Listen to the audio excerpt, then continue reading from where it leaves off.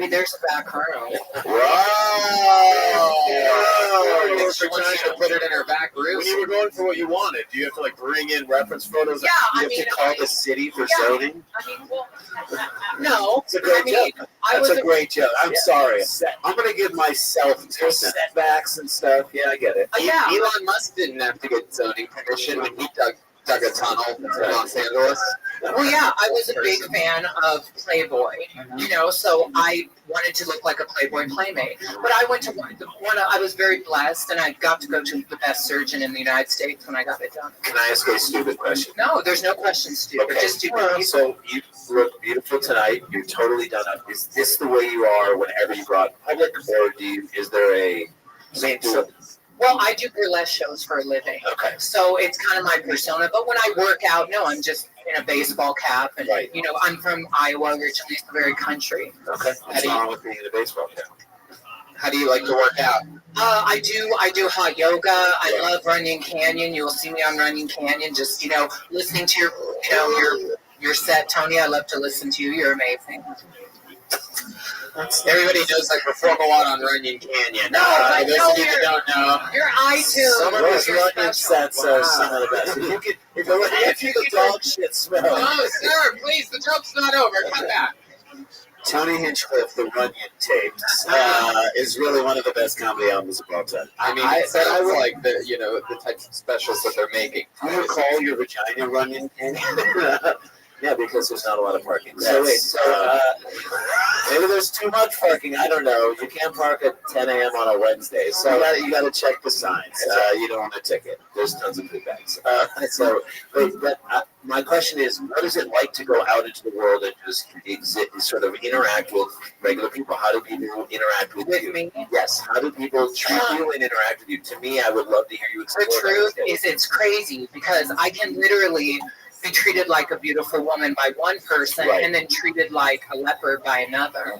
But it's very difficult, and that's why a lot out of the difficult comes the comedy. That's period. That's like end all the one-liners and start talking about what is real to you. Exactly. We want to hear that. We don't get to live that. We don't get to get catcalled by this dude and put down. Say that's a dude. Right. Yeah, I know. So, I mean, to me, it just depends on my day. I'm a human being. Some days I'm like, fuck it, I know who I am. But other days I might go home and cry. I mean, it's universal.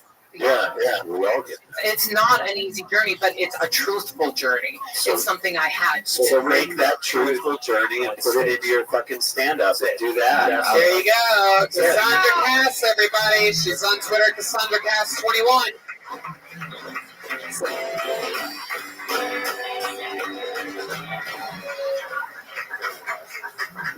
Well, hey, look, everybody, it's Doug Benson.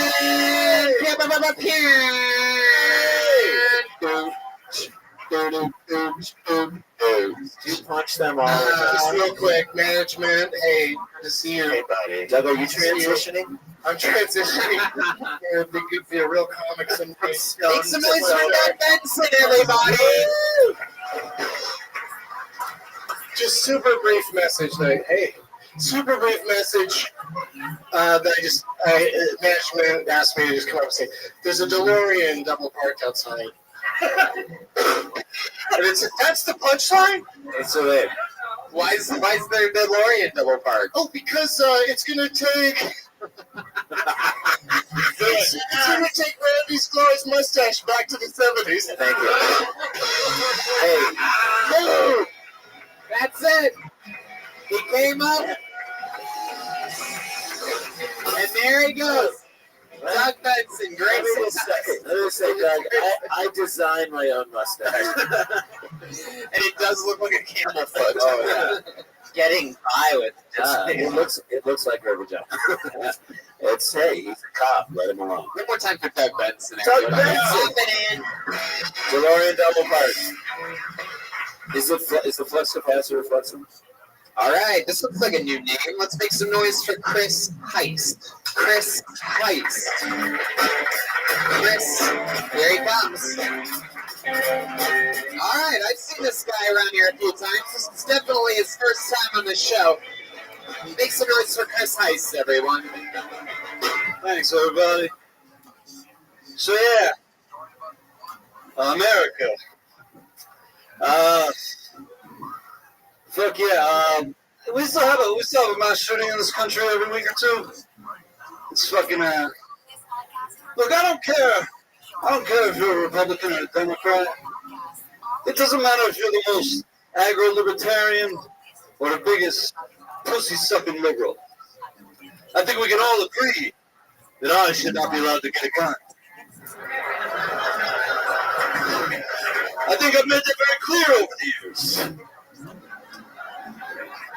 I don't know how many times I've threatened this fucking government and many major corporations. All right. Relax, it's just a joke. It's not a joke. Thanks, everybody. I'm Chris Hines. One joke? Yeah, 55 seconds.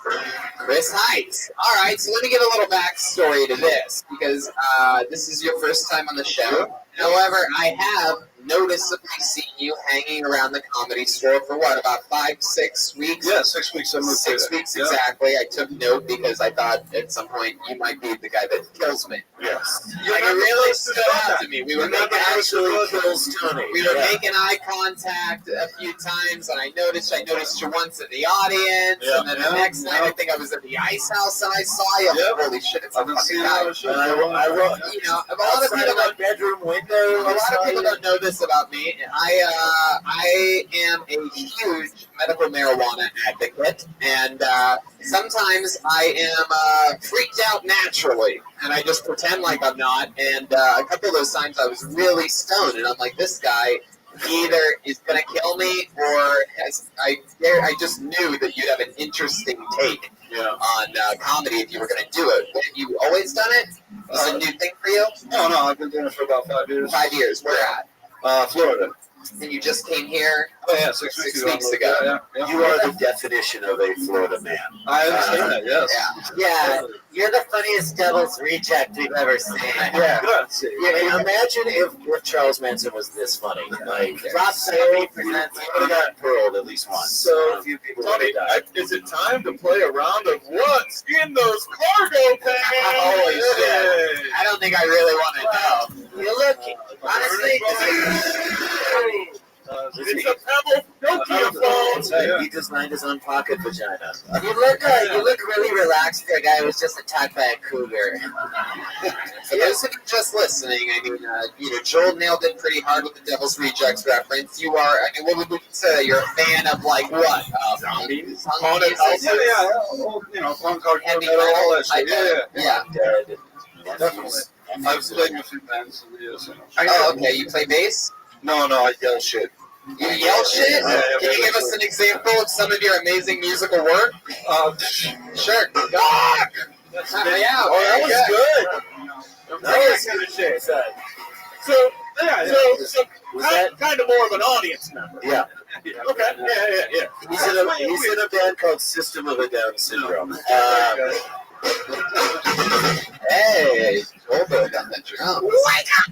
So, you've been doing theater for a long time. How do you make a living? How do you survive? I just moved here, so I just passed the CBS, so I'm going to substitute teach. That makes me feel so good for my children. Yeah, That is going to be the weirdest school shooting ever. Exactly. That's one where you give the kids a pass. I was holding your shirt and your story. Do they make you wear shoes?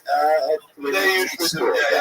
But they don't let you have shoes. Well, not, my previous job in Florida, I wore this all the time. So I went to college. You go a lot without wearing shoes. He is shoeless underneath some heavily baggy bell-bottom-like pants. Yeah, every time I've seen you, you've always had ripped clothes. Is there a reason for that? Or I'm a minimalist, and I wear this all the time. So are you a traveler? Are you a time traveler? Do you tend to keep yourself pretty clean? You a clean Yes. guy? I'm just going to ask you, what is 2080 like? a lot better than this shit. I'd like to know, how many families are you currently haunting? Yeah. 2 minutes ago. What hides underneath your bed? It's just a nice accountant. Hell yeah, man. I mean, So, I want to go as you for Halloween. precise. Your DJ name would be DJ Crawl Space. Tony, Jesus is holier than I thought. All right. So, Chris, let's get a little backstory on you. You've been doing stand-up 5 years in Florida. You were substitute teaching there? I was working as a college math tutor there. A college math 4 years before that, substitute teaching. So. Where did you go to school at? UF. You grew up in Florida? Yeah. Were you near like the swamps and stuff? Gainesville? Yeah, that's where I went to college, but I grew up in South Florida, so. South Florida. Yeah. And so the schools hire you, I'm assuming, as some sort of outreach and straight program. Hey, do your homework, kids, or else. Gainesville's a really chill place. Oh, yeah, a lot of for sure. stoners. Can I just tell you that if you just walked on stage, because obviously you did a great joke about your appearance. If you just walked on stage and tried to, in like an observational way, be like, "So guys, dating's hard, right?" If you just came on and open with that, just this guy knows what I'm talking about. And just try and get everyone to feel good. Like do observational. I have some of that. Okay, so I would have liked to see Yeah, that turn of I don't think I should be able to get a gun with it. That's a great joke. It's a great joke. You really did a great joke. Yeah, that's actually, I just released an album EP, and that's the first joke on it. So. What is it? Dating's hard? Or no, the gun joke. The gun joke. I like the gun joke. I put the site on. That's free to download for anybody who likes this sort of shit. Yeah, you could like say like, do you ever get your dick sucked in a cardboard box? No, that's. Did you ever do that? He did say that he is a minimalist. What is your living situation, Chris? Just a small one-bedroom in Van Nuys. Oh wow, so a coffin. Keys on. Van Nuys. And you have a car? Yeah. And I noticed that you're in the scene. I mean, I know that you started 6 weeks ago because I started seeing you around every time I've been around anywhere for 6 weeks. Oh, yeah. So you're really throwing yourself into it. You're doing a lot of spots? Yeah. Just going around the mics around here. Like, how do you shop at Trader Joe's? Like, how do you with scissors? Yeah, exactly. How do you do day-to-day? I mean, people stare. Yeah. And how do you handle it? Welcome. I'm fucking used to it by now. Yeah. This is like 20-something years or whatever. I've done a lot of acid. I don't believe it. You know what? I'm going to live here and say a lot of acid has done you. Yeah. Oh, yeah. I feel like you should walk out on stage and be like, "This is the best Burning Man." It's a Burning I love you Man. too, big dog. Hope you're doing How well. do you clean your beard after you eat? Let's see. Oh my God. You look like Creedence Stillwater. I actually met her. I love you too. Yeah. We were at a Oh, wow. Shout out to El Viejo. How you living, pimp? Living the dream. Are you streaming on Kick? Excellent. Very well, my friend. I'm going viral. I'm well, thankfully. How are you? Excellent. Well, I have more streams than I've ever had before, and I have more followers than I've ever had before, and more people in the community. So things have been going really well. How are things with your streams?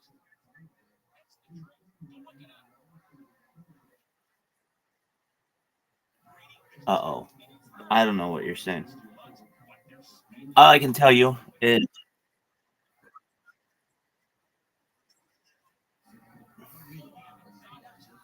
I don't know what that means. But I love you, and I hope only good things for you. And you're my friend, and you're going to the top. I love you too, my friend. You take care. Peace, my friend. Bye-bye.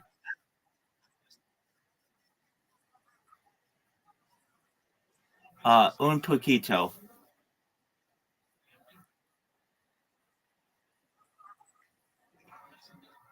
I understand that. Yo comprende.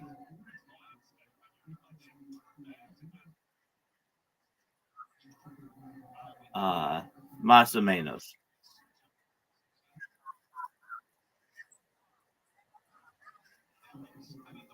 That's I'm busy right now, but what I can tell you is I love you and I want good things for you, and you're an amazing. Yeah, on YouTube. Un momento. I'll send you a link. Just one moment. Un momento.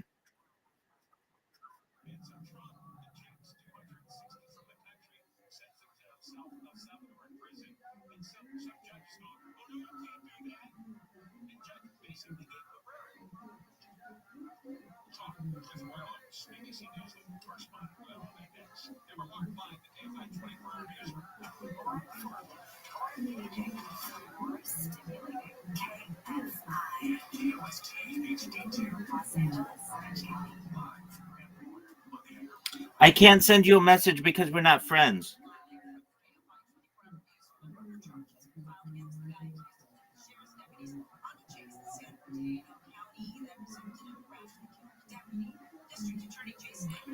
I can't send you a message because we're not friends.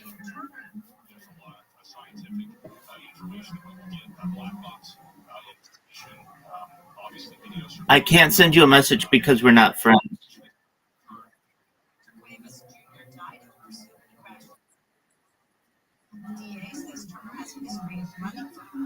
I don't remember.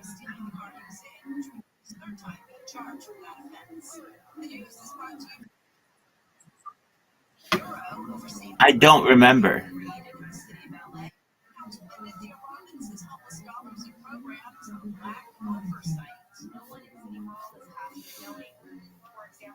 I don't remember.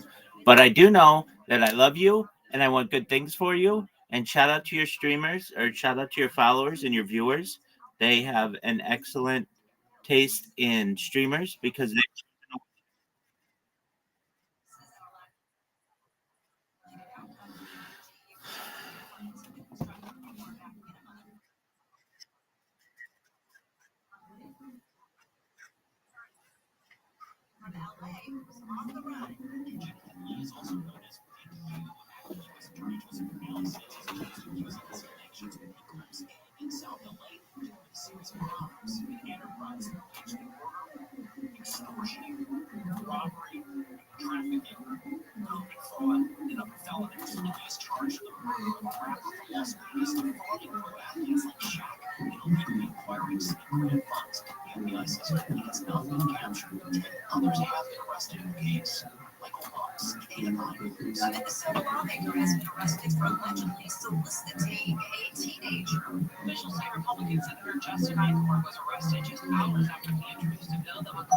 What's up, big dog? I can't send you the link I want to send you because we're not friends and it says that you're not accepting friend requests. I hope you're doing well. ¿Qué pasa, Big Dog? No puedo enviarte el enlace. Te lo quiero enviar porque no somos amigos y dice que no acepta solicitudes de amistad. Espero que estés bien.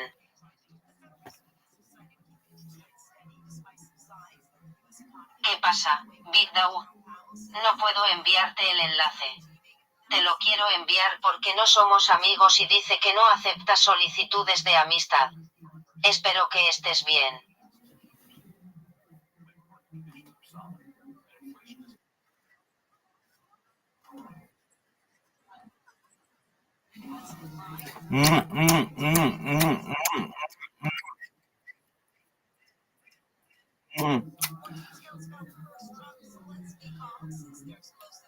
I wanted you to see I'm live on 16 different YouTube channels simultaneously.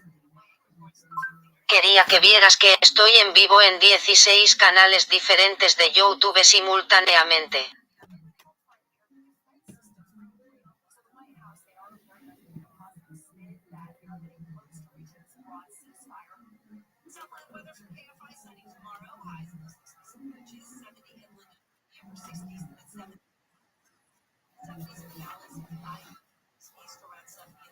Enough.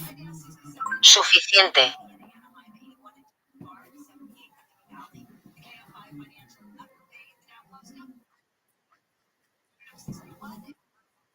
Suficiente. Suficiente. Suficiente.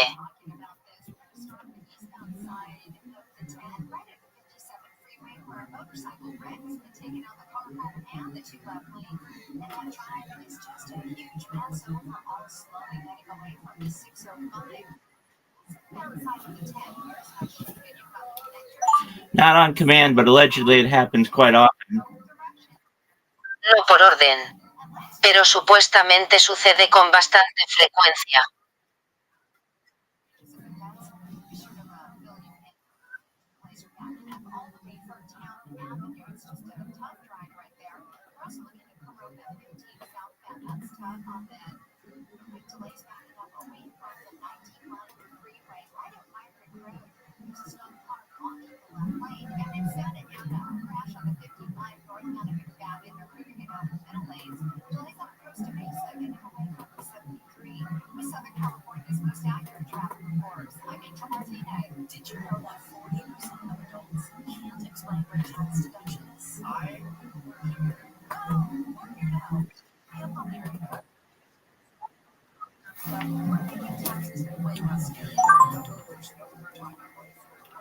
Hello, you beautiful people of the stream. I hope you are all doing well. You have a wonderful streamer who you watch, and they are very engaging with their community. I hope you all have wonderful days. Hola, gente hermosa del stream. Espero que estén bien. Tienen un streamer maravilloso al que siguen y es muy participativo con su comunidad. Les deseo a todos unos días maravillosos.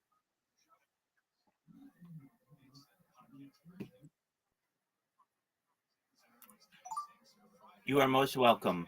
If I can ever do anything to help you, you let me know. You are a beautiful person inside and out. I love your stream. I think you're very entertaining, and I know you're going to be a big streamer someday.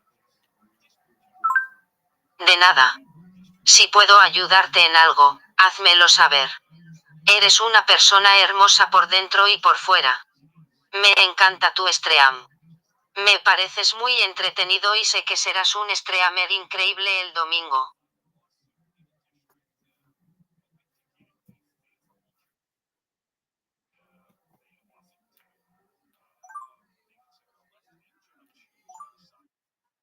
I have had sex with so many women I can't keep count.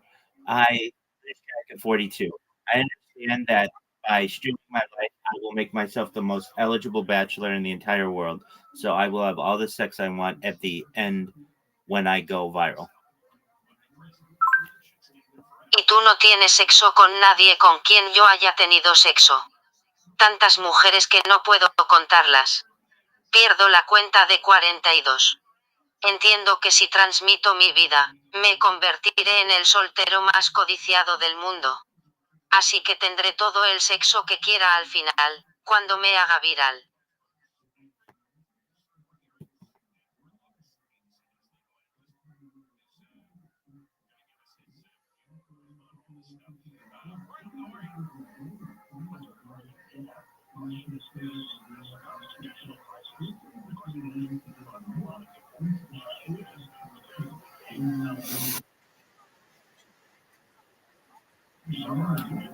My average viewership varies. I have been live 24/7, 365 for more than 3.5 years. I have more data online than any person ever.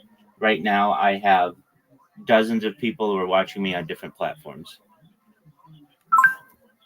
Mi audiencia promedio es la de Mari. Llevo más de 3 años y medio en vivo 24 séptimos, los 365 días del año. Tengo más datos en línea que cualquier otra persona. Ahora mismo, decenas de personas me ven en diferentes plataformas.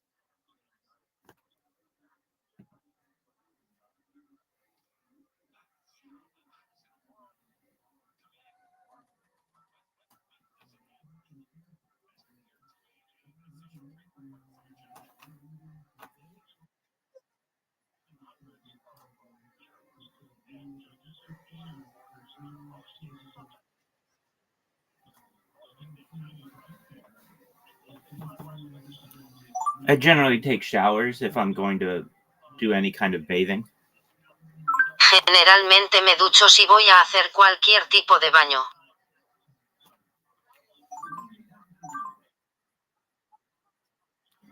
I generally take showers if I need to do any kind of bathing. Generalmente me ducho si necesito hacer algún tipo de baño.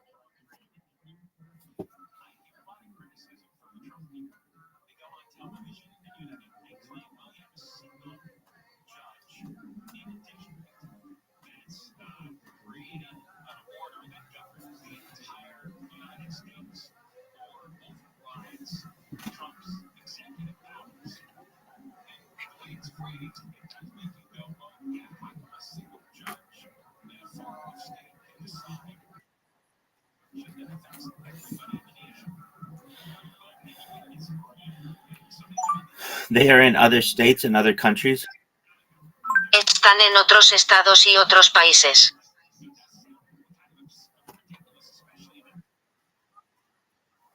Están en otros estados y otros países.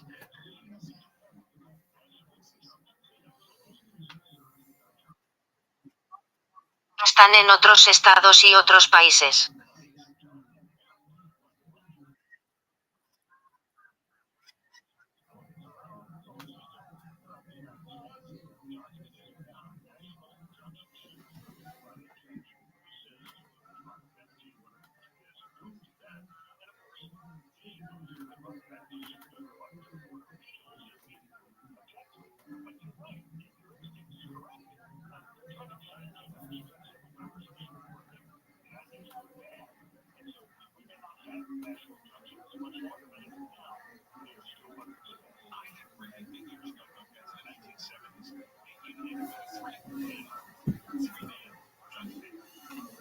If your fans ever want to watch me, they can come to my Discord, which is discord.me/Rabbi, or type into YouTube Rabbi Rothschild and filter by live.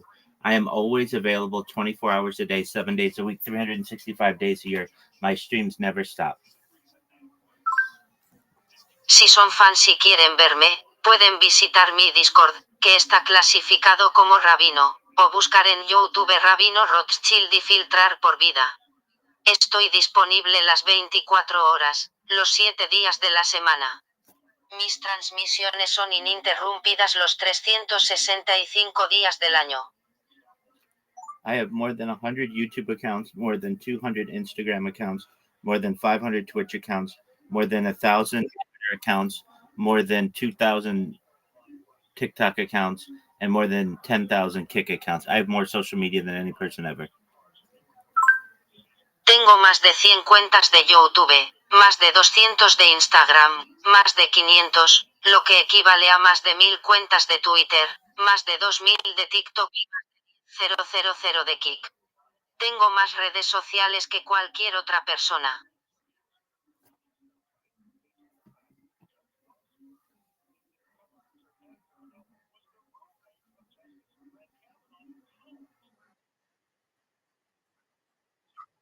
What'd you say, my man?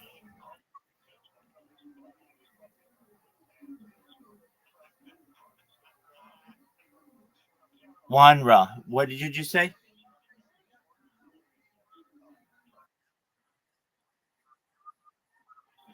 3.5 years. It's longer than anybody else in global history.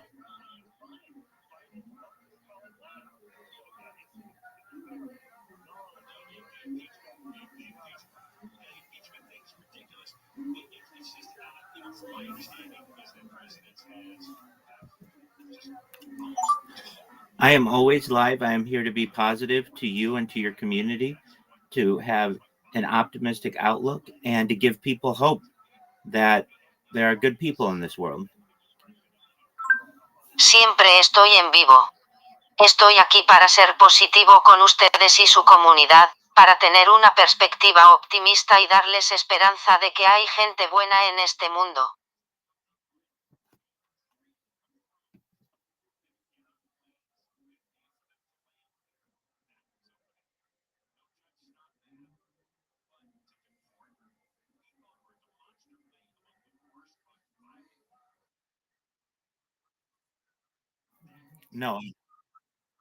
No, I'm Jewish. I don't believe in Jesus. That's not my thing.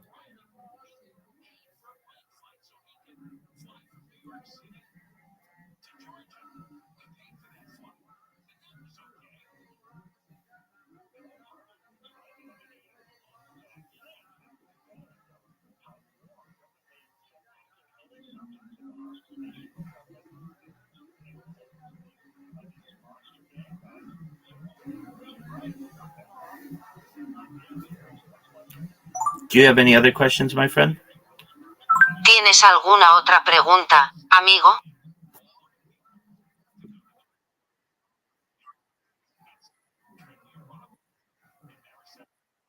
Yes, I can hear you.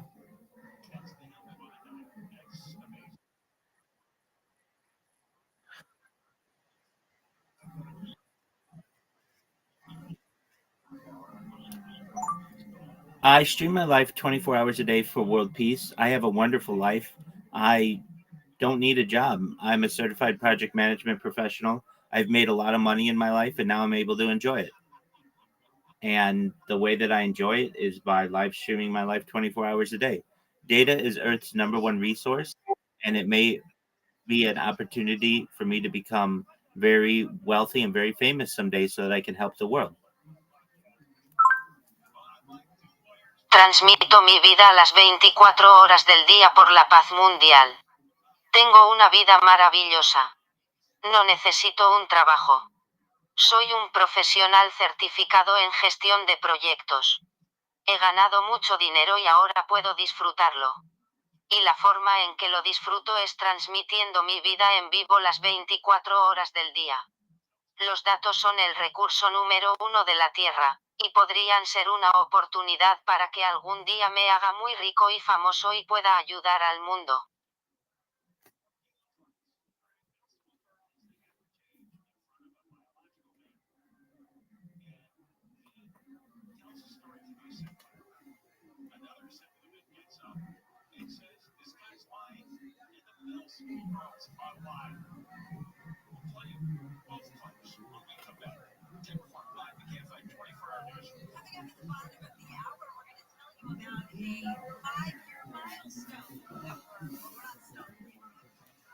That was a. Esa. What'd you say? Can you repeat?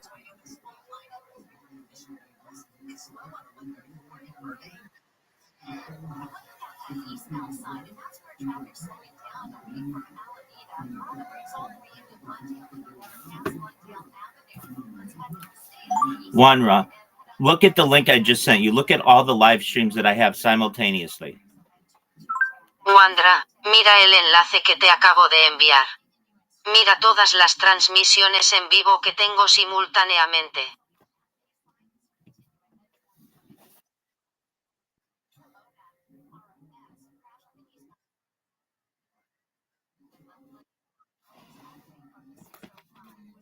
Wandra, mira el enlace que te acabo de enviar.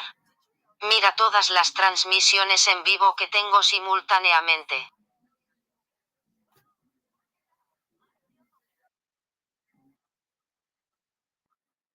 Okay, good. I have like 16 different streams going, so if one doesn't sound good, the others will sound good. Tengo como 16 transmisiones diferentes. Así que si una no suena bien, las demás sonarán bien.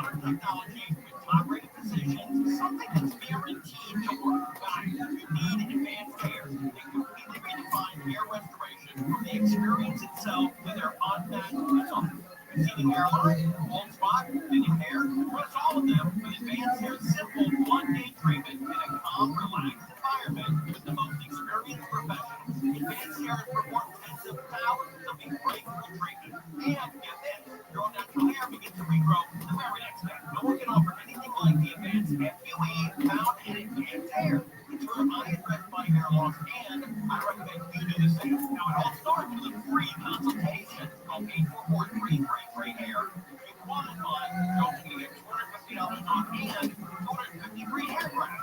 Redefine your hairline with the team that's redefined hair restoration. 844-33-GREAT-HAIR, 844-33-GREAT-HAIR, advancedhair.com. Marty Lopez, in addition to drugs, including opioids and stimulants, can really strip away things that make you need to be you. Recover your life. Choose a growth and drug addiction treatment option that's right for you. Recover you at ChooseChangeCA.org. Shop Mattress Firm's Upgrade Your Sleep Sale. See your sleep expert and get a perfect bed so you sleep better at night. Even get 120 nights to love it or your money back. Restrictions apply. Did you know that 40% of adults can't explain what a tax deduction is? Well, we're here to help. I'm Leah Palmieri. And this season on Grown Up Stuff, we're making taxes way less scary. There's no other time in life where you get back $4,000 right owe $10,000. It's simply crap-based to casino. Listen to Grown Up Stuff on America's number one podcast network. Follow Grown Up Stuff and start listening on the free iHeartRadio app. Audio jokes. Sure, even as I said that, my fingers dug into the muscles beneath his t-shirt and my hand clenched his more tightly, begging him silently not to listen. Oh my God! You're in again. Oh, wait a minute. It's 2 days. Oh, yeah. I saw the pronouns. Days 9 to 1 p.m. on KFI AM 644. Stimulating talk. Later on today at 4:30, major change coming to Taco Bell and McDonald's.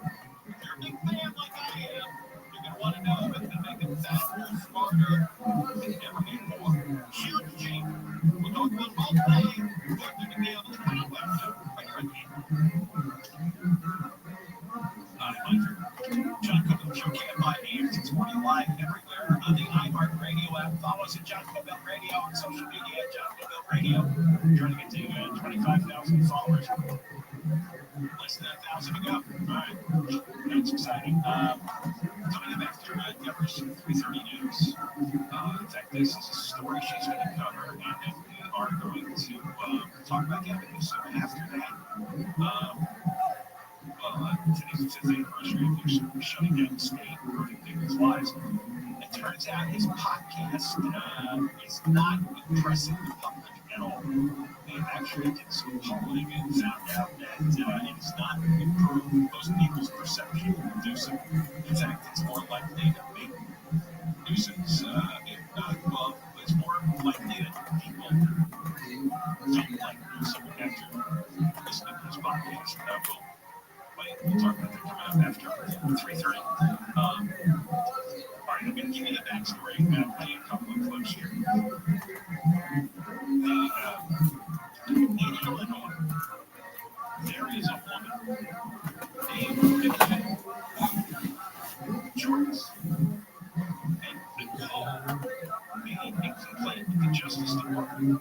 Federal Justice Department claiming that school administrators in her town in Illinois had tried to force her 13-year-old daughter to change in front of a transgender student. This would be a biological male transitioning to female. This was at a Deerfield Public School. Claimed the incident happened last month. Her daughter refused to change into her uniform in front of this biological male student. This is right before phys ed. Girls want their locker rooms and bathrooms back, she said during a speech at a board meeting last week. They want their privacy back. My 13-year-old daughter's well-being, mental health, and privacy are at stake. She said her daughter had been frightened and extremely upset. She was using the girls' bathroom and noticed that the biological male was also there. And she was told by the administration that this student can use the bathroom as well as a female locker room because they're now identifying as female. Days later, her daughter and other classmates were refused to change into their uniforms during preparation for a physics class because, again, the transgender student was present. And then the school administrators and the teachers pulled the girls aside every day, multiple teachers every day, insisting to change into uniform. Well, she's filed a complaint. Some rights complaint with the Justice Department, and this caused Illinois State Assembly people to take to the floor. We're going to play first Assemblyman Adam Beamer tells the story of what happened, and then another Assemblyman who claims, well, the girls are mine. So let's play Adam Beamer, a Republican Illinois State Assembly person. This is a story of a 13-year-old girl, 13, who came home from Shepherd Middle School in Deerfield, Illinois on February 5th and was frightened because a biological male was in her locker room. The Deerfield School District 109 administrators told the girl's family that because the boy was transgender, he was allowed to be there. A few days later, the male student was again in the girl's locker room, and the girls refused to change into their PE clothes due to the violation of their space. What happened next is something that is apparent I simply cannot comprehend. The Deerfield School District 109 administrators supervised the locker rooms to ensure everyone changed in their PE clothes and allegedly tried to force the girls to change in front of a male student. The parents of the girl have an audio recording of a school official threatening to punish the girls if they refused to change in the locker room.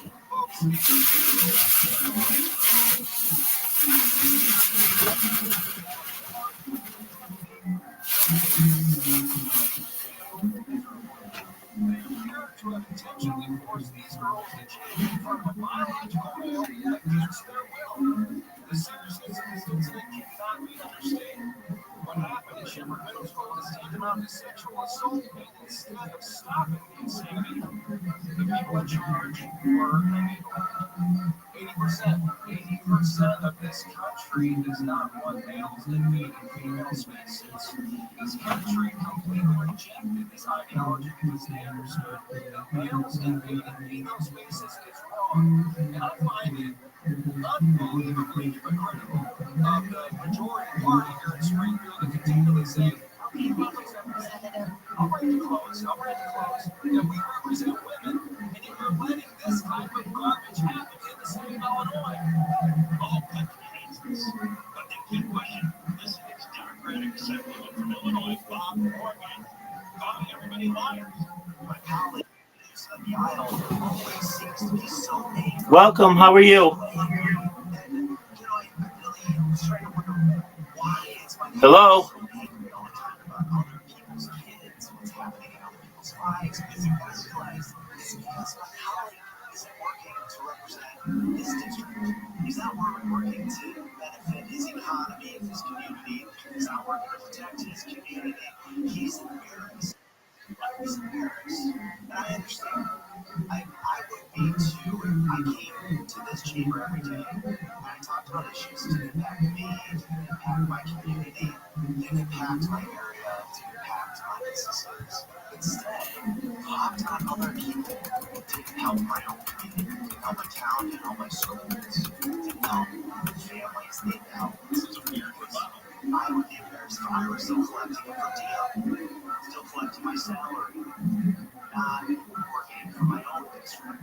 I represent Deerfield. I live in Deerfield. So I'm really proud of my community who stood up for those who need to be defended, protected, making sure we have great schools, which we do, by the way. We have incredible schools, incredible families, incredible community, incredible ways to come together to deal with the situation. Because it's a lie. So the next time our representative wants to talk about other districts, okay, I understand he may be ashamed. And I frankly probably should be. But instead of standing on this floor taking our time here today, talking about children, maybe, try and help your own district.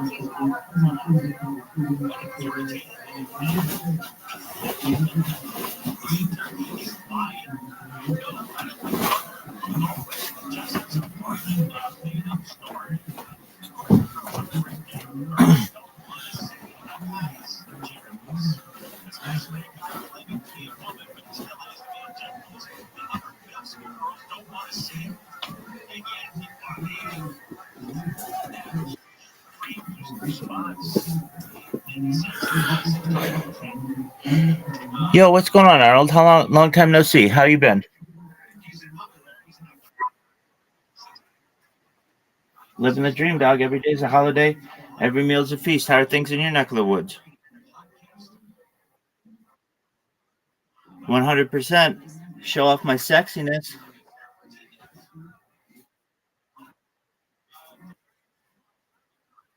Long enough for me to be able to grow a beard.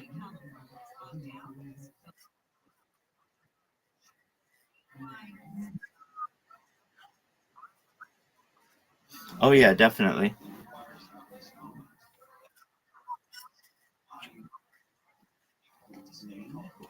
Something like that. How have you been?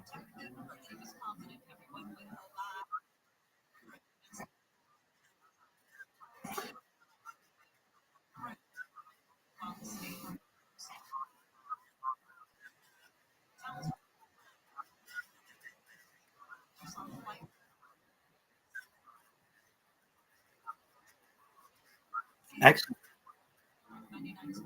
Focusing every day on going viral. Do you know what blue sky is?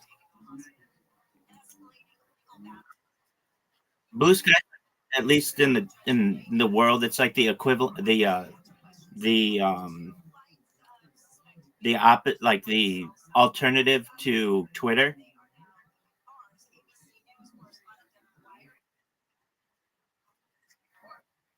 Yeah, it's got like millions of people on it.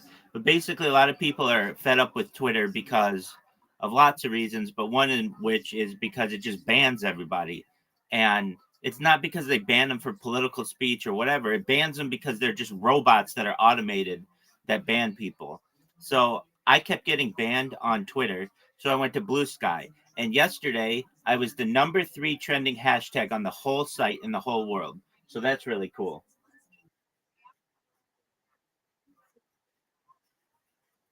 At least like 25 million.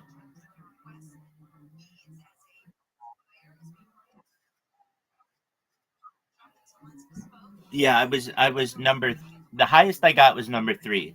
But I was like every hour it updates on like what the trending hashtags are. And I started at nothing. Then I went to number 9, then I went to number 6, then number 5, then number 3.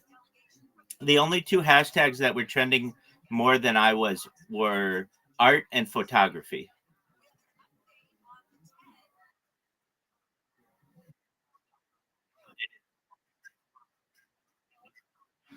Um like another 15, which is good.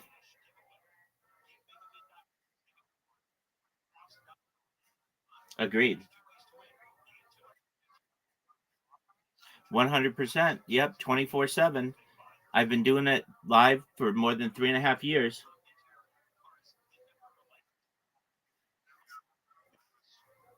I'm a wild man.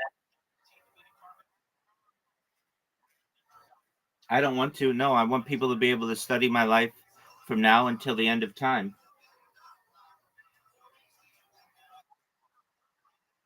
Thank you.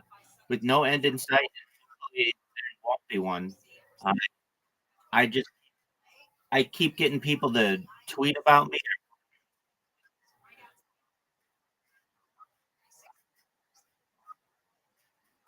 Thank you. I love you too, big dog. Come by whenever you have time. You know I love checking in with you. My beard will be even longer by then. Oh, well, I've got to restart a couple of streams, but then when I'm done doing that, yeah.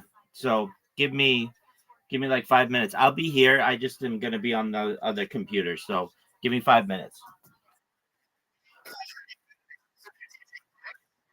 Just got the passing grade back from. So, like, college math tutoring must have been weird. Did people feel when they first saw you after meeting you online and meeting up with you that they, like, got Oh no, tutor this is catfish or something at a like that? computer lab. This is at a computer lab. Oh. At the college itself. Did you teach them lessons like if I ask for $1 and someone gives me 25 cents?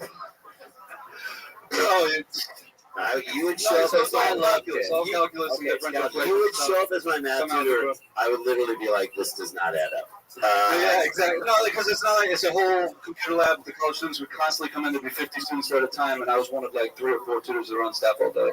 It's awesome. Would kids just come in and put blankets on you? No. Everybody was. Does your resume say will teach for food? All right, this here homeless guy. He's a minimalist. I'm trying to shoehorn homeless jokes in on this poor guy. He's a fucking college professor. Okay. Does your dick taste like Campbell's soup? Okay, so Chris. Yep. I mean, sort of. Other than that, like, what's like the craziest thing about you? Because it seems like this is all a misdirect. Appearance is not. You can't judge a book by its cover, right? Yeah. So, what is something wild about you? It would probably just be the music and the stand-up. Yeah. The content of the material is What not does for a guy everybody. like you tend to do, like during the day? Like, what's part of your habit? You work out or anything like that? You just tear shirts apart? No, this is all entropy. This is just me being lazy and not giving a fuck and shit. You didn't design this. No, this happens. Time is an artist. But you keep it clean. Again, Yeah, you seem like the kind of guy that does it, but, you know, you have common sense about Yeah, it. so a mathematical puzzle called the Towers of Hanoi. It's there's a way to do it. Everybody in this room is gonna hopefully brush their teeth tonight, spit it out in the sink, look in the mirror before they go to bed, and go, "Time is an artist." That's right. They look in the mirror before they brush their teeth. They look in the mirror. There's no one behind them. They spit it out. They look back up and he's there. Fucking great shot. Like, Chris, I'm excited that you signed up for the show. I'm hoping that maybe we can get you up here again and find out more about you. Hell yeah, man. Yeah. And if anybody wants to download the album, ChrisHeist.com. ChrisHeist.com. There he goes. ChrisHeist.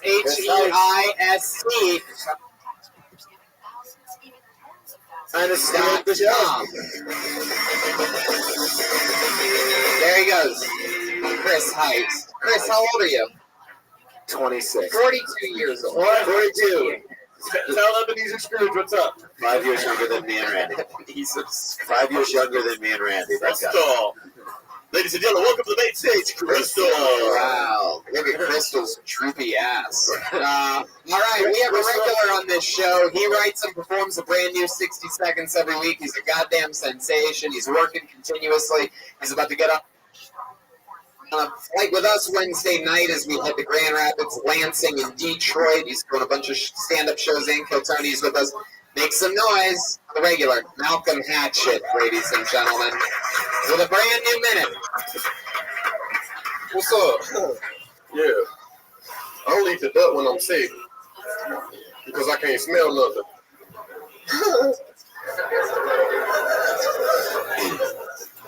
My friend slept in the car with me a few weeks ago, and I let her sleep in the back seat, because it's like I was being a gentleman. It's longer back there, right?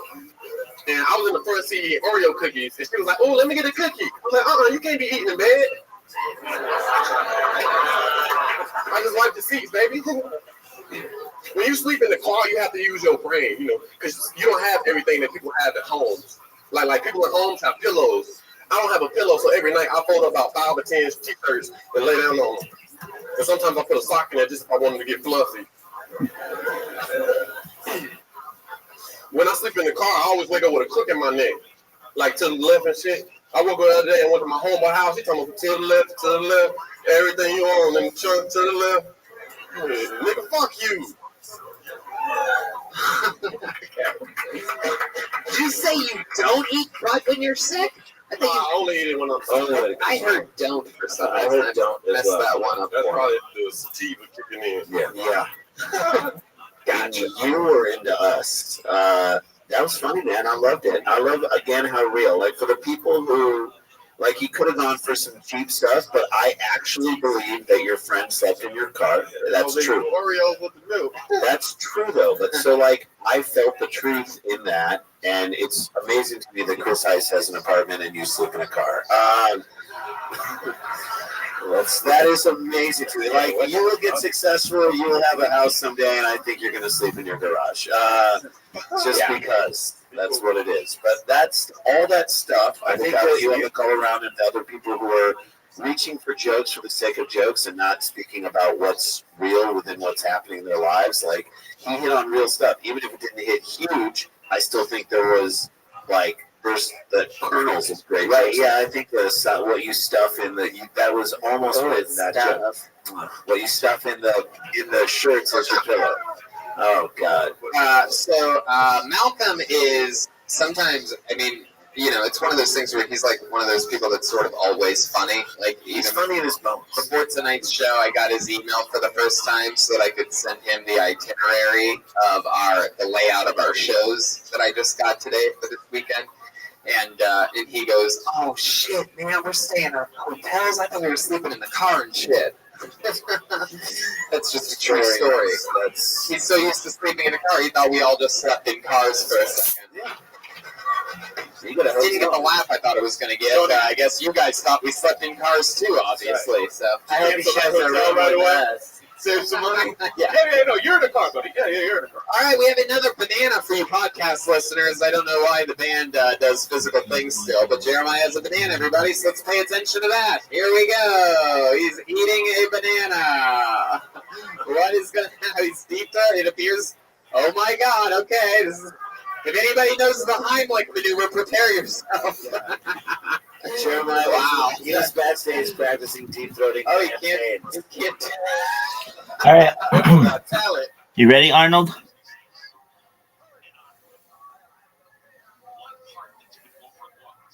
Arnold, you ready? All right. Do you know how to play Scrabble?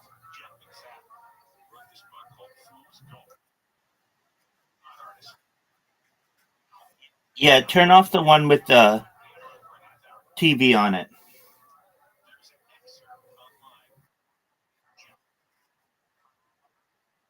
Yeah. Just the one that I'm pointing at. Keep this one Keep this one unmuted, and the other one with the video on it. Mute that one.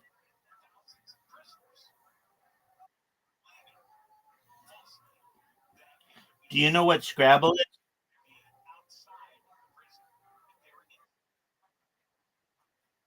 Do you know what Scrabble is?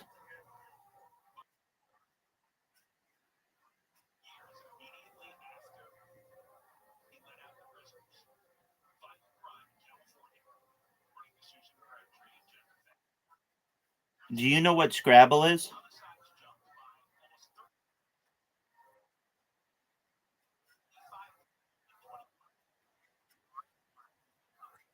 Correct. I'm going to send you an invite.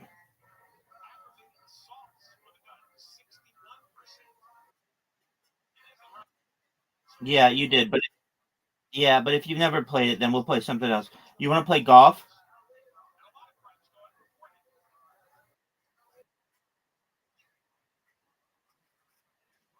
All right, big dog. I just sent you an invitation to play golf.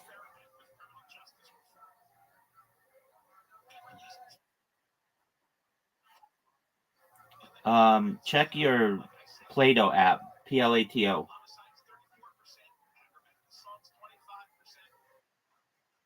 Yeah, it's an app that you downloaded. You created an account. We used to play games on it.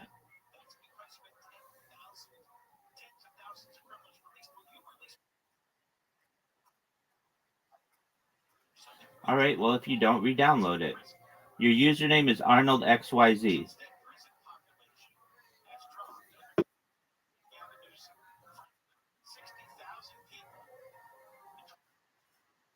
Plato.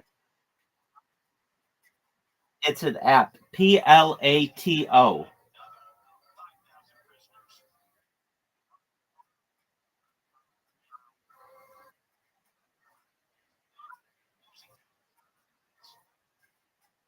Take your time.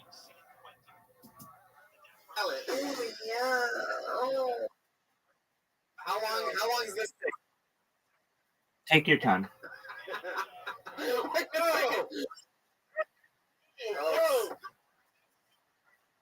What is happening?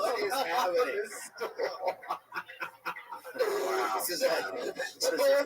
Literally fell off of his stool during that. What are you?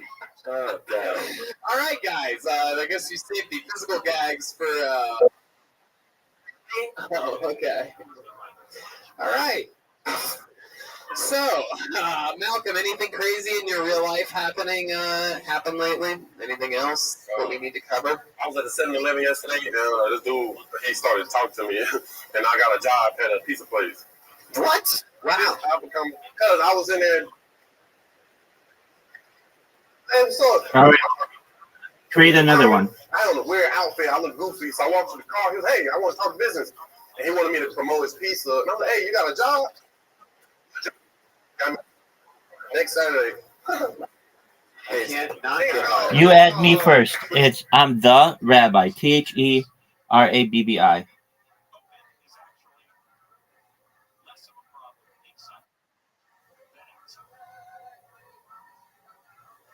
Newsom, of course, claimed the business closures in San Francisco were macroeconomic shifts. There he is, using a big word again. Macroeconomic. That's to distract you from the stupidity. Yeah, okay. THE. I think so. THERABBI.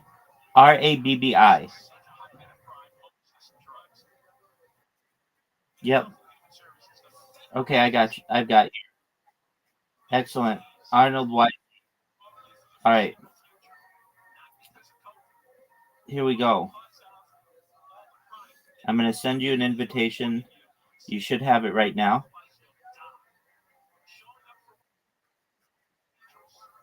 All right, here we go. Petrino's Pizza. Wow. It's in North Hollywood. Yes. But he said, Oh, that's a big sausage. Oh, God. Wrong way, though. have a new job last week? Nah, I started like 2 weeks ago. Oh, I never went. I ain't go. You didn't go to that new one? Wow. You're running out of time. There you go. Good. That shit be hitting my face. They'll leave. What job is he not going to go to this I'm week? going to the pizza job, bro. I pull pizza. Oh, wow. There you go. Right when you thought he possibly couldn't handle any more low-hanging fruit. Yeah. Anna just got a lawyer. Oh, shit. All right, Malcolm. I'm so pumped about this weekend of shows that we're doing. It's another... It's another... Hatch. It's real life from his perspective of living in a car. Amazing. Real. Fucking real. I should have asked him about smelling the exact candy off of Alice Rose's breath. Oh, yeah. You guys Oh, I missed. You're going to win the hole. I didn't get to finish my question earlier. How many Maybe. comedians do good on this stage? Good. Good job. You're going to tie the hole. Fail miserably. Good job. That's fun, too. Really good job. Part of crowd tonight. You're welcome, Big. 69. How man, yeah. Crystal. Keep going. To be burped up. Oh, Crystal. Give me, come on, give us another one. Oh my God. Crystal, No. What are you doing? What is wrong with you guys?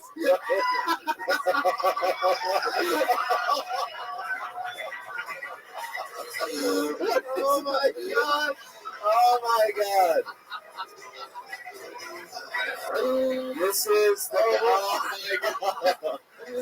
Hold on, do it one more time so that I can at least remember this. Oh, Jesus. By the way, that was...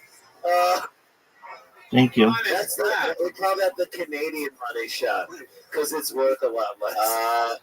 Crystal, that's a great watch. Hilarious. Yeah, eat your watch. That's what you're gonna see right before you die, all of you. You think that's the part that you think we'll get flagged for that? I don't know. Tony, my dad Since just... when can a man not spit a banana on another man? That's right. If YouTube pulls that, they're in big trouble, This dude. is We're a- taking this to Judge Kavanaugh, the Hey. Supreme Court. If they pull that, fucking write them back and say time as an artist. Yes. Tony, my dad just called. He's proud of me. This place is literally bananas. Are we just going to keep that chewed up bukkake banana? Okay. Oh no. Wow. Somehow that's the most disgusting part. Okay. It's his slow, atrophied claw hand just moving it across the stage. It's like one of those. It's so It's tan. like one of the It's trees. so tan.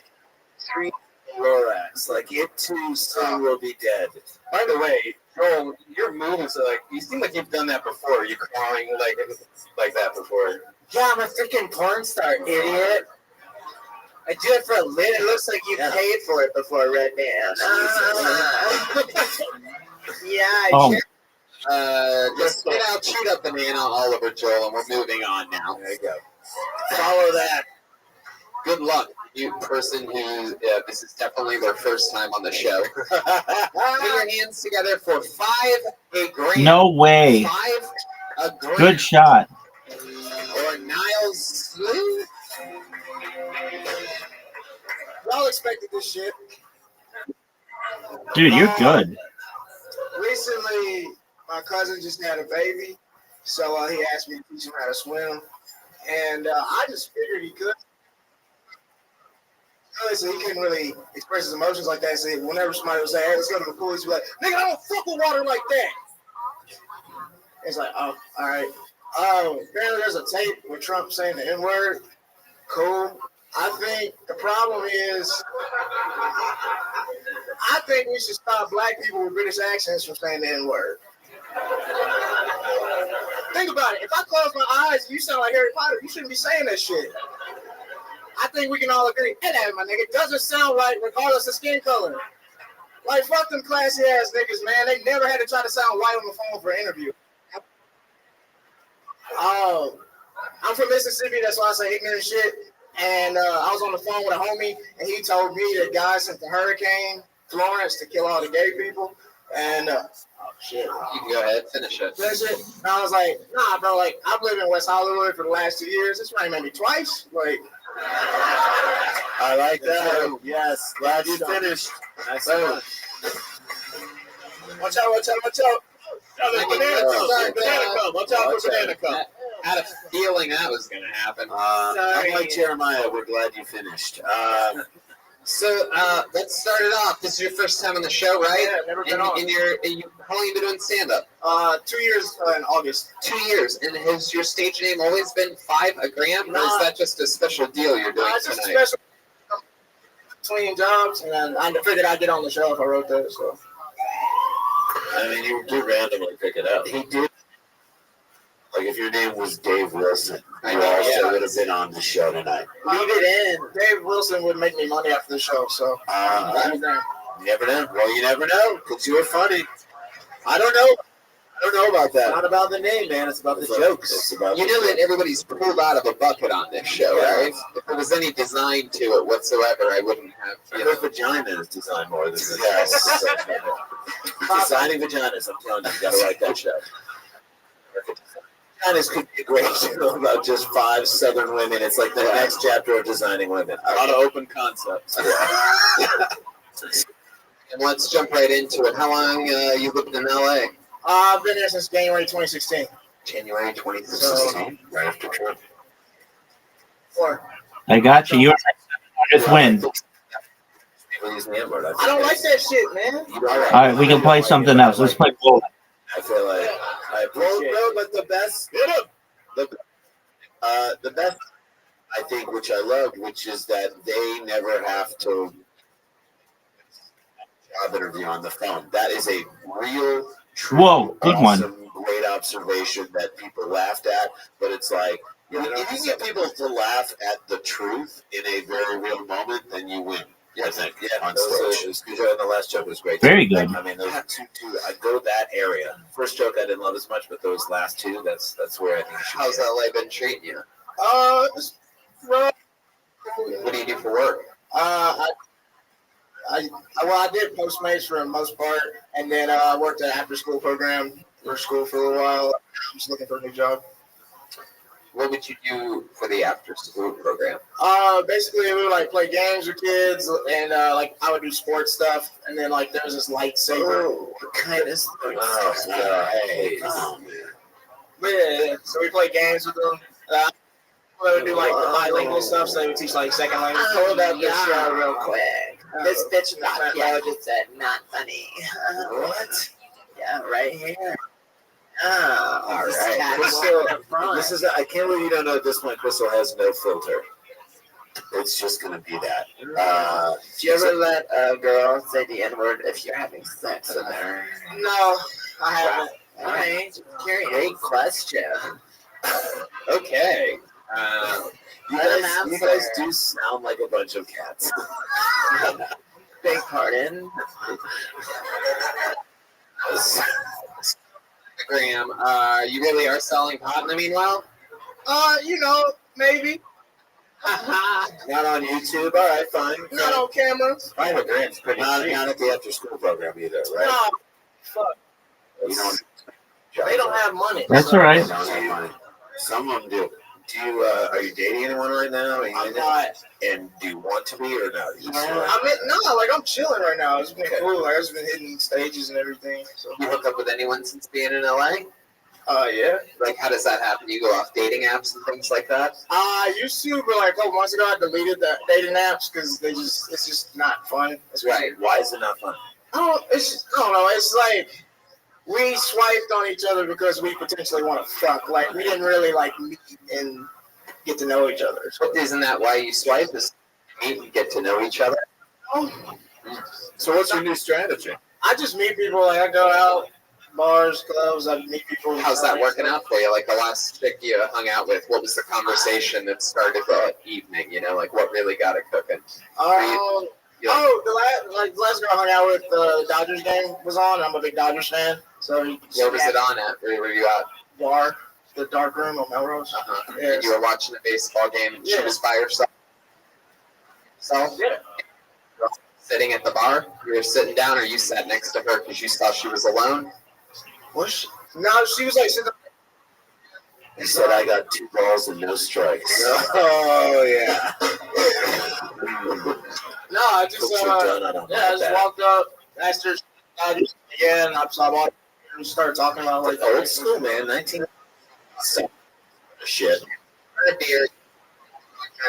Happens. All right, last game. We're gonna play archery. I went home. Yeah. Soft as that. It shit is. Oh, that was a foul out. So it's pending, It's pending. It is. All right, how about the last time you got laid? How did that start? How did Yeah, that details, please. So you hold down the thing to shoot, Why wouldn't you want to tell that? and then you let go to You're a release. shy guy, aren't you? I'm a really shy dude, yeah. So I mean, you got to cut to the truth of what's when you're up here on art. Do you want to No, whisper it into my ear? you'll see. The thing like Take a chance, the rapper. Oh my god. your turn. I do it for the people. No, they didn't. They felt sorry for it. There you go. They Put actually your did. foot behind your head. It's not gonna get this one. They actually did. It's Joey. Jaylene Santa Monica, you bitch. I don't need it now. All right. You said you're from Mississippi? Yeah, I'm Mississippi. People from back home saying Shit. All the time, dude. Black, white, doesn't matter. Everybody's ignorant. What's the most ignorant thing you've ever heard someone from Mississippi say? Besides that joke, I don't know. Like people be like, football is God. Saying it correctly. Yeah, because there's wind. Don't you see I'm wind? surprised if it happened in. I remember as a kid, this white adult at the school called me a monkey. What?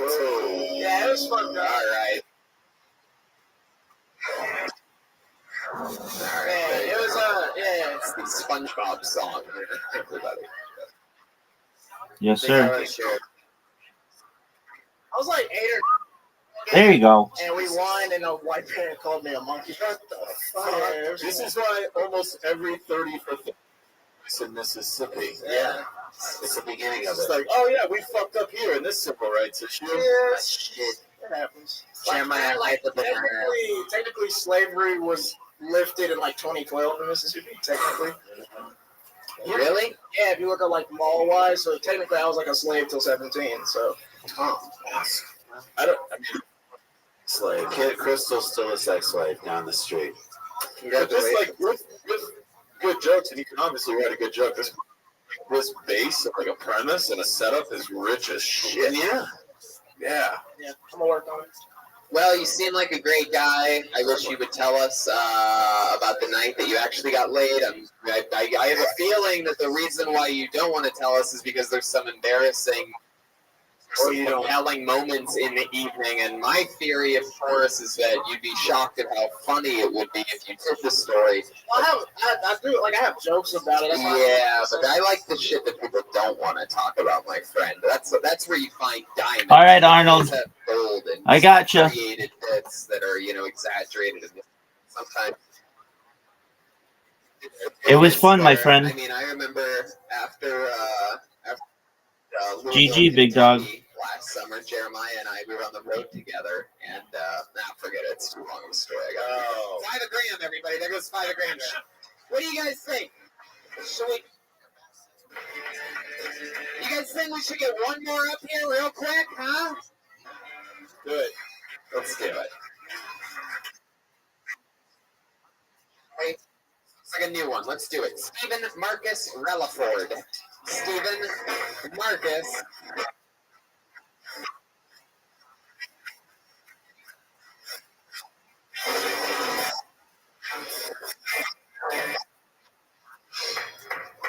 So yeah, I'm just people.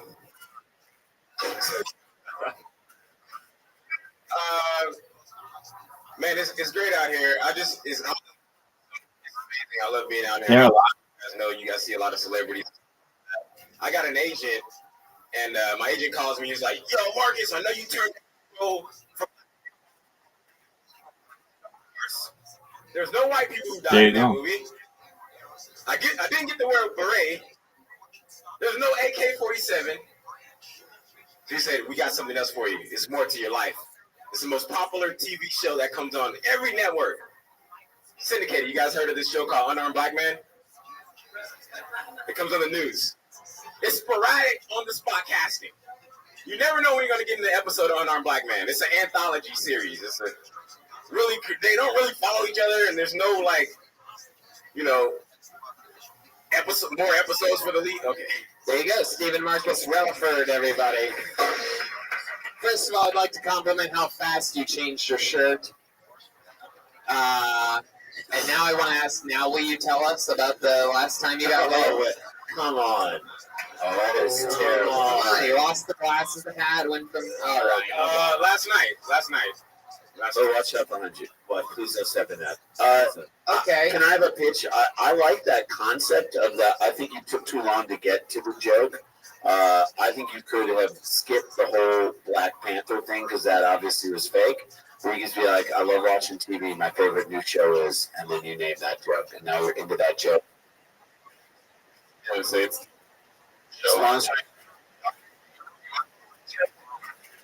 watching it in his apartment when he got Well, I don't. I have lots of Indian friends.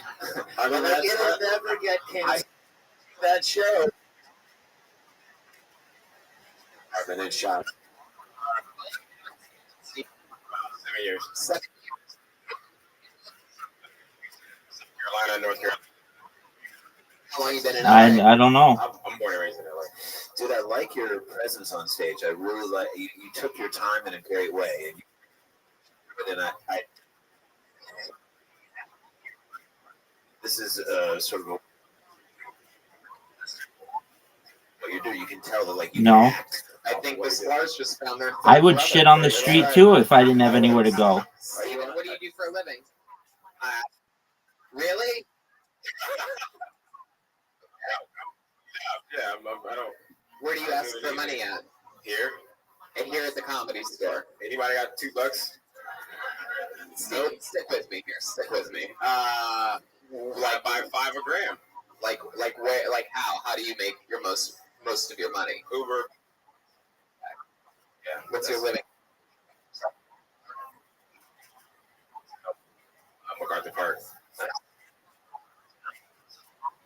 Downtown. Oh, there's no. Sorry. So you're born and raised. You're born and raised in. By Adams and Crenshaw. You still, top of the kids? Where my dad is. What's Lake.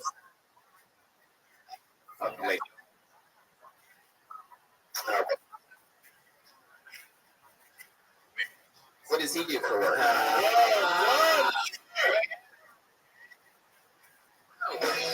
So he's got 50 to life. What is your dad? Great contract. Yeah. Does he like it? Yeah. He's supportive? Yes, definitely. That's cool. It's a good point. I don't know. Obviously, yeah. I mean, I would just like be economical with the setup to it because Yeah. love it. Like, just more of the jokes because it's a good crowd. Yeah, I'm doing some work. And I'm sorry, no one else will care but me. Person does die in Black Panther, so it's just that's gonna drive me. Excellent. Peace, man. Take care. See ya, Arnold. Yeah. Shut up. Excellent. Thank you. Why do you? Let me ask you this: why do you do stand up? Why do you like doing stand up? Why do you do it?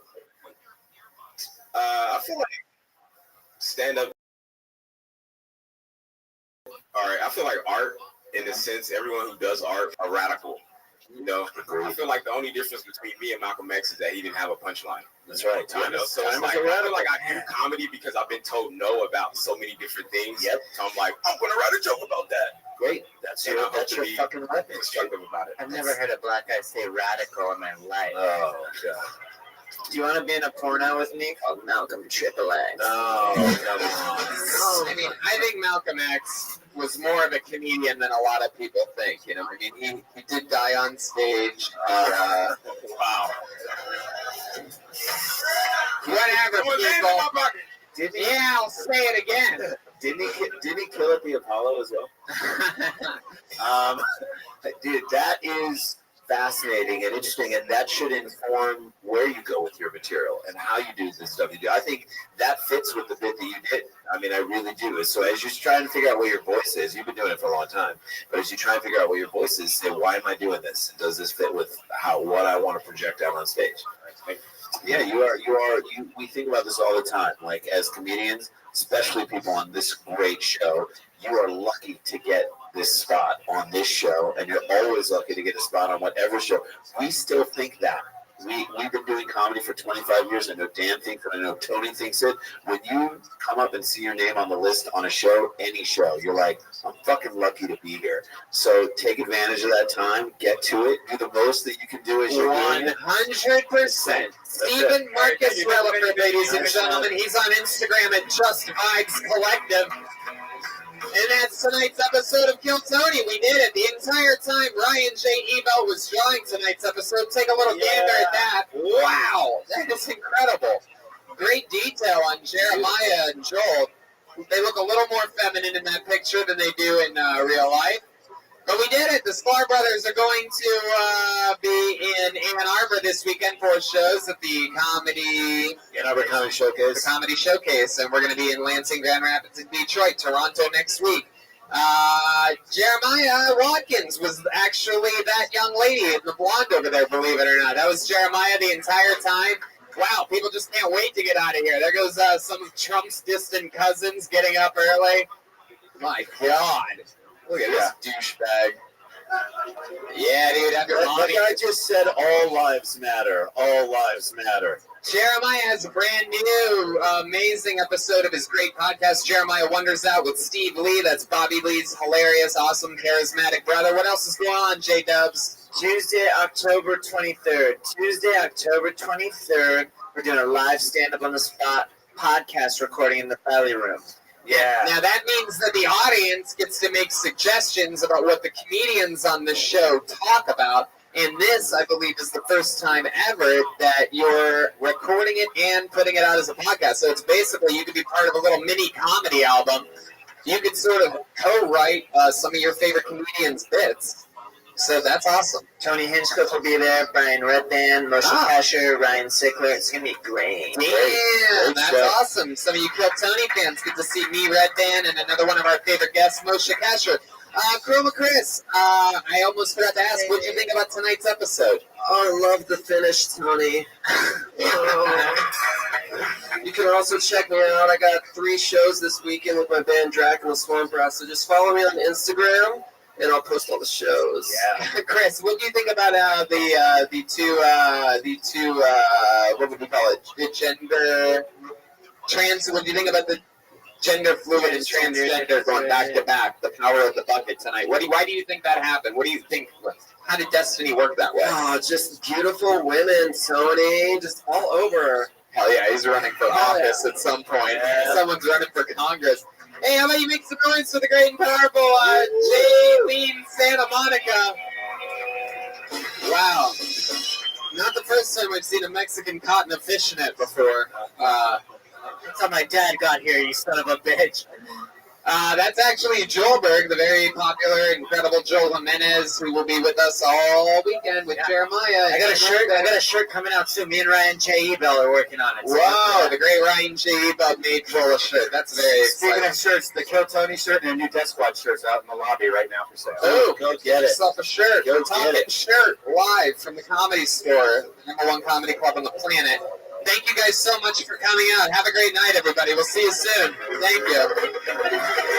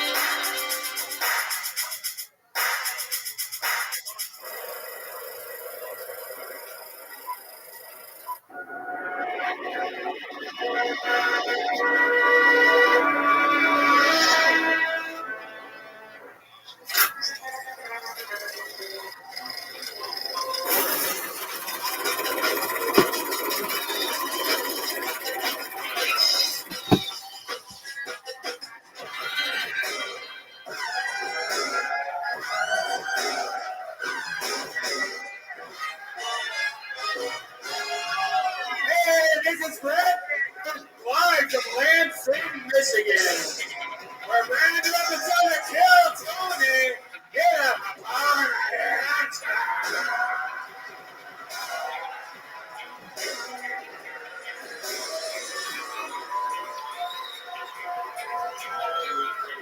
Lansing, are you ready to fucking rock and roll tonight or what?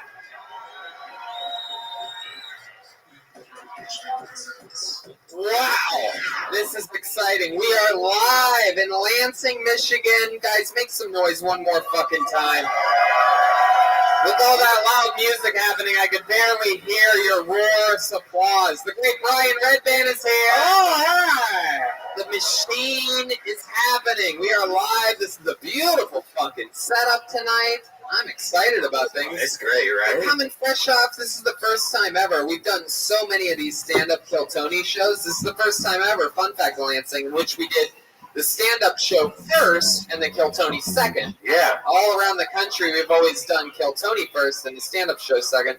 And the whole time we've always been like, what if we flipped it? That shit seems like it'd be 1,000 times better. And I could already tell it is. Yeah. Because It's also because I'm way more drunk, you know. Like, Uh-oh. Yikes. Uh-oh. Well, luckily for us all, I'm a professional. Oh, there you go. All right. Now you've proven it. I don't know what I'm doing anymore. There we go. We have an admittedly ripened, drunken red band. We're all well rested. We got in early today. In Oh, it's Lansing. great. Yeah. Thanks to our friend. I'm going to say the hotel, actually. I'll stop myself. Right there. Got us in early and pumped about things. I'm excited. I'm well rested. Went to the gym today. Burned calories that I needed to keep. Mm-hmm. I threw my cum all over the walls. I don't even know what that means. Spider-Man. Lansing, this is our first ever Kill Tony in the great state of Michigan. The whole state of Michigan. The whole state of Michigan. This is our first Kill Tony in the whole state of Michigan. And by the way, we're from Ohio. Wait. Yeah, that's right, you Spartan pussies. That's right, suck it, bitches. I waited a long time to tell you Spartans how much I fucking hate you.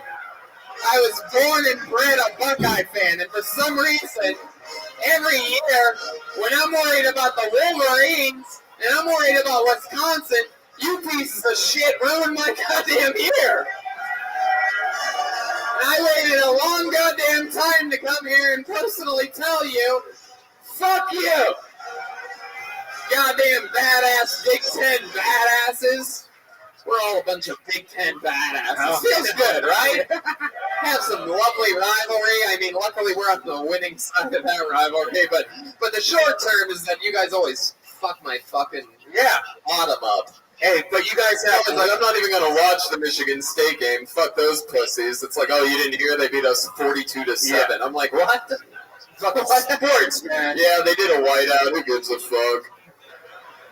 Anyway, so it's fucking fun though. I love. Yeah, Hey, we gotta give a shout out to your guys' only celebrity that lives here, or that grew up here in Lansing, Michigan, Don Barris. Yeah, the great Don Barris. I mean, that's a deep inside reference. A couple people that get it will love it, but I don't think it was worth it in the long run. So let's keep this fun train moving along. Due to technical restraints, we are guestless tonight. Yeah. But we have great news for you, because how many of you are fans of this podcast, Kill Tony? Well, then I think you'll be very, very excited about what's happening here tonight, because the band is here, ladies and gentlemen. I don't want to give away any secrets, but the band has arrived in Lansing, Michigan. Thank you again, Spirit Airlines. Oh, yeah? Spirit, Sprite, basically anything that sounds like Sprott. Thank you. And every week on our show, you know, we're at almost episode 300, which is going to be a Kill Tony Mania. Oh, wait. Do you want to do breaking news instead of just... Yeah, let's do it. What is it? The 300th episode of Kill Tony. It's going to be a Kill Tony Mania at Cobb's Comedy Company. No, you're right. Brian and I were so stoned. We figured it out ourselves. You would have thought that some fucking fan told us, but no, there we were on Monday night. I'm like, when's episode 300 of this motherfucker? Yeah. He's like, I think it's like 8 episodes away. I go, that'd be great if it matched up with our first ever Kill Tony Mania. Wait till you guys see this shit. You people that made it here tonight, you're part of something very special. I hope you know that. And it really excites me that you're here, because Kill Tony Mania is going to be crazy. Turns out, I looked it up. I did the math. It is. The second show of Kill Tony Mania is episode 300. You guys are at episode, I believe, 298. Thrizzle. Am I right? 293? Yep. This is it. Live. You're part of it. Every week, the band commits to different characters. They become those characters. I never know what they're going to be. I can personally tell you for a fact that Jeremiah shut himself and Joel into a room 40 minutes ago. I even Instagram storied it. Like, I watched him close the door. And this is how it happens. They turn into characters. They're going to commit to them. It took them a long time to get ready tonight. I'm excited to see what's happening. Ladies and gentlemen, I hope that they're on the other side of that curtain. Make some noise for the best damn band in the land. They are the Kill Tony Band. Jeremiah Watkins and Joel Jimenez. Wait a second, what? Oh, they're the Monopoly guys. Oh, my God. They are making it rich. They look rich. They look amazing. They're throwing, Joelberg is throwing cash out. Joel just throws tequila and it's making it rain. I believe the rich guys, I'm pretty sure, I cannot wait to do the math on this, but I'm pretty sure this is the first time ever that we've had rich guys on the show, ladies and gentlemen. Is it true? Am I right? We're billionaires, you bastard. You couldn't afford to do the math on this, Tony. Oh, wow. You broke bitch. Who cares if this show's even good? We have their money. I can immediately tell you, this is one of those ones where I'm going to say without a doubt, this is immediately definitely one of my favorite characters of all time ever on the show. Billionaires are here tonight. You like what you aspire to be. Can we just say billionaires that shop at Old Navy, though? It is quite incredible. I mean, Good one, Brian Redpan. oh, look at the nose on that guy. Coming. Let me ask you something. What is it about billionaires in which all of a sudden you need to hold a monocle to your eye? It's more sophisticated as well. That seems like my friends Jeremiah and Joel are so poor that they think that that's what makes you a billionaire is when you hold a monocle to your eyes. I'm sorry, I can't see you broke bitches without it. Wow. Wow. The billionaires are here. Wow. He's wearing Skechers. And you I don't even know what that is. And you are a living garbage can. Oh. Oh my God. All right, let's have some fun tonight. We got billionaires, we got Red Band, we got Lansing, Michigan, and it appears as though, unless my friend Paul Bear has been hanging around here, that I have a bucket filled with names of people from Lansing, Michigan in front of me. The people that had the balls to sign up for the show here tonight, maybe it's some local talent that's been doing it a few months, couple years. Maybe they're stuck here. Oh, some physical jokes that throw the whole thing off. Yeah. Trying to really What was it? Great White? This is a bad idea. Joelberg is physical. You podcast listeners, he's key on it before. No, it's actually a bad idea. By the way, fun fact. Okay, Joel, we get it. I thought we were going to build up to that, Joel, but that's nice for you to at the top of the show. Google search Great White. Is it Great White? Where the whole place burned down and everyone died. Was it? No, it was a Great. By the way, let it be known that it was a gigantic $5 bill that he burned everybody. This billionaire. Starting low, it seems. Abraham Lincoln. I was scared. It was the first time I had seen one of those. Most people that burn things don't only burn the very corner. Everybody knows that if you have more than half, you still. So I just basically made, I believe, $5 on this trend. Yeah, that's how big $5 are. So I have a bucket filled with names. Joel's so excited he's burning fake money too early in the show. Here we are. You stole my lighter. Clearly. Look at that. Of course a Mexican would steal your lighter. Oh my God, Red Band is on something. I would say fire, but there you go. There's a random sound effect to set me straight. You guys ready for this shit? It's Kill Tony Live.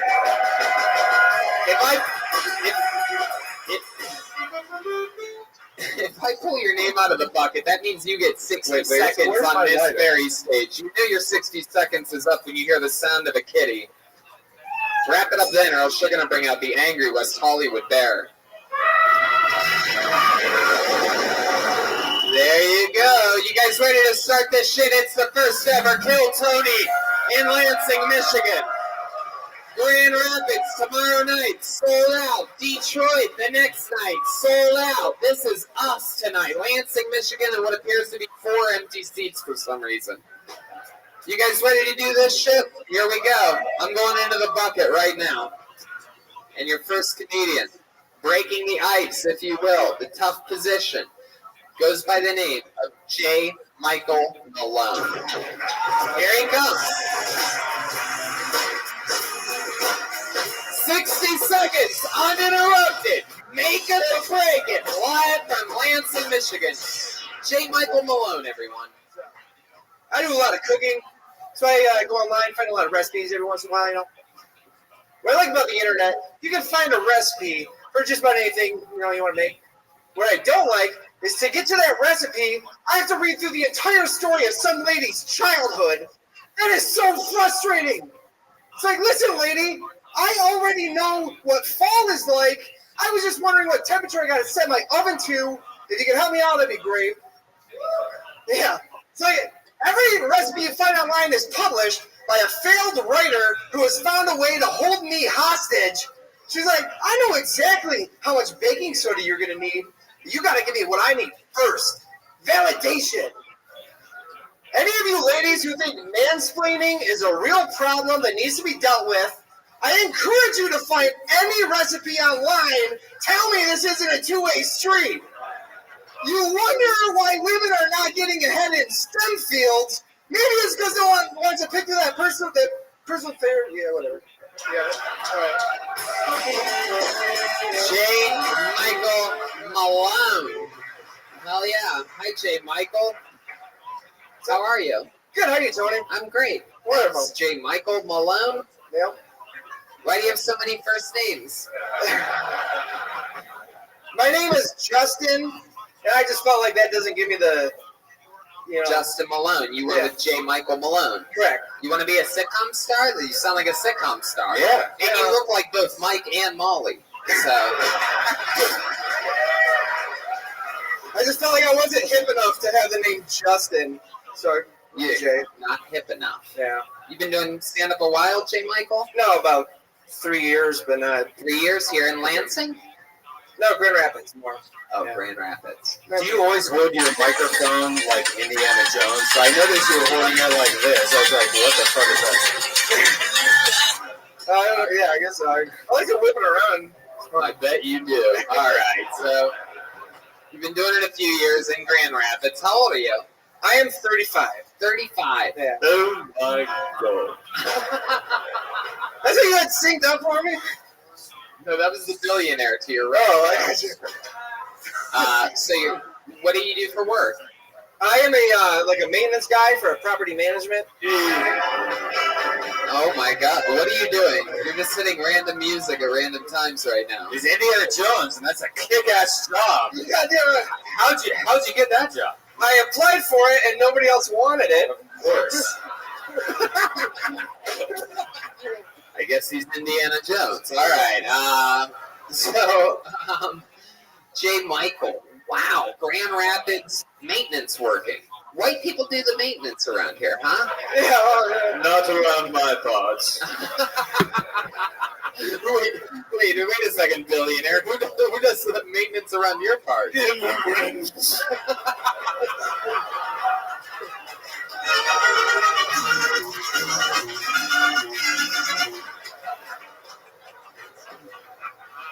Oh, what's that? More gigantic $5 bills. I have a smaller one. Oh. Wow. All right. That's $100 bill handkerchief. You ever see Rob that? So, J. Michael, what you been doing your whole life? How long you been working in maintenance? Oh, about 5 months. I used to be a car salesman here in Lansing. Oh. Yeah. Yeah? I just hated this town, so I moved back to Grand Rapids. Whoa! Damn! For those of you listening to the podcast, people are physically throwing tomatoes at J. Michael Malone right now. It's the first time we've had a live tomato tossing at a Kill Tony. Yeah, that's true. So, wow. Were you good at selling cars? I was good enough. Okay, well, let's play a little game I like to play whenever we have a car salesman on called Sell Tony a Car! Yeah! All right, so I just walked into your car dealership. Hey, how's it going? Good, how you doing? I'm good. Cool. You want a car or something? You gonna try to sell me a fucking car or what? Well, I don't know. What's your credit like? Are you qualified to buy a car? I'm one of the top young rising comedians in the world. Let's move ahead to the final parts. All right. What should I buy? Well, what are you looking for? An SUV or... What should I be looking for? Probably like a Ford Fiesta, something... You know what? You know what? Never before have I used the special trap door that we put in on the stage. Almost 300 episodes, I've never felt the need to pull the lever, but after you telling me Ford Fiesta, I got bad. How many of you want to see me pull the lever on J. Michael and he goes to the stage? I can't fucking hear you, Lance. That'll be if the dream ever is fulfilled and we're picked up as a weekly series for Netflix. I promise you, I will get that fucking letter. That is a promise right here, right now, that he made in Lansing, Michigan. Dude, I can't wait a few years from now, Tony, dude. I was at the Lansing show where you guaranteed the leather, dude. It never happened. What's up with that, bro? So, Jay Michael, tell us more about yourself. Like, here you are, you're 34, you decided to get out of the car dealership business, so you upgrade, go to Grand Rapids, and do maintenance. So, what's the grossest thing you saw? Yeah. The grossest thing? Ryan doesn't know what maintenance means. I don't know, just a lot of bed bugs and shit. I don't know. Bed bugs? Yeah. Have you ever had bed bugs? I never had them, but a lot of the houses that I'm dealing with lately Red Man has fridge bugs. Okay. We don't care if it works.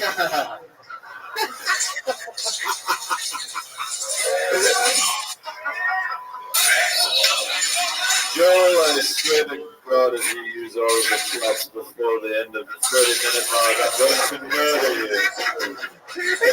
It's called pacing. You gotta say some of these for Omar. Do not know the front. Wow. I was supposed to be the 45-minute mark and leave. And I didn't get to see it.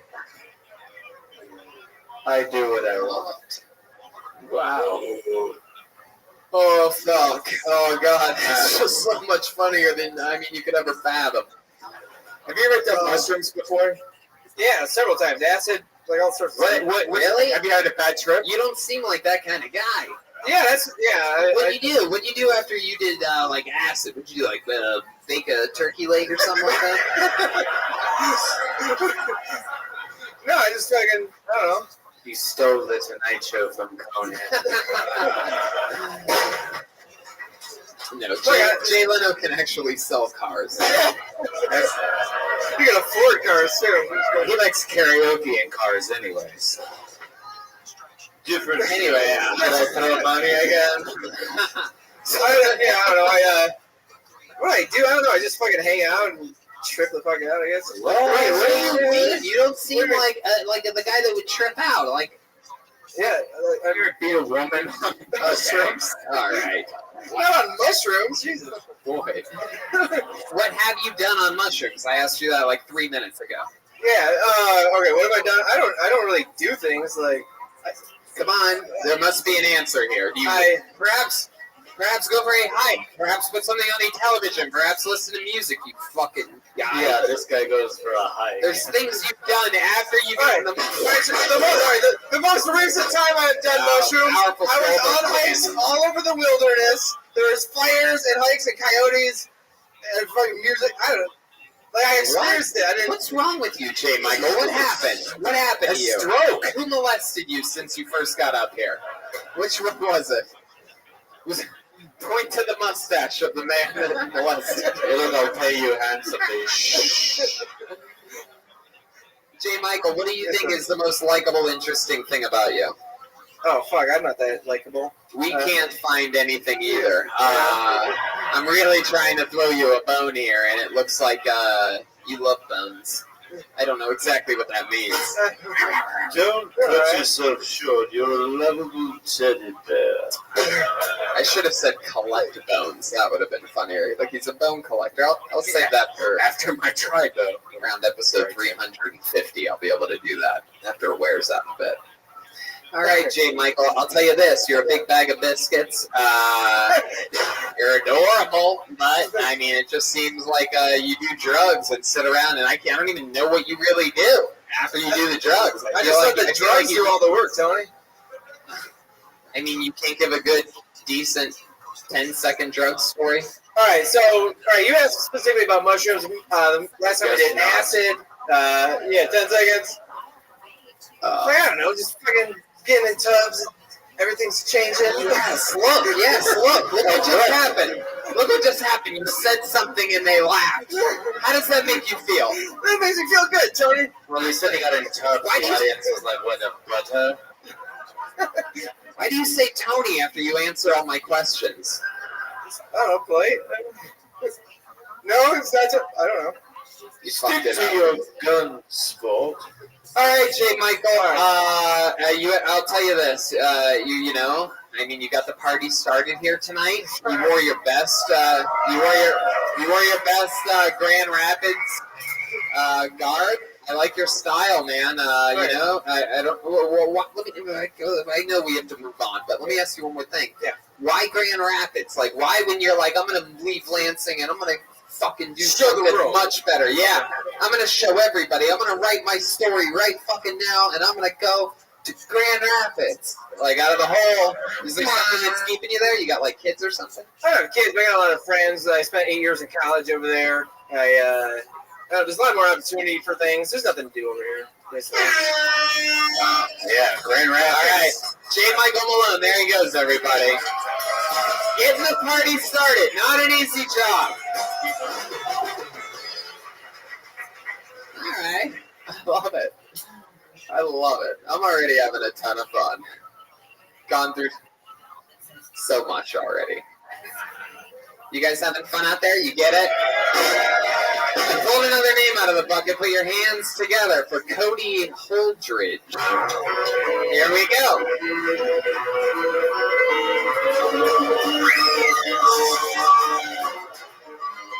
Cody Holdridge, everybody, come on.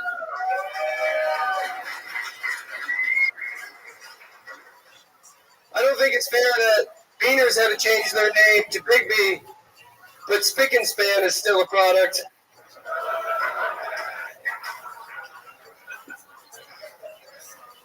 When you...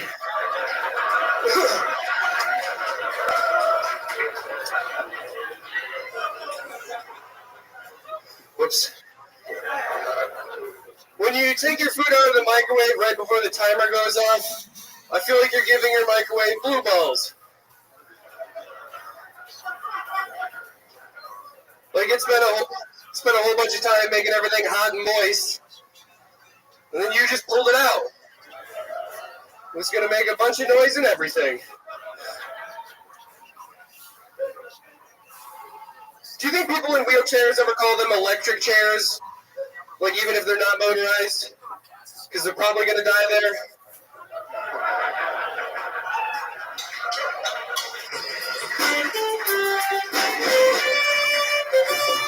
Fuck yeah. Cody Holdridge is now live on the show. Wow, and obviously he just turned into a billionaire. It happened that quickly. Cody Holdridge, for you podcast listeners. This man stole my pipe. I'm also a magician. Wow. Oh, you're the worst.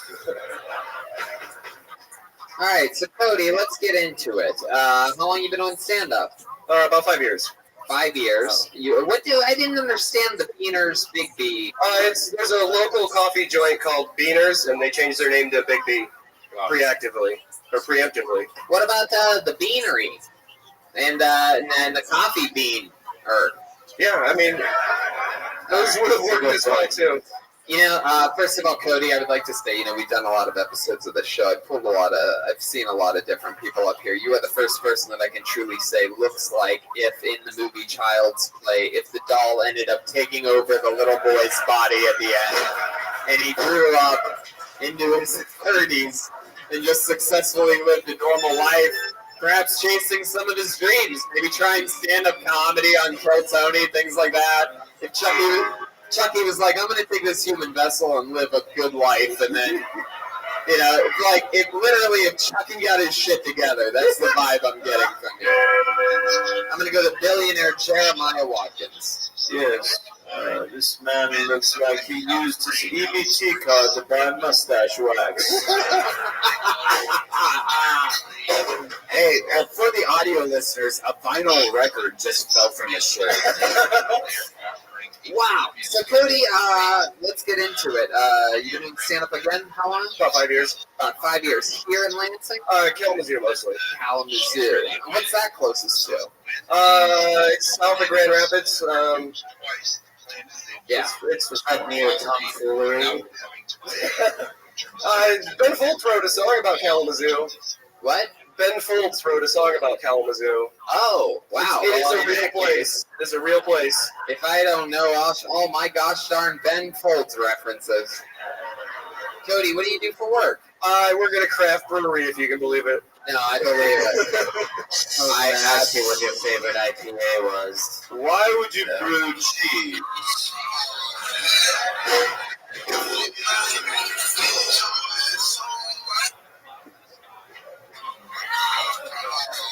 Answer the question, boy. I don't know. Because I'm making pizza. I make pizza at a craft brewery, so that's why I... Wait. Yeah, it's... You're the pizza guy? I'm the pizza guy at the beer place. Wow. Did I call it or did I call it? Always on point. Cody, you drink a lot? Do you drink? Yes. Uh-huh. Yeah. What's your drink of choice? Whiskey, scotch, beer. You're into everything that makes a man's mustache twist up. Oh my. Cody, I got bad news for you, my friend. On this show, I don't know if you have ever listened to it or been on it, but we do have a pre-existing condition for people that happen to wear fanny packs. And this is a segment we call, What the Fuck is in Your Fanny Pack? All right, here we go. It's an empty Gatorade bottle. I smoke tobacco out of this. Wait, what? Wow. My mustache is twisting up at the thought of that. Have you ever heard of cigarettes, you fool? Oh, gross. What is that?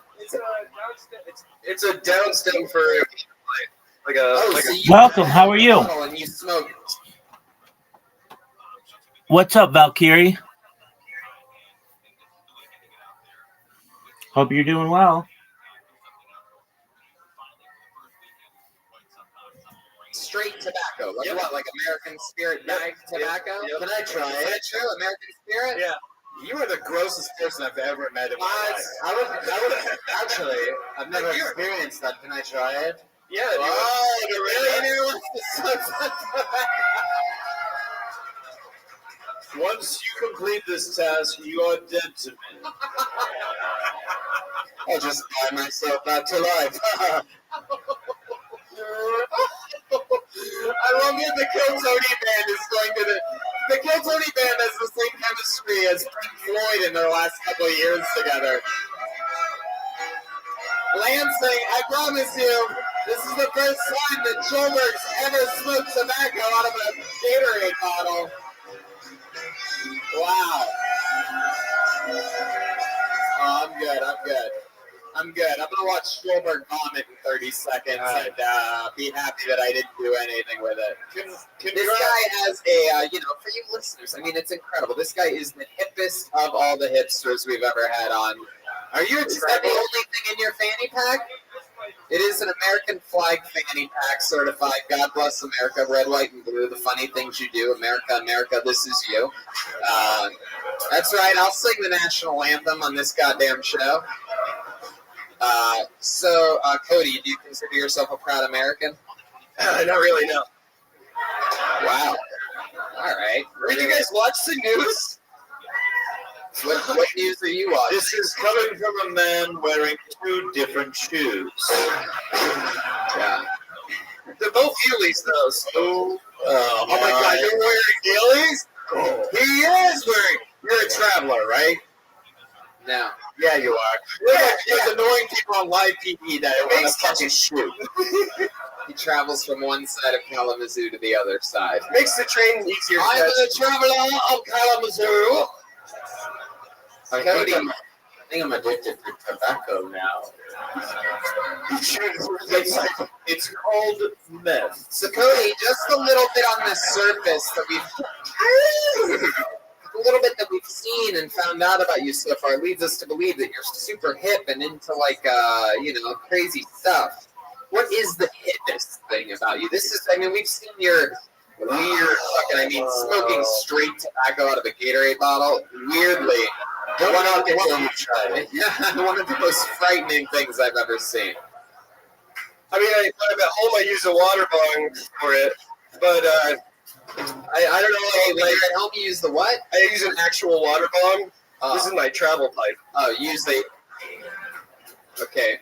Brian thinks your body is a wonderland for some reason. What kind of water are you using? Flint water in your water bottle? Is it a Flint water bottle? The lead actually is really good at trapping the nicotine. Okay.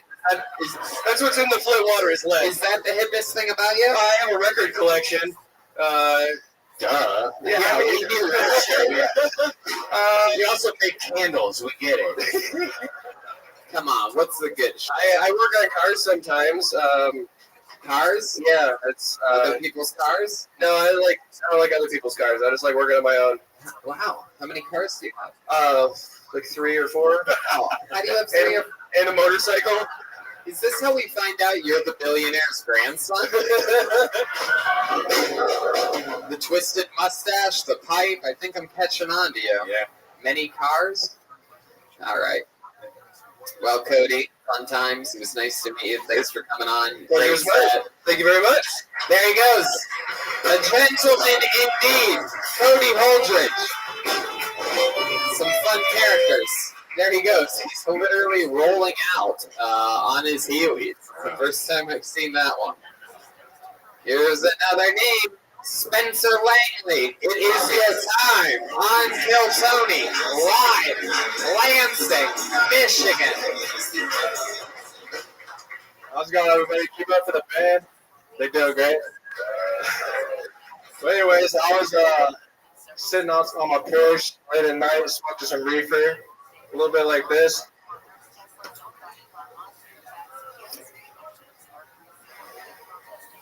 Damn, that's some good kush. But anyways, I was thinking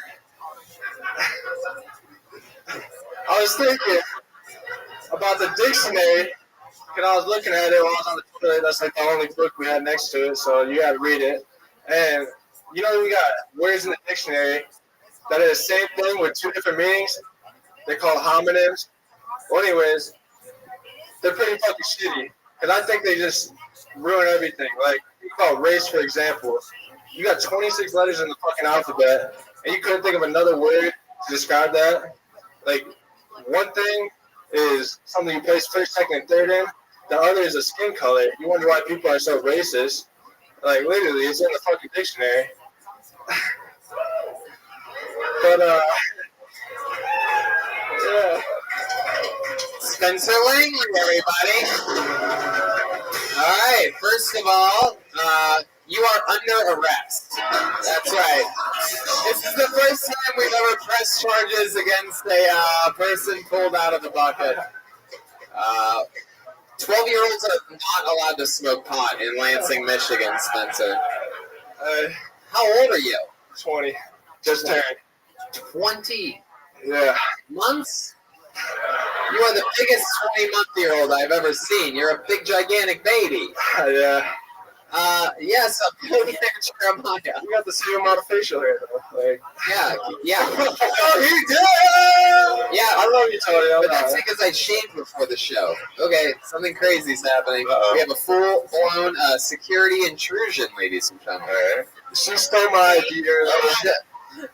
I was just trying to get This gentleman tried to buy a drink at my bar, and we looked at his ID.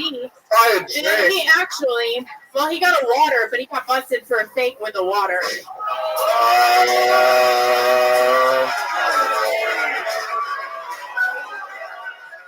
I lost $50. I lost $50. Hold on, ladies and gentlemen. You got to give me a $5 tip. Hold on. She stole my ID. After everything, he tipped me $5. I could have been dick. Wow. She comes up there and roasts me up that did shit. This place is out of control. That is one of the fakest IDs I've ever seen in my life. Oh, yeah. Don't I look like McLovin? This ID, I shit you not, he doesn't have an ear. Wow. He's missing a full ear. Yeah, they photoshopped the ear using the magic wand tool for you nerds. Okay, everybody, let's just relax for a second. Yeah, so again, I'm gonna go back to. Can I get that back? Kind of hard to get. I'm gonna go back to Billionaire Jeremiah on this one. Yes. After watching your set, I would like to pay you to never do stand-up comedy again. Can always hold on to that, Spencer. So let's get right into it. First of all, tell us the truth. How old are you?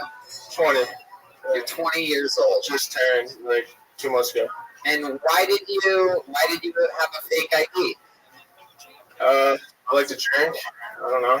But you ordered a water. Isn't that what everybody uses it for? But why did you order a water? Look at that. Because you need look at the thick X that they drew on the top of his hand. It's so funny. A little overkill. Like, fuck. I already got kicked out of one bar. Wow, what a loser. Well, Spencer, I gotta give you credit, man. You're way ahead of your time. Here you are, taking chances. You'll always have this fucking story. You're only 20 years old.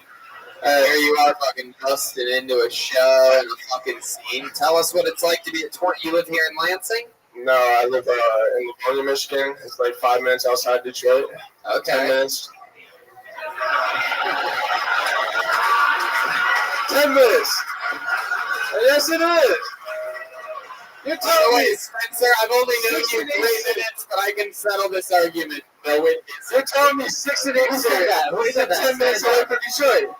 You're telling me 6 and 8 series and 10 minutes away from Detroit. It sounds like you are trying to be what is called hard by the kids.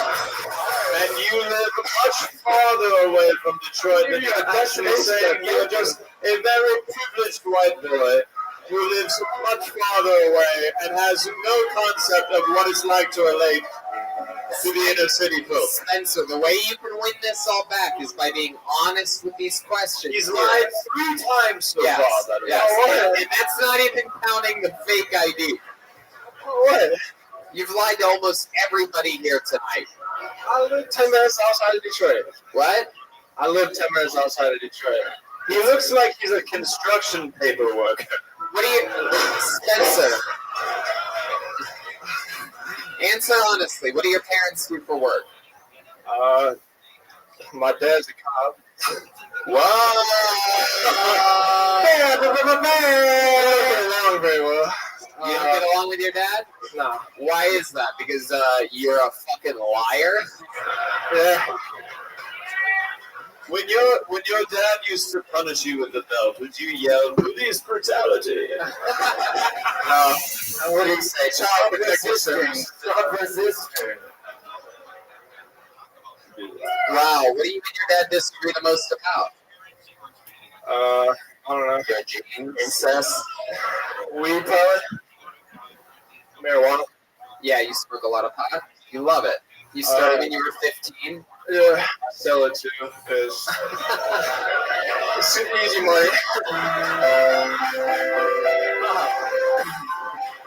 I never thought I'd say this, but white people are stupid. You're on the #1 liar with Hellcat. Wow. I cannot believe I'm going to be buying pot from a 20-year-old. It's so weird. I'm narc, right? Yeah, I literally need it. Might be the first time I've gotten a 20 sack from a 20 sack. So Spencer, wow. I mean, do you have any other jobs other than smoking pot or selling pot? I just quit a couple weeks ago at my other job. Yeah, what was that? Hey. No, settle down, people. What was the job that you quit? Menards. It's like... Explain to me what it is. They're all laughing. Midwest version of Home Depot.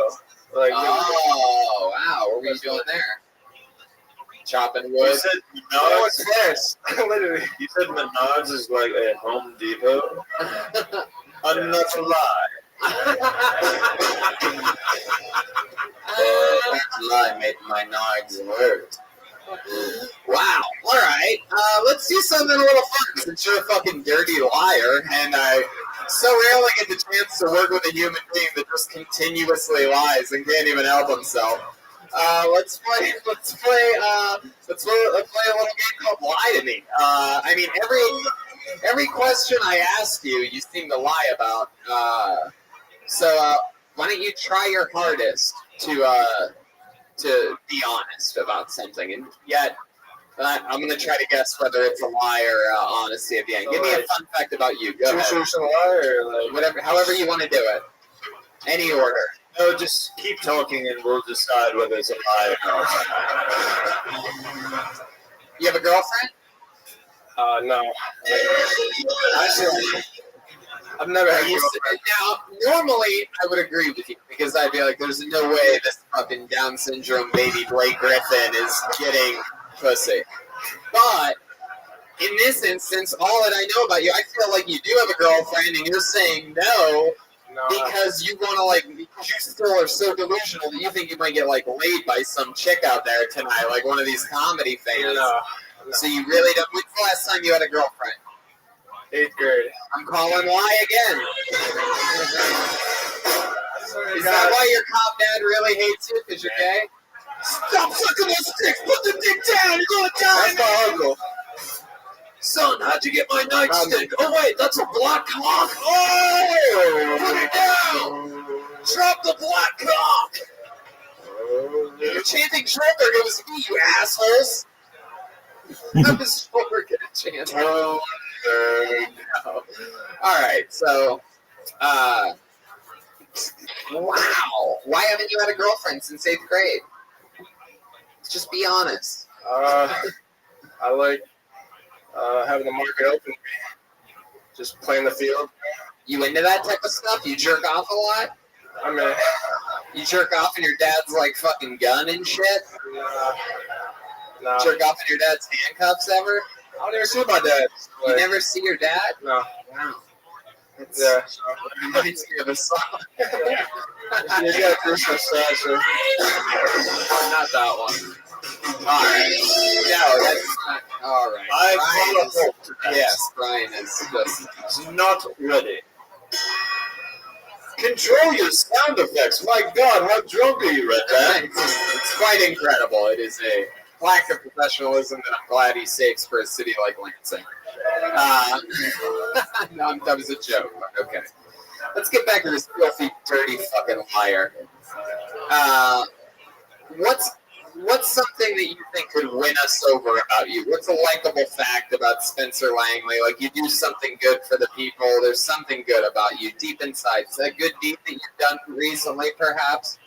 Or something like that in which you've given, something to help other people in some way? You're still thinking, okay, perhaps like something that you donated or like anything that you thought or any intentions that you had. Like, how far back do I have to go before we just find out you're a bottom of the barrel human being? Don't say you wish to be big. Yeah, don't say that. I donate clothes to the Salvation Army. That's about it. That's the only charity I've done in the past 4 months. Being honest. You donated clothes to the Salvation Army. We all know that is White People Garbage Day. You're telling me that instead of throwing your clothes in the garbage, you took your clothes to where white people take their garbage. The easiest charity you ever do. Everybody knows. You can't just throw clothes away. Nobody's that big of an asshole. Even the billionaires don't throw their clothes away, right? What do you do with them? We burn them.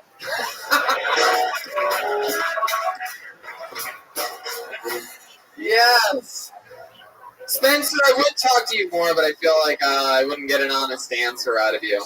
But I'll tell you this, if stand-up comedy, how long have you been on it? What do you want to do? Is this your first time ever? Right, felt like it. That's great.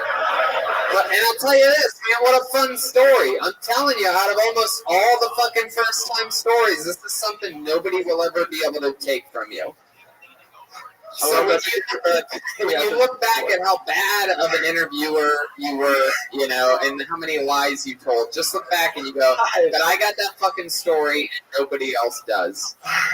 There you go, Spencer Langley, everybody. I like this. This is a 20-year-old kid. That's about 3, 4, 5, 6, 7, 8, 9 years. Welcome.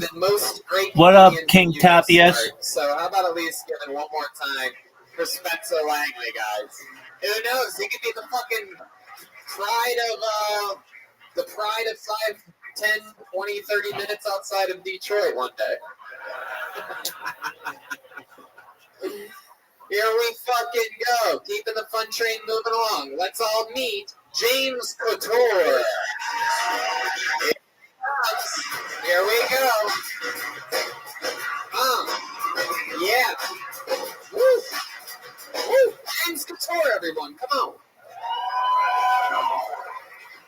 chat is a useless app, and if you disagree, you're just getting more nudes than I am. To dicks, condoms have to feel like betrayal.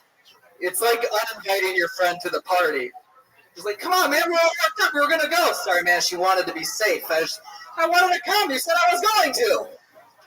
It can't feel good for the vagina either. It's like inviting the hot guy to the party, and then he just keeps his jacket on the entire time. Come on, get comfortable. Is it me or being weird? It's like inviting the werewolf from True Blood to your house, butt-ass naked, and the minute he steps in the door, he puts a rubber suit on. Why'd you make it weird? I don't know. There's a feature on my dryer called Less Dry.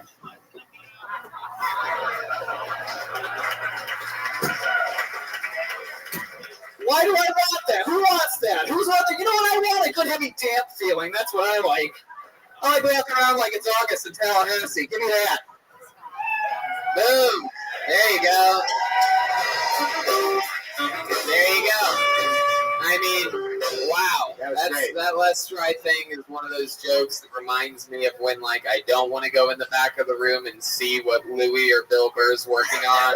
Because I'm like, fuck those guys. Fuck them. They've got it all. And then I'll walk in, go into the restroom or something and catch 15 seconds and I'll hear something like that and I'll just be like, these motherfuckers. Yeah.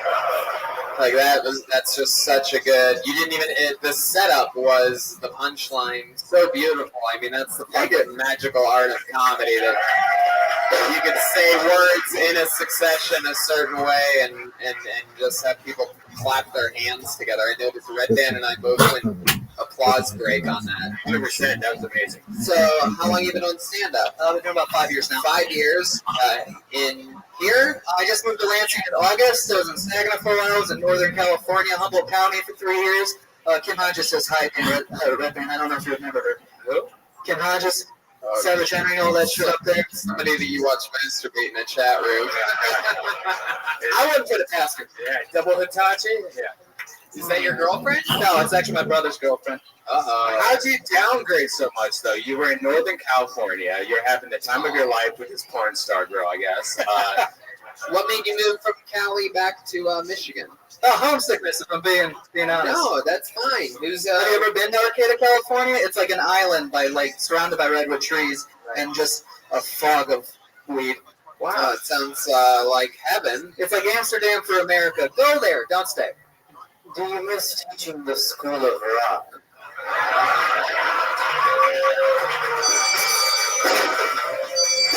That is a well-deserved Lansing Schulberg chant I'm hearing out there. Do you miss teaching? I actually, I'm a substitute teacher, K through 12, for a day job. Wow, look at that. Man. The kids suck. Wow. You hate the kids? They're a joy. Wow. I'm pretty sure this is how we find out that there's going to be a school shooting in Lansing eventually. They want to give teachers guns. Yeah. Especially here. Stupid. How do you feel about that? Do you against that? Yes. Yeah. Because I'd rather blow my own brains out. Some of the middle schoolers are mean. Yeah. I wore a red shirt and khakis one day, and for 2 weeks I was shaking safe for. You like a target.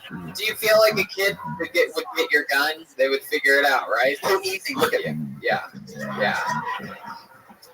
Have you ever fired a gun? Yes, I have.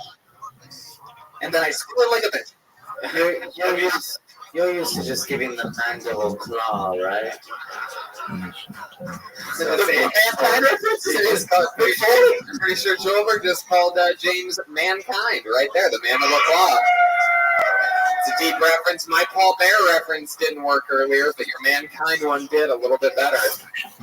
So anyway, James, tell us something else. What when you're not doing stand-up and you're not teaching K through 12 substitute teaching, you're strictly a substitute. That's your thing. You're like fucking something or nothing. New day every day. Wow. What do you do for fun? What's a guy like you? I do a lot of writing. I read and I drink a lot of High Life. Miller High Life? The champagne of beer? That's the best one. That's the best one. Wow, when you say you drink a lot of Miller High Life, what are we talking about here? Substitute teacher amounts? Yeah, like real teacher amounts. Do you ever miss substitute? Like, do they ever not have teachers call off and you haven't worked for a while and you get a little lonely, so you just fake grade tests? Just make questions and just pretend like you're. Put a kid's name I don't like and just make sure he fails. What's the last porn that you masturbated to?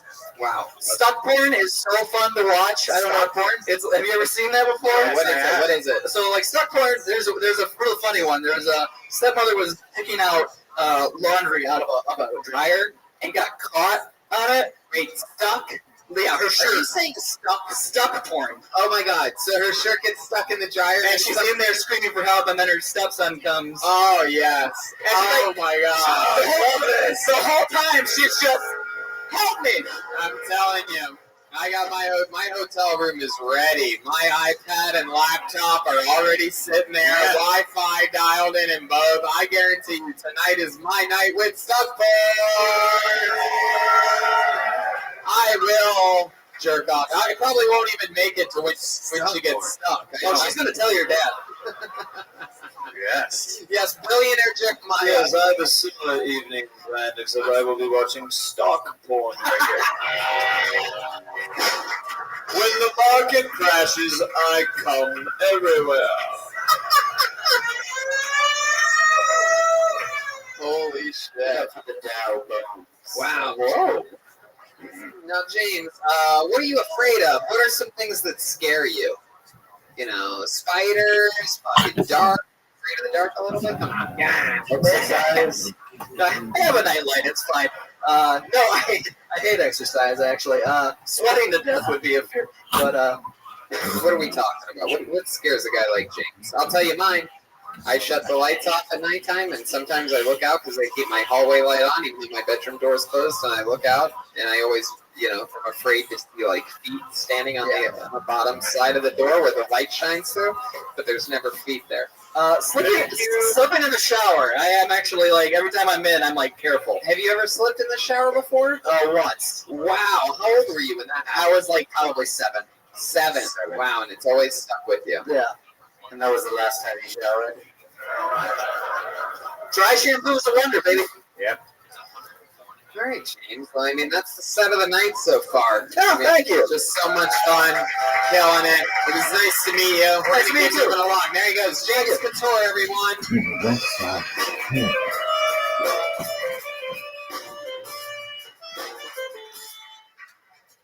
Let's go back to the bucket, shall we? I like this. Everybody just felt the room right then. You guys as stoned as I am tonight? Anybody? A few people.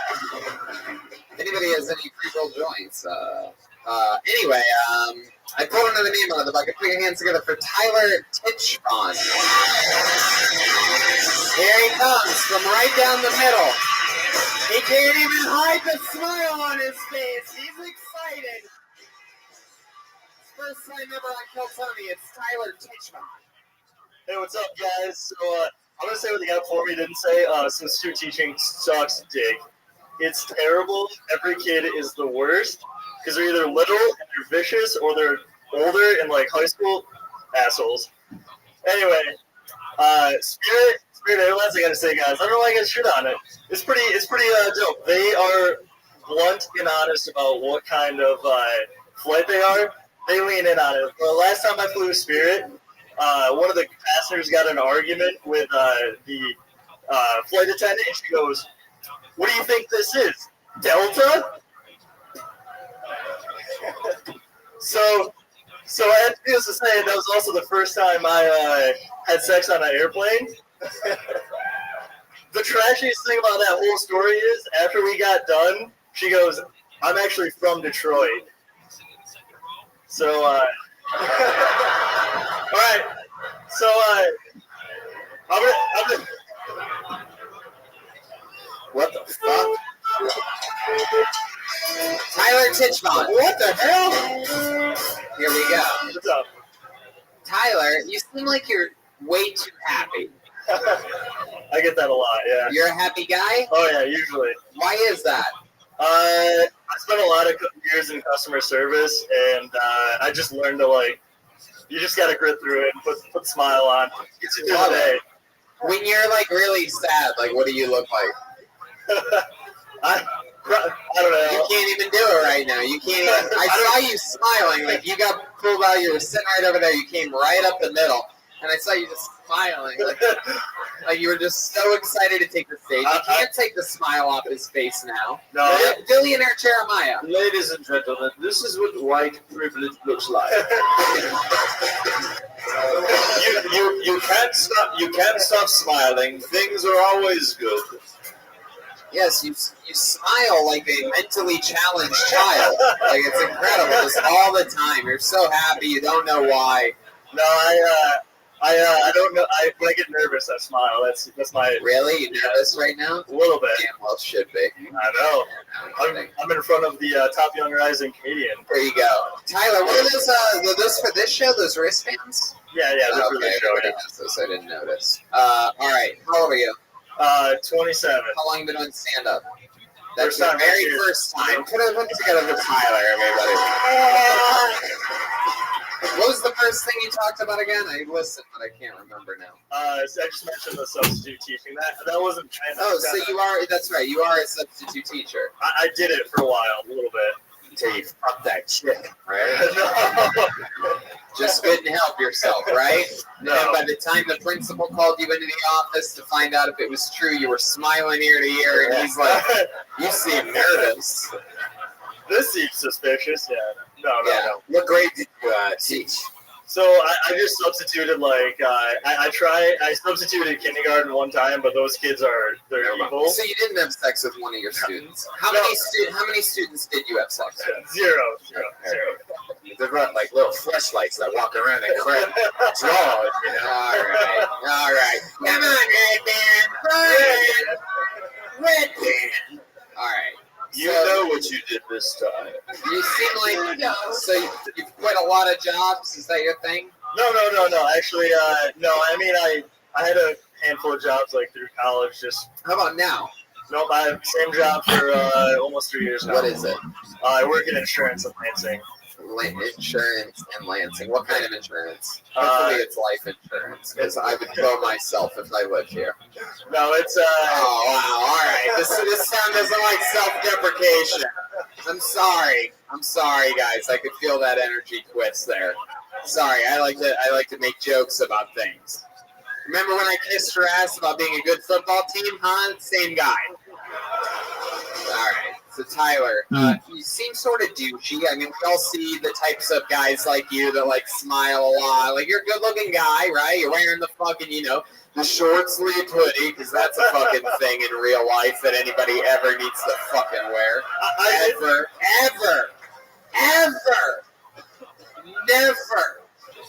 Never in a million years, with a pocket on the side, a pocket with a fucking button pointed at that audience. Show them. Look at that fucking thing. You smoked tobacco out of Gatorade bottles. I need another hit. Tyler, you get laid a lot? You seem like you're into women a lot. I mean, you don't have a girlfriend, right? Nope. But you go on dates a lot, right? Yep. You have all the dating apps, right? But you're on Tinder and what's the one, Bumble? Yeah. You're on both of those, right? Yep. And you're going on dates a lot, right? Mm-hmm.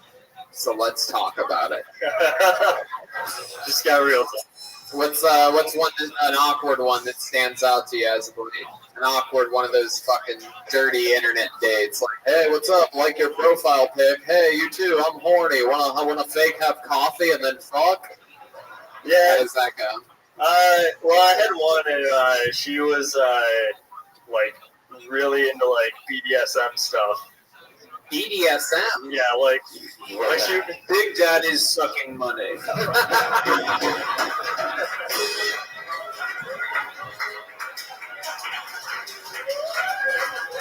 That's Jeremiah motherfucking billionaire Watkins. That was amazing. Clifford Reginald III.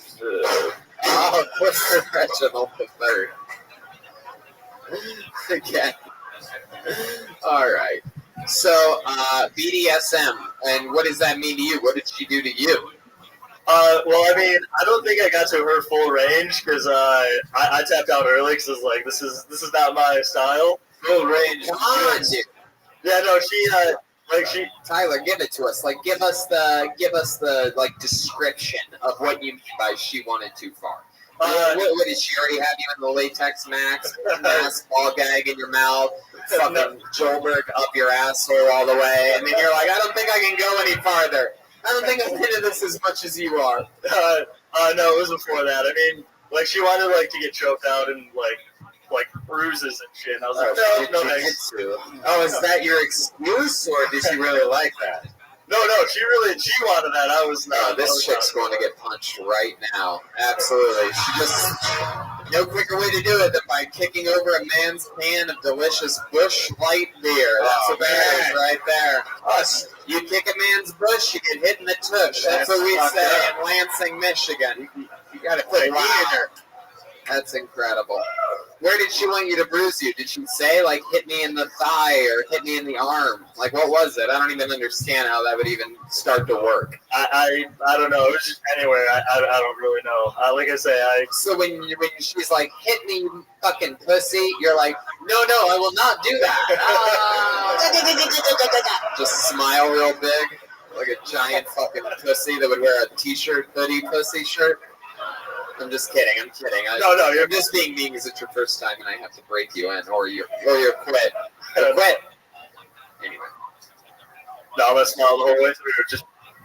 So, but answer my question. When she said hit me, like, oh, I don't understand. How do you know that she wanted you to hit her? Was it a conversation that happened while you were fucking her? Was it, while you guys are Netflixing or whatever? Oh no, it was during sex. She was just. So you're going in and out. What position are you in? Tell me the truth, Tyler. Were you in or were you out? It was animal style. No, it was missionary at the time. Just normal. Missionary. And she's like, hit me. Yep. And you said what? So one more time. He said, I will gladly oblige. Yeah, did you say okay? And you just started wailing on her like she was. And she's like, no, come on, leave a bruise, you fucking t-shirt, hoodie wearing pussy. And you're like, I can't, I'm hitting you as hard as I can. This is all for show. I don't. It's not yet. No, I love it.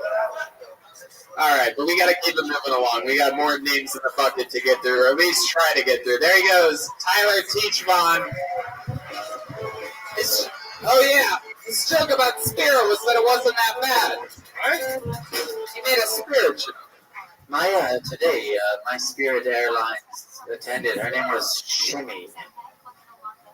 Well, whose name was Shimmy? How do we pull this fucking guy's name out of the bucket right there? That's the guy I want. He's built. Here we go. Make some noise, Lansing, Michigan, for your very own Jacob Drosha.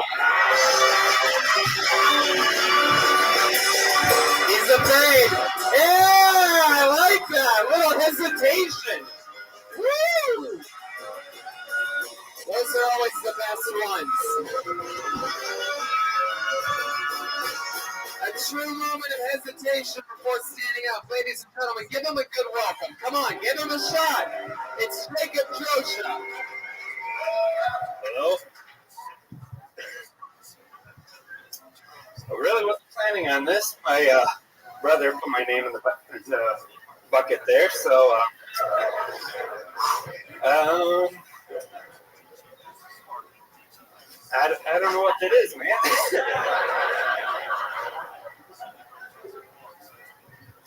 Yeah, I really don't have anything funny to say.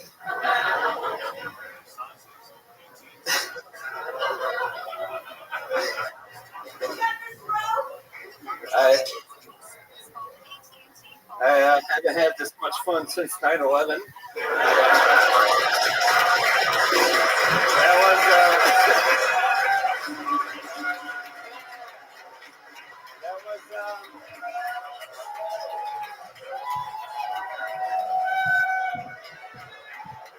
That was me and my wife's anniversary, by the way. I don't know what you guys are laughing at.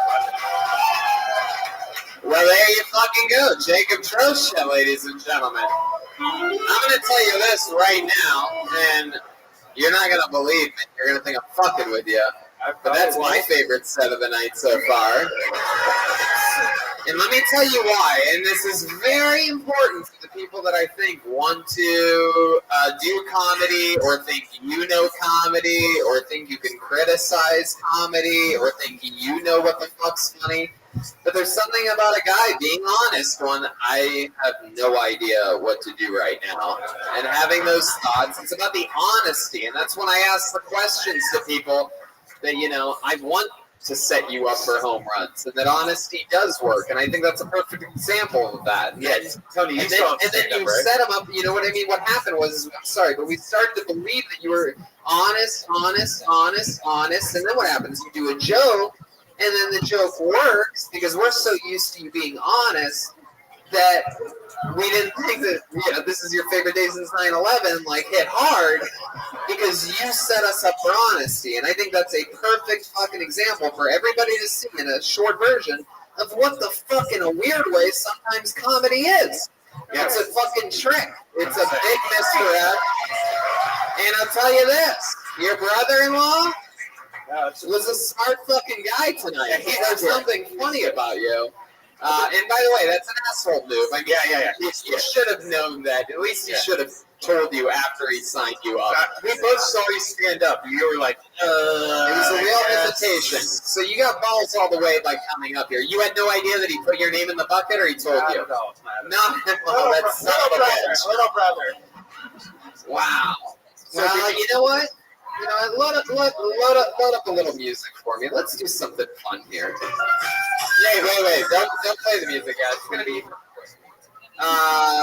So you know what? Let's do something fun. This will be an episode we remember for a while. Jacob, we're gonna keep you up here. Do me a favor. Put the mic back in the mic stand. We're gonna talk to you in a second. You sit right there. How about that? You sit right there facing us, right on that black bench. Cool. You know what? Let's have some fucking fun. People want to sign up their brother-in-laws to do stand-up comedy? Huh? People want to put people in an uncomfortable position on a live show? Well, guess what, brother-in-law? Put your hands together for his first time going stand-up, Adam Gosha.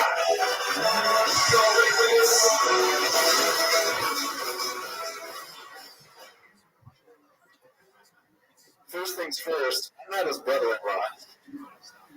I'm his brother, and for all the sack tops that he's given me, just tonight, it was completely worth it, so we had it covered. I got a Tinder recently.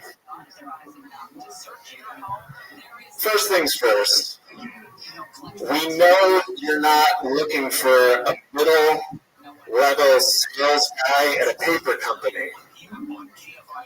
Office reference? Anyone? It's not true. We know you're not looking for that guy. You're not. You're looking for this guy over here who works at a car dealership. Wasn't it you? I don't remember. That's two Jack Daniels talking. And also, we don't care about your Snapchat filters. The ones with the kitten. There you go. There's Adam Darsha, everybody.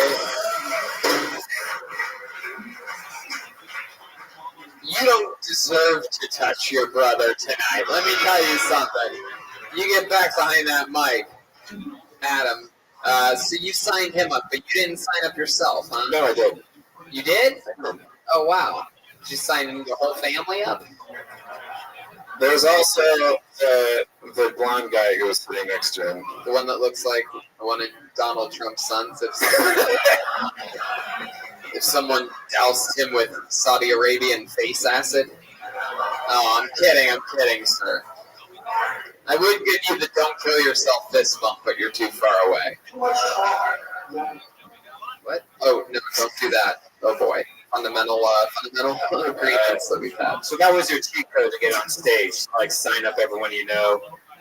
Well, I mean, you could never have guessed that I would have called you up. I mean, you probably would have thought that you would have done better than Jacob tonight, but like I ended up revealing earlier, Jacob ended up just being honest, this and that, and you went into a Tinder bit like we've had 74 of. 74. Hold on, wait. 74 better Tinder bits we've heard. I've heard a few best man speeches, and my brother actually gave one of the best man speeches I think I've ever heard. You're married? No. Oh. He did it for his best friend, and it was very, very fun. Hey, Tony, by the way, when he was doing his comedy, I did feel like if we were at a wedding, like I felt like he was doing a best man speech. Is that true that he used to ball tap you a lot? You're the younger brother? Yeah. You're the younger brother. By how many years? 2. And he really was married on 9/11. Never forget. He really was what? Married on 9/11. He was. Yes, a billionaire. He was married on 9/11. 9/11, 2001? No. Right. That would have been. That would have been fucking. Wow, you look like TJ Miller with a hammer injury. Alright. So Jacob, step back up to the microphone for a second. Yes, I like the more likable one. Yes. It is incredible. How does it feel knowing that you showed your younger brother people like my pelvis? Man, after all tonight, you know what I mean? Feels pretty good. You know what? Before I let the Trosha brothers go, I'm gonna let one more thing happen here. Jacob, why don't you do me a favor and give him one more ball tap in front of him? There they go. The That's Trosha really brothers, nice. everyone. Look at somebody. Spontaneous shit. Somebody over here. Don't be that it's 33. With the Trosha brothers. No, some other bitch. It's another fun little fucking bonding thing. Hey, you guys are really nice. Yeah, let's do that. I love it over here. We have a regular on Everybody's this show, so kind. ladies and gentlemen.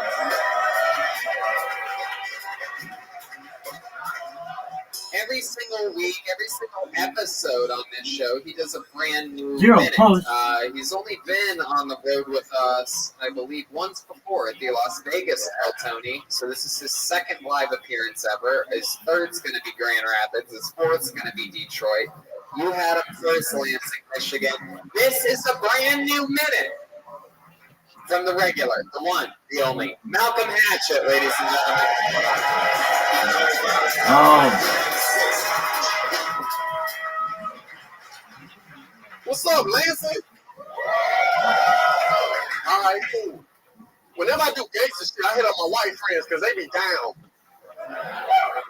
My black friends always come with some stupid excuse. I get on my home with DJ. I was like, yo, DJ, let's go rob this bank. He was like, nah, man, my mama tripping. I can't even leave the house. I was like, DJ, you a thug. Thugs don't have curfews. And I'm a white friend. I can't tell him what we about to do. Hey, Jacob, let's go rob this. Yeah, let's go. Let's fucking go. Let's go rob this bank. I said, yeah, let's go. I bring my swords. I said rob a bank, not trim bushes. Trim a bush with a ski mask. White people in Game of Thrones, I tell you. I don't never hit up girls when I want to do shit, because y'all reply when y'all want to reply. Hit up a girl, hey, Tim, let's go rob this bank. 3 months later, hey, what you doing? My phone died. Bitch, I just got out of jail. Fuck you. Fuck yeah. Another one. Another brand new minute. This is a wild one from Malcolm. Stealing money from the stage. This is a fun one. It's a fun, interesting position that you're in because it's always a tough job doing what he does every episode on the show. Writing a new minute every week is a very hard job. But this is the first time in which you've had to write, 5 minutes in 8 days, basically. So we had an episode on Monday. Here we are on Thursday. New one you got to do tomorrow. And a new one in Detroit with Danny Brown. And then we're doing it again on Monday. Are you people, how many of you that just clapped are going to that in Detroit, Michigan? Wow, look at that. That's very interesting. You guys are badasses. Jeremiah's wiping his nose with $100. How many of you, let me do a little test here. How many of you are going to Grand Rapids tomorrow? Wow, there's a few more. Wait a second, was that one of the Droshas I just saw? Oh, Jacob's coming back. Look at that. That's the funniest possible ending to that story. Adam Drosha signed up his brother to be silly, and Jacob found his new passion for life. Jacob Churchill's one of the top young rising comedians in the world, dude. Just my life. Goodbye, Tony Hinchcliffe, dude. Your career was over, bro. Go. So Malcolm, this is fun. This is your first time ever in Michigan, right? Nah, I came here. I told you my uncle used to live here. When I was like 12, Detroit, Michigan. That's right. Back when that uncle was still alive. Yeah. He's dead now. Yeah. He's a corpse. I love y'all Fagos. There you go. That's I actually. love Fagos. Yeah. Fagos. I love them shit. I love it. Call them homosexual. Malcolm is one of the most showmanship-like people. He's so good at what he does. Like, hey, you guys happen to like Fagos? It's like, he reminds me of The Rock when he was in his prime in WWE before he was making $100 million a movie. The Rock would go to any city. Sometimes it would be just the most garbage city. He'd be like, finally, The Rock has come back to Lansing, Michigan. And you'd be like, I do not believe The Rock for a fucking second. But you definitely have those Rock energies about you, Malcolm. So you're having fun. What else is going on? I drank some coffee with Tony today. Yeah, bro. One of Malcolm's first ever coffees. Do you like the taste of it? I mean, coffee. Yeah, it's good. A lot of sugar. It's real good. Chocolate milk. What else, Malcolm? You got to do some stand-up on the comedy show earlier. Oh, yeah, This is, a road gig for you. We're doing a little tour. Yeah. It's fun. We keep Malcolm around. We traveled with him. We flew with them. We took a red-eye flight, all of us together. Got in the big tour bus all together, and we keep Malcolm around so that if the cops come, we can point to him and go, "He did it." Yeah. Yeah. And then Malcolm points at me. He did it. Yeah. No, I ain't Hey, look who it is. What up, Audie? Thank you. How you doing, girl? How's your day going? Why? What can Rabbi do to make it better?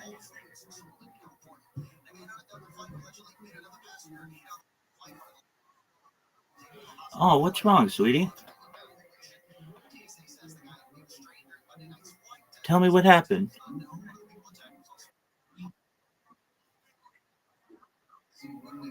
Okay, you don't have to say then. Just know that I'm here and I care about you and I want the best for you. And you're amongst a good person. And there'll be other good people here later. And hopefully we'll be able to take your mind off of whatever it is that's making you sad.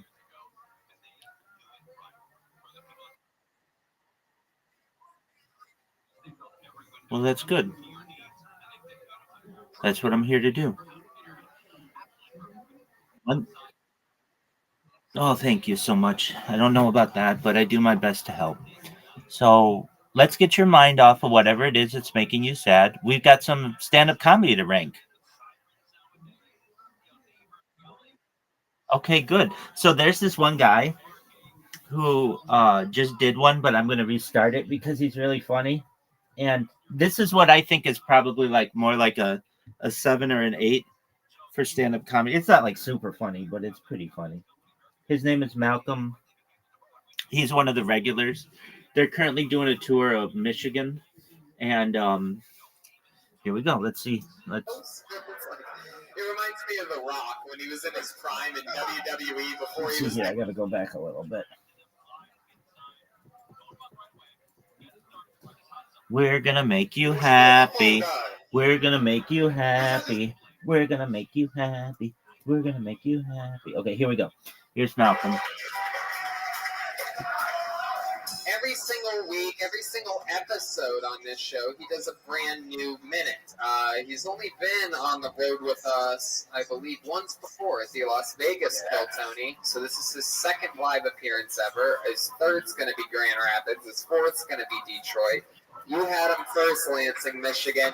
This is a brand new minute from the regular, the one, the only, Malcolm Hatchett, ladies and gentlemen.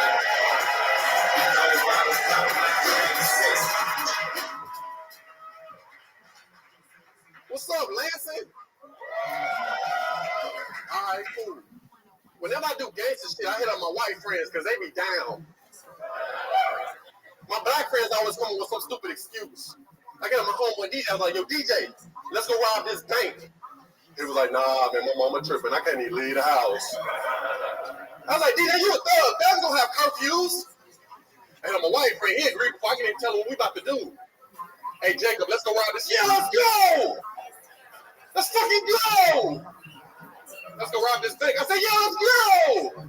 I bring my swords. I said rob a bank, not trim bushes. Trim a bush with a ski mask. White people in Game of Thrones, I tell you. I don't never hit up girls when I don't do shit. Cause y'all reply when y'all want to reply. Hit up a girl, hey Tiffany, let's go rob this bank. 3 months later, hey, what you doing? My phone died. Bitch, I just got out of jail. Fuck you. Fuck yeah. Another one. Another brand new minute. This is a wild one from. All right, where do you grade it?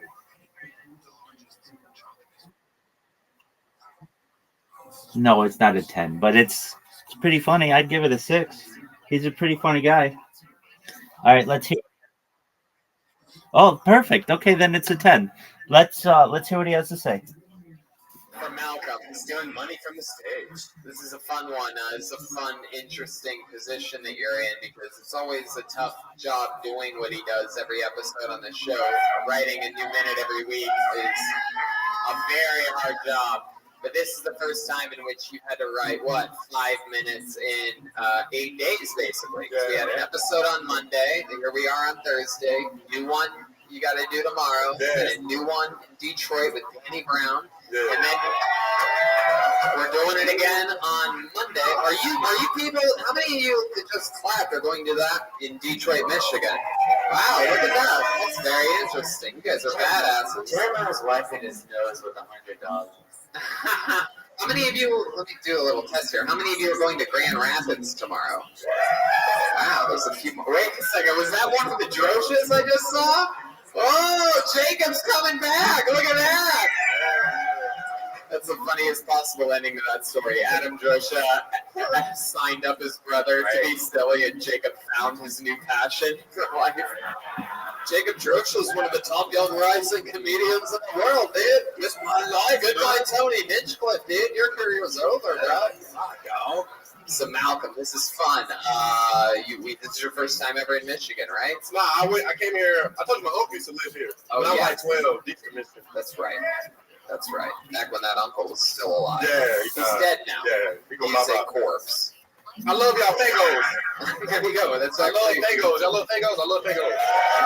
Yeah. Fagos. I love them shit. I would call them homosexual. Malcolm is one of the most showmanship-like people. He's so good at what he does. Like, hey, you guys happen to like Fagos? It reminds me of The Rock when he was in his prime in WWE before he was making $100 million a movie. The Rock would go to any city. Sometimes it would be just the most garbage city. And he'd be like, finally, The Rock has come back to Lansing, Michigan. And you'd be like, I do not believe The Rock for a fucking second. But you definitely have those Rock energies about you, Malcolm. So you're having fun. What else is going on? I drank some coffee with Tony today. Yeah. Oh. One of Malcolm's first ever coffees. Do you like the taste of it? I mean, coffee. Yeah, it's good. With a lot of sugar. It's real good. Yeah. Chocolate milk. What else, Malcolm? You got to do some stand-up on the comedy show earlier. Oh, yeah, that was cool. A road gig for you. We're doing a little tour. Yeah. It's fun. We keep Malcolm around. You know, we traveled with them. We flew with them. We took a red-eye flight, all of us together. Got in the big tour bus all together. And we keep Malcolm around so that if the cops come, we can point to him and go, "He did it." Yeah. And then Malcolm points at me and says, "He did it." Yeah. No, I ain't gonna snitch on you. Thank you. I love it. Well, I mean, what else is going on? Anything else you want to I talk slept in the bed. Not the car, the bed. Yeah. We got Malcolm a real hotel room. We got real rest here in Lansing. I don't want to wake up. I'm like, fuck that show, bro. Leave me alone. Do you have pajamas you sleep in? How do you usually sleep? On the car? No. I mean, like on the bed. Anyway, well, is it different? The bed and the car? I slept in my clothes. In the middle of the night, while in the middle of sleeping, Malcolm goes, "Man, I'm hot as fuck. I'm sleeping with jeans on." Why you sleep with jeans? I thought I was in the front seat. It didn't sink in yet. Wow. I'm in the car. No. All right. I mean, Malcolm, it is just so much fun to be able to work with you. It's goddamn inspiring watching you work as hard as you're doing, and that goes for everybody all around. Like it's something very special, you know. A lot of people count on you. You're goddamn inspiration, and that's a lot of responsibility. But I feel great about everything. I'm glad that you're doing it. I'm proud of how hard you work, and that you're part of this thing. There he goes, Malcolm Action, everybody! What do you guys think? Back to the bucket? You guys selling drinks over there? If you guys want drinks, you should get one. If anybody's on the line of getting an extra drink, why not just have one? I'm paying for it. Psych. He's a billionaire, remember? All right, here we go. Ian Tigruter. Here he comes.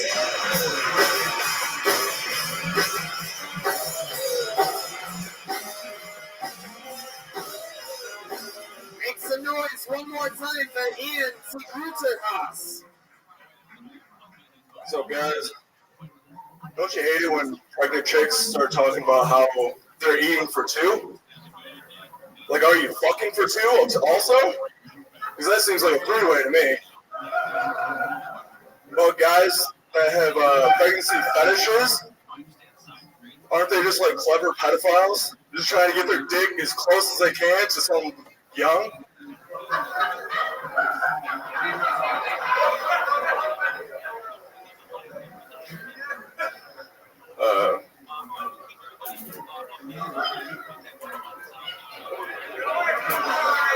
So yeah, I've been looking around here and seeing a lot of thirsty girls, but they're definitely not as thirsty as the one in Flint.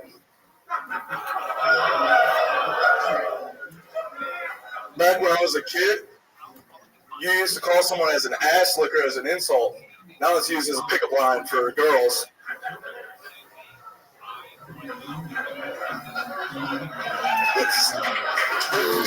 Oh man, that look back was priceless there, man. That was something else. Okay. Have you picked up a lot of girls by using the ass licker pickup line? I didn't know this was That's a thing. the opener, man. Tony, it's nice to see a juggalo without his face.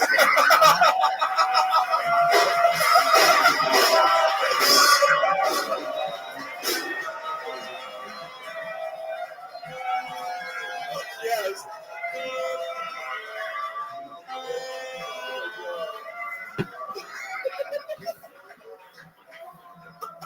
Okay, so it just happened. Oh my god. At the end of all that, you shoved a $5 bill up his nose. That was incredible. Alright, so Ian, let's get into it. You do stand-up? First time. First time ever. Fuck Yep. yeah. First time ever. I love that. We're popping cherries here tonight. Here you are. Ian, tell me about you. You seem like an interesting character. I feel like there's a lot going on there. I feel like there's a lot going on under this, Norwegian fucking, this fucking Nordic defense system that you... What did you rank that guy?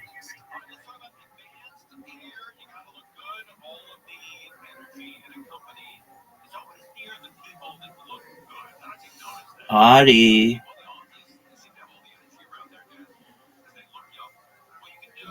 Okay, maybe you weren't paying attention. That's right.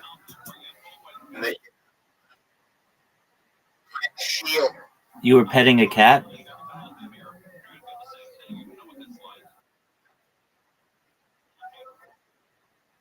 Well, shout out to Tigger, like from Winnie the Pooh.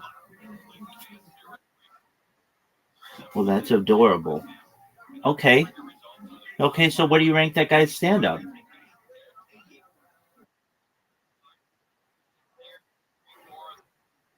You don't even know what he said. Name one joke he said.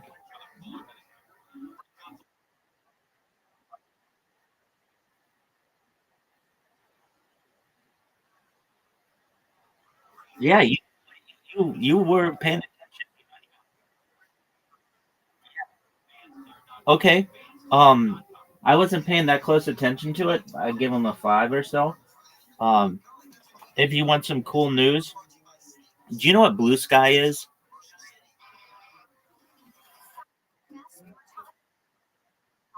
Yeah, it's like the Twitter alternative. It's where everybody went after Twitter after Elon Musk bought Twitter, basically. No, no, no, no, no, no. It had nothing to do with that. No, no, totally different. So yeah, well, so yeah, just recently. So here's what's up. I have spammed Twitter. I'm like the most infamous spammer on the internet. I really mean that. I mean, I have been creating bots for like more than 3 years to just self promote, and that's how I get people in here. And I was doing it on Twitter. I did it on Twitter like 2 years ago, and I made 2,000 accounts, which is a lot of manual accounts on Twitter. And I didn't necessarily spam people, but I just would follow them and just to get my name out there. And it annoyed people, so they banned all my accounts. Okay. So then I started doing it recently, and like Twitter got really good about banning any account that I create. And I don't know how they have me tracked, but they do. So it was really hard for me to like self promote. So I started doing it. I just got really frustrated last night. It was like when we were playing bowling or whatever, or right before then we were playing golf. And normally I'm really focused on whatever game I'm playing, but I was just getting frustrated with Twitter. So I decided, you know what? I'm gonna try out Blue Sky. And so long as like I just need an email for Blue Sky and not like phone verification, I think that I have an opportunity to spam people. So after everybody left yesterday or whatever, went to bed, I I started on Blue Sky, and wouldn't you know it, with my bots, I have 3 of them that I created, and I was initially like the number 9 trending um, hashtag. Then I went to number 6. Then I went to number 5. Then I went to number 3. I got as high as the 3rd highest English hashtag on the whole platform. And there are millions of people on this platform. So I was totally stoked about that. And basically, like, that was really good for me. So right now, I am just I mean, like they'll ban my accounts, but then I just create another account and it's this cat and mouse game that we have going. But I got some, I just keep getting more and more people in here, and that's really great. And I just wanted you to know that. So I got to be the number 3 trending hashtag on the whole platform, and it's the first. Thank you, I appreciate it. It's the first time I've ever seen my hashtag in one of those like trending lists. So I was like, no way, that's like. And then people started tweeting about me. I'm just like, hey, is anybody else getting these random Rabbi Rothschild accounts that keep spamming them? Yeah, I know, and it makes me so happy because it tells me that it's working, and I'm pretty thrilled about it. So anyway, I just wanted to tell you that. All right, back to stand-up comedy, and thank you for being here. Shield. Has anyone ever told you that before? Yes. Yes, with the Nordic Shield and a man bun of a 14-year-old. Is that a man bun? Asshole. All right. What is that? What do we call that? A nest. What do we call that? It's called a pussy tail. Pussy tail.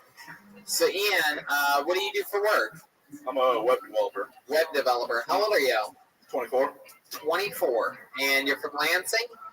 I'm from Allendale. It's like 10 minutes away from Grand Rapids. No, it's not.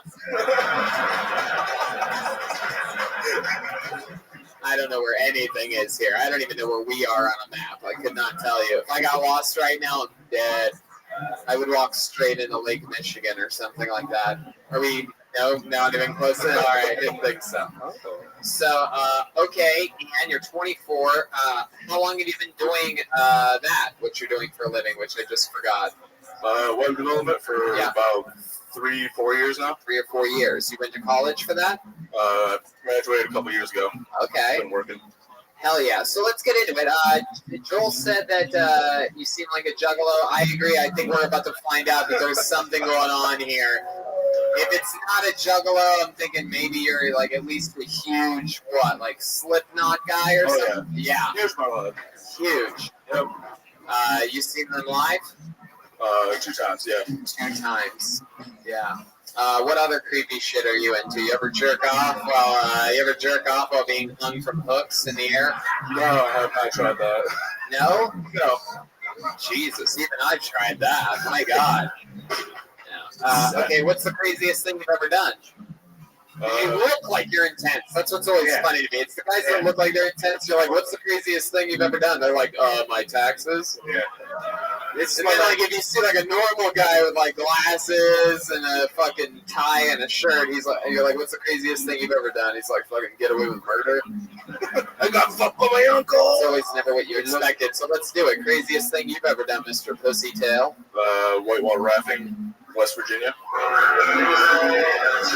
It's actually a good answer. It's one of the craziest things I ever done. I actually went whitewater rafting in West Virginia before. Really? Yeah, a place called the Cheat River. How about you? That's great. I don't remember that. You look like Elron Hubbard's daughter.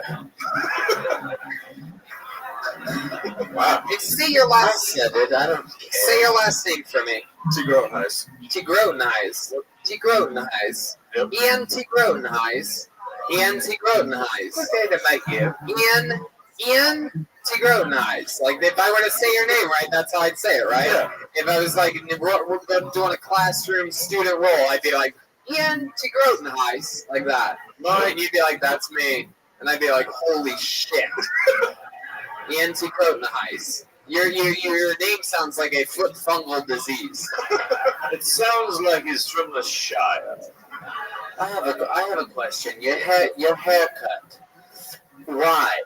Have you ever seen the show The Vikings? Yeah. Have you ever seen Vikings? Yeah. You in it? No. Then why? I like it. You like the show, Vikings? like the Ragnar. What's the most Viking-like thing you've ever done? What do? You ever shovel snow? We're in Michigan. Of course, I'm shoveling snow. I don't know why I think my mic seems like it went down. Right? I don't know why I picture you shoveling snow. Do you shovel snow? Of course. We're in Michigan, so yes. Oh, sorry, we don't live here. Wow. All right, Ian. You in love? You have a wife, girlfriend? No, single. She's dead now. Yep. You're single? Yep. How long you been single for? 4 or 5 years. Smart. No. Wow. So you've been craft single for 5 years. Okay, I'm bombing in Lansing. I love it. Uh-oh. Watch out. Fun fact for you. We're gonna break this news right now. You guys like breaking news? You like announcements on Kill Tony that only happened in Lansing? Multiple breakthrough things in one episode in one night? Then I'm going to break some news right now. We came up with an agreement yesterday, a funny thing that made us all laugh, the 4 of us, cast members and Malcolm, is that the next time Joelberg goes on a run in which he gets 10 non-Joelberg jokes in a row, you know, what it be known as Coldberg as of late. Sometimes he'll go on a streak of things that don't work. He's in one right now. He might be 3 or 4 in. What would you say? Oh, you're going to say 1? I think at least 3. Okay, I'll do 3. All right, he's at 3 right now. He is at 3 Coldberg. We made an agreement that if he comes in ever with 10 in a row, joke's not working, then he has to get a tattoo live on stage. Oh, yeah.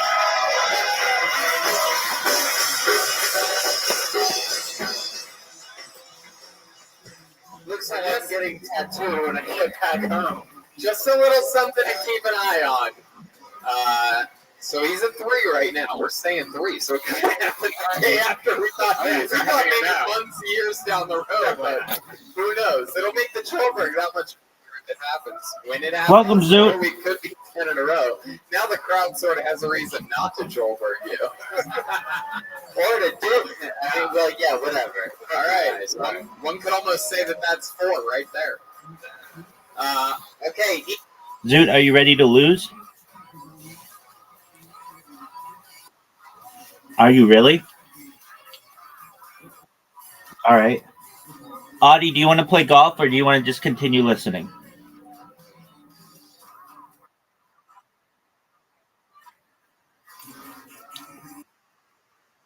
Okay, well then we'll continue watching. Hey, EMT Grutenhouse. So, why do you think it's been so long since you've been in love? If you had to guess.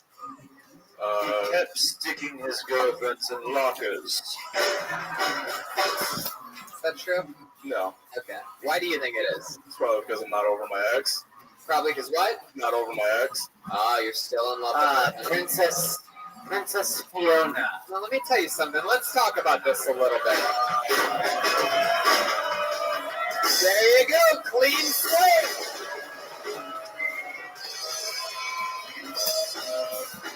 What's your ex's name? What's his name? Clean slate for Joburg. So let's talk about this for a minute, because, you know, heartbreak is a real thing. And you asked me at 24, you know, I mean, I don't know, maybe I still wasn't over my first gigantic breakup. Maybe. No, I guess I was 24. You're trying to push that gay joke. You're trying to shoehorn it in. Everybody can smell it from a mile away. So how long ago was this breakup? About 5 years ago. 5 years ago. Yeah. Right. And it was your first true love? Yeah. And you guys were together through high school, basically? No, met in college. Met in college. How long were you together? You went to college? How long were you together? VCR repair. How long were you together? About a year and a half. About a year and a half. Yeah. Huh. Is she like a goth chick? She's like jet black hair? No, she's actually pretty much the opposite. Really? Wow, she had it all together, and that's why you find yourself rebelling and doing these things, cutting your hair down to the pussy tail and whatnot.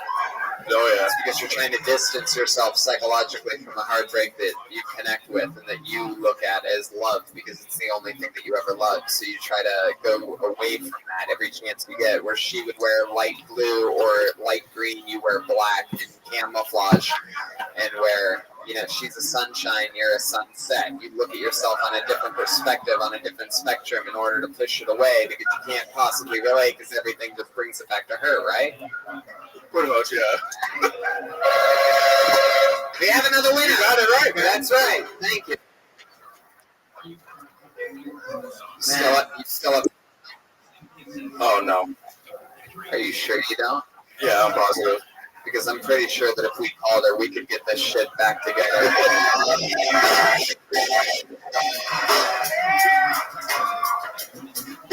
Does anybody else have his ex-girlfriend's phone number? All right. Well, I mean, here you are, dude. You're only 20. Are you ready, Zoot? All right, Audie, you ready? Audie, girl.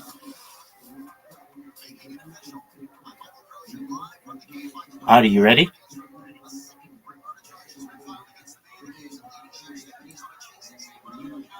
Audie, can you hear me?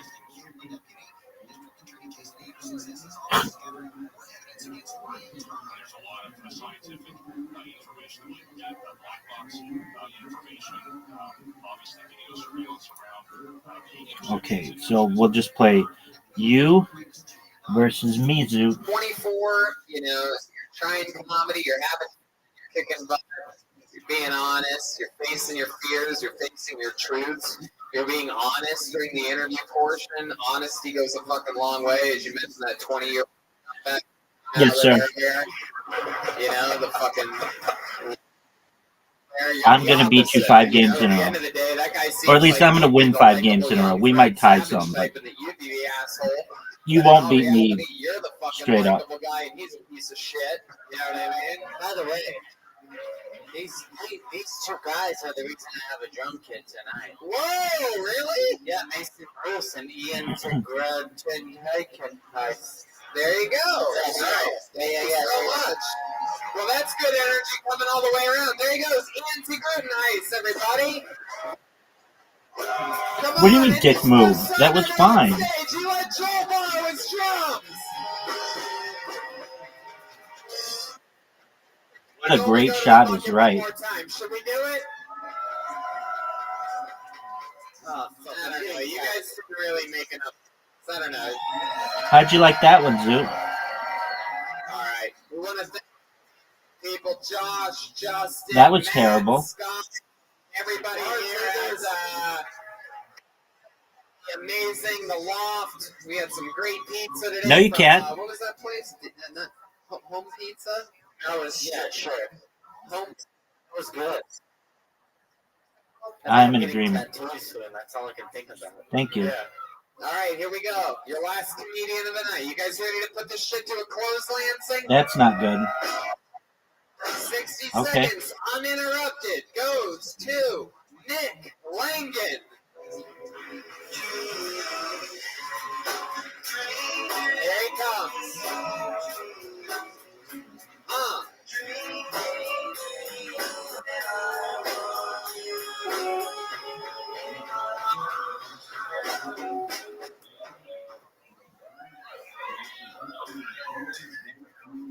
I got an idea for a movie. It's about Barack Obama, starring The Rock. It's called Barack Obama. Dude, you're down 2 holes to 0. Same cheeks. They starts out. He plays college football in Miami. He goes to Washington D.C. as a senator. Meets Vince McMahon. Becomes a wrestler. Becomes an actor. Sees Donald Trump as president. Runs for president. Barack Obama is president. Barack Obama. Timeline's messed up. Sort of like Fight Club. It's different. Oh, Zoot.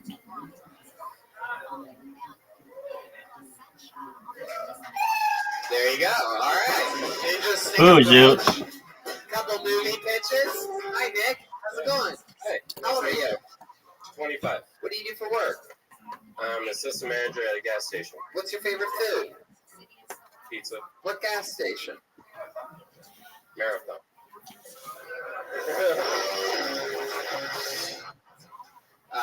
Here in Lansing? No. Where? Alma, north of here. North of here. Wow, you trying to get away? All right, there we go. How many minutes? Can we get the sound effects to be louder, please? Yes. Yeah, with Yo, the pimp. actual volume of this rock and roll venue could have been the entire night. Some interesting things. No, you're not. First time doing You've played stand-up? way worse than this. Perfect. First time ever. There you go. Nick Langan.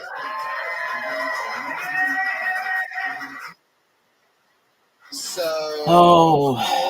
Is this something you've always wanted to do? We're about even. Always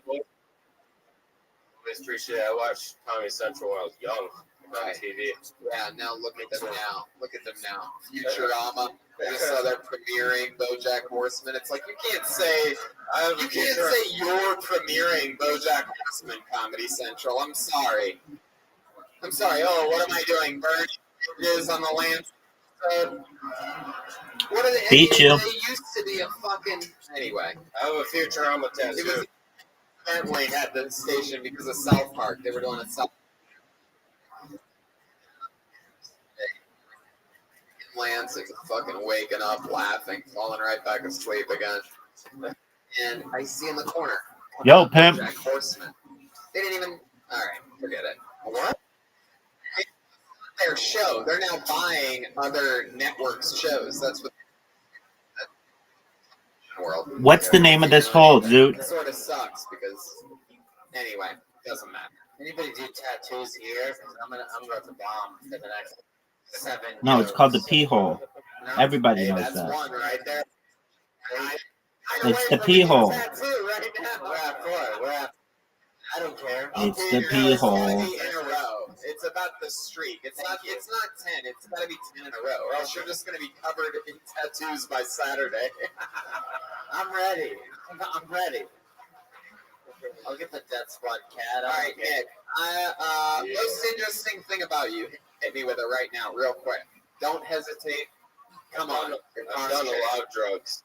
And I've What? had bad posture. I've done a lot of drugs. Come on, better than I've done drugs. Come on. Give us a. We've all done drugs, Nick. Come on. Look, we're Kill Tony fans. We've done drugs. Idiot. There's a lot of people on Pepto-Bismol right now. Big stomach issue. Something else. Second most interesting thing about Nick. You know how to train fucking geese to climb up our water slide upside down. What? What the fuck? You seem like you like snakes. That's a good point. Do you have a snake? I'm actually terrified of snakes. Do you have a gerbil? Nope. That's one win, dude. Hamster? I have a daughter. That's it. A daughter. That's the worst one. I can't believe you call your snake your daughter. All right, Nick, I'm going to be honest with you. You got your first time out. Terrible It was shot. At the very end of the show, you knocked it out, but we had to move on quick because we had to do something, something special. There he goes, Nick Langan, everybody. Thank you. Now, I noticed that was going to be the last comedian of the night, but I noticed that we did not have any females picked out of the bucket tonight, and it's one of those things to where I didn't know. I didn't go through the names exactly. Did more than one woman sign up tonight? Did any women sign up tonight at all? Clap your hands. Everybody stop making noise. This would be a shut-up audience. This would be a part where that's important. If you're in the audience and you're a woman and you signed What a up, fucking or shot. someone is signed up for you, your name, and you know about it, then clap your hands. There's just one person. Did you sign up, or are you just clapping your hands? Oh, you're just clapping your hands. So you signed up? What's your name? Sammy what? Sammy McCrory? McCrory?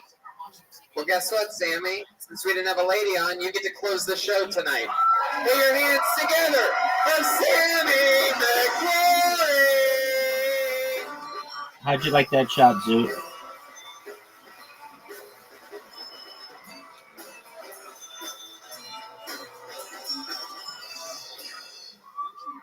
I love being a woman. Yes. You guys, I grew up Irish Catholic. It's a peculiar religion to raise your child. They ask you to confess your sins every week, but then they expect you to confess new sins every week. So they're asking you to go out and commit brand new sins every week. Which, as a child, I found confusing because I'm not going to lose to myself. What I'm saying is, when I was younger, I What a turned good an shot. altar boy into an altar man in a church confessional booth.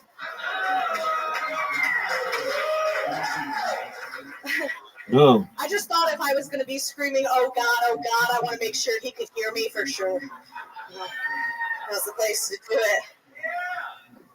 I'm not a heathen, though. I did the sign of the cross before I left. To wipe Look the who it tears off my is. forehead, chest, and both my shoulder bones. Yo, I'm beating the piss out of your friend right now. Was it 8? Sammy Yeah. Yeah, what happened to you? Where at? Kalamazoo, Michigan. Seen down there. Oh, no, dude, I gave you the hole. Nice. 5 open mics a week. So. Fuck yeah, that's enough to fucking get by. Is that where you live, Kalamazoo? Kalamazoo, yep. What do you do for work? I work at a company called Mophie. We make cell phone accessories, I juice love packs. those. Odie loves you, man. Wow, what kind of cell phone accessories? Obviously, like butt vibrators vibrators or something. Oh, dude, what a good shot. And then, like, Like the external part where you plug batteries it and in shit. starts going bad in like a week. Yeah, that's what I do. I do the warranties. Yes. When they all fuck up, you call You're me. a very busy woman, I Yes, 40 bet. hours All a right. week. The connection always goes bad. Are there a lot of ladies in the scene, in the Kalamazoo comedy scene? There are not. No. Is it just you? We had a couple. Don't come out Yeah, he super is. often. I host an open mic, so I'm there, and then sometimes there's new ladies. He's and about then to they beat me. stop coming. He's about to beat So me. like, do a lot of the male He just beat comedians me. try to hook up with you. For those of you that don't know, comedians. Okay. But fuck yeah, he's joining. Yeah. Are you ready, big dog? Because you have an invitation and we're waiting on you. You've got to get your iPad because you're. Yo, dog. Remember what we were talking about when you were like, hey, I'll be back. I got a call. And then I don't come back for 4 days. You remember what we were talking about?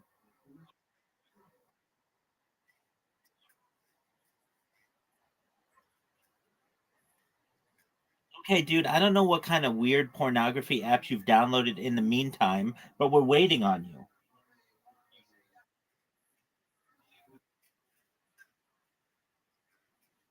Yeah. You didn't?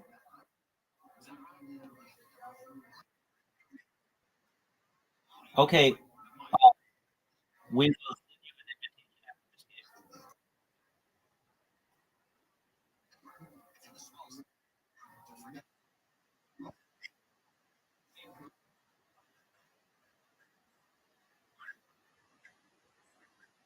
No way. See, I told you, Zoot.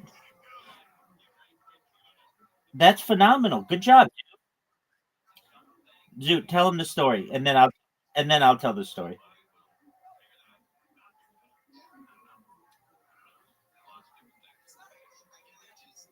Zoot, when I say tell him the story,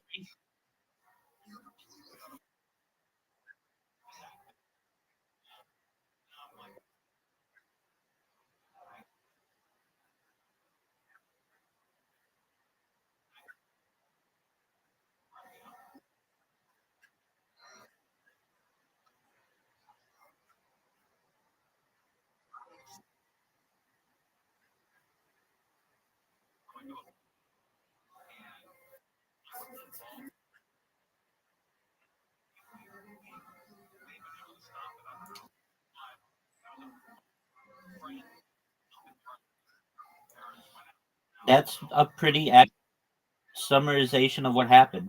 So then Zoot was like, I don't know, maybe I should just give up and not do anything about it. And I'm like super annoying. And I was like, dude, you can't let them do that to you because if you do, then they're just going to do it to somebody else.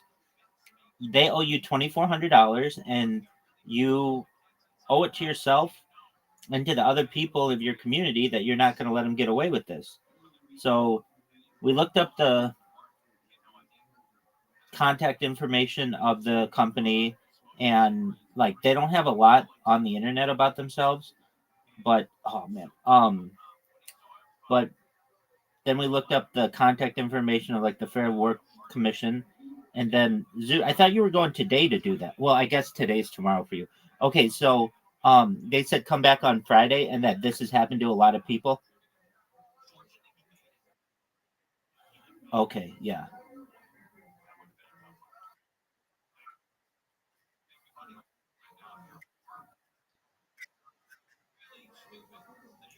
I'm in agreement with you.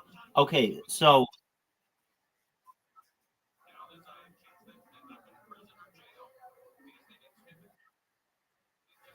no, the other place. He said they just rented it out and they left like they only rented it for like a week.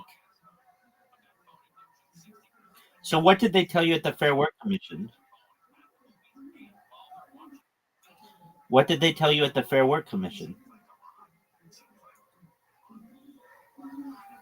Like that they They had a list of people who this had happened to.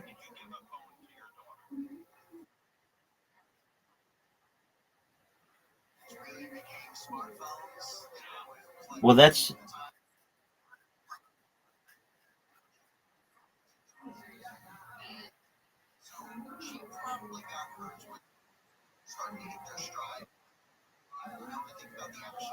dude. What?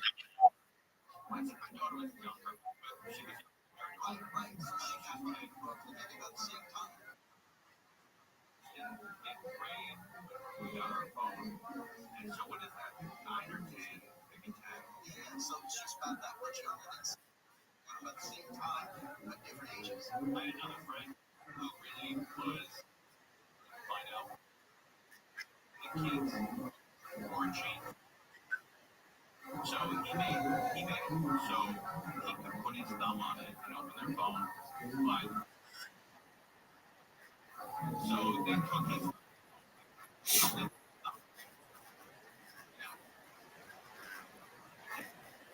and while his daughter was sleeping, he'd take his thumb and put it on the phone to open it up. How about that? Oh my god. Yeah, I mean it destroyed him. Their relationship. I might do it to help Zoot. Boo! I just destroyed myself.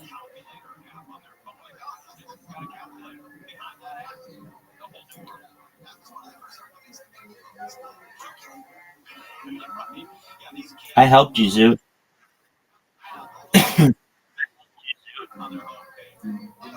I helped you.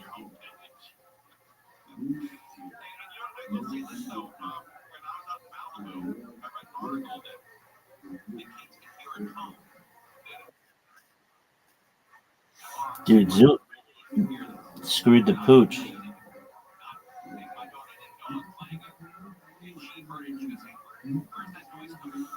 Do you think that's going to be a good shot? It was pretty good.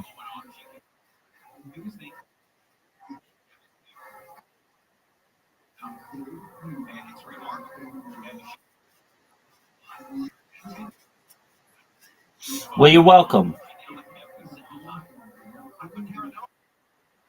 It's going to help me now.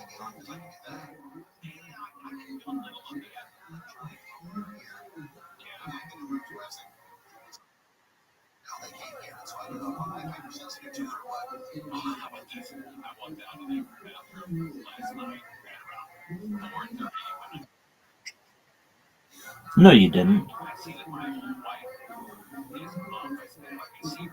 You're short, dog.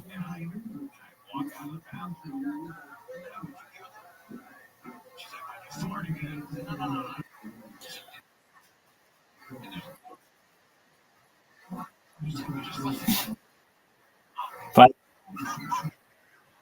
I hate this whole. I still am not a fan of it. All right, Riser, you jerk. You. We were talking the other day, and we were talking about something that was really interesting, and then you left because you're a jerk, and you didn't come back even though you said you.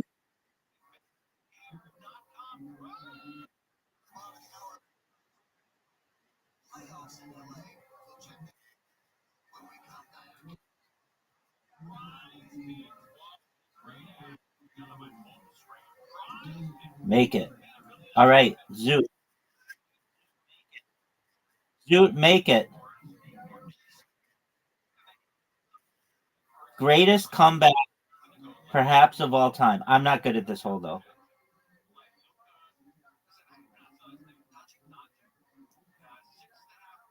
All right. So, do you remember what we were talking about, Riser? I remember because it was a good idea. It was about paying people to watch streamers, and you could pay them just like 1 penny an hour. Oh yeah, and then we created a cryptocurrency. Yeah, that's right. Okay.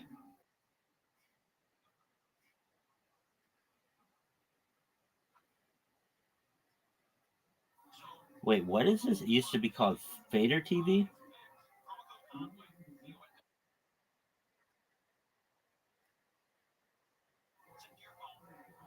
Ah, okay, there you go.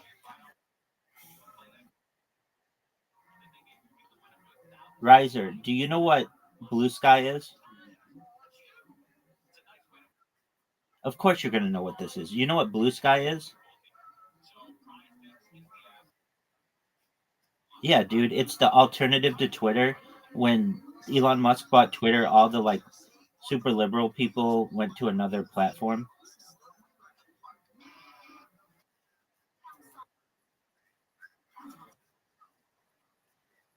All right, well, it's amazing. And yesterday, I was the number 3 trending hashtag on the entire platform. Well, in 3 bots that do that.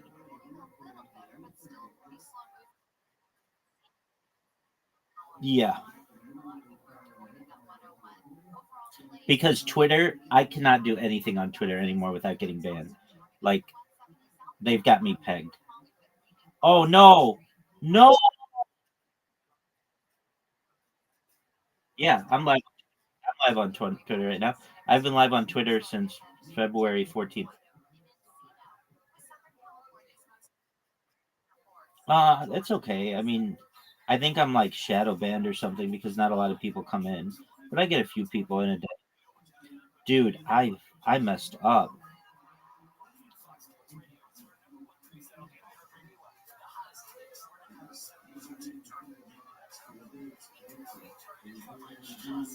Zoot for the win.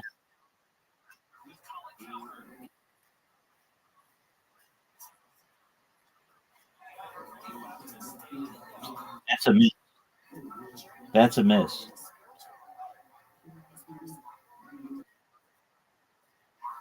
I don't know, but I'm so good.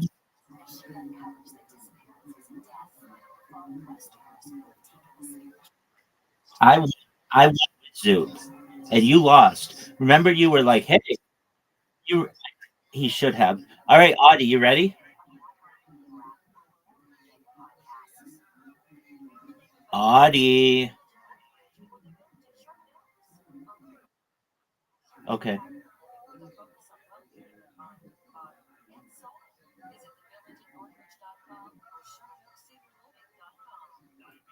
Zoot, what's the name of this hole?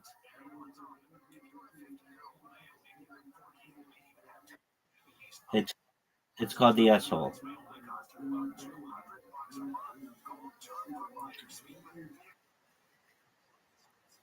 She's a friend of mine that I met through spamming on Twitter.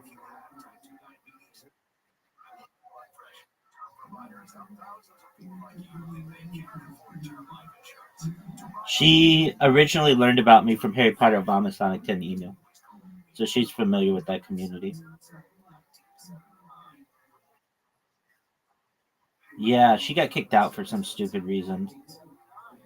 I don't know why, but she's never asked to be let back in. But if she wants to be let back in, we can let her back in.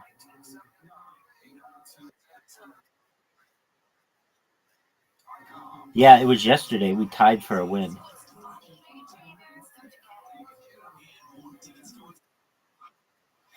Um, yeah, I mean, she's not terrible. She's in a tough spot right now. She doesn't know all the percentages and angles and things, but that's a really good shot. That that kind of messes with that kind of. Oh man, Audie. No, no one ever hits it there.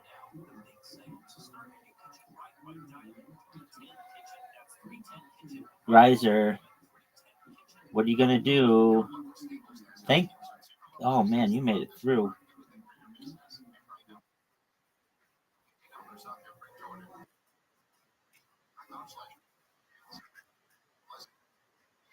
Oh, I believe it because you're cheap like that. She doesn't know how to. I mean, we can explain it. Basically, if you hit someone's ball into the water and your ball takes up the area where their ball originally was, it's called a water bump.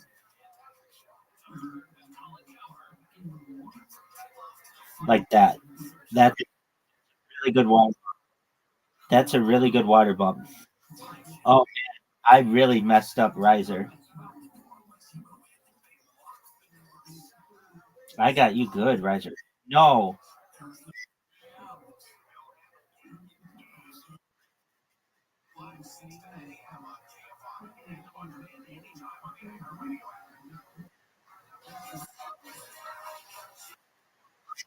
no, make it.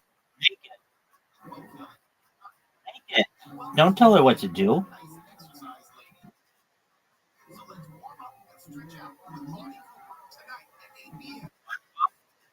No, she's a free woman.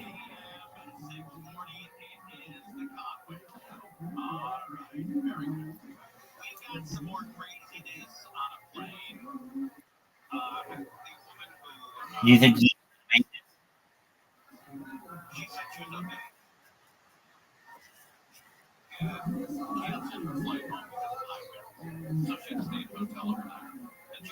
Perfect shot.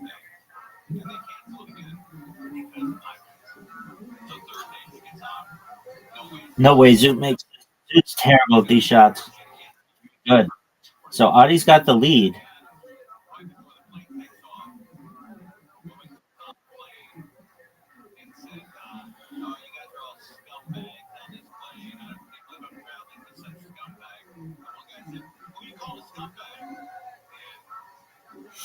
I love how serious we are about this game, like knowing all the angles and all that.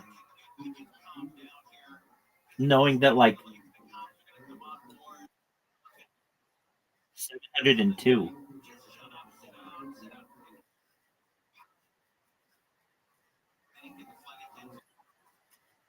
No, what are you talking about? I'm three. What are you talking about? I'm 300 away from 1,000. I said 702.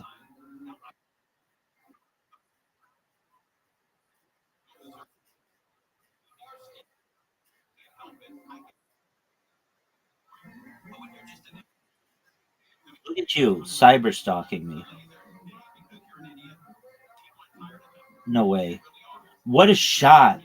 Audie, you are bad. You are bad. Dude, Audie, you are bad.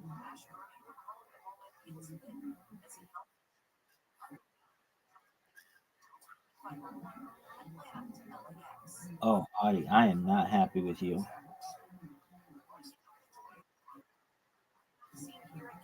Dude, you know Zoot's not going to make that shot.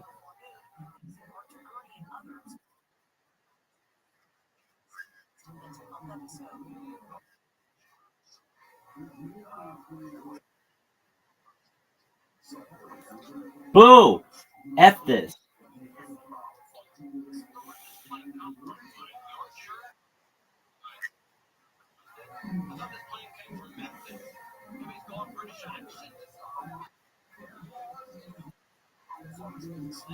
Dude, Audie, this game. This is a terrible, terrible game. I'm going back to Blue Sky. 0 points. That's devastating. And Audie wins the poll again. She's got a perfect game going. Hold on. She doesn't. I don't know if she knows this. Audie, don't go in the black stuff.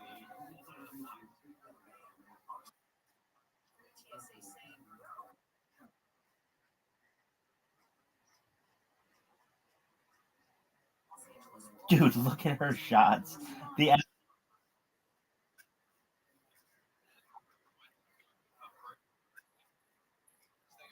There isn't one. It's posting. I know, dude. She's been practicing something. Her shot is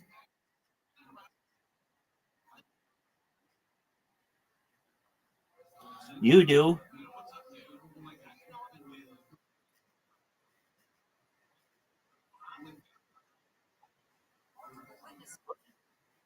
Look, You know what his best album is? Yeah.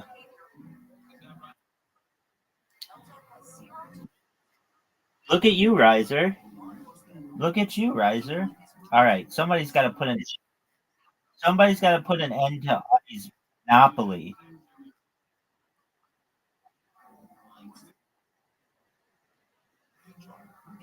If that would have gone in.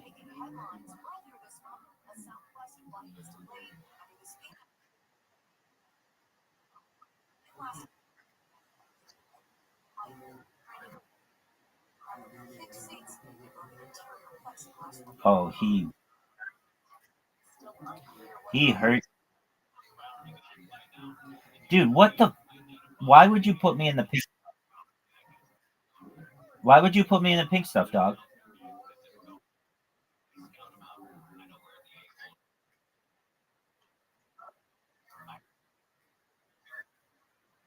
Yeah, not. We're not. I just made it, Riser. How'd you like that, son? Make it. Everybody make it. Riser gets 0. So he knows what it's like to suffer with nothing. All that hard work. Because Audie felt like, oh, oh, dude, he's got a hard shot now. Dude, you did.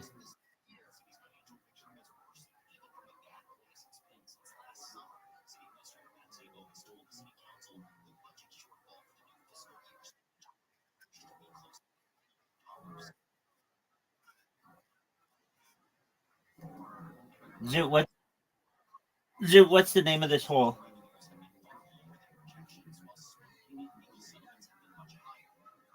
Oh, Audie's done. Her reign of terror. Her reign of terror is over.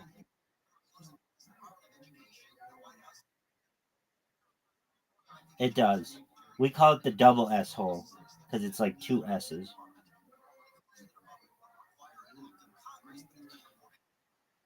There you go.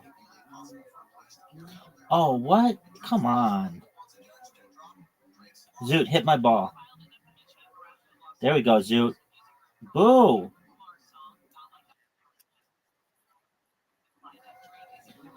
How does it look like green pants?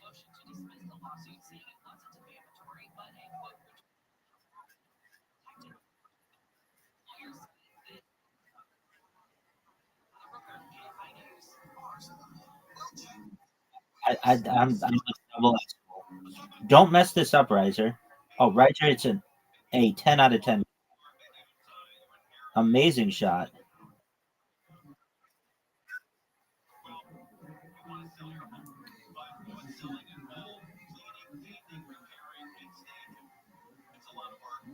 Hit my ball. There we go.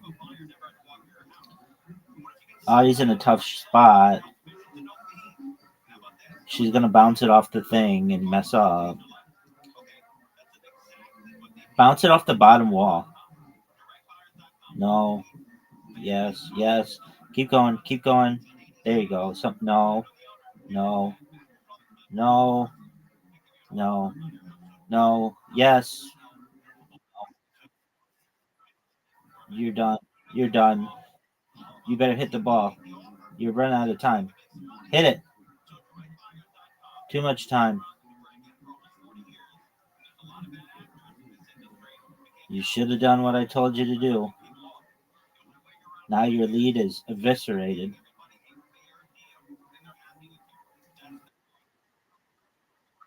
No, you didn't. I told you to hit it off the bottom wall.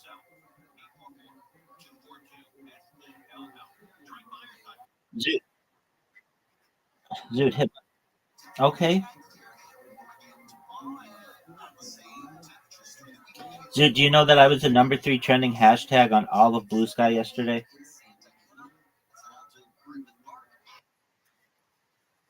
It is just going to people's comments and just spamming them, or I should say it's spamming comments on people's posts. And even though it shows up as spam, like it doesn't show up as a normal content comment. You have to click it, and it says like show spammy comment or whatever. Show spam. But then when you click it, it's like this huge thing that sends people to this Discord.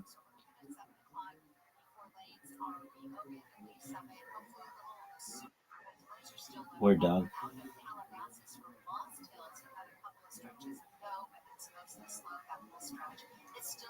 Yo, are you happy with your new prime minister?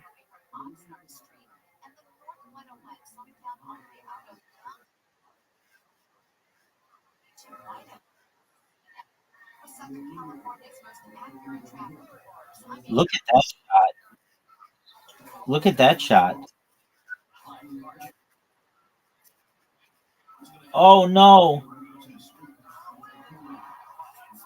I'm not good at hitting it off.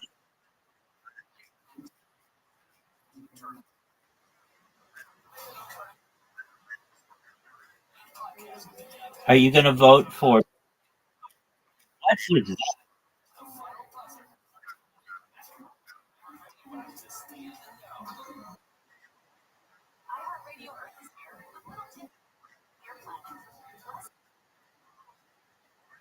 Why don't you write in Bimby?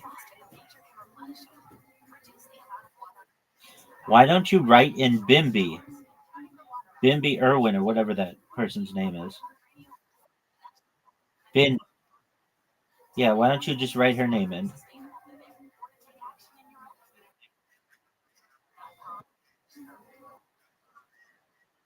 Yeah, but if okay, well, you could always write her in. Maybe they make an exception.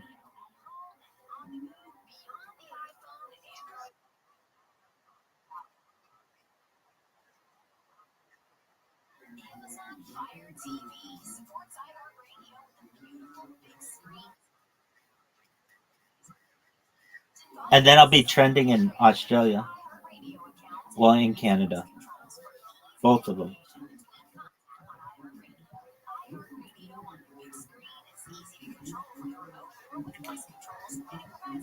Riser, name a Canadian or name a an Australian television show that isn't um the Crocodile Hunter.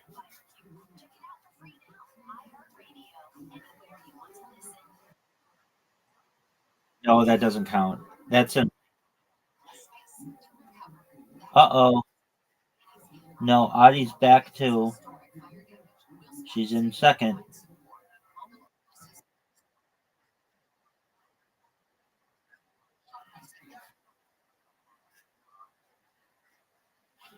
Do you have do you have the Bachelorette, Australia?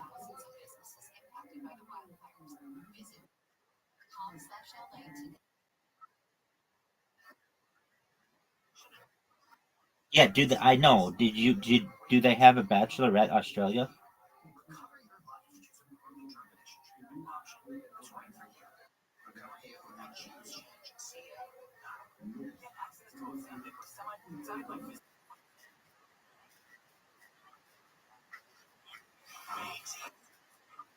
Come on, baby.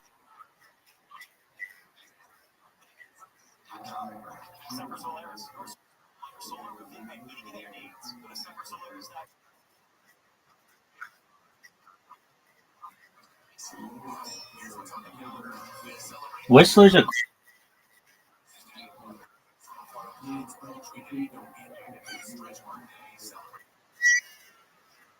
oh, that's even worse than it going in the water. Audie's not gonna do that. No, she's the wrong person. The red ball. The red ball. Red ball. There you go. Is she gonna be able to do it? It's a tough water bump. Ha! Gotcha. I got you all. Look at this shot. I got it in two. That's efficiency at its best. Zoot, make it. What are you doing? Just go for the hole, dog. Zoot, just go for the hole.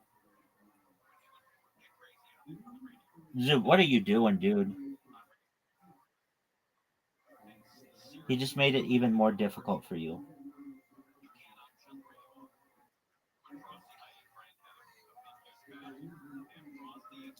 Go in the water.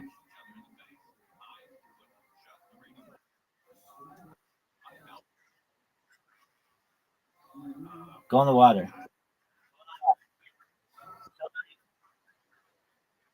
It's not impossible. We do it all the time. It's just difficult. There's no, not in a million.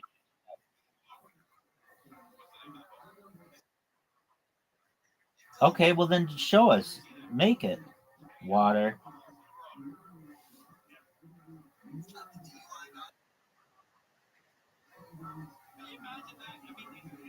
Water. Water bump. Yeah, you will. Water bump him. Water bump him. The purple ball. No, there you go. No, to the left. To the left. There you go. That's it. Oh, it's not collusion. Shut up. Oh, that's not it. Riser won.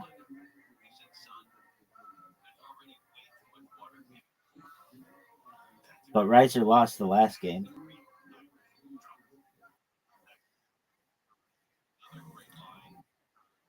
Your what is here?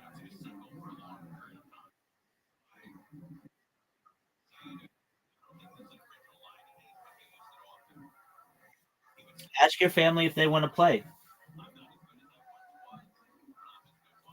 Hey, tell your grandma to follow me on Blue Sky. Hey, I have. Hold on. I have at least 25 million.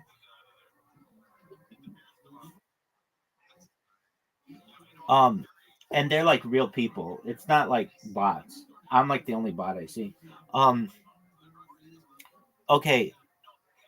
Riser, Pound Sand. What up, Yellow? All right, that was fun. All right. Zoot. We're going back to stand-up comedy. Zoot, stick around. Miss Aquarius will be here, and we'll do bowling. It's a lot of trying to fuck each other. Yeah. It's a whole thing. Actually, Gatorade, that dude that was up here, so Cody Holdridge is my boyfriend. Whoa! Yeah. Wow. Damn, what a twist. Yeah. He smokes tobacco out of your Gatorade bottle. Huh? Holy shit. Yeah, where is he? I need another hit. Yeah. Honestly, you are the funniest Russian doll we've ever had. Soberg. I gotta give it to him. That's great. You are a the middle one. I don't know what kind of roast jokes these guys are trying to make around these. Definitely Russian nesting doll is not the worst I've ever gotten. So, as far as roast jokks, what is the worst you've ever gotten? My hair is blue a lot, so a lot of people call me a faggot. Oh yeah, not me. That's usually how their big jokes end. It's like some fake setup, and then they're all like, blah, blah, blah, blah, blah, blah, blah, blah. Faggot. And the place goes crazy because they think I'm a faggot too. It's a whole weird thing. Have you ever been bullied into getting tattooed by your friends? Can I choose the spot he gets tattooed? Well, you're the one. By the way, before anyone ever thinks that I'm in, by the way, just for the sake of getting it out there, maybe I'm saying, revealing to the curtain, I never said you have to get a tattoo. This was your I kind of want suggestion. one. Yeah, I kind of He want wants a tattoo. Jeremiah said that he wants to wax a giant bush of pubes. And they all love dressing up as women, by the way. I would like to say right here and right now that Tony forces us to do everything and underpays us the whole time. That's a lot. Why? We think billionaires look like this because we're the farthest thing from it. The twist in the story, me and Tony are the straight ones. Wow, Brian like is, it. I mean, look, Red Rabbi. Man is about to get a tattoo tonight. Luckily, we don't keep like batting averages over our heads or anything on this show. Luckily we don't. Yeah, luckily. What I have 4. Anyway, what was the worst roast joke you had said about you? What were you gonna say? Oh, that I don't have to go down far to get on my knees to suck off a Smurf. So Wow, that's not that harsh. I would have said that you look like every edited out scene of a Tim Burton film. I would have said that she looks like Edgar Allan Poe's Wet Dream. I would have Kind said of that you look flattering. like the girl from Willy Wonka that turned into a blueberry after she fixed her life up after that. I would say that you just look like a very nice person. oh, That's coming from a person who said that little kids are miniature fleshlights earlier. So you know his judgment is very good with people. I love your style, Sammy McCrory. What's that like teaching us the school of rock? I substitute there actually. Whoa. Yeah. Jack I Black love is it. a substitute. I love it. I didn't realize that they. Anyway, I enjoyed your set, even though it was very sacrilegious. Anyway, Sammy McCrory, I'm going to tell you this. Not only were you one of the funniest ladies that we've had on tonight, but you're also one of the funniest love seats that we've ever had on the show. No, come on, guys. She's laughing. She's a comedian. She's been doing it years, you fucking pussies. Her jean jacket hates her. Sammy, I'm going to tell you this. Keep doing what you're doing. Oh, yes, Billionaire Jeremiah? I was going to say, keep making fun of her and she won't give you her employee discount at Hot Topic. I actually managed a Hot Topic for 6 years.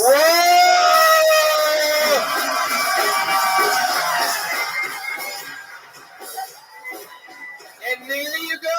That's Sammy McCrory. Fuck yeah.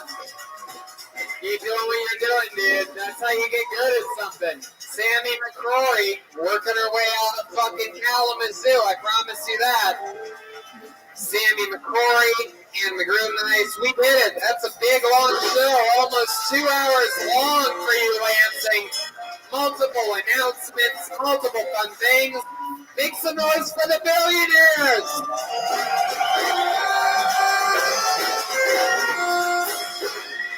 Jeremiah has an amazing podcast called Jeremiah Wonders. He's Jeremiah stand-up on so many things. Joel Jimenez is mostly sorry. Anything else, guys? Yes, we'll be releasing the first music video from the debut Reagan and Watkins album on Monday. Very excited about that.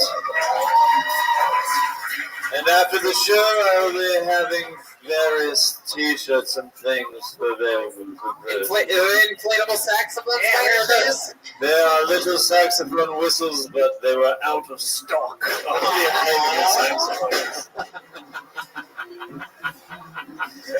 Can't bring them if they don't sell them to me.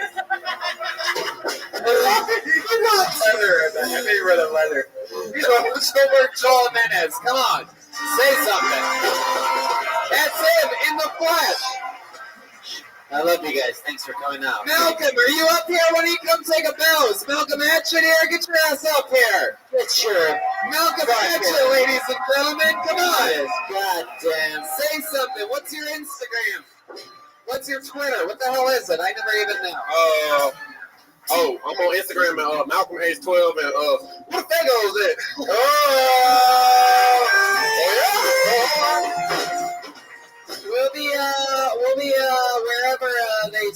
us up. If you guys want to high five, shake hands, take a picture, give us a little 15, 20-second spiel of your own on your way out. We'll be funneled around somewhere. Swansea, Massachusetts, San Francisco, California, for those of you listening from those areas. That's a really big deal.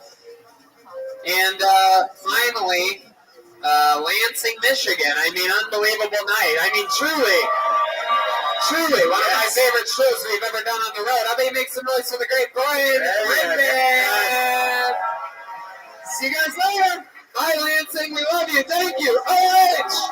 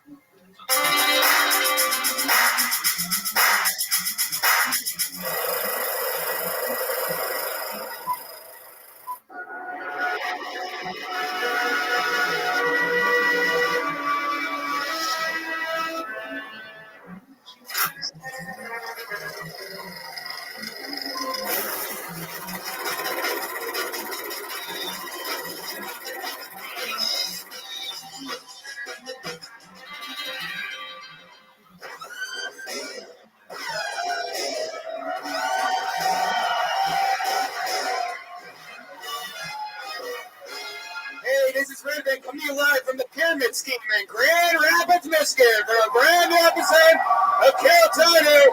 Give it up for Tony Hinchcliffe.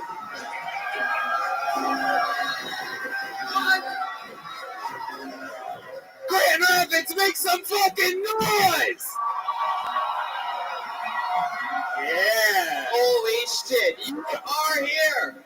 Live at the #1 live podcast in the world, ladies and gentlemen.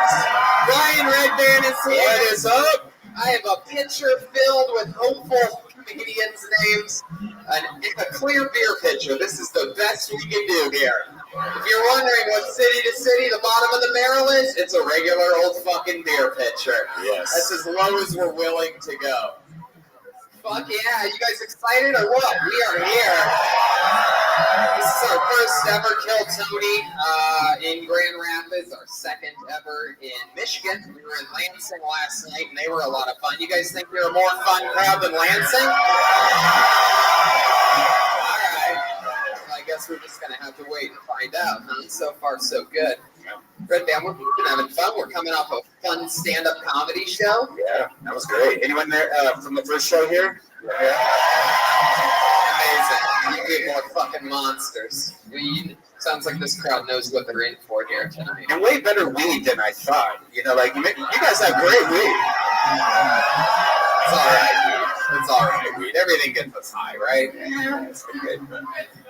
Oh, Jesus. How dare you, sir? I don't know if you know this, but during this show, when people go like Red Band, I defend him. Yes. Piece of shit. Yeah.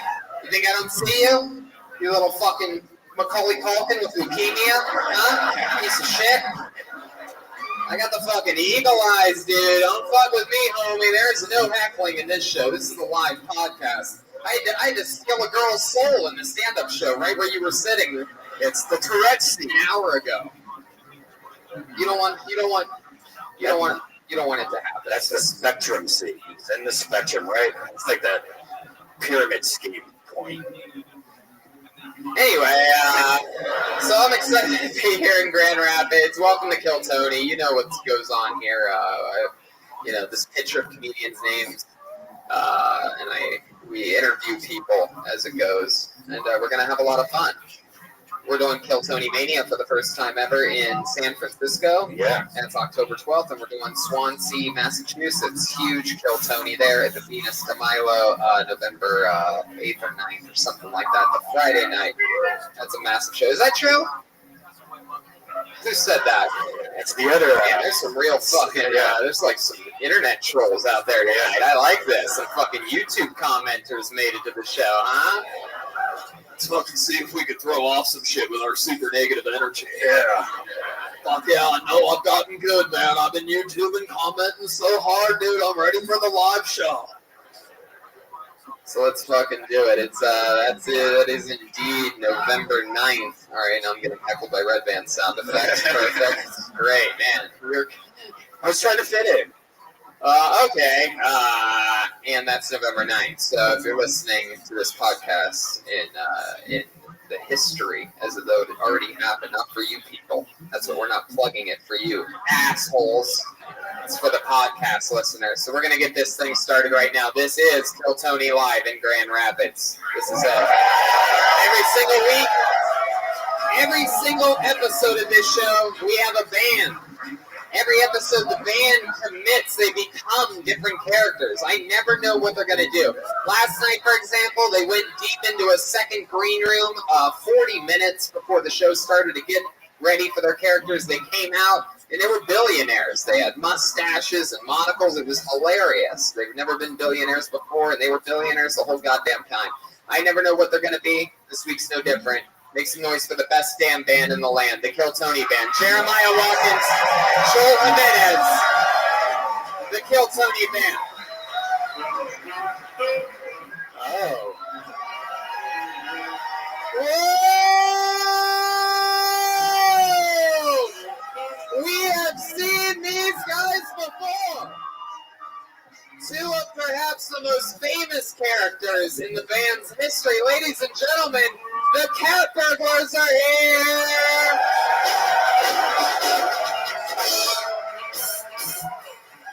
I have not seen you two in months and months. Cat Burglar.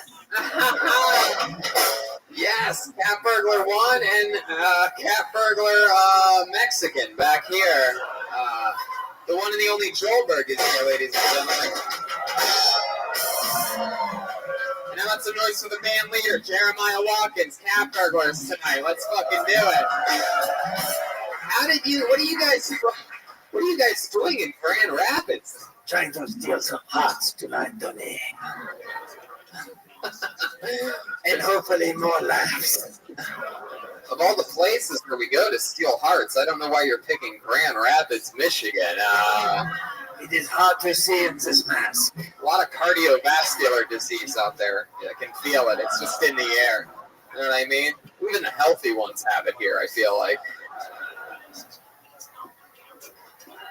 Are you guys the one that gets rained on by Flint water that evaporates into the air? Is that you? Is this where it lands? I'm just curious. I don't know.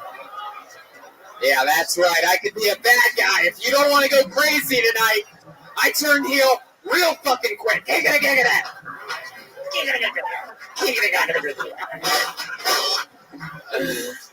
So the band is in place. Everything is here.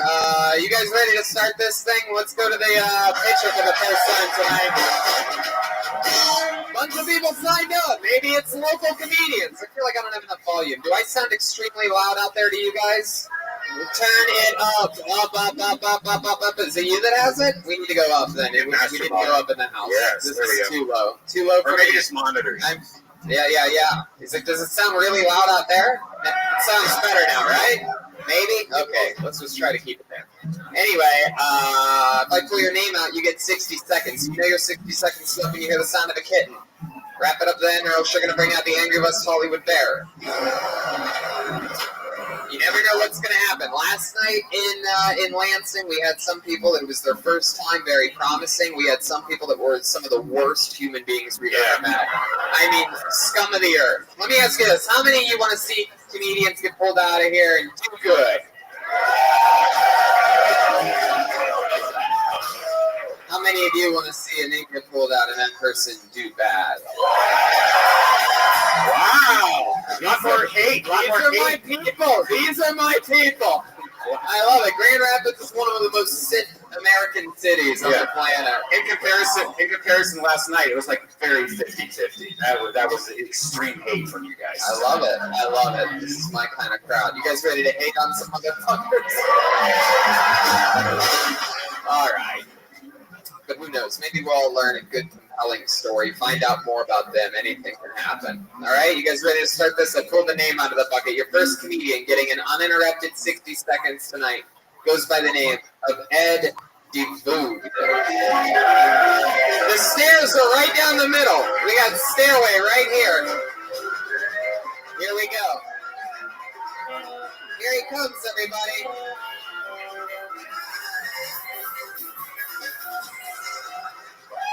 Put your motherfucking hands together for Ed DeVoog.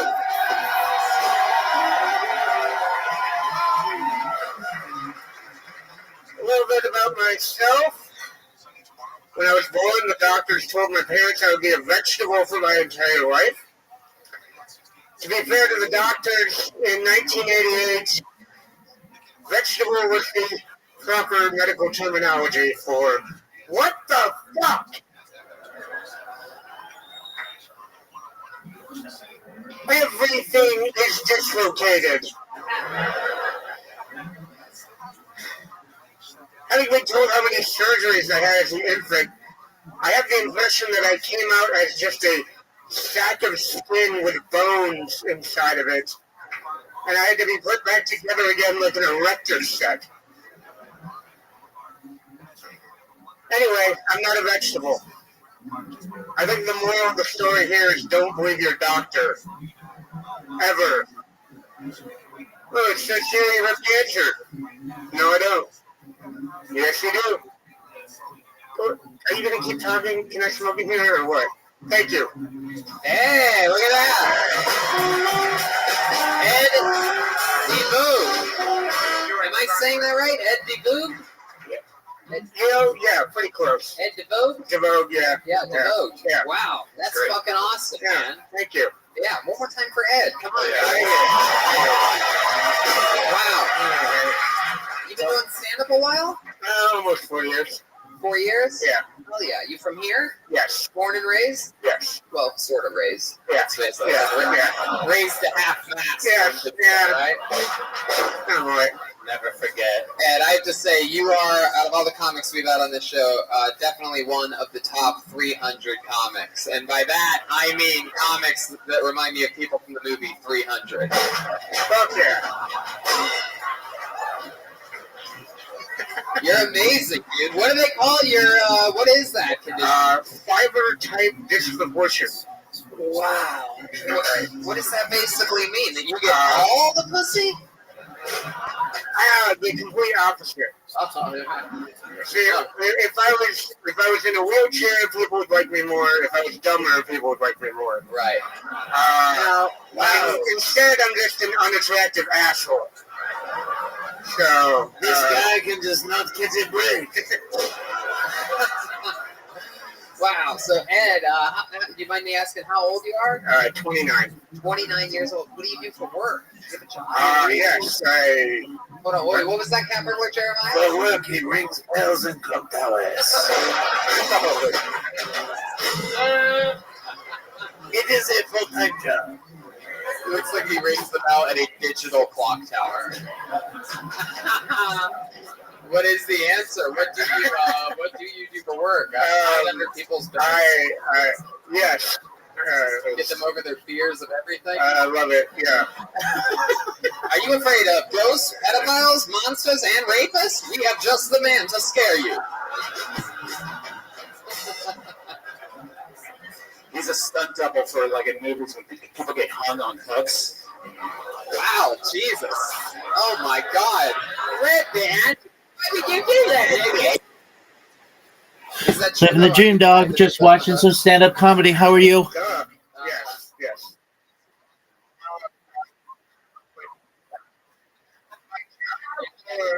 Well, sleep in here. Head cashier at a local.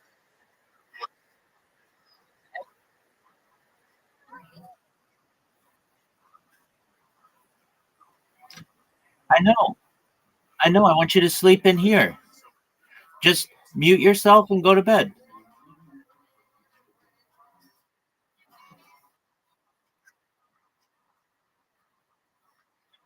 Okay. Well, I'm giving you. It's an open invitation, big dog. Oh yeah, every night. It's like people keep a connection to the world, and that's an exciting premise. Exactly, and you should be a part of it. If you don't sleep in here, you'll never know what it's like. You might get better sleep. You never know.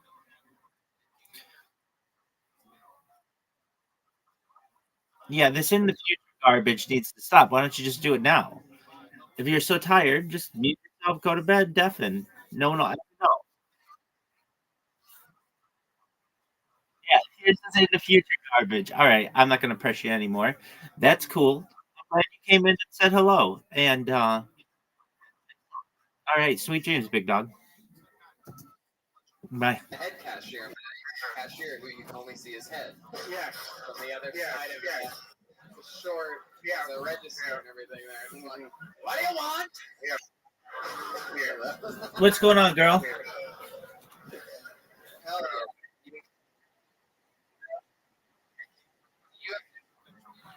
You said you want me to tell you the joke that I said yesterday that what?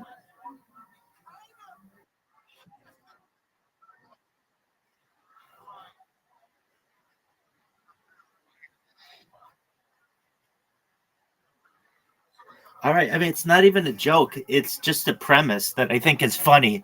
I didn't even come up with the joke part. But essentially, it goes like this.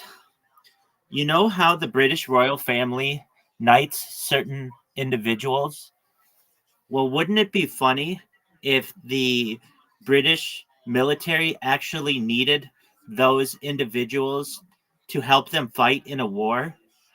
Like you would need Sir Stephen Hawking and Sir Elton John and Sir Paul McCartney and Sir Michael Caine to come in as backup for the military. That's it. It's not really that funny, but I think there's something funny to it.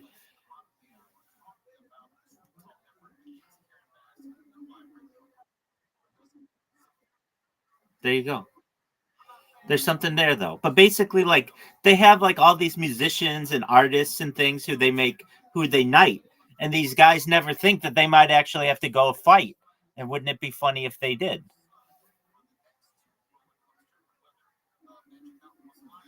All right, now I want you to do something for me.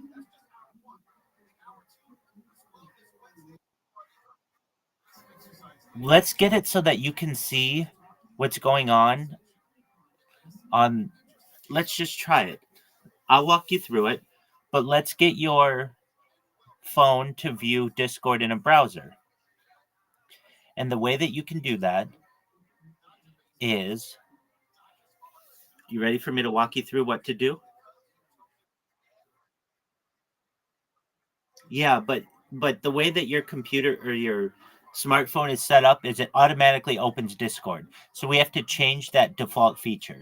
So what you want to do is go to the Discord app and hold down the button for like 5 seconds. Let me know when you've done so.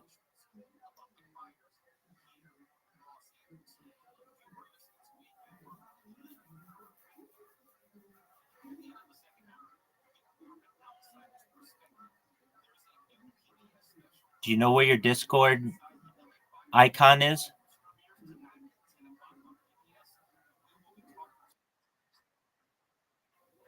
Okay. And did you change open by default?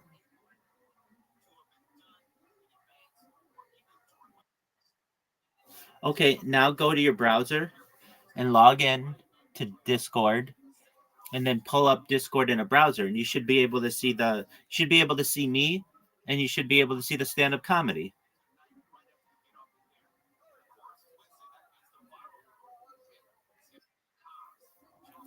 Welcome, Caspian Sea. How you living, pimp?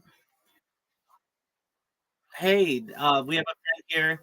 Her name is Audie. We're just helping her through fixing something on her phone so she can watch Discord. We are in the middle of a Kill Tony marathon. How are you, big dog?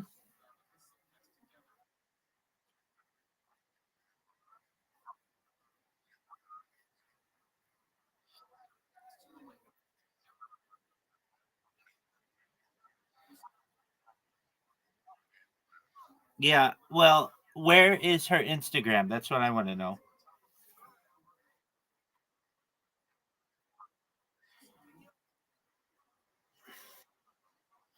Dog, she's already doubled in size. You're missing with every day, you're missing content. And I know you don't want to make money off of her, but at least you'll be able to trace her. I mean, like, you would really appreciate 2, 3, 4, 5 years down the line when you'd have all these puppy videos of her.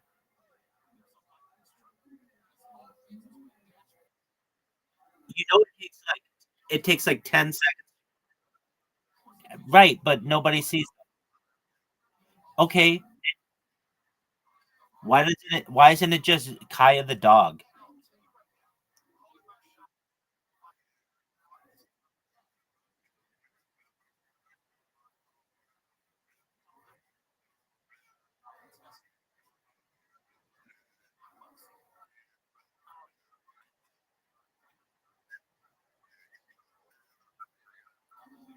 All right, well then just spell it differently.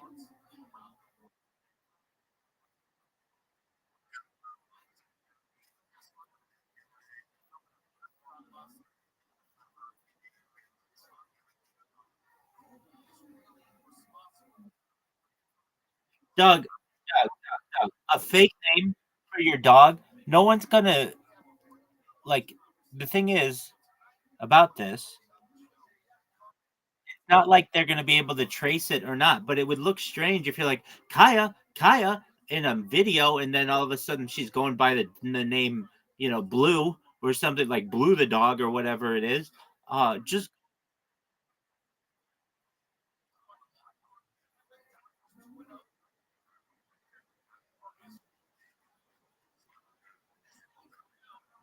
yeah, but if you ever got anything that like had her name on it, it would cause confusion.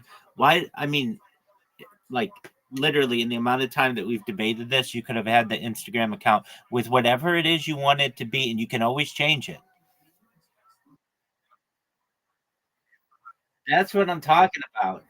That's what I'm talking about.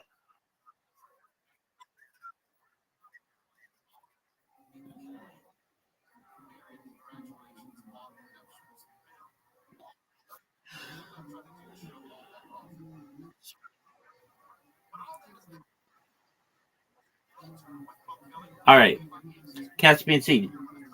In other news, do you know what blue sky is?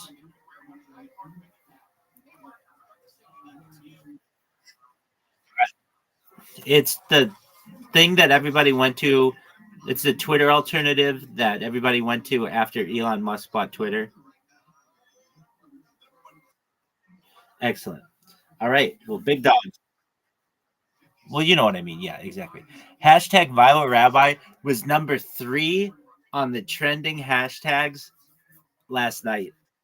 That's amazing, dog. It's still trending on the social Rabbi Rothschild. It's trending on there. So that's amazing. So here's what happened. I can't do anything on Twitter anymore without getting banned. Like I'm still live streaming on Twitter, but if it's like if I friend someone or I have any interaction, I'm done. Twitter basically, like if I create an account, any account, within 10 minutes it gets banned no matter what. And I don't know why. Even if I just name it something random, it just gets banned. I think they have my devices banned. I even changed my MAC addresses. I mean, of course, I've changed my IP like a million times. Just whatever I do, I get banned. And I was, but it worked. It got Audie in here. Audie found out about me. She knew about me from Harry Potter Bomb Sonic 10 Inu, but I sent her a message just randomly, and that's how she got in here. So anyway, so it works.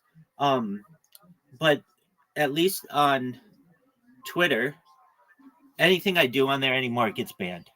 And I'm not the only one. Twitter implemented some kind of new system in January 2025 that is just mass banning people. And I feel like Elon Musk doesn't know it. I mean, or their product team doesn't know it because they should though. I mean, they're like there's this huge subreddit of people who are like, I was banned for whatever reason. I'm not getting any assistance. Yada yada yada. I create another account, I get banned, whatever. So I got frustrated with literally all day for the last like 2 weeks. All I would do is program robots, and they had to be like really, really specific of what they were doing. And anyway, so I just was like, you know what? I'm gonna try Blue Sky. And within like 1 hour, I had people tweeting about me, like, who's this random Rabbi Rothschild who is like spamming me? I've already banned 5 of their accounts, and I was like, money, we're in. People are already starting to know who I am. And the thing is, Blue Sky doesn't have that many. I mean, it has a lot of users. It has millions of users, like at least 25 million users at least. But it does not have any bots on it because it's like new. So I am able to just kind of, just spam away at people. Now,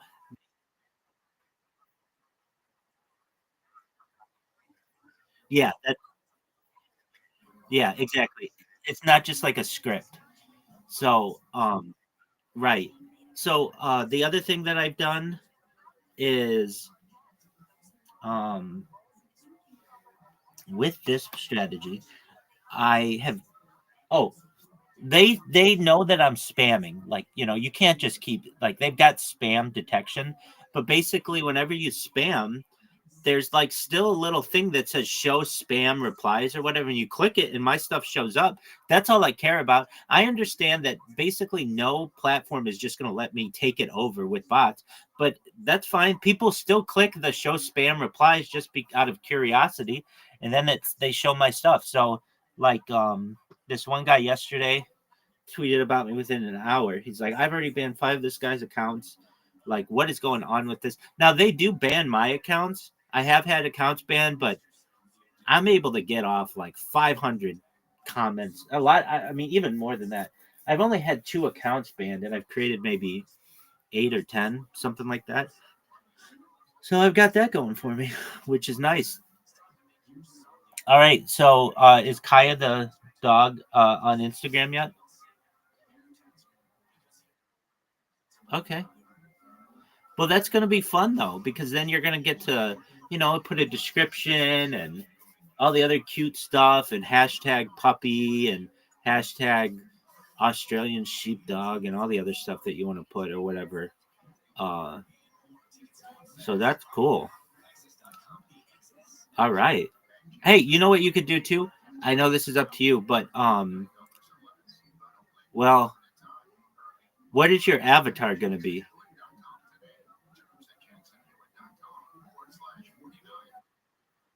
Okay, cool.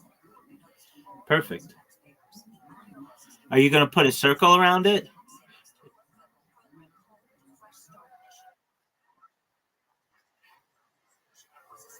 Are you going to do an are you well, I guess then you get into like Linktree and stuff, which is cool. But I think right now she just needs an Instagram. But Yeah, very cool. All right. All right. Well, with that, we're just watching Kill Tony. And Audie, are you there? Hey, okay, so did you change your are you watching in Discord?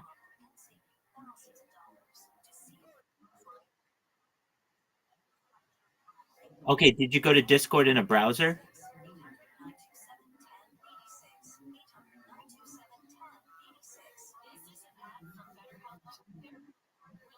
Okay, so you went to Discord in a browser and it still wasn't showing? Okay. Well, we tried. That's all right. Here's Kill Tony. You deal with a lot of like the new cashiers. What types of people are? Who's working the cash registers around Grand Rapids? A lot of college kids and older women with nothing else to do. Wow, you are full of hate. I love it. You are like a guy that turns into a villain by the end of the movie. You know what I mean? Like you're the guy everybody was against you, and then all of a sudden you have some kind of fucking superpower. If you had a superpower, what do you think your superpower would be? The power of normalcy. Yes, pretty much. Yeah. You just turn into a Yeah. normal. You just Yeah. turn into fucking like fucking Bradley Cooper. Yeah, that'd be great. Like 20 minutes at a time, and you're like, I'm going back. Oh, oh, oh, fuck. Like that. Anyway, I mean, you gotta admit it would have hurt if he went from. All right. Now, I do have a worry. I'm not going to be able to get down from this stage. Am I able to go back? No, it's okay. We've already planned to toss you like that. Okay, all right. Do you like piggyback rides? I do. I will. The captain will give you.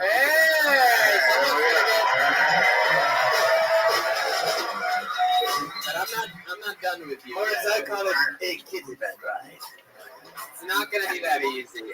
Your story is so interesting. So what made you 4 years ago start stand-up comedy? Like, was there a moment in your life? I always wanted to do it, and then somebody else I knew did it first, and that pissed me the fuck off.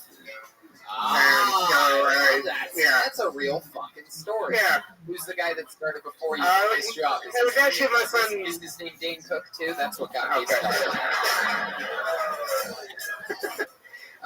It was my friend Lauren. She did it first, and cashier too? No. Oh. How do you know Lauren? Smoking weed at the park. Wow. As teenagers. Smoking weed in the park. Oh yeah, I'm gonna go to Cat Burglar Jeremiah.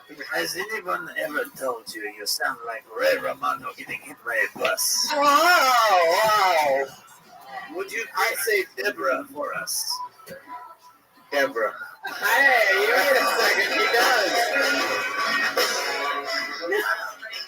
I actually used to do a bit where I called myself Kermit the Frog doing the impression of Ray Romano. So, wow, that really is. Man, you are something fucking else, dude. I like your style, man. You ever perform? What's like the biggest gig you've done in 4 years, other than obviously being killing on the #1 live podcast in the world? But like, I did a kids party as a Teenage Mutant Ninja Turtle. He already has the half shell. He already has the half shell. 0 in the half shell. And he does have turtle power. He definitely has the power of a turtle. So, I was really, fuck you. I never get to make that joke. I was going to say he looks like Gilbert Gottfried. Gilbert Gottfried? Gottfried. I'll die on this stage. Yeah. Let me update you guys. That's Kohlberg, by the way. And it was a fun fact for all the chants and the fun that happens. We announced last night in Lansing that if Joelberg ever makes 10 bad jokes in a row that 10 jokes in a row on a street that don't elicit the Joelberg chant, if they're not that good, ever 10 in a row, and we're at 1 right now, then he has to get a tattoo on the show live. So keep an eye out for that. Did we figure out what the tattoo is going to be? Wasn't that good? Oh, you don't get to pick that one. Yeah. No, it's the Kill Tony logo. That's what he's gonna get. Yes, because I want the name Tony on my body. Oh God. No. You're right. You don't want my name. He needs to get a tattoo right above his crotch that says one of the top young rising penises in the world. That would be good. That would be good. Ed, what do you like to do for fun when you're not smoking weed in the park or? I haven't smoked weed in the park in a long time. But,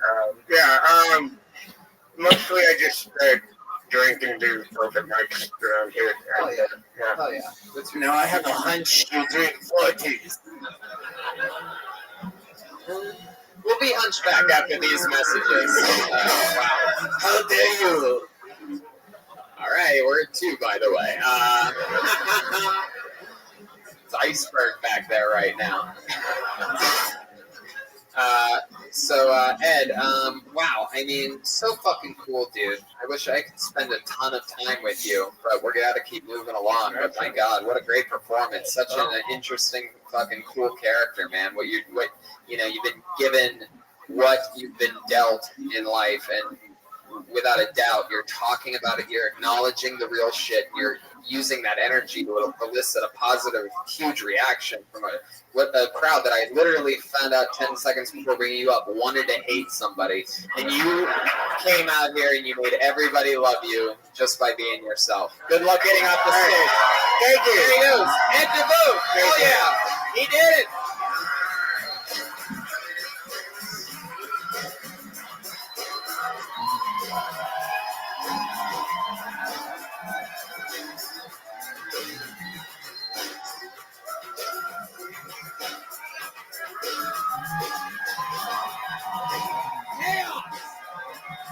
Jeremiah Watkins executing a perfect piggyback ride. He stole that little man. Wow. That was so fucking cool. How about one more time for Ed DeVoe, everybody? Grand Rapids' very own. Wow. What a way to get the fucking party started. The fucking, look at that. A fucking young fucking, Such a boner on Jeremiah also right now for some reason. Hey, Tony, that guy reminded me of a Picasso I stole one time.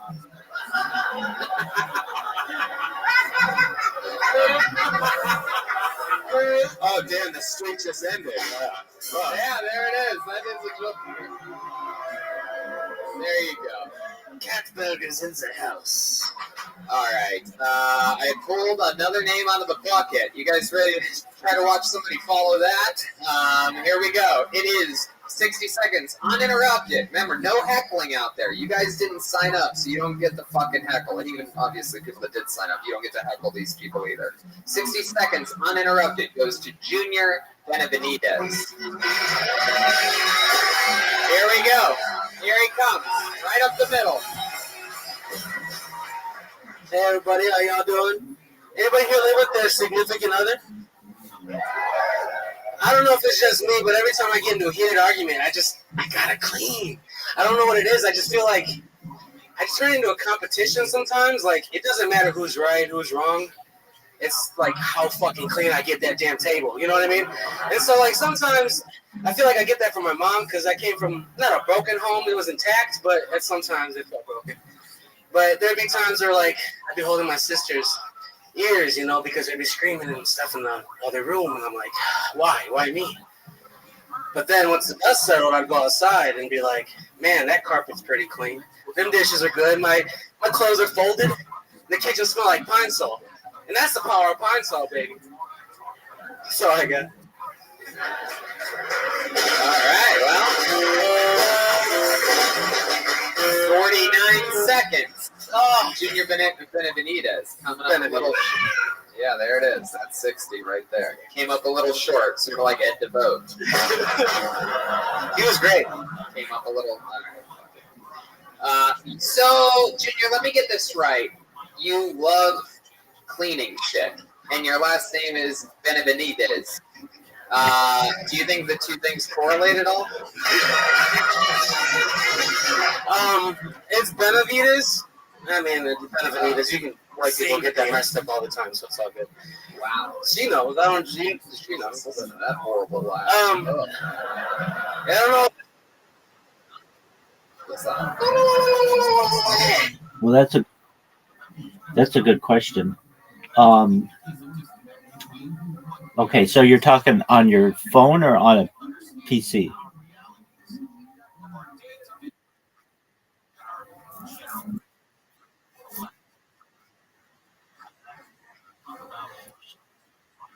Sure.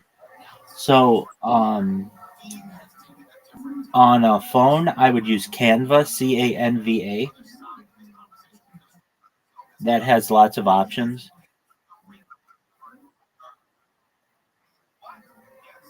Canva.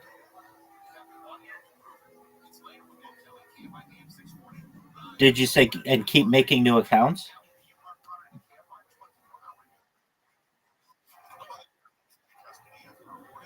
No, you can just use one account. It's free.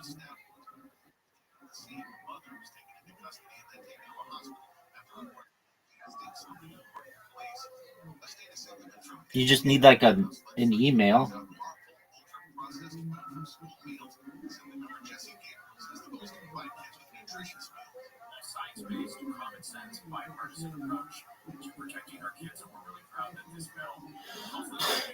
So yeah, that's probably the easiest way on a phone. That company's worth like $1 billion. Literally, it's worth a lot of money. I think it's like set up to be the number 2 or 3 biggest IPO, perhaps of 2025. That's a good one. Hey, there she is. What's going on, Miss Aquarius? How was your day, girl?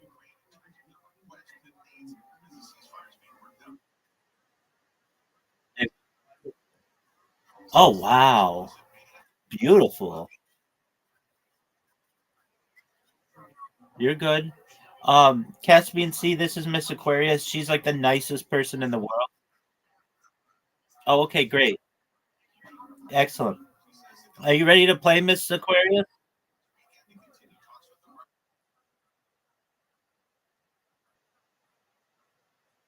Absolutely. What kind of cupcake is it? Oh, that's good stuff.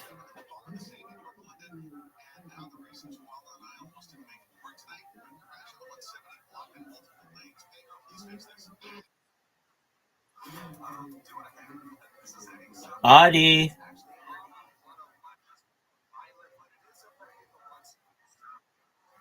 Audie, Audie, are you ready to play soon? Excellent. Caspian C, you're going to play with us?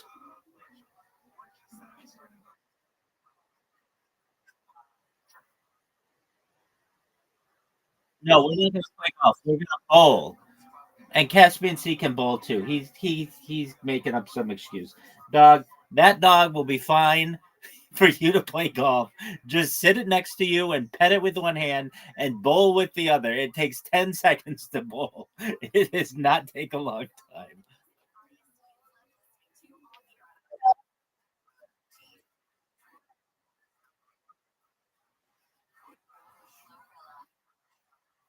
Okay. Okay, but you can take a break from that. You weren't even gonna put the dog on the internet.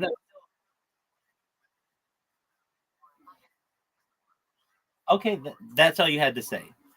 There you go. I understand. Yeah, just tell me that. I don't want to play. That's absolutely fine. But if you give me weak ass excuses, I'm gonna come in there like Shaquille O'Neal blocking shots. But if you don't want to play, I can't block that one. I get that. All right, so we've got Miss Aquarius who's eating her cupcake, Audie who's ready to go. I'm ready to go. So you take your time. Take your time.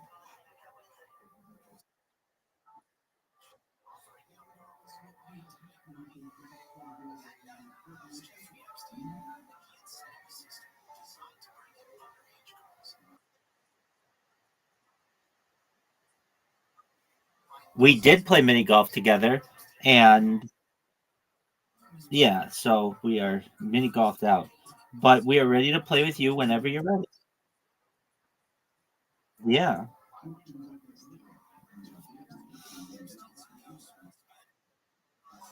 Okay, we're waiting.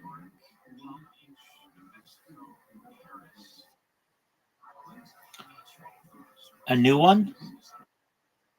No, we're not playing. We're not playing golf. We're gonna play bowling. Well, we played five. We played 5 holes with 4 people.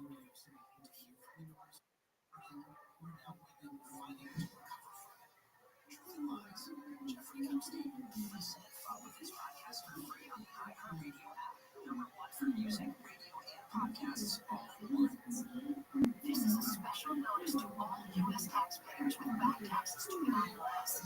Tip tax relief is now being made available to struggling taxpayers, giving thousands, even tens of thousands of dollars in savings. Bring it to those who qualify if you have recent fee charge and threatening letters, audits, loans, levies, or already in a payment plan. You can tax fraud and collections, and even qualify to reduce a large portion of what you owe. Stop IRS debt as established relief hotline for you. Excellent.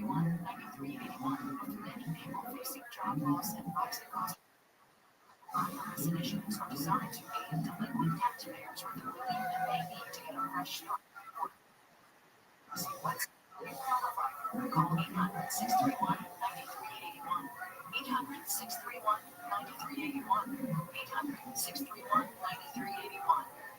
Official rules and more information about contests on this station, go to KFIKM640.com/awards. For low prices and easy financing, come to Freeway Honda in the Santa Ana Mall. Tickets West 40.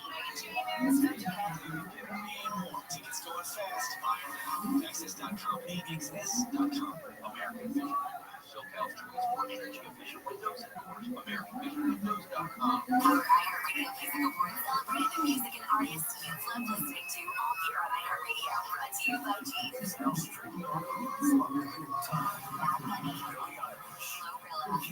Glorilla, Buddy Long, your host, LL Cool J, Mariah Carey, and iHeartRadio's Tour of the Century Award honoring Taylor Swift, the Eras Tour. 2025 streaming now on Hulu.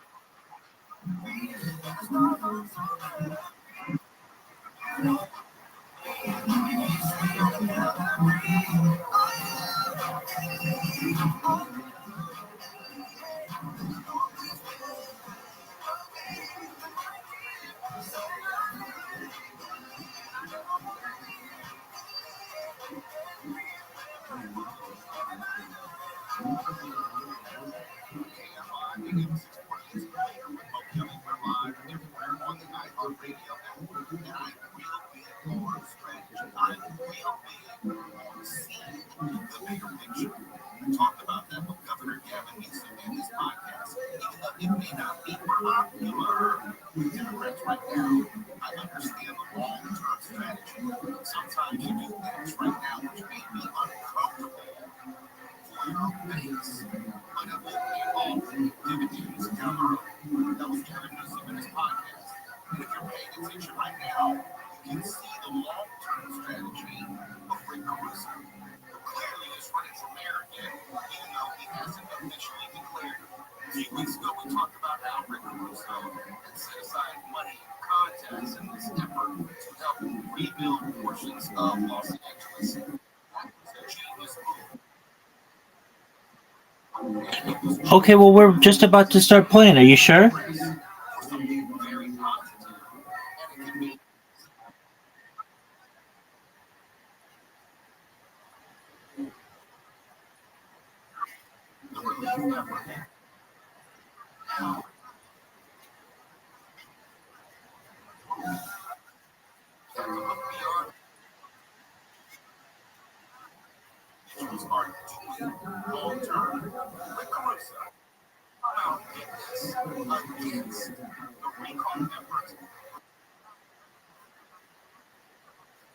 That's right. That's what we want.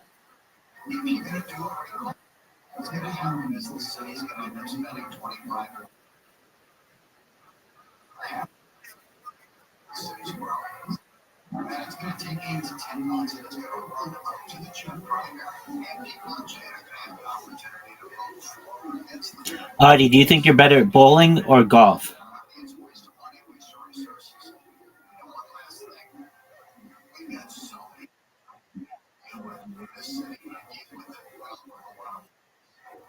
Okay.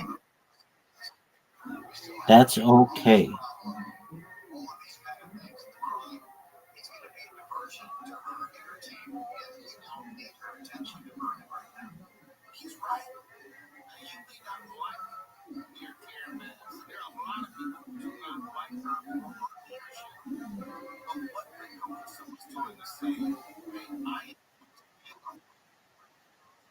I'm definitely better at golf. I'm not good at bowling.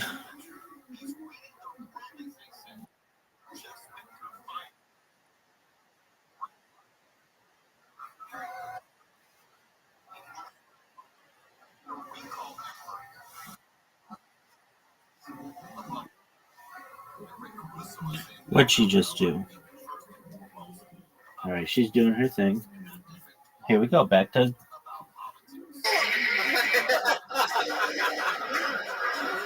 It's an alien. Wow, lady, you gotta put like a little dog muzzle on you or something.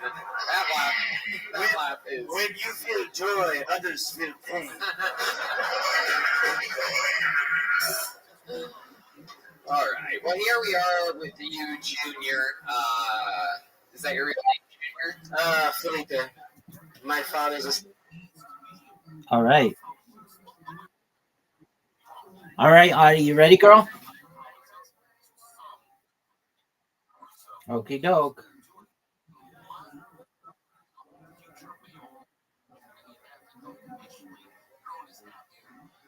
Bowling. I am sending out the invitations right now. We've got Audie, Dusky, and Miss Aquarius. All right.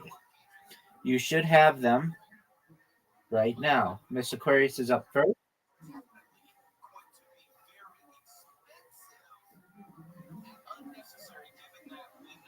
Miss Aquarius hits a beautiful shot. Gets 9 right off the bat.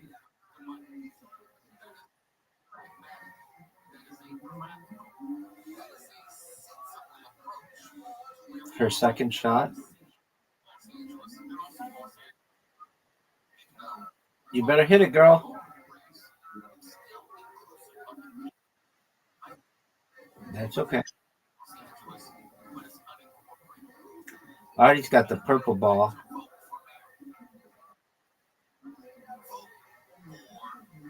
Next shot is a split. Oh, that's... all right, let's see how it's done. Big blue here. Right down the middle. Oh, I've got a split. That is not good. No. Wow, you guys are beating me. 9-9-7.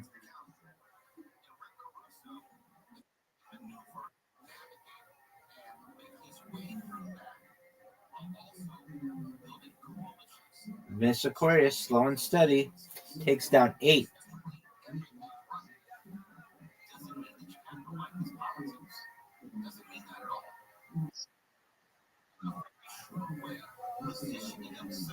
Oh, nice and slow. Gets the spare. That's good.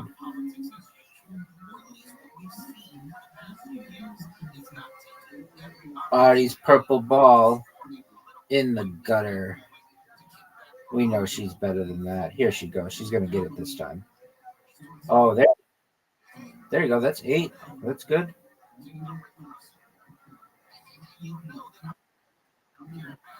I'm messing up. I'm going too quickly. I'm like throwing my wrist at it. I just need to go nice and slow. There we go. Oh.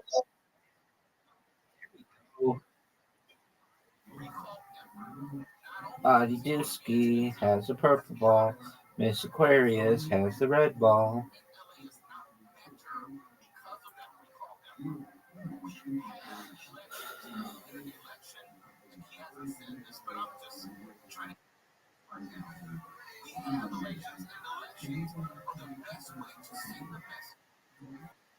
That's all right.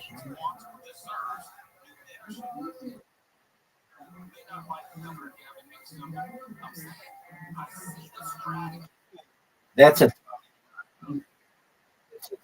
tough split. Ooh. All right, I need a comeback. Boo! And I need a comeback, and then I just get absolutely zero. Oh man. All right. Miss Aquarius has the lead. She's putting us away.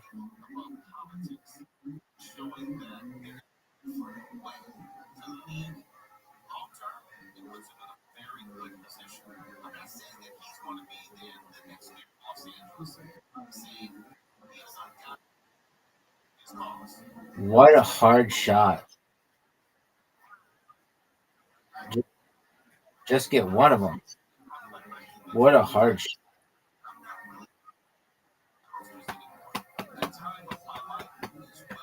There we go.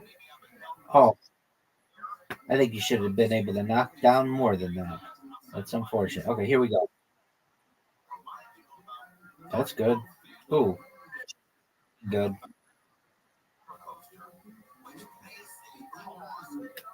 No. It's okay, though. I'll be able to get all the ones on the right side, maybe.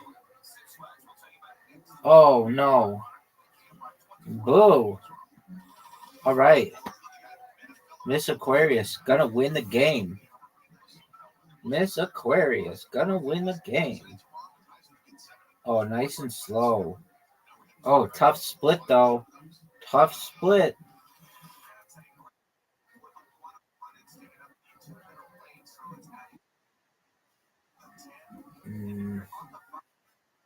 All right, she's got 46.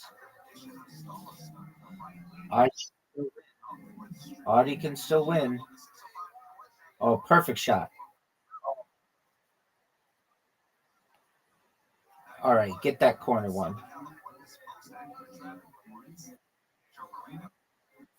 All right.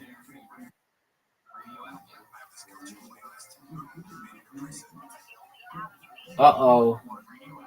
I need a split. I need one pin to beat Audie. Oh, but Miss Aquarius got us. Miss Aquarius got us. Good job. Wow, you. All right, Audie. I'm sending it to you. I'm sending it to Miss Aquarius. Who's going to accept first? Miss Aquarius. There she goes. You're up, Aquarius. Yes, ma'am.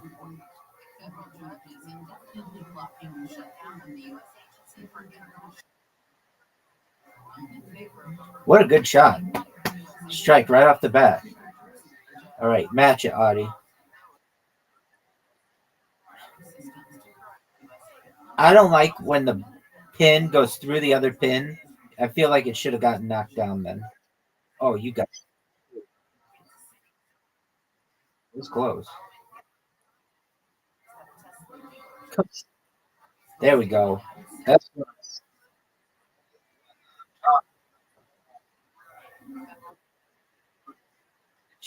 Aquarius.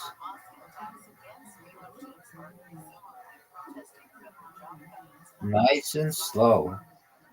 That was okay. It was actually pretty good. 8. 8 out of 10. Oh, look how slow. Oh, you still got one. All right, Audie's turn. Purple ball. Nice and oh, I think he got that should have counted.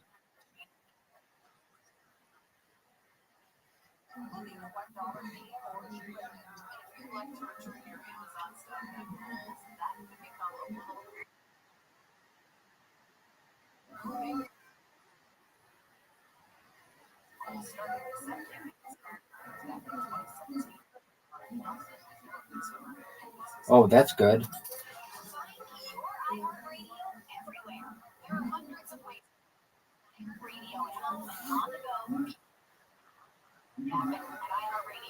Get it.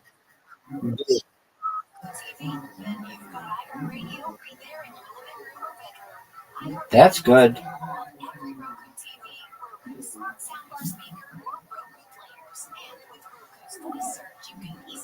That's good. Oh,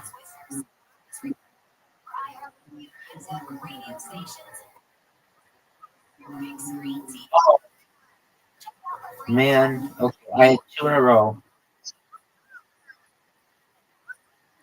Oh, I got the spare. I got the spare. There we go.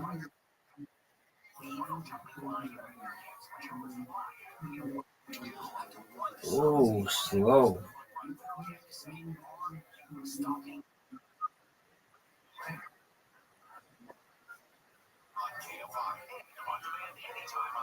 Nice and slow. Nice spare.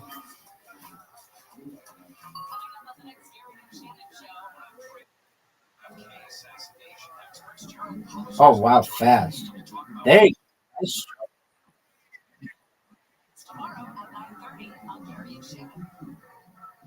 Oh, that's not good. Not what I would. Get it. Boom.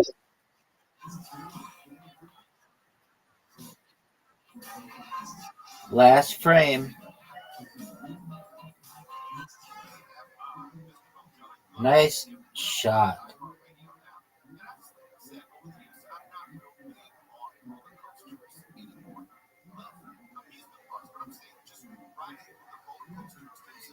Oh.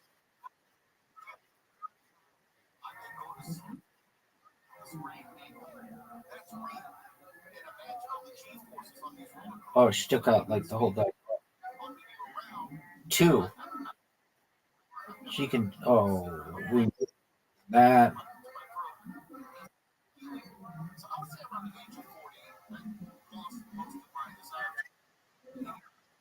That's good.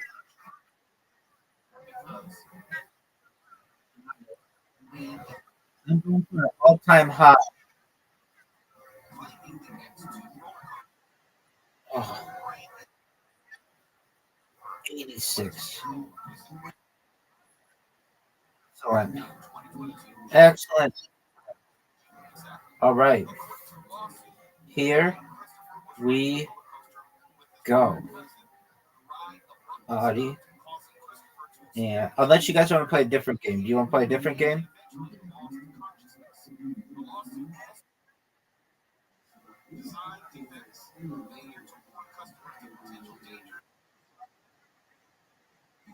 Okay.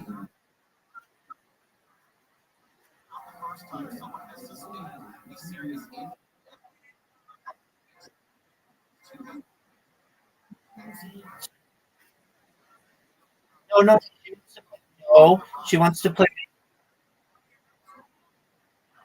There you go. Along. All right, Miss Aquarius, you got your purple ball, Audie. Okay, she's coming. We're patient.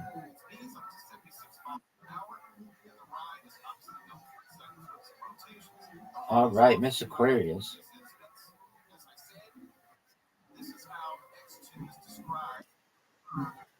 Oh, that's good. That's good.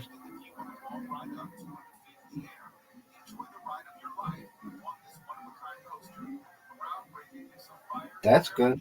Oh, you should have got that one in the corner. You got hosed. Oh, that's a perfect shot. Perfect shot. I could tell that was perfect. Oh no. Not what I wanted. Not as good as Audie's shot. Get it. There we go. I got that spare.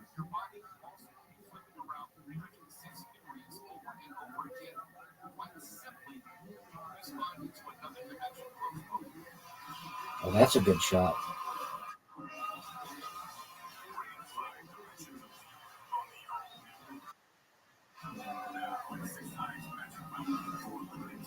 That's good. Oh, you should have gotten that.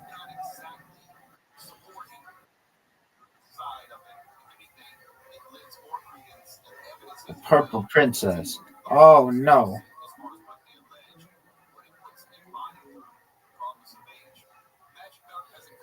Ooh. Hey, you got some. All right, here we go. Big blue. Boo. Boo. I gotta get that. Oh man. All right. Audie's got 26. Miss Aquarius. Come on, girl. You got it. There you go. That's good.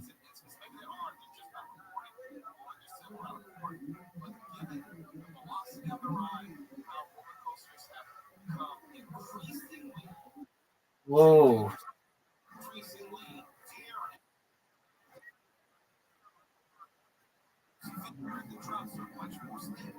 There you go. Good.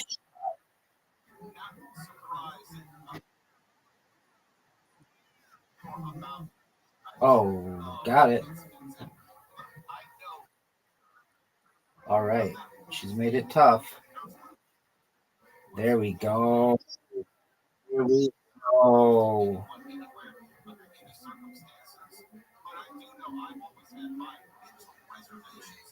Miss Aquarius. Nice and slow.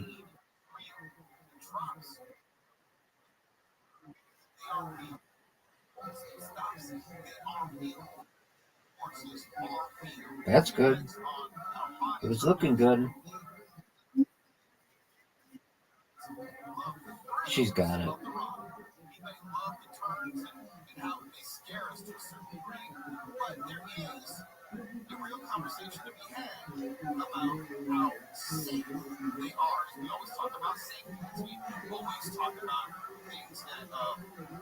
Oh, that was bad.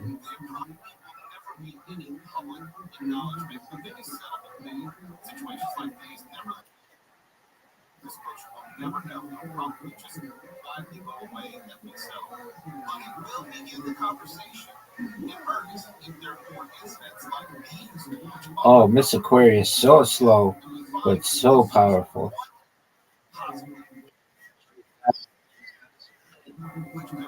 She's got a split. Nope.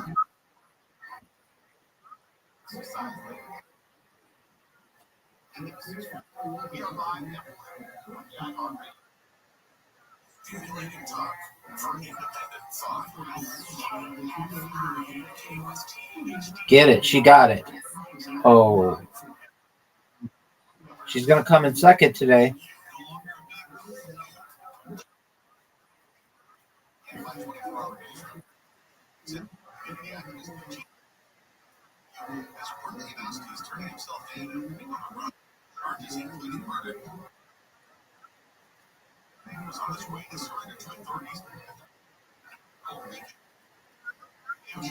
Yeah, let's find another game. Let's see what game can we play that is 3 people. Darts. I think we can play darts with 3 people. Maybe not. Okay. Let's see here.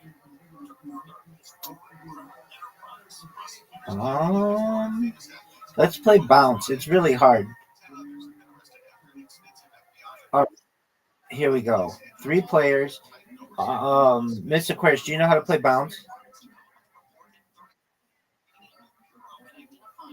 Audie, do you know how to play bounce?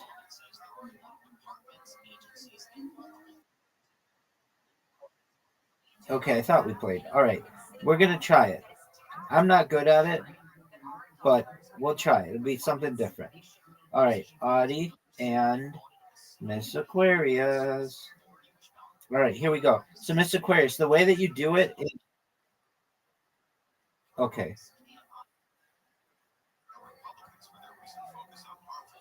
You just tap on the. There you go.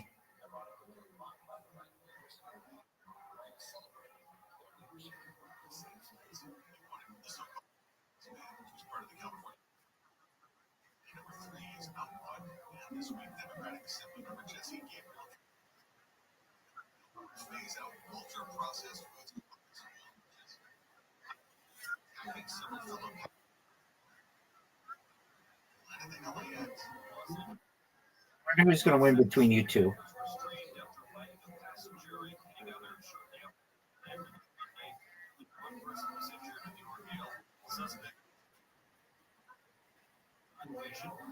Yeah.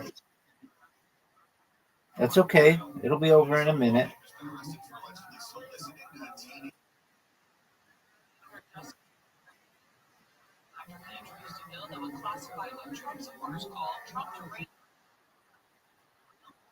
That's okay. There's only 13 seconds left.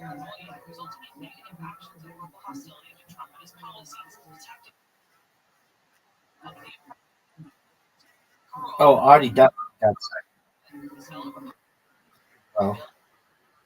Okay, we'll find another.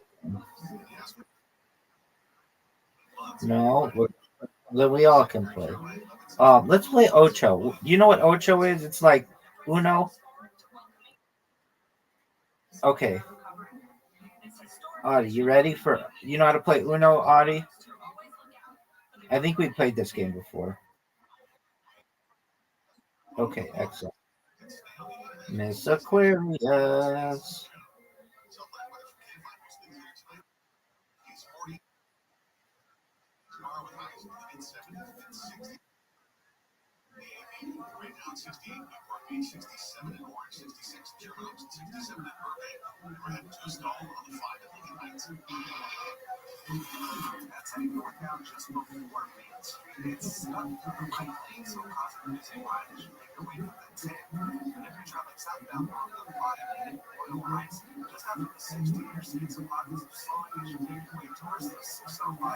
Ooh.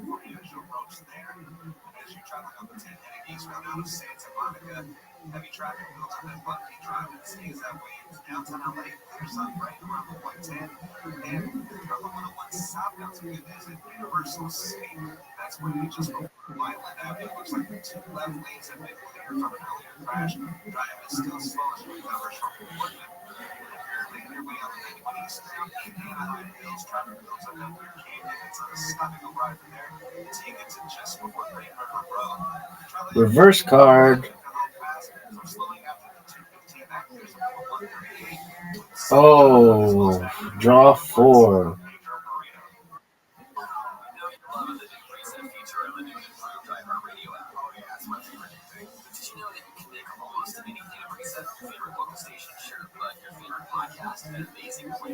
Oh, it's my turn. Uh-oh.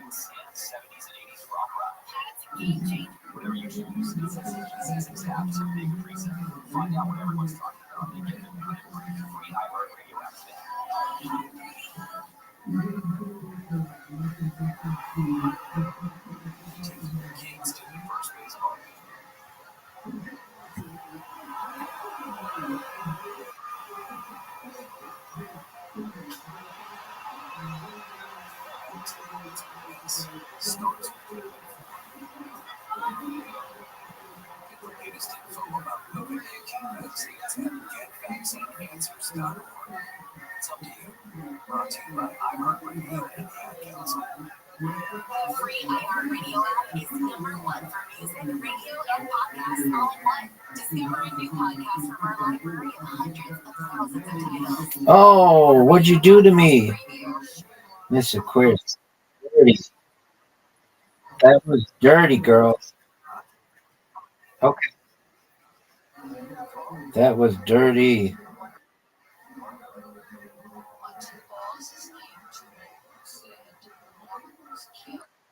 Miss Aquarius gets her first win. Good. All right, I'm gonna get you guys now. Dusky, Miss Aquarius.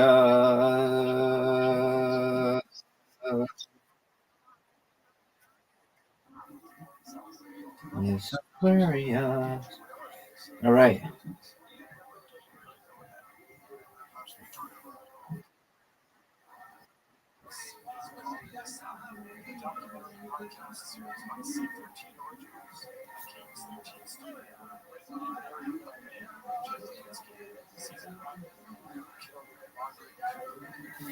If my mother played a role in this, I don't think she should die thinking that she got away with it.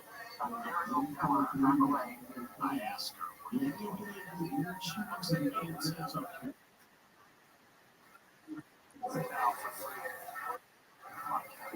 Listen and follow this podcast for free on the iHeartRadio.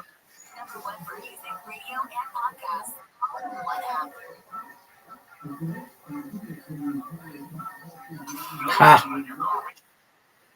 Got big timed. Oh, no, I got big timed. Miss Aquarius is gonna win.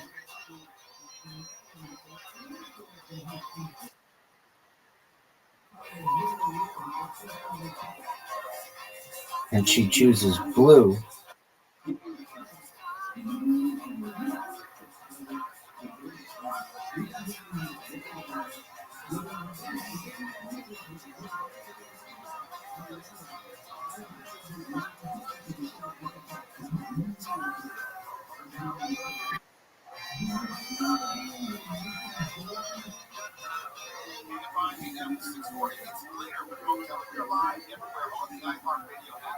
Joining me now is the nice exercise lady, Claudine.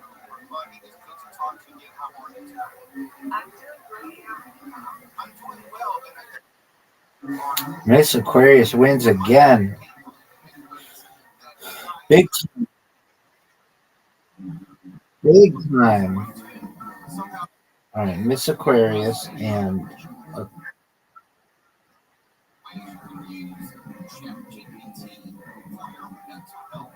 Audie.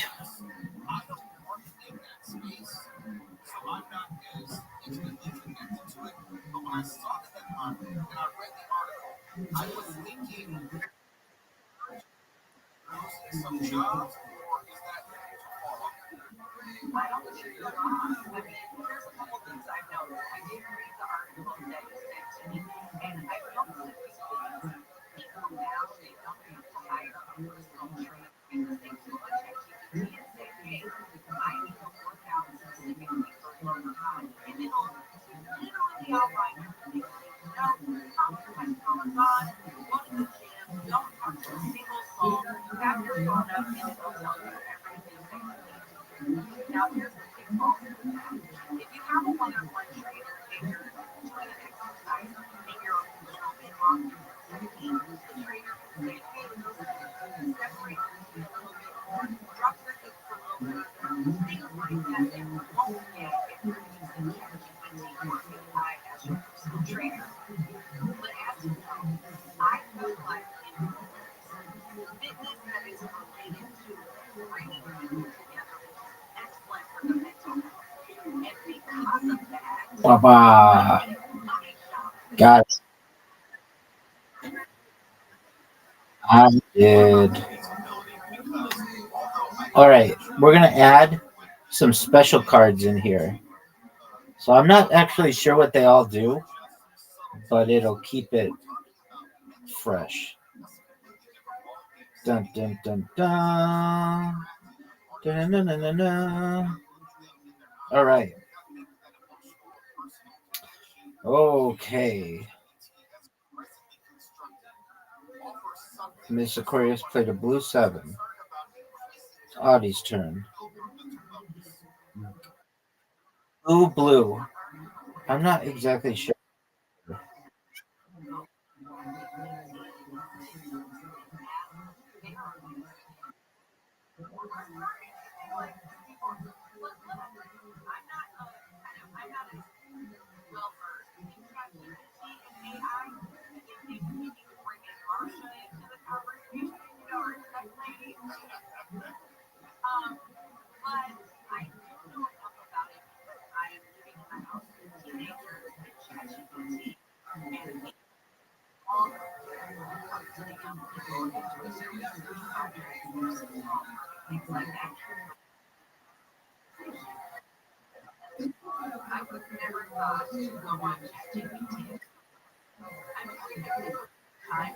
What is that?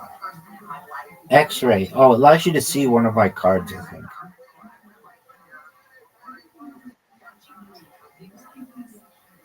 Oh, poor Audie. She's just getting.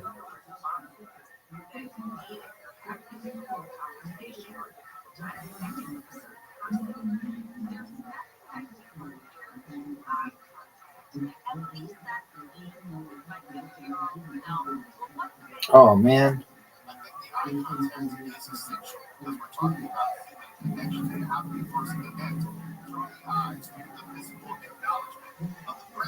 Of someone else. That's why when we have to be on Zoom, it's always more preferable to have your camera on so there is a level of connection.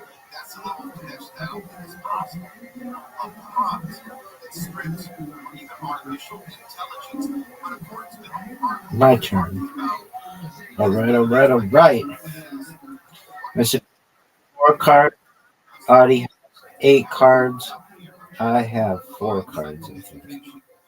brainstorming coping strategies, organizing your to-do list, almost an assistant more than just artificial intelligence. I don't disagree or debate the fact that it probably has some usefulness. I do wonder whether it can help someone maybe dealing with particular issues, complications.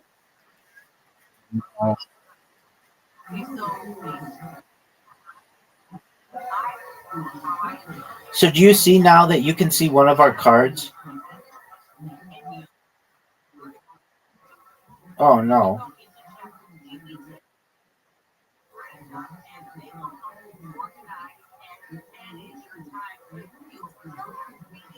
Oh, she got it. Miss Aquarius got it. Okay. All right. We're going to play till Audie gets a win. So, Audie, get ready to win. But we're going to get you.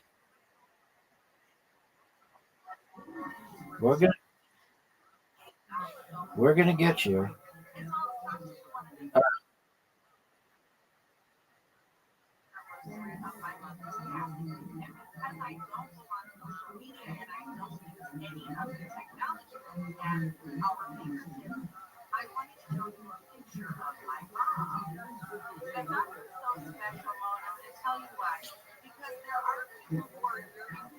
Okay, now I can see Mitch Aquarius has like a yellow 6 and Audie has a green stopper one. Because I got that card allows me to see some of the things that you have. One of your cards, oh that X-ray does. And it allows you to change the color, I think.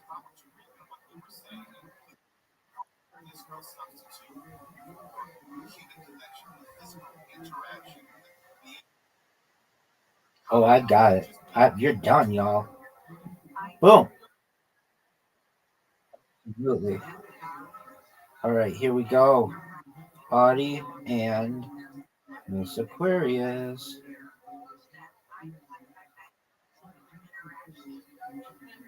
All right.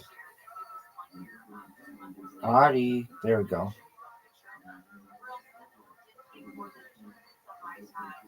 So we all start with 8. All right. I played the shield. I don't know what that does. I don't. But I mean that would make sense.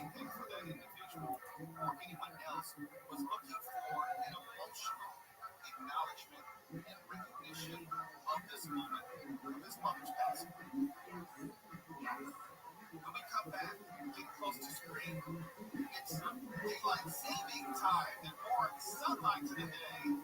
Love it, love it, love it. So when we come back, Buddy Cooper, I want to go into, I guess, the psychology of how people maybe are more inclined to get into the gym, maybe start thinking about that bikini or beach body as their physical bodies change, but their psychology also changes. Can you do that for me, Buddy? It's later with Mo Kelly. I'm speaking with a nice exercise lady, Claudine Cooper. Go to ClaudineCooper.com to find out more about her. And we'll have more in just a moment. KFI 8645 everywhere in the iHeartRadio app. Running the KFI 24-hour news room. Home prices in LA are going up. Ooh, X-ray.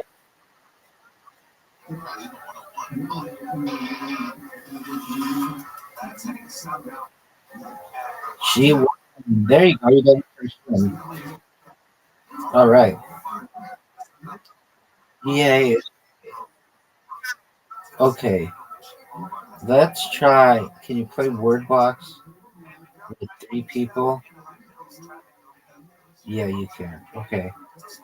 So we'll do English words. Okay. So this game, you try to just find different words and you get points for it. But they can go like up, down, right, left, diagonally. You'll get the hang of it.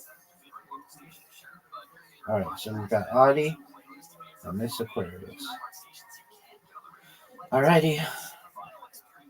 Waiting for players. Audie's at 3, 2, 1. Here we go.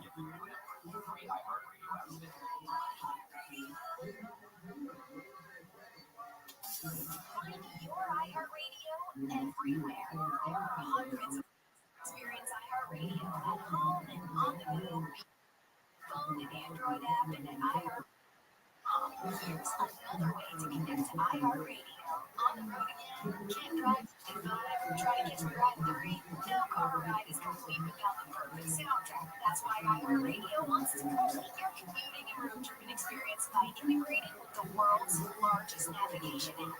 Waze. Now, while you navigate turn by turn in Waze, you can also stay connected to your favorite stations, playlists, and podcasts from iHeartRadio. Just tap the Waze navigation screen and iHeartRadio to listen to all your favorite content. iHeartRadio, everywhere you want to listen, including in the car through Waze on iPhone and Android. Check it out for free now. iHeartRadio. Whoa, Miss Aquarius. You got a ton of them. Miss Aquarius.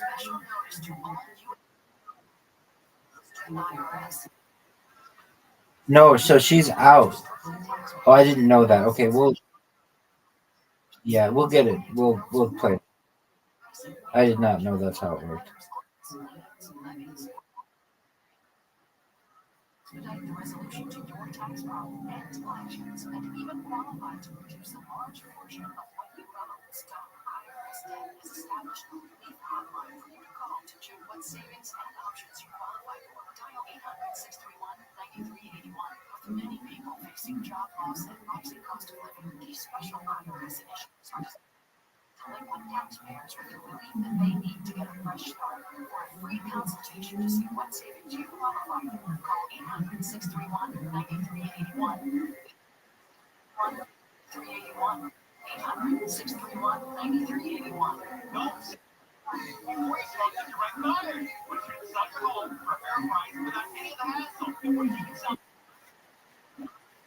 Okay, there we go. All right, let's find a different game.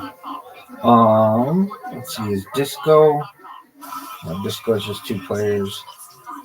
Clocks. I don't know this. I don't know this game. Then let's just play another round of bowling for the championship. All right, here we go. 3 players, 5 frames. Audie, Miss Aquarius, and then Audie and I are going to go back to listening to stand-up comedy. Okay, here we go. Oh, Audie's red this time. Perfect shot. Oh, you got hosed.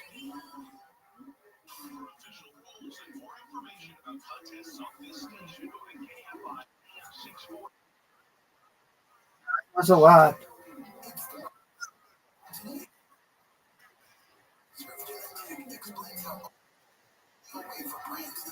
Nice, nice shot. I think that there's something deep in all of us that enjoys listening to you tell those stories. When I think about what we do, you're a genetic, we not to actually tell the broader story of Ooh, that was good. You both have 9. Get it. That's what I'm talking about. Audie's turn. Oh, that's a perfect shot. She's had 2 in a row that have looked just perfect. This is, oh, that's not what you want. It happens. Oh, what? Miss Aquarius, how'd you do that? How'd you do that? Welcome. Oh, that's a good one. Nice spare.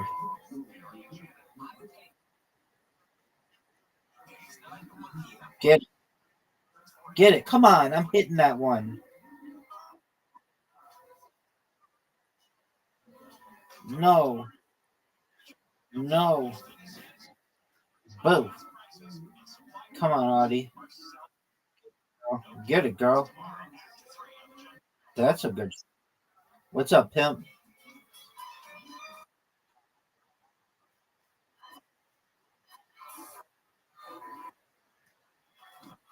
No, I don't know if I heard you. Go ahead.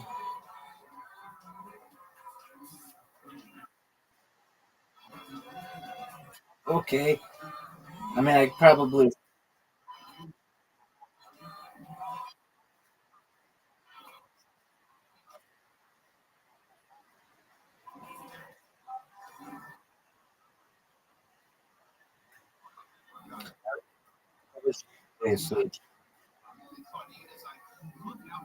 All right. Well, if you remember it, let me. That's okay. How'd you find out about me?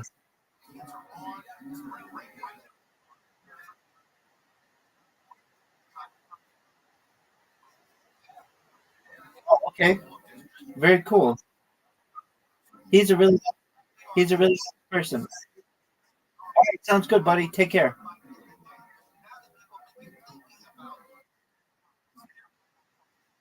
You too, big dog. Miss Aquarius hitting it.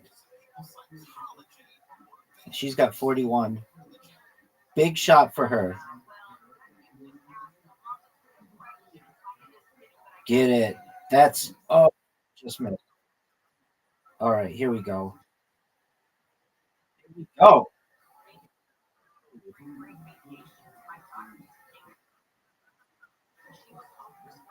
there we go. There we go.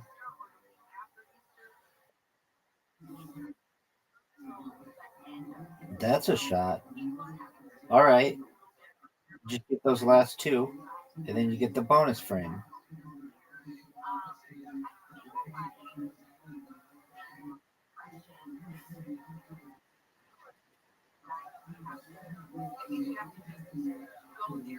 Oh, Miss Aquarius, that's good. That's good.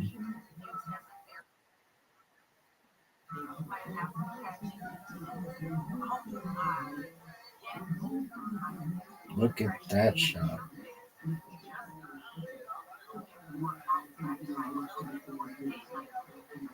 No.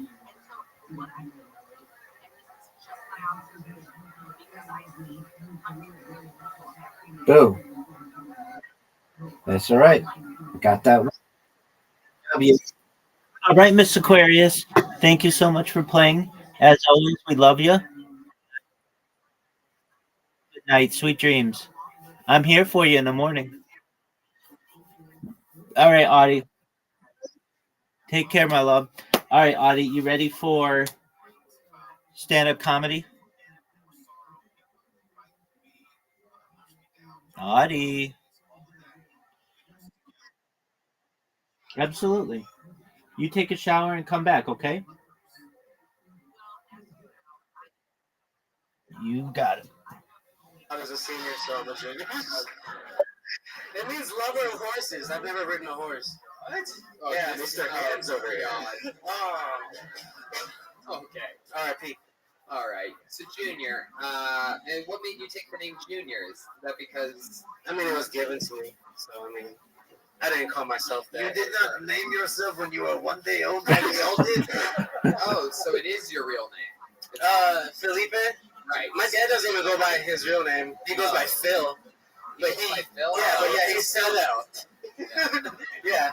That's what most Mexican guys do. They try to white up their name. You know what I mean? Yeah, He's like, I'm Phil. Don't ask for my papers. I'm Really just a Phil, not a Felipe at all. He's really cool with the cops too, which is weird. I bet. Let's talk about it. Time? Go first. He's wanted to do this since way back when he bought that shirt. He's been waiting for the day and would squeeze into it. He lost 4 pounds to get into that thing. You can tell he just barely made weight today to squeeze into it. He was like a guy getting ready for a fight on weigh-in day. He had trash bags, no water. Look at that fucking thing. I mean, that is like that shirt reminds me of you. It's weird. It's like sort of Latin. It's very clean. A lot of wrinkles in the set. You know what I mean? Anyway, what do you do for work, Junior? I'm a SMT operator, which pretty much just means I work like a electronic. SMT? What is that? Mozzarella tomatoes. SMT. What is it? Surface melt technician. Pretty much just a.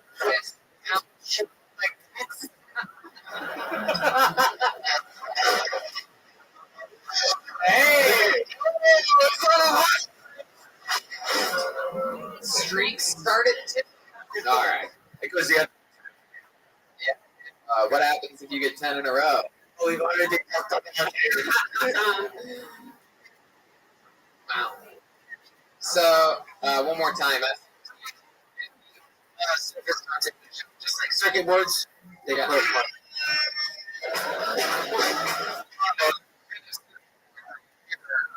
circuit boards. Like circuit. Like that. Like them going bankrupt. Not me. King Circuit City. I have seen. All right. Well, I'm an idiot. It's really boring. Stuff like that. Shout out to LEDs. Yeah, sure. All right, Junior. Well, how old are you? 28. 28 years old. Wow. And so, what's your love life like? You single? I have a wife. Oh yeah, you're married. How long have you been married for? 7 years. Wow. How many kids do you have? 2. And you call yourself a real Mexican. I said 28. I still got time. Yes, ma'am. Did your parents have brothers and sisters? What'd you say? He calls himself Phil. I didn't hear you. Hold on. 2 girls. And then, me? One more time. I know it did. I wasn't going to yell at you. Don't you worry. I know. No big deal. Just not really. I wasn't paying attention to it. That's okay. No big deal.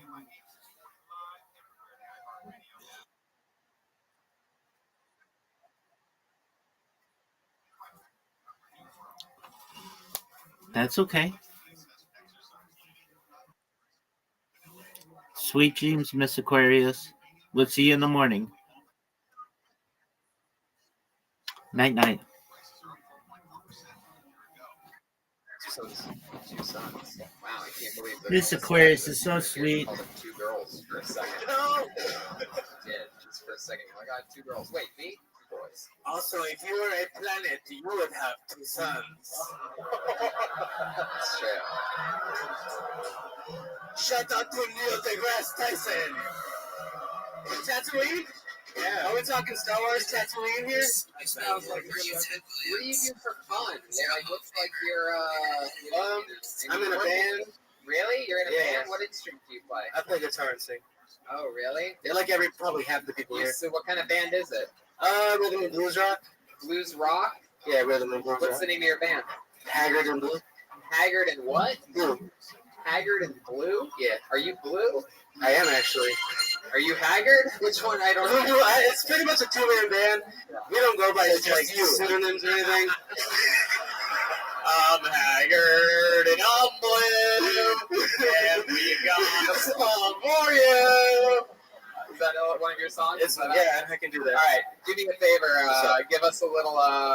Is there anything of yours out there on the internet, by the way? Spotify. Yeah, on Spotify, and like, what would it be called? Haggard and Blue. Ampersand Blue. HAGGARD. How you spell Haggard? AND. Yeah. BLUE. That's it. Yeah, like Eric Strickland and. No, not like Merle Haggard. No, okay, I'm going to spell it out again, asshole. Listen closely. HAGGARD? Yep. Ampersand. The and sign. Oh, the and sign. All right, very good. That's really bad, by the way. No one will ever find you with an ampersand, sir. No one does that. And you're probably like, when you guys got stoned and thought of it, you're like, no one used the fucking ampersand, dude. Everybody spells out and we could be the fucking ampersand band. And literally, ampersand band would have been a better name than having an ampersand in the band name. The ampersand band's fucking catchy. In fact, you know what? I'm trademarking it right now. You just heard it live.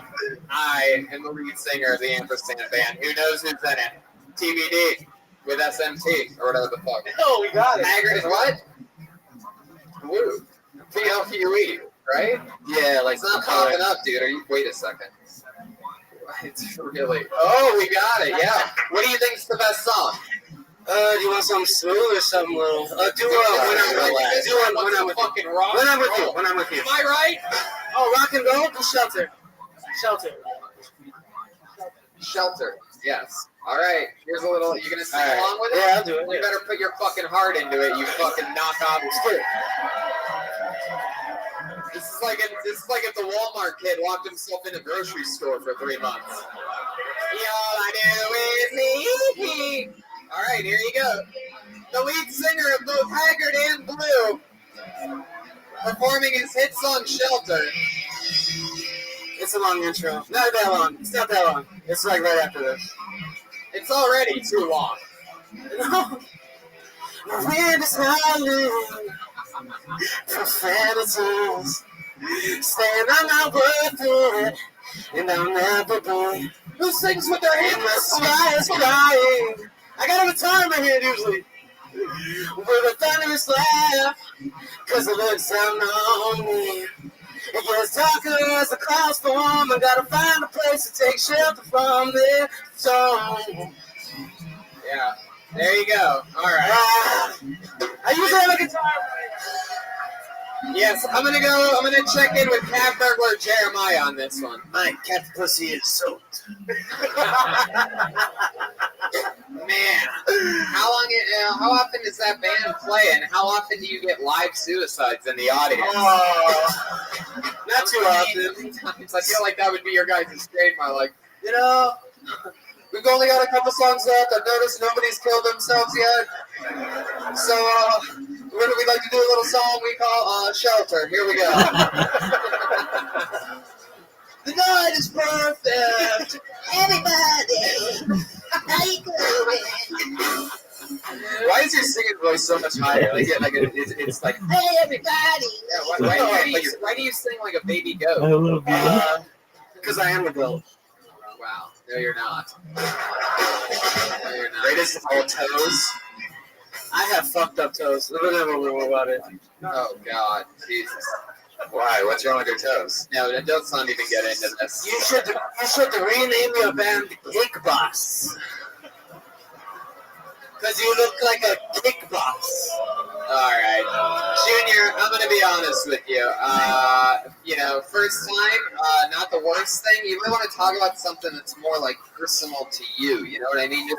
It's hard to just believe that somebody loves cleaning that much. It's not one of the hot button issues out there. You know what I mean? If you're gonna go into how much you love cleaning, you gotta get crazy with it. You gotta really go for it. You don't want to try to make these people laugh. You just either will or you won't. Does that make sense? Dick in a Dyson or something. Yeah, it's the old dick in a Dyson. That's what the great George Carlin and Richard Pryor, and that's what they always said, dick in a Dyson. But I'll tell you this, it takes a lot of balls to fucking try. And I'm going to check in one last time with Jeremiah Cat Burglar. Am I the only one that is still curious about this man's weird toes? I am. All right. What is the deal with your toes? Is there something crazy about it? We're not going to see them. No, I mean, They fat? They short and fat? They just itch sometimes. Okay, there you go. There you go. Exactly. That is what I wanted to hear. There you go. I hope your curiosity is satisfied. Curiosity. Junior Benavides, everyone. All right. Let's keep this fun train moving along quickly. Here you go. Is your toe, your little toe? No. It's yes. Everything's normal on me. Yes, absolutely. Make some noise for your next comedian. It's Devin Watson, everyone. Devin Watson. Here we go. Here he comes. Come on, make some noise for Devin, everybody. Yeah. I'm Devin. I'm new to comedy, so I figured I'd talk about pain and embarrassment. I got a lot of that going on right now. Nothing says pain and embarrassment like being the only nigga you know with a small dick. Seriously, I'm hung like a field mouse. In high school, I had a couple nicknames. They called me the 1-inch warrior, the tiny Titan, my favorite, Asian. I feel you, dog. It was bad. I thought having a big dick was like the consolation prize to not having a dad growing up. Guess not. I'm lucky. The other day I went to the drive-thru to get some food. This nice lady took my order. So I pulled up to the drive-thru. And this lady was so cross-eyed that I rolled down the wrong window.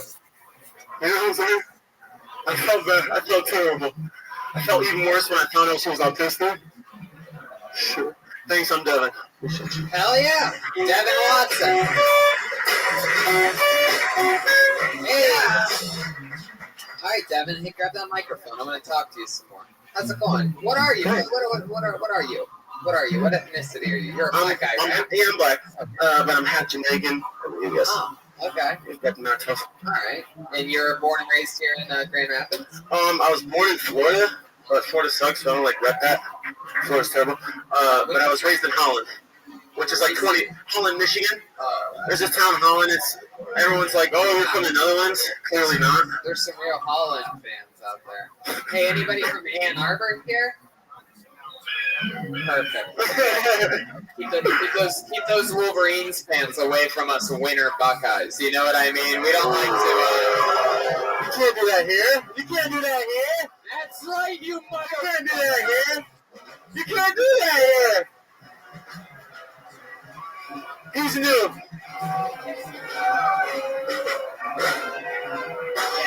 Suck it, you fucking loser. You can't. That's right, I've been biting my tongue all fucking night. No, don't do it. Don't do it. Make some noise for all of us for getting to make jokes about the greatest rivalry in all of sports. True. Jeremiah Cat Burglar. I am a big fan of Michigan sports. What? Yes. Yes. Tonight I am. Really? Are you trying to steal the crowd from me, Cat Burglar? Hey, can I have a Scott's around or anybody? Can I have a Crown Royal and Coke? And a Jack and Diet, please. Hell yeah. Jack and Diet and Crown and Coke. Cat Burglar, you want anything to drink? Maybe a Roy Rogers? Could I get a Red Cat, please? A Red Cat? Wait, what is that? A Red Bull. What?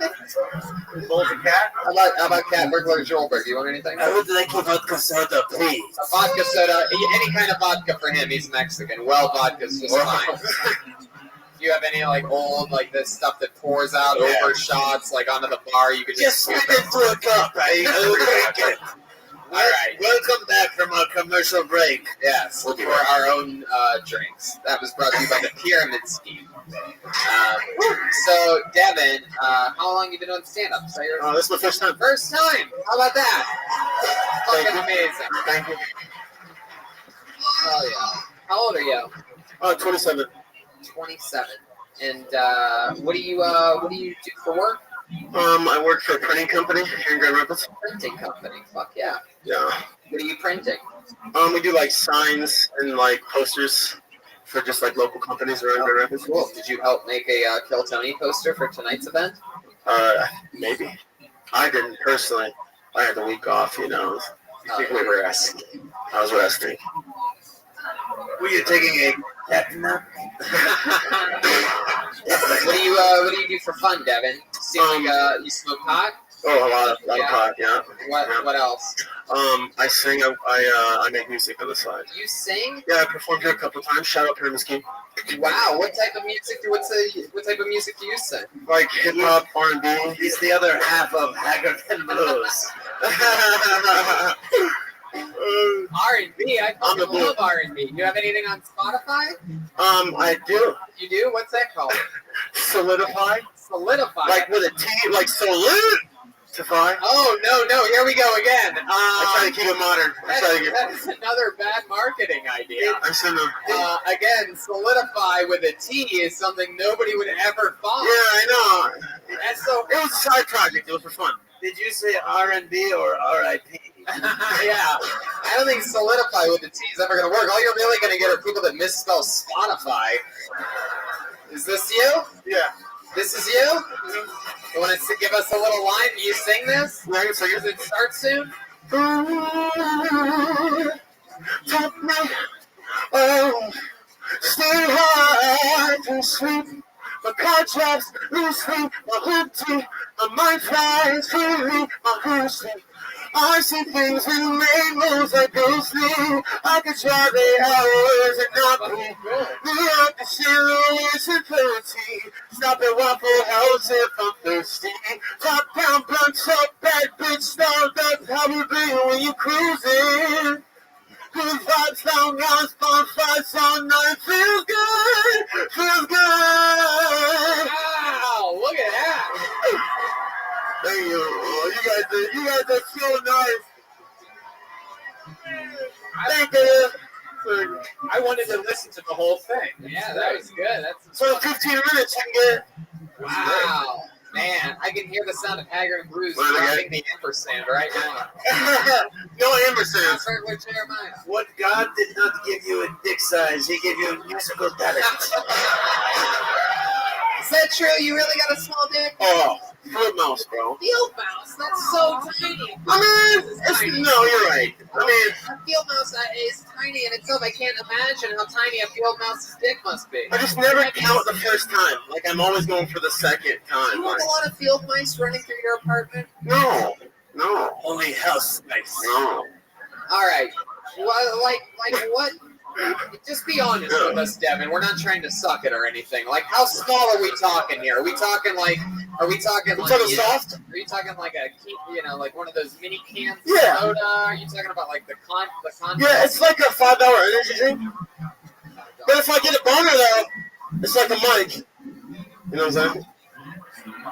So like, I guess it's like I ate like doubles. Well, I mean that's about normal, I'd say. 7 inches. It does, but I figure like being black. He's like, I have the smallest black dick in the world. Right, exactly. It's so tiny, but when I get a boner, it's like a Louisville Slugger. But Oh my God. Tiniest black cock. It works. I mean, it works for me. I like it. Does it? Yeah, he's nice. I regret to inform you, you do not actually have a small cock if you are just a grower, my friend.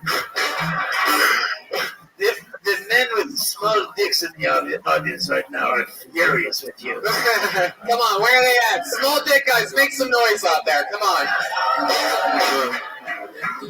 A couple of poor guys too drunk to realize what's happening. I've been a lot of drunk people. It's been a city. A couple of hideous Michigan women raised their hand. Yeah.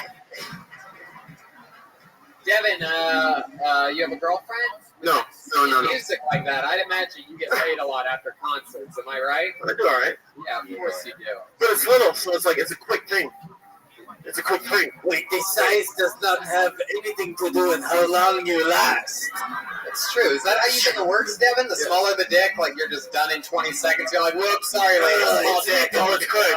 Yeah. It's just, it's quick. So much juice. Gotta go. By the way, my phone's off. Sorry. Good night. Like that? Yeah, I mean, it's 50-50 for me. 50-50. Are we talking about your dick in centimeters right now? That would be a great comparison. But like 50% of the time, I'm thraxing for like, thraxing, that's my word. Thraxing, like pounding, crushing. Like, you know what it is, but like. And then hear that white girl fucking lose her virginity back there?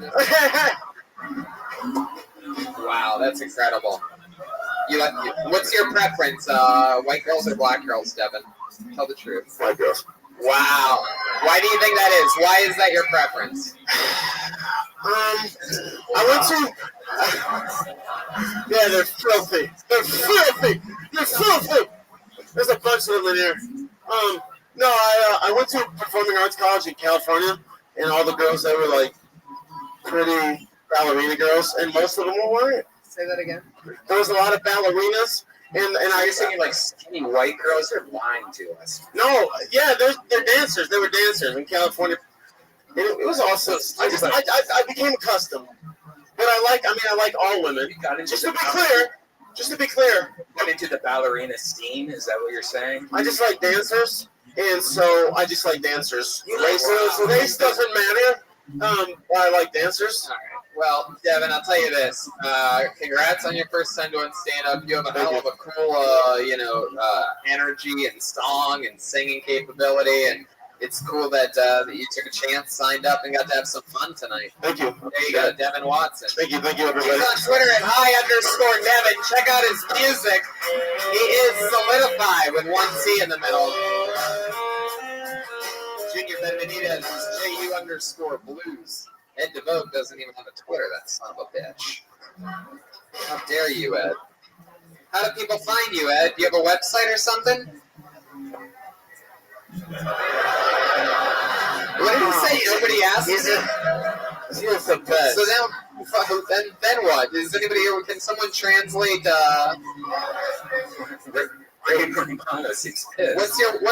Guys? Be quiet for a second. What's your website, Ed? Okay, what is it? At Edgeman88. Wait, how do you spell that? Is this like Spotify and ampersand and shit? Solidify. EDJAMIN. Yeah, no one's gonna follow you. 88. I pulled another name out of the bucket. Your next comedian goes by the name of Carl Sobel. Here we go.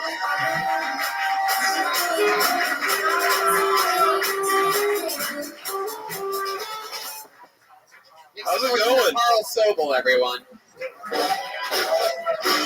Howdy, guys.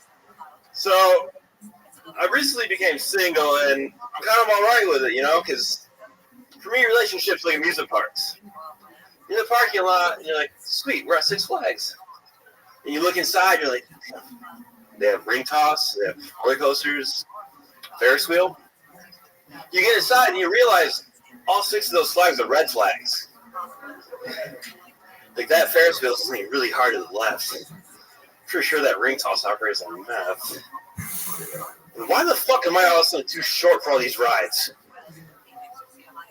Isn't it weird how easy it is for adults to lie to children to make them feel comfortable? It's like in elementary school, they'd be like checking for gray hairs when really they're checking for lice. Or at camp, they'd say they're checking for ticks when really you're getting molested. Thanks. Oh, yeah. There you go. Carl Sobel. always were quite clear that they were checking for lice at the school that I Yeah, went they to. had to sign a paper saying. Is that what they told you, that they were checking for gray hairs? Yeah. They didn't want to scare you? They didn't. How long have you been doing stand-up? 2 months? 2 months. All here in Grand Rapids? Yeah. Yeah, I heard there's a pretty big open mic scene here, huh? Yeah. How many spots would you say you've done since you started a couple months ago? At least once a week. Once a week. What do you do for work? I work at an aeronautic company. Aeronautics? Yeah. What do you do? I'm quality control, so I measure everything before it ships out. Wow, that's a pretty big deal. Lots of responsibility there, huh? Yeah. Anyone ever die on your watch? Not that I know of. No. I mean, we do more than aeronautics. Like, we do a lot of stuff for, like, Shure microphones. I mean, just tons of different wow, companies. that's a big drop off there. You go from aeronautics to microphones. Is pretty This is a Shure microphone. Yeah, wait. Shure's one of the hugest companies ever. Can you give me free microphones? Yeah. I could try, but probably not. Never mind. Sorry. How are you doing this ventriloquist? So Carl, how old are you? 29. 29. Huh. Yeah. Oh yeah. For 29, I'd say you look a little worn out. Yeah, You seem like you're going to puke. You look both haggard and blue. Yeah. Like, do you test out the puke bags in airplanes or? No. I've just been awake since 4:30. Awake since 4:30 a.m. That's the name of my band. Hell yeah. There's a lure out there. There's a Jocko fan. People that just go crazy for waking up early. Fuck yeah. Woo! Yeah! Go to bed at 7 p.m., wake up at 4 a.m. So cool. So, Carl, tell me, like, what do you do for fun? Why do you think it is that you really seem so haggard? You look like what I feel like Matt Lauer looks like right now. Yeah, no, like it's been a long week. Like, I'm on overtime, and then like this week I ended up doing I've gotten 3 sets, so it's like getting home at 11:30, getting up at 4:30. You look like the Wahlberg brother that was just let out of the basement. Yeah, I was told I look like the 4th Franco brother. Like, just this was also super tired. Yeah. No, you don't look like one of the Franco brothers. Thank you. I'm sorry, Carl. No, Whoever told you that was drunk and wrong. She was. Franken brothers. Al Franken brother. The Stanko brothers. Yeah. Yeah, Carl, you look like you've been up for days. Just fucking getting rid of stocks. Yep. You look like a guy that owns half of Tesla. Right after Elon goes on Joe Rogan, just like, what the fuck? Yeah. You look like the only guy who's ever lived from the Saw movies. Carl, tell us some things about you. What do you do? What do you do for fun? I like to rock climb. I'm really big into rock climbing. Really? Yeah. Well, it just so happens we brought a rock climbing wall with us, ladies and gentlemen. Let's get it out here. What else do you do? Honestly, I'm really boring. I just rock climb and I try to do as many open mics as I can. One a week. Yeah. So you're always between the I'm always rock climbing, working, and yeah. Yes, thank you. Yeah. Wow. Have you ever accomplished anything in the rock climbing community? Kind of. I've done a couple competitions. Yeah. There's a 24-hour competition I've done where you climb. 24-hour rock climbing? Yeah, you climb for 24 hours straight, and you try to do as many as you can. I didn't come anywhere close to winning, but I finished. At the end of the 24 hours, would you kill yourself? You want to, but you just drink a lot. I'm actually, next Wednesday I leave. I'm going to do it again next weekend. Where do they do this at? Where's the 24-hour rock? It's in Arkansas. Yeah. That is so cool. Yeah, I'm super stoked. I'm going to climb 12 hours. They're doing janky-ass free tattoos afterwards, so I'm going to get one of those. You're going to get a free tattoo. What's your tattoo going to say, Joelberg? If they'll do it, yeah, I have no idea If yet. someone does that, I will be so happy. All right, settle down, people. This is one wild crowd tonight. We'll kill you. Motherfuckers out there. What kind of car do you think he drives? I know for Should we all try to guess? Yeah. Let's do it. It is a Subaru. I say Subaru. Okay. There's no doubt about it. This isn't The Price is Right. Shut up. There's no doubt about it. This guy drives and owns a Toyota Prius. I will say a Honda Accord. Jeremiah? Christ. I say Subaru. Okay. All right, Carl. What is it? Jeep Wrangler. Wow. Wow. Man, Welcome. that is so disappointing. How are you? What do? You have to like jump up into it like a dog? Yeah. Yo. Like 2 feet have to be off. Oh man, I didn't want to talk to you anyway.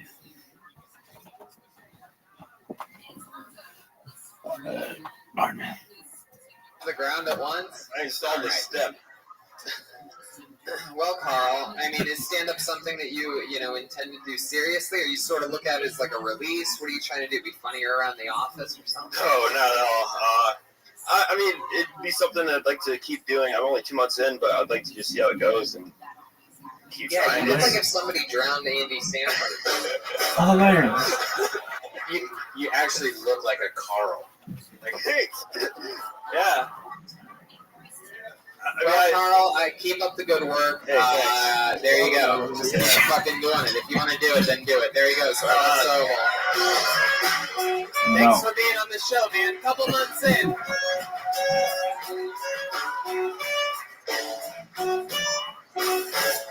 Yeah. All right. You guys having fun out there? Okay. Make some noise for Morgan Sterling. Here we go.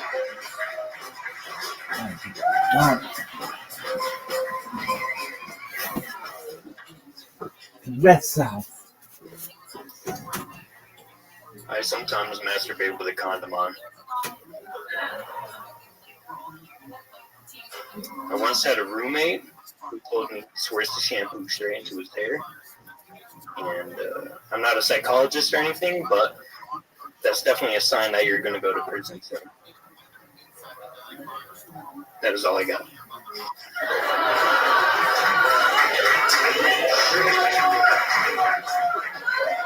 I don't got one more.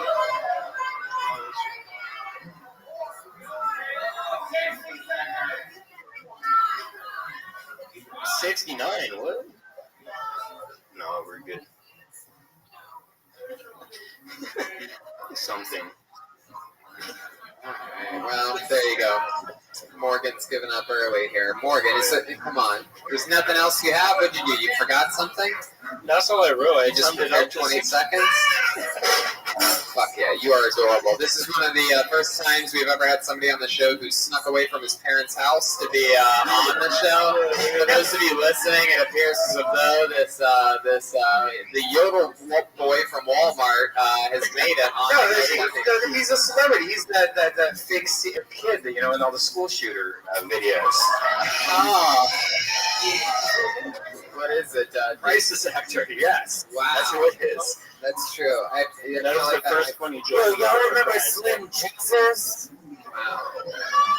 All right, Morgan, so let's talk about it. What's the deal? How old are you? I'm 18. 18 years old. Have you done stand-up comedy before? First time ever. First time ever. And you prepared... You said that you jerked off with a condom on. Is that true? Absolutely not. Right. So why would you say that? That was like 3/4 of your set. You just made up a lie. You're like, I'm going to do stand-up comedy. Well, sort of. I'm going to go tell a lie and then forget the rest. It's just a dumb thought that I had one day. I was like, who would try this and why? I have actually done that before.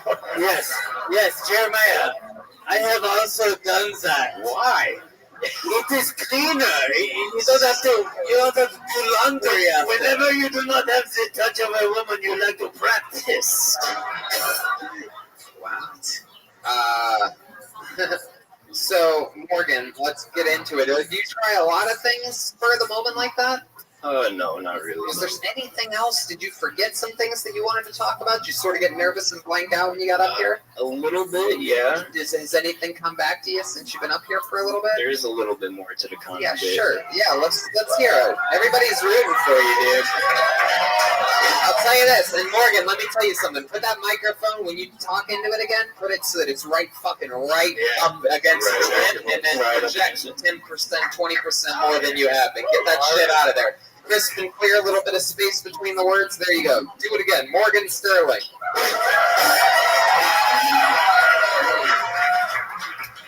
I sometimes jack off with a condom on.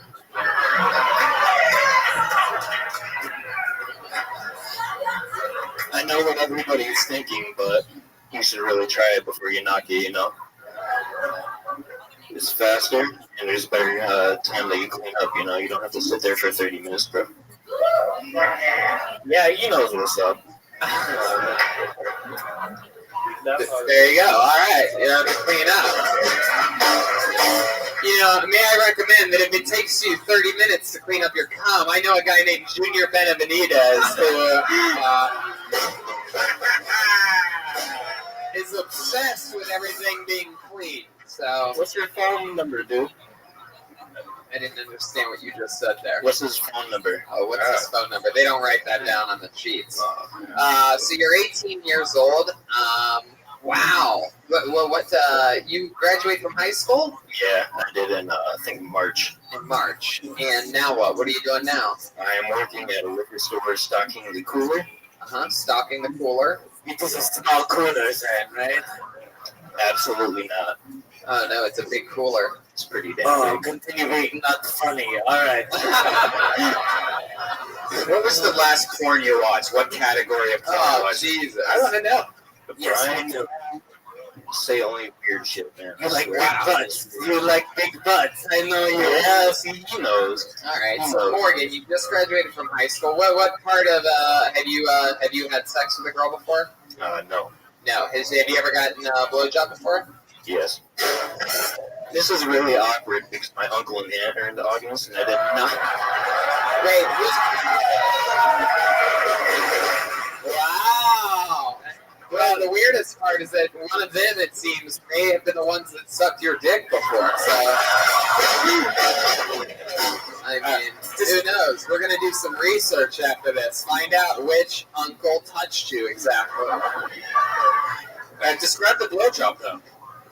Oh, God. Anyway. I'm not doing that. Brian thinks 75% of blowjobs are bad, so... Oh, yeah. What do you want to be when you grow up, Morgan? Has this been a dream of yours for a long time? Do you have other skills and talents and hobbies and things like that? Not really developed skills or anything. I just What you been working on? I do a little bit of music. Oh, yeah? You have, is there any change? You have anything on Spotify? I do not. I saw you diss Eminem this week. What is it? You are 99 Cents Kelly, right? Are you a gamer? I do Fortnite games. When you say you play music, what do you mean? What do you do musically? What instrument? What? That is the whitest answer I have ever heard. We know what that is, yeah.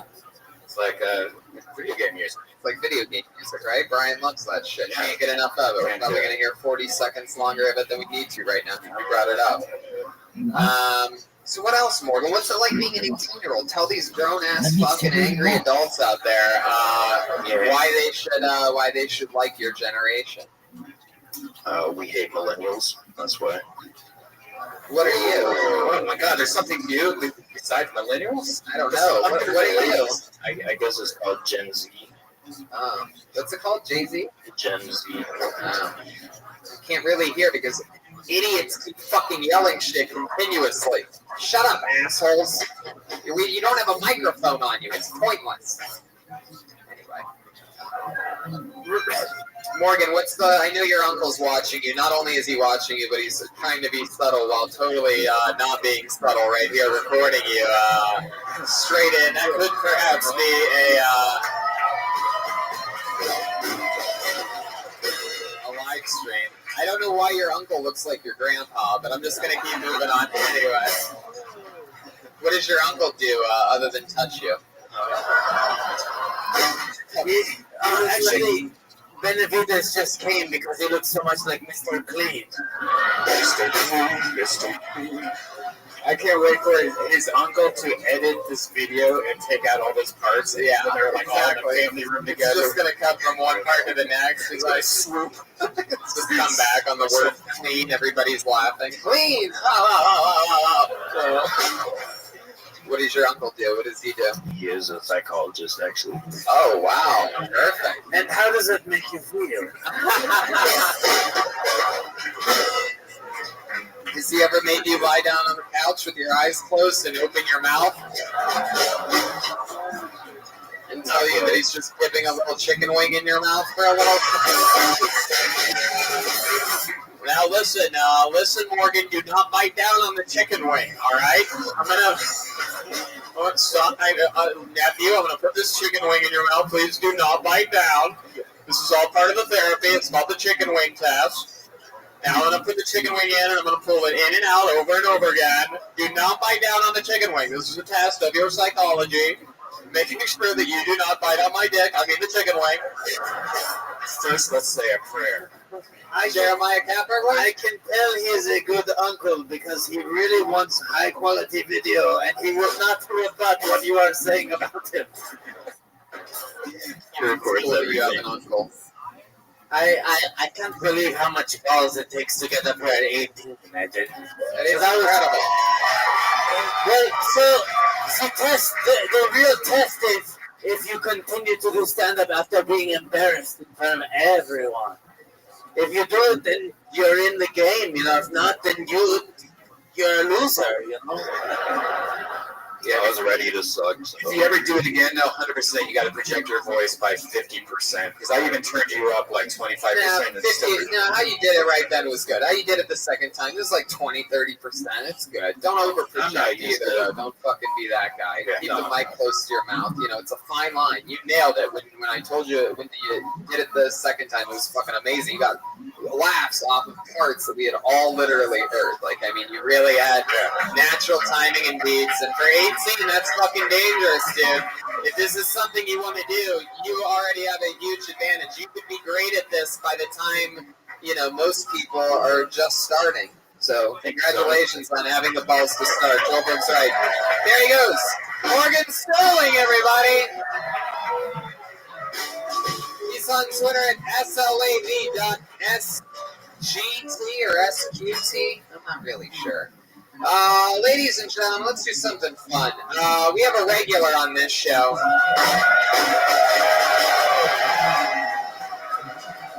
In every single episode, he writes and performs a brand new minute. He's here in Grand Rapids tonight. Ladies and gentlemen, it's Malcolm Hatchett.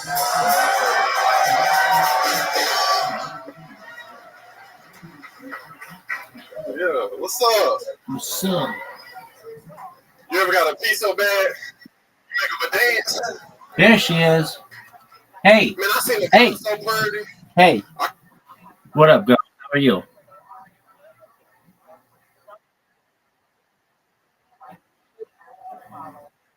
Okay, you didn't shower yet. Why not?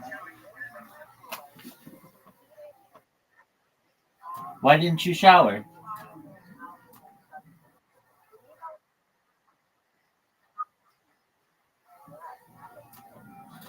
Okay. Do you want to talk about it or no?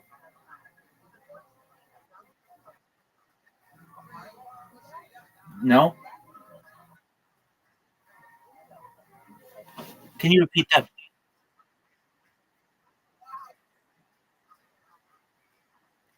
Okay. Yeah, absolutely. Hey, before you go, they've got that funny guy on. If you want to listen to him for 1 minute, here he goes.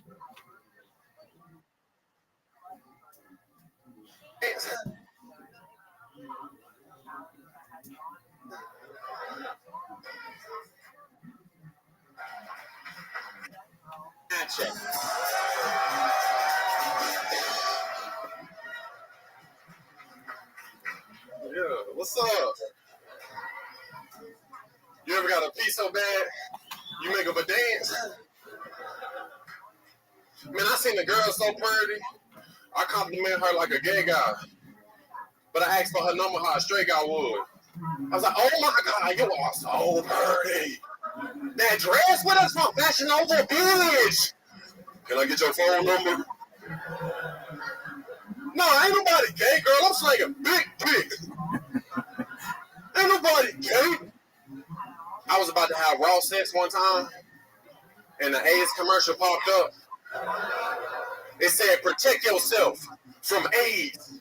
And in the corner, it had Magnum. And me being a nigga I am, I went in raw. I just had my gun beside me. AIDS better not come in this house. No! Then I went to the doctor. He was like, you got herpes. I was like, beautiful, long as it isn't AIDS. There it is, another brand new minute from Malcolm Hatchet. All right, you have a number?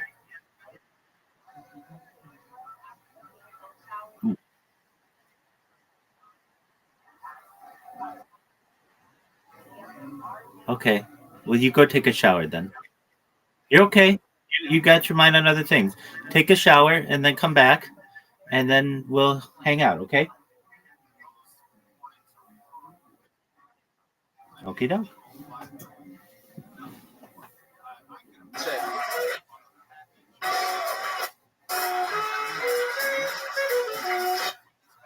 So much fun. Another one. Malcolm was in Lansing with us where he wrote and performed a brand new minute last night as well. And the lady just lost her baby in the corner. Another abortion in the audience. Hell yeah. How's the road been treating you? Been on tour with us here at this Michigan run. Yeah, Michigan time, man. What happened since last night? We're going to talk about it at all. Since last night. Yeah. Have you had an outbreak lately? I've been eating a lot of candy. Yeah, what is that question supposed to be? Because he has herpes. You're a herpes guy. Oh, no, that was just a joke. Nah, but I'm having fun, man. I got good food out here. Hell yeah. What you had? Anything? Ham and cheese. Where we go earlier? Oh yeah, you're Founders Brewing. Yeah. Founders Brewery. Yeah. Our good friend Lance. That shit was good, bro. I'm looking it up right now. Oh yeah, it was. Definitely was. It's one of the what is it? One of the oldest brewers. It's the 9th biggest brewery in the entire country. You should be very proud of this. Hell yeah. My friend Luke Sass over at Founders Brewing. Yeah. We all on right there today. Fuck yeah, there he is. Make some noise for Luke, everybody. Hell yeah. Yeah. They took care of us. They made us feel so welcome. Thank you guys. Yeah, go there. Yeah, go there. Try out all their fresh, delicious, freshest beer you could possibly.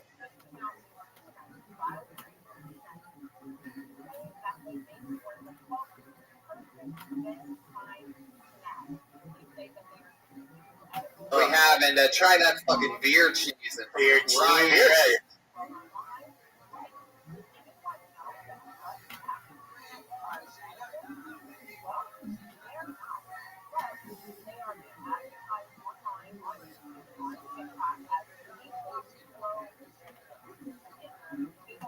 Too. Oh my god. Beer cheese? I ate a fucking pound of beer cheese myself. Is it like scoop in that? Yeah, yes. It is so fucking good. But yeah. That shit good, I'm telling you. Yeah. I had to unbutton my pants. I'm getting fat. I love it.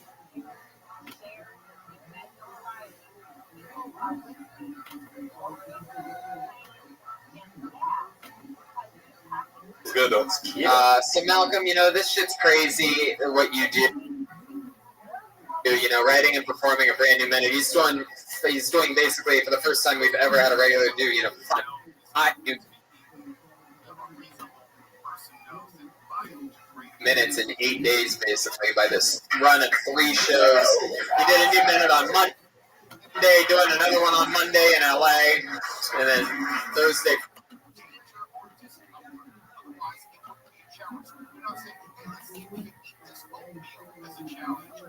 Friday, Saturday, Lansing, Grand Rapids, and Detroit tomorrow with Danny Brown.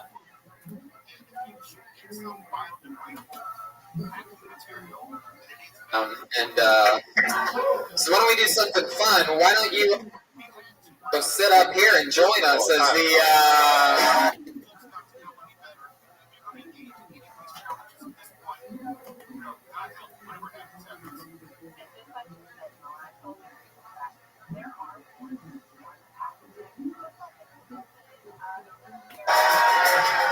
the guest for the rest of the show, Malcolm Atchett.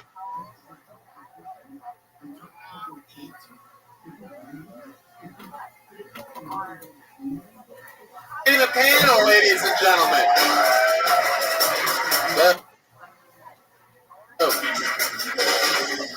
Back to the bucket we go. What do you guys say, huh?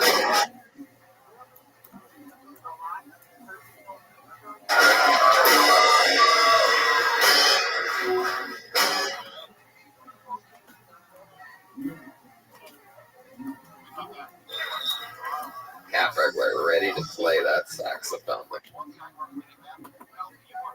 at that. It's like he's on pause right now. Make some motherfucking noise, Grand Rapids, for Aaron Joatima.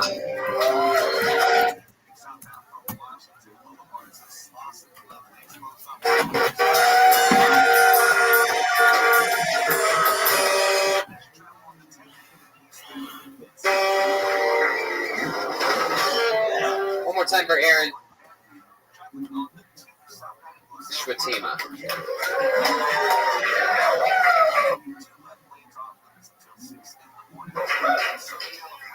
My dad and I have always gone tit for tat, maybe to a fault. Tit.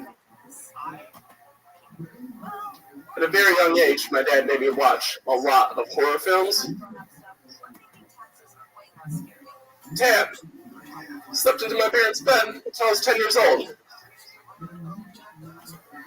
Cock blocked my dad for a decade. Sorry, Frank. Tit. When I was 4 years old, we were showering, and he spit water in my face. Tat. I waited for him to turn around and wash his back, and I spit in his ass. Yes. It's called an eye for an eye, Frank. We don't play that game anymore. Tit. My dad pressured me to go to college. Tit. I got a degree in communication studies. Damn it, Frank, now we're both in debt. And I appreciate you laughing at that, because that joke cost me $40,000. I'm Aaron Skydema, thank you. Aaron Skydema. Am I saying that right? Yeah, Skydema. Hell yeah. Goofy Dutch name.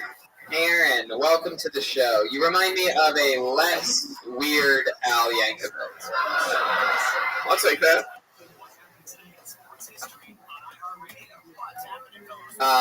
Why do you look like this is the first day that you've gone without wearing glasses? You look like you have bad eyes. I actually have perfect vision. Really? I do, yeah. Wow. You smoke a lot of pot? I used to, yeah. Why do I feel like you play music for sure, right? I definitely don't. You definitely don't? Yeah, I get that a lot, though. Yeah, People just look at me and they assume, yeah. What do you think the most rock and roll thing is about you?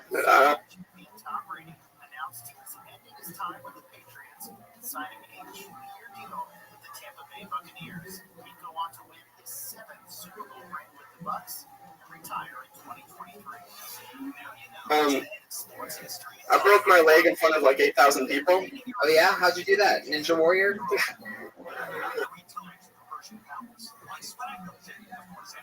Outside, and then 2 other tops. And the price is astronomical. I couldn't believe how expensive it was. So if you're thinking about painting your home, I suggest a much better, much safer, much longer lasting solution. Text Coating Exterior Coatings from Big Power Construction. And this isn't I actually used to work at the Van Andel Arena, which is the hockey rink here for the Griffins hockey team. I skated around the ice with the mascot. I was his homie, and I was. You were the guy that like made sure the mascot like didn't get fucked with, and like nobody took off his helmet or beat his ass. Or yeah, basically, and then go on the ice in between period. Did you have that hair then? Not at the beginning, but I did it for 5 years, so by the end I did. Wow, and you would go out on ice skates with that hair just blazing out there. It was beautiful time. People must have thought they were watching the live version of Blades of Glory. I got that actually a lot. Yeah, someone took a picture of me and put it on like on the Facebook for the team, and it was like, the Blades of Glory. Yeah, wow, that's crazy. I would have chose the line, any genius. Thank you, Joe. All right, so Aaron, tell us what do you do for work now? I work at a call center for a clothing store.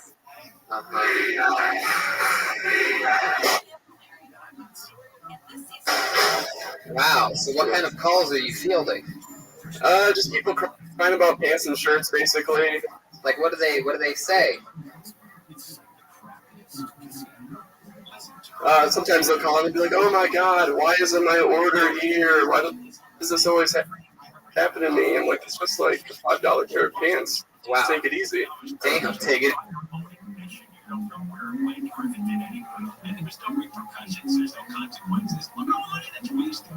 Easy. Wow, that's what you tell them. You get what you pay for. It's a $5 exactly pair. Yeah, $5.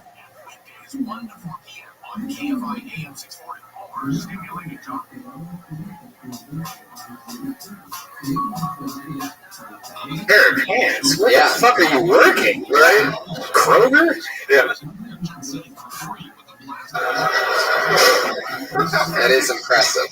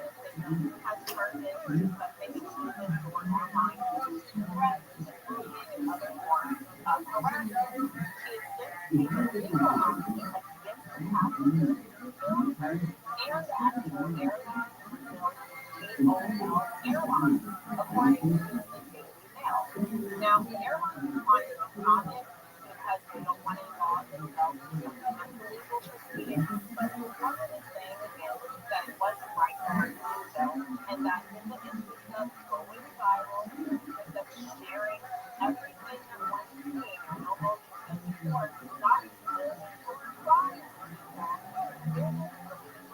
It is wrong, it is ethical to kill other passengers while traveling. That is the question on everyone's lips. No, that's actually 5 questions, and there are actually 5 different answers. I don't know whether the plane was in Brazil or international airspace as far as American law is concerned. You do not have a reasonable expectation of privacy when you are in public. You're on a plane, you're in public, you're at an airport, you're in public. That's the first thing. Is it wrong? Is it unethical? I think it's impolite. I think it's inconsiderate. You're on a plane, you might be sleeping, your hair's messed up, your mouth is open, you're drooling. It's inconsiderate. That I were the young woman, and the family came to me and said, hey, can you change seats with us because it's easier to manage our badass kid? I would hope that family do me the courtesy because I'm the one who's being inconvenienced. I'm the one who did pay for that seat because we all have to pay for the aisle seat or the window seat, whatever, the upgrade.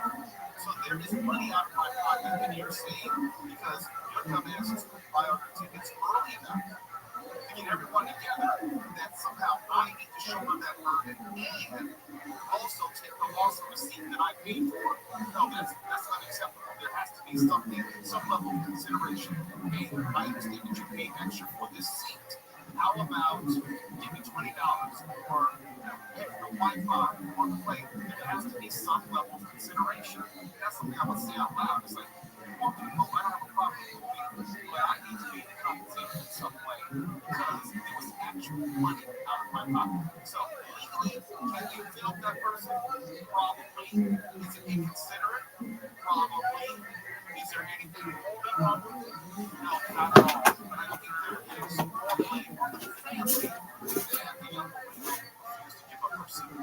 I agree, and I think that issues like this are found really far off.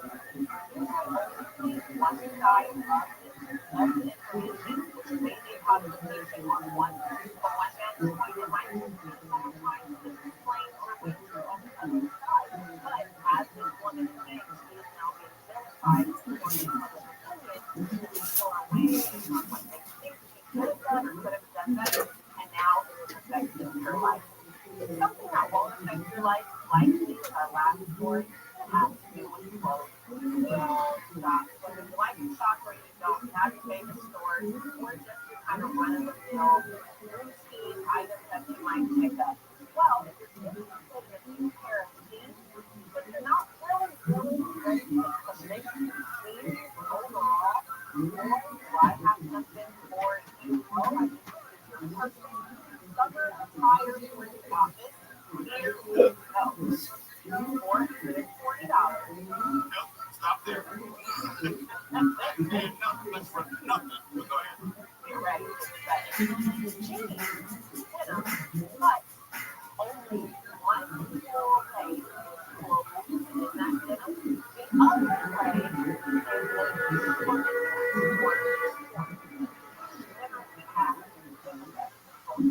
Have shorts on one leg and have heels on the other. I'm not interested, but apparently there are lots of people who have sold out at a $440 price point, and they are going viral online because of how polarizing they are. There are people who hate them. I am probably in that show. Hey, this is Rabbi coming live from the pyramid. Grand Rapids, Michigan, for a brand new episode of Real Tony. I can take my old pair of jeans and cut off one leg and even sell it. Now, if people want to buy it, that's on them. I don't hate the idea. It just was never give $1 for it. Cutting their own clothes from that Let's go step by step here,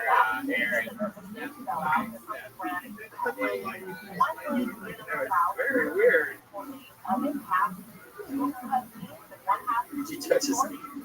Looks like I'm stealing the wrong hearts tonight.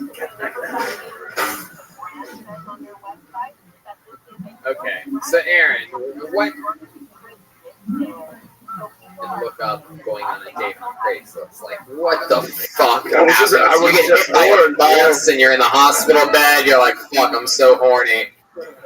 What happened? Well, I lived in the middle of nowhere, and I just like went on it just because I thought most of the posters was funny and they're entertaining. And there's one I was like, whatever, I'll throw a line. Yeah, what did it say? Do you remember something that it said that really caught your attention? Like fucking willing to fuck, like that. Was it a prostitute or just a date? No, she wasn't a prostitute. She was just a college student, and she's just Did you get catfished a little bit? She was about 10, 20 pounds heavier at least. No, she was. She ran track at the school that I went to. So. Oh, that's a good way. Honestly, that's a good way to know that they're not going to catfish you. Right. Unless, of course, they throw the discus. Then, did you wear a condom?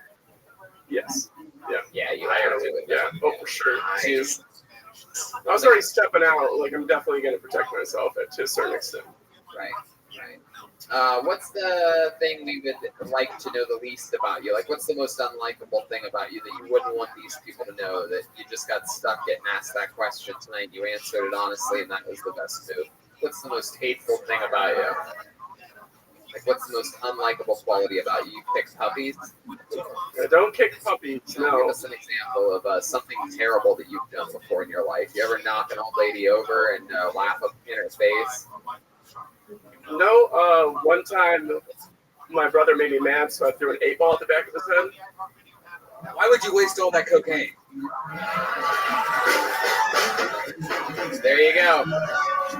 There you go. Look at all the dirt balls going crazy at that one.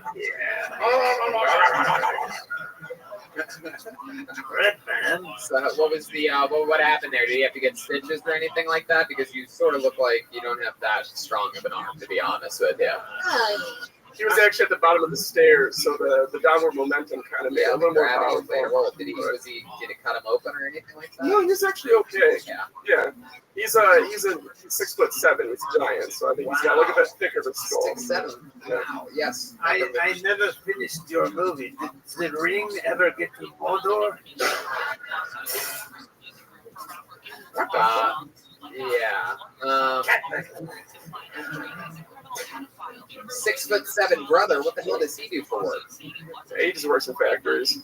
Wow. What does he do? Put things on the highest shelves. Basically, yeah. All right, Aaron. Well, we're gonna keep flying through people here. You been doing stand-up a while? I've done it like a dozen times over a few years, but I'm recently trying to get back into it. There you go. Oh yeah, this is a great place to do that. You did it, Aaron Schwetma, everybody.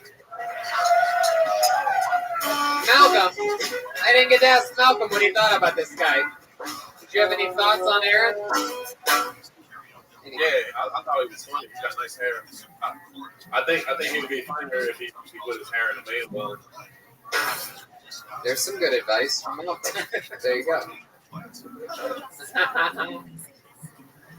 All right, let's meet another person together. It is Jake Szymanski.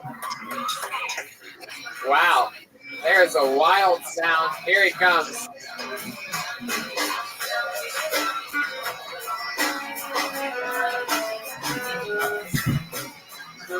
This guy's getting fist bumps. He's really taking his time. Really taking his time. One more time for Jake Szymanski.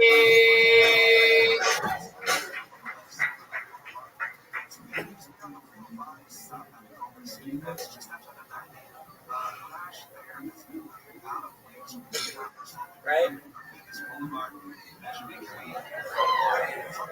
So,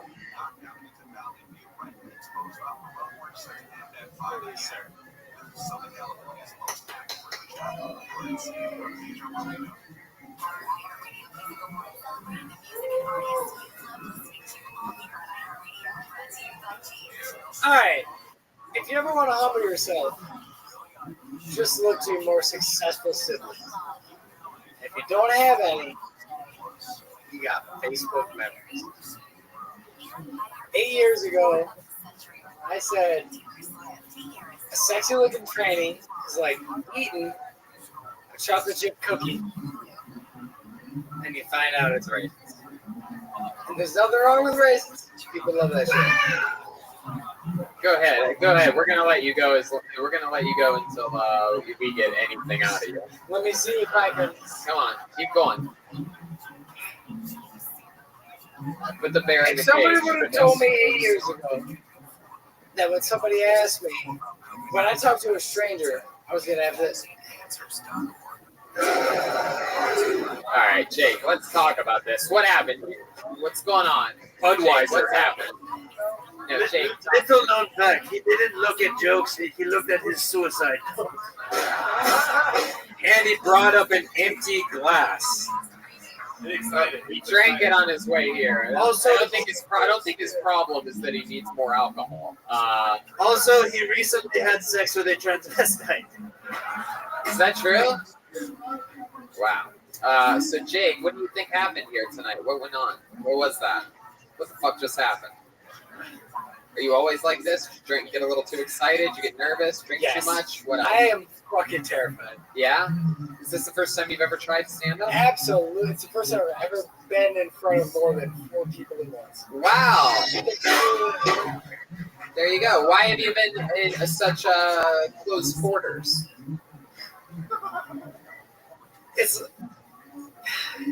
Are you one of the Cleveland kidnapping victims that like locked up? I would have had a win before that. You what? I would have had a win before that. You would have had a win before then? That's for you. Oh my God. No, don't you start trying to make jokes now, you piece of shit. We're way beyond that, dude. We're way beyond that. No, it's too late. It's too late to apologize. Go ahead. Tell us what went wrong tonight, Jake. Fucking panic. There's a lot of people out here. No. Don't make it about them. No. Let's talk about what you could have done better. I think, had I eaten food after lunch, after work today, and I would have stuck to my script, I would have done Jeremiah Cat Burglar. halfway okay. I have a question for you. Is your actual set on that piece of paper? I would like to do your set right now.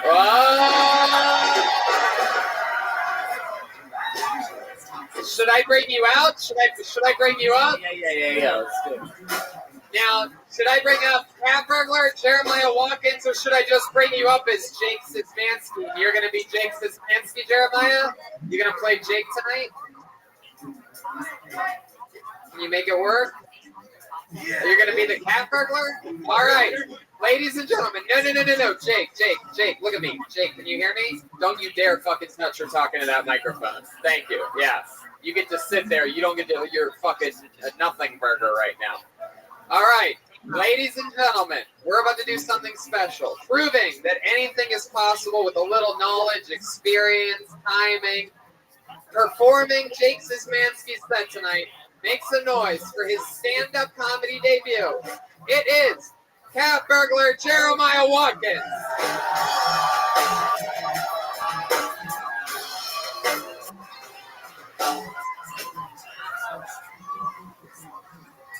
Cat Burglar. If you ever need to humble yourself, there's no better way than to look at your main successful siblings. Your more successful siblings. If you don't have any, then there's always Facebook memories. On this day, 8 years ago, I insightfully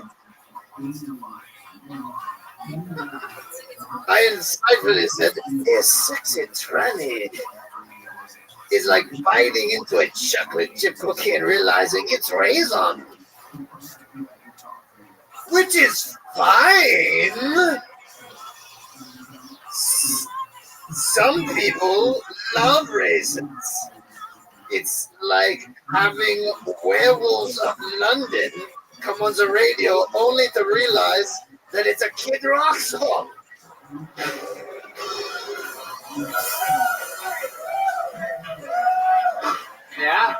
I mean, that's really good. You want to keep going, Jeremiah Catberg?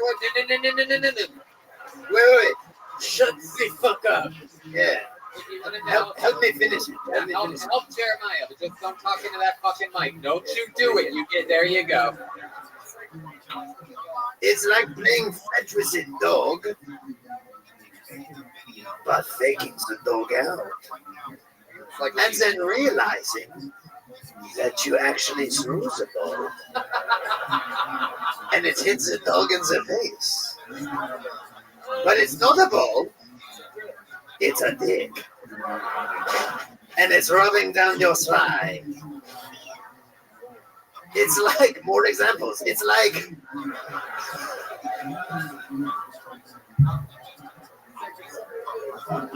if somebody would have told me 8 years ago that I would have had to ask a stranger what their preferred pronoun was, I'd have been like, indignant.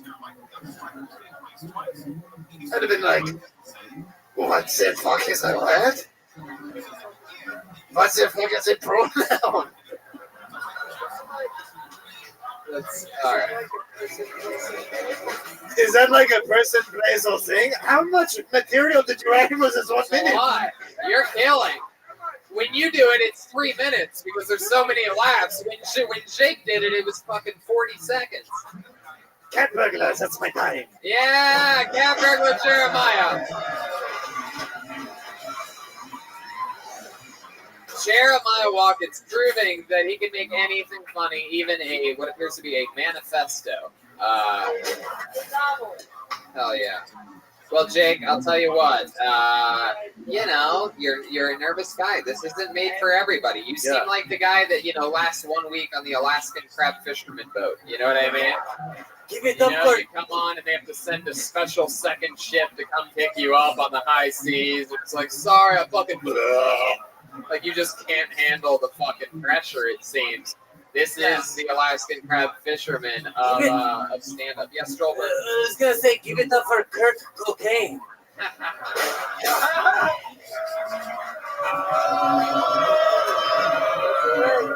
Malcolm, what do you think about this guy? What do you think about Jake? Oh, he cool. I actually smoked a joint with him before.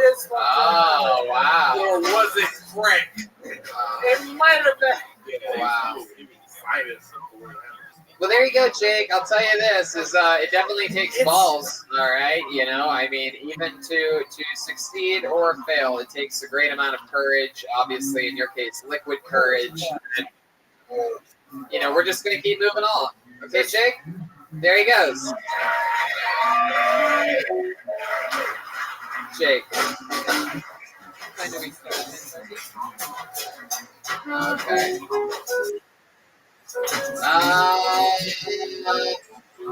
What do you guys think? Go back to the bucket one more time, huh? All right. We're already ready. Let's fucking do this shit anyway. All right. Make some noise for Nate Pulitzer.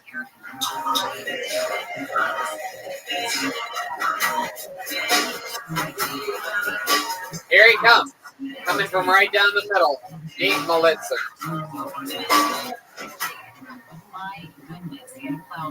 Good One evening. more time for Nate Pulitzer, everybody. My name's Nate. Pretty excited to be here, actually. First time in a big crowd. If you guys don't have kids, you should be happy. I do have a kid. Actually, I work with kids all day. I play with them. It's pretty cool. I run a daycare. In my daycare, I do a lot of shit. Literal shit. And shitty kids. Well, it's okay because one of them is my son. And one thing that he likes to do is he likes to swear. And it's not like the swearing you just ask like a little 3-year-old to say F words because you think it's cute to hear. Nah, it's like context swearing. So he swears in context. So there's one night where me and my wife were arguing a little bit, having a married conversation where we yell and swear at each other. And I'm sitting next to my son, and he's listening to this conversation unfold. And the last thing he hears is, "Whatever, fucking Nate." It's my name. It's my wife saying it. My son looks at me, Dad. Fucking mom. Wow. There you go. Hey, Melissa. Fuck yeah. Nate, I'm going to take a guess here. Are you a volunteer fireman? I'm not. You're not. No. Man, you seem like you would be. What do you do for work? I run a daycare. Run a daycare? Out of my house. Full time? It's full time every day. There during the day. So I have 6 total. One of them's my son. 6 kids. How old are they? Like a ballpark. 4-month-old to 4.5-year-old. 4 toddlers, 2 infants. 6. That's fucking crazy. It's stupid. Our toddlers, 2 infants was the sequel to 2 Girls, 1 Cup. Oh, Jesus. If ISIS gets it. Wow. Holy shit. 6 kids. I mean, incredible. That place, your house must look like the Penn State locker room. Not as, you know. Did you practice that? My wife's. Did you practice that where the kids put them to sleep? No, really? Look at the roast master. Well, you just got. I read them home from Mother Goose Club. It's pretty sexy. Really? Is that true? That's kind of weird. What do you tend to do with the kids? Like what? What up, girl? How are you? Literally just like I kind of play with them. Okay. You want to talk or you want to watch stand up?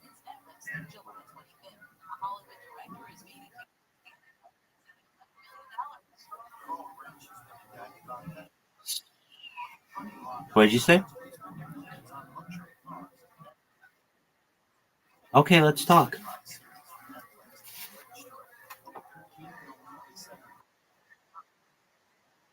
I'm well. I just had one of my accounts banned on Blue Sky. Aside from that, life is dandy.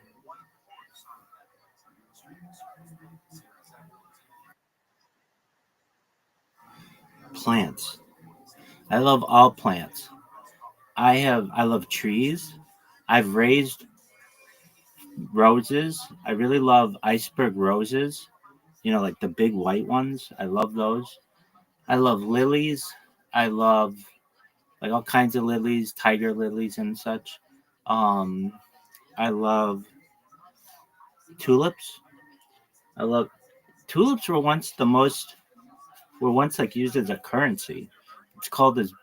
It's called tulip mania in the Netherlands, if you've ever learned about that. I love like carnivorous plants like Venus flytraps, and they have like what do they call them? These like sticky ones. I forget the name of them, but what else do I love? I love like fruits and vegetables, if you count those as plants, of course. In terms of trees, I really love what is the name of that tree? It's beautiful. It's like a Japanese tree. Just one moment, let me think of the name of it. If you ever saw the show Desperate Housewives, the name of their street is the name is what?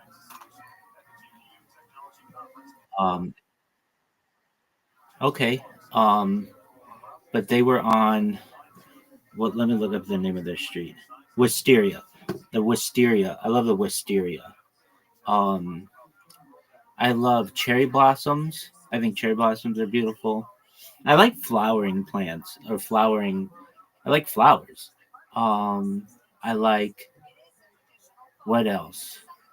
I like topiaries. You know what topiaries are when they like shape a bush into a shape. I love fruit. Topiaries are like, you know, when they like make hedges look like animals. They can be anything, but that kind of art is known as topiary.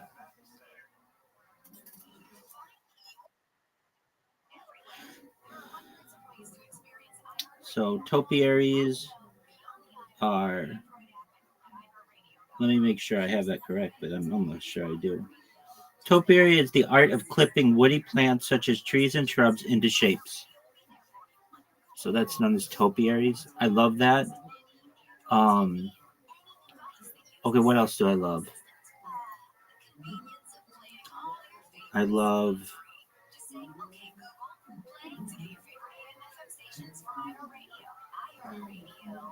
There's like even like things that I love that are they make this one. There's this one kind of flower.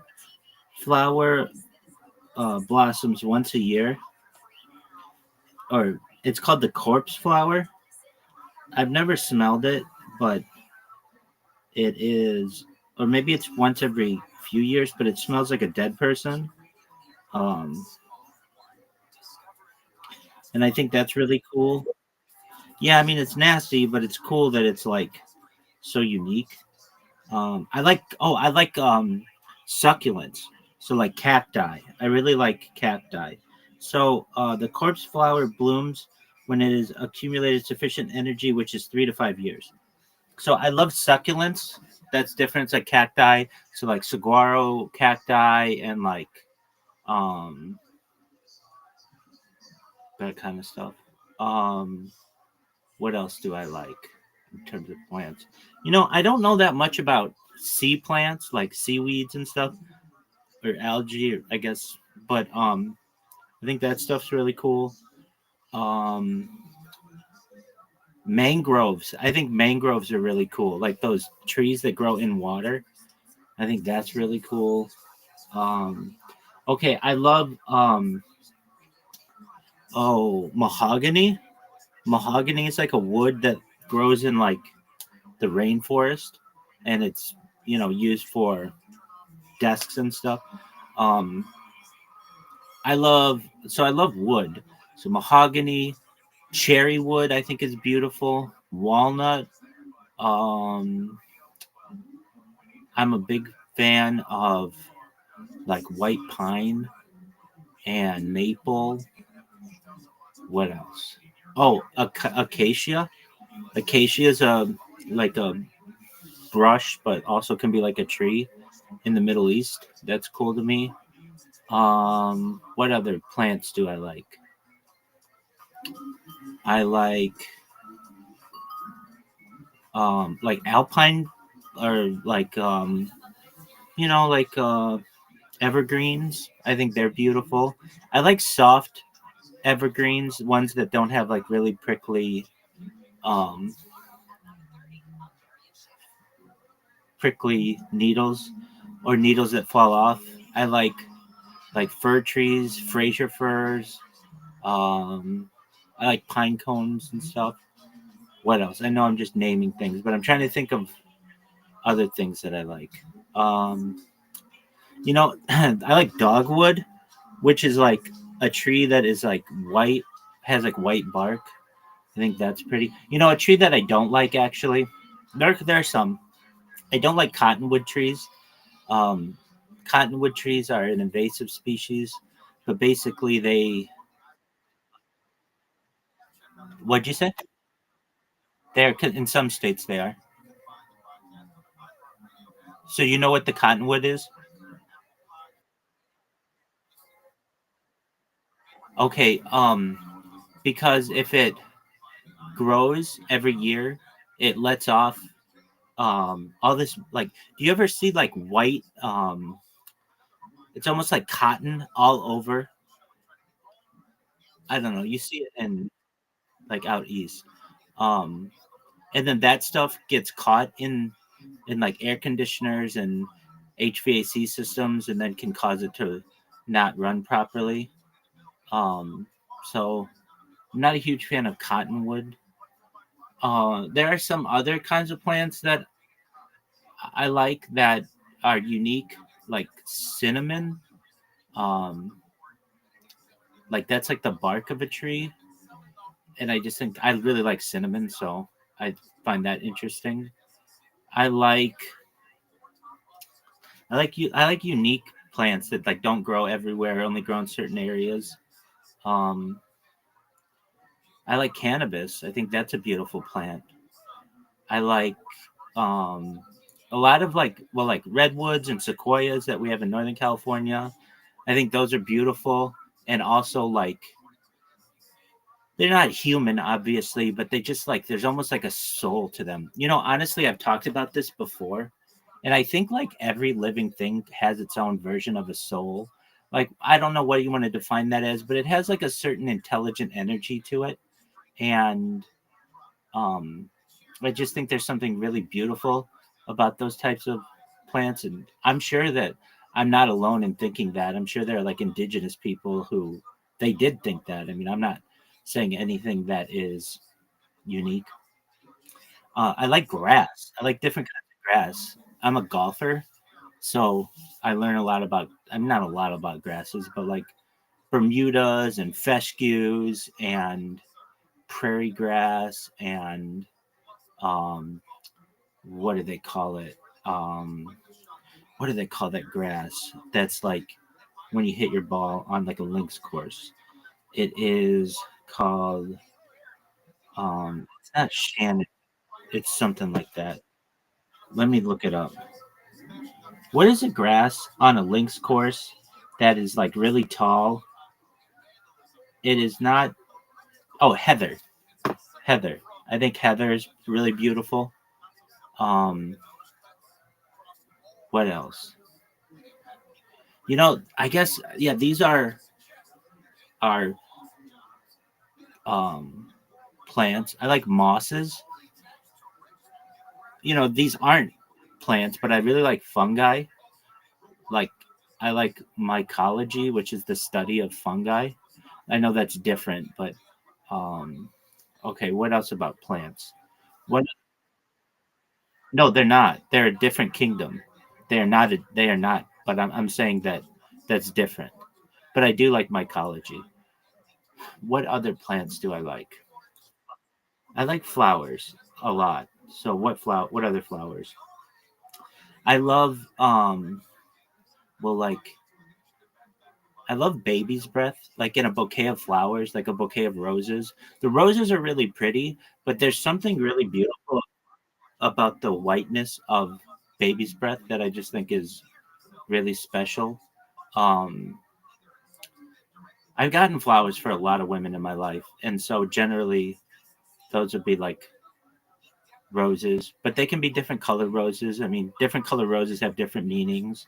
Red is usually passion, yellow is usually friendship, and you know, there's a white is peace and purity and things. But so those are interesting to me. I like daisies a lot. Daisies are just really fun and beautiful and are just cheerful. Um, I have a friend of mine who is a florist. It's funny. I think this is a funny story. So I was at this really big, it's called a Tish, but just basically a really big Jewish event a few years ago. Well, more than a few. But and there were all these rabbis there and all these really orthodox men. It was only, well, men were on one side of the room and there were some women, but they're on the other side of the room. And we basically were reading and singing songs and drinking a good amount of alcohol. And I met this man and he was dressed differently than everybody else. Most of us were wearing our black hats and we had our big beards and everything, but this guy did not. He had just like a mustache and was just more casual than the other people there. And I got to meet him and he invited me to his house for Shabbat or Sabbath. So this was in Valley Village, which is an area of Los Angeles. And I didn't necessarily know what I was going to get him. And I thought there were some different things that I could have gotten him just to bring to his house or whatever.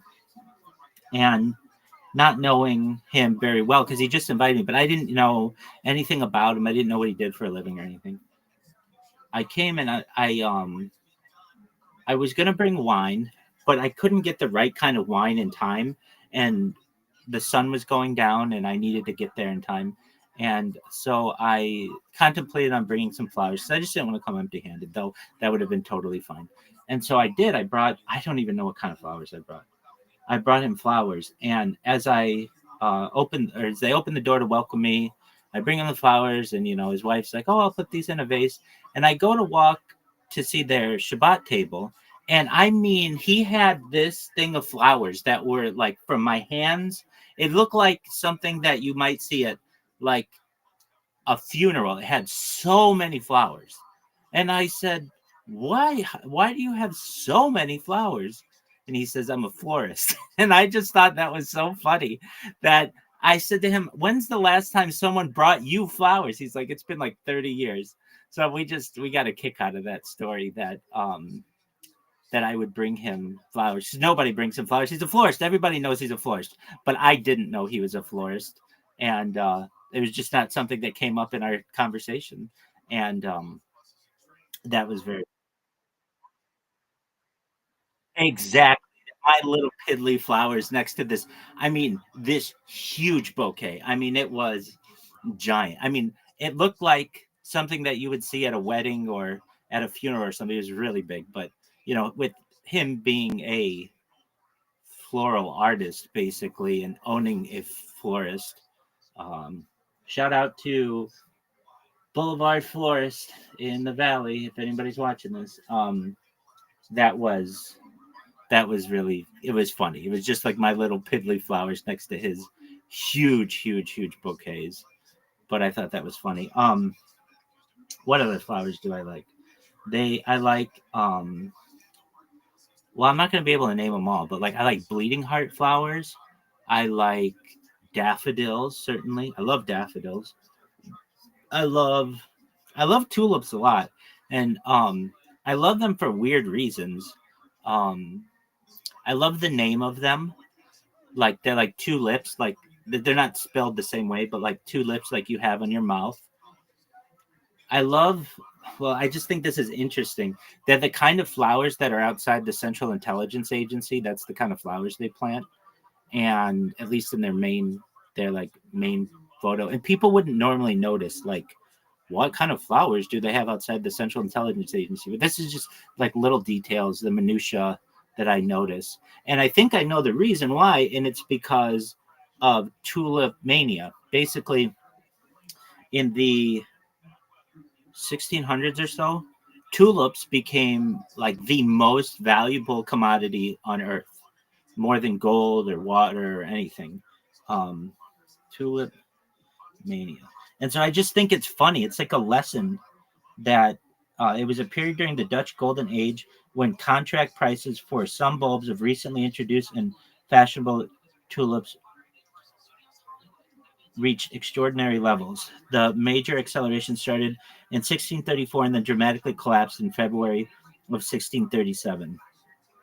So basically, like, the tulip was once like extremely valuable. And I just think it's interesting. And I think they're like simple, but they're really pretty. I always think of them as like an artist, like a landscaping artist, just putting a little bit of color on their canvas because they're beautiful. What else do I like? Begonias. There are a lot of them that I don't like. I know the look of them, but I just don't necessarily know what they look like. What else? There are all kinds of cacti that I see in California that are like, a lot of people have replaced their yards with succulents because a lot of like, there are all kinds of like irrigation laws when you can water and when you can't, and people have just, and it's really expensive to have a lawn, so they've just given up on lawns and they replace everything with succulents. And I think it's cool. I mean, to just put cacti everywhere. This is I don't know if it's a really interesting story, but this one time my friends and I, we were in college and we went to spring break in Lake Havasu, which is in Arizona. And we were driving with his family, and as we were going to their house, it was really interesting, all of the different cacti that you had there, because they're not as popular, I guess. The further in the desert you go, the more popular they get. So anyway, they were telling us that this one day one of their neighbors heard one of their cacti making all kinds of noises. And it was really interesting to them because usually cacti don't make any noises, they're plants. But this one cacti was really making a lot of noises. And it exploded, and it was full of scorpions. And that just always freaked me out, that like these things could be just full of scorpions. And there were all kinds of scorpions all over their yard, like spiders basically. And I've always thought that was interesting, that cacti can hold that, hold water, hold all kinds of beautiful things, but scorpions not. It is weird. I love tropical. Um, I love tropical uh, trees and plants. So I'm a huge fan of palm trees. People don't know this, but the palm tree is not native to California. All the palm trees that you ever see in California, specifically in like Los Angeles, Beverly Hills, they've all been imported in, and they're about $50,000 to $100,000 each. They're very expensive. And I can even tell you where the first palm tree planted in Los Angeles is. It's right near the Coliseum. I've been there. I've seen it. It's basically just a single palm tree. So they were all shipped in at like the beginning of the 20th century from Florida, usually, or also not just Florida, but like the tropics. What other kind of plants do I like? You know what I really like watching? This is such a weird thing to like watching. I don't know if you've ever seen it, but if you ever go on Instagram or YouTube or something, people just make videos of them cutting open fruit. I love that. It just looks so beautiful, and it just makes you appreciate. You know what I'm talking about? Yeah. It's just, it looks so delicious, and it's just beautiful. The different kind of fruits and like how they cut it open. I watch these things on like repeat. They're just so beautiful. Um, I really love fruits. So, and different kinds of fruits. I was looking at these fruits the other day. It was online, but it was the kind of watermelons that they have in Riyadh, Saudi Arabia. They're like this big. Well, you can't see me, but um, they're like 3 feet big. They're huge, and they were just cutting into them. They were almost like the size of like a dog, like a big dog. Like they were really big. And what else do I like in terms of fruit? Um, weeping willows.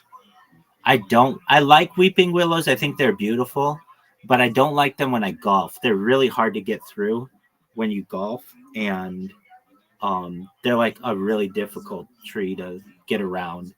Um, so weeping willows are kind of, I like them to look at. I think they're beautiful to look at, but they're difficult in golf. I guess a lot of the plants that I've interacted with, or not a lot, but many are on the golf course that have like a different, like if you golf, I don't know, Audie, do you golf or have you ever golfed? Okay. Okay, so you know a little bit about it. Um, so you appreciate the beauty of nature when you're on the golf course, but the golf, the nature becomes hazardous to you sometimes if you hit your ball in a difficult location or something like that. Um, I really like grass and like how it's cut. I think they can cut it in like different arts, like art forms, different shapes. Or I shouldn't say shape. Well, yeah, shapes.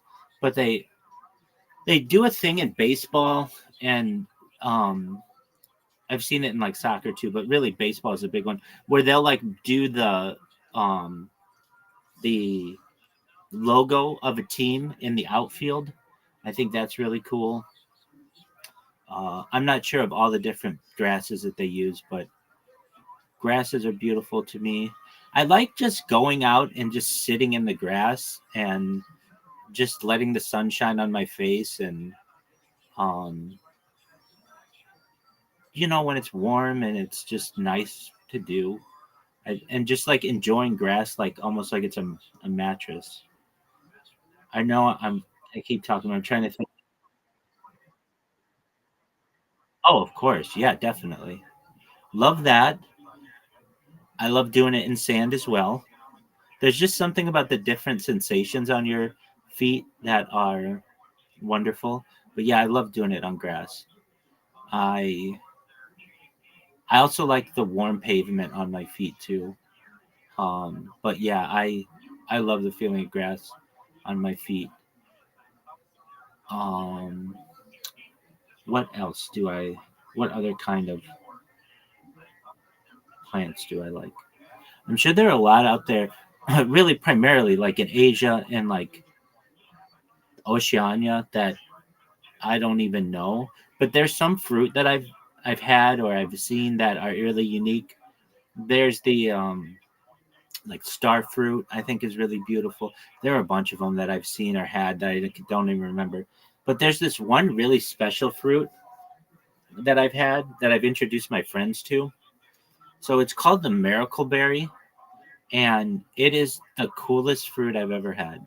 So basically, what you can do with these like miracle berries is you eat them, and for 30 minutes afterward, everything that you eat is really, really sweet, and it tastes totally different than normal. It allows you to eat lemons and limes like they're oranges, and cheese tastes different, and it's just like this really special property of this kind of fruit. And then after 30 minutes, it wears off. But it's called the miracle berry, and it is just super, super cool. And I really think that there's a way that we could utilize that so we don't have as much sugar in our diets. But I think that's a beautiful thing. Oh, you know what's a type of plant that I really like that I haven't said is bamboo. Bamboo. Did you know bamboo is the fastest growing organism on Earth? Now you do. And did you know that they used to have this thing called bamboo torture? Bamboo grows so quickly that it'll kill you. The way that they would do it is this was done all the way up to like World War II. And I'm sure in some crazy place it's still being done. But basically, you take someone and put them between two bamboo shoots, almost like they're like a hammock.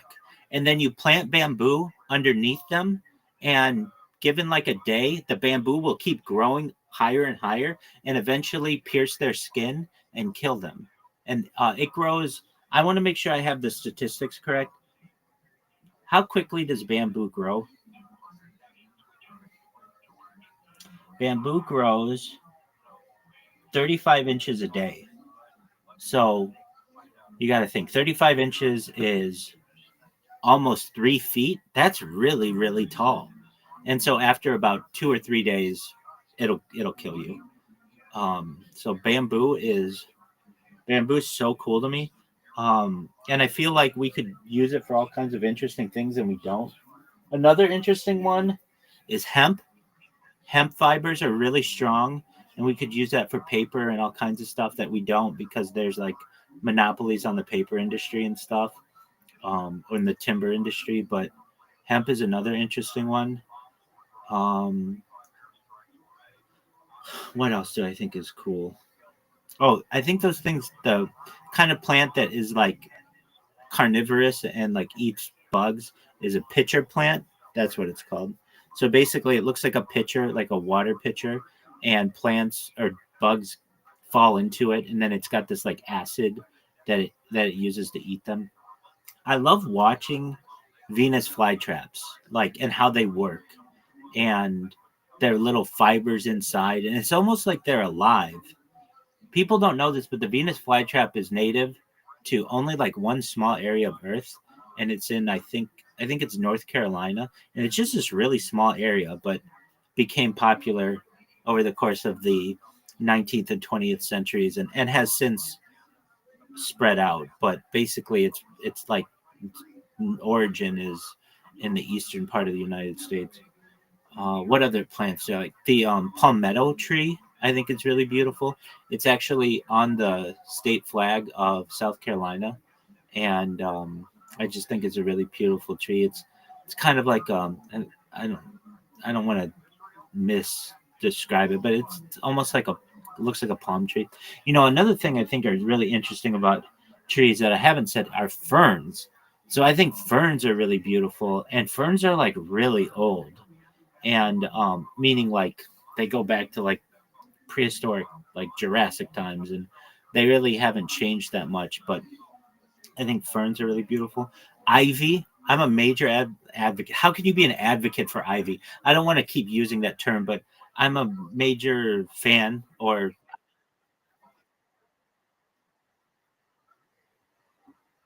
yeah, I think, well, and the reason why is because it can do a lot of damage to buildings and such. But and I understand that, but I just think it's beautiful. Now, there's a kind of ivy, or it's not ivy, but I forget what this is. It's like a Japanese plant that is like taken over the southeastern United States. What is that kind of ivy overgrowth that has taken over the southeastern United States? It's become so invasive. It is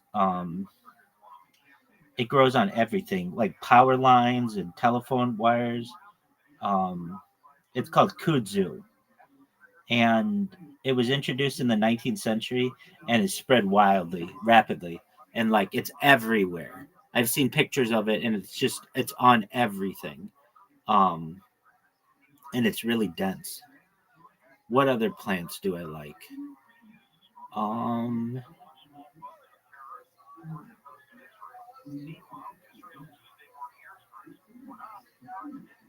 I mean, really, like plants, like vegetables, fruits and vegetable plants. I think are really special. Um, what other plant? Oh, there's like I don't know if these are. I think this is plants. Lichen, Lichen, which is like basically some of the only stuff that grows in the Arctic Circle. I think that stuff is really interesting. It also grows in like um, I think some areas of the Antarctic, just like near the water. I think that's really interesting. Um, I want to make sure I named it all, like all the plants. Um, you know, one plant just kind of always makes me sad. I always am very sad when I talk about this. Is the rubber tree? We get rubber from the rubber tree, but it's heartbreaking to me what has happened with the rubber tree because of what had happened. Basically, the Belgian Congo, the king of Belgium, his name is Leopold, and he was a terrible, terrible person. And he kept wanting to expand Belgium in with a colony in Africa. And he would force the people there to cut down rubber trees. And if you didn't make the quota, they would cut off your hand. Or they wouldn't cut off your hand, they'd cut off your child's hand. And there were all these kids in Africa who were and adults, they were just amputated for because they couldn't produce fast enough. And so some plants have like a story to them. I'm sure they all do, but like especially with their relation to humans. And the rubber tree has always it brings me pain, especially this one photo I've seen of this man who's like on a deck just staring at his little girl's hands that they cut off, and because he couldn't produce enough. I just think that's man man is terrible to man. And I just think that's really sad. um what other plants do I like though? um Things on the vine I think are really interesting, like grapes, different kinds of grapes. um I think it's interesting that they used to grow grapes as far north as like England up until like 400 years ago.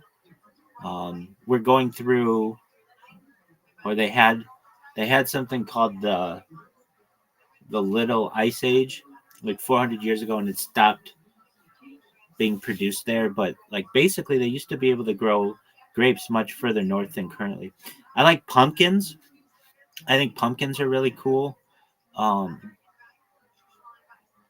I think they're beautiful, and they're just a fun plant that they get really big. Sometimes they show these like time lapses of some of the biggest pumpkins that we can create with all kinds of fertilizers and stuff. Um, I I really like roses, but really iceberg roses are some of my favorites.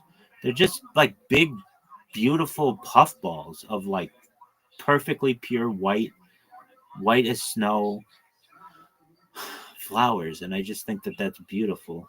Um, so those are the only kinds of plants that I've really grown, but I did grow them, and in California everything grows really well, and so you could just go to like a Home Depot and buy these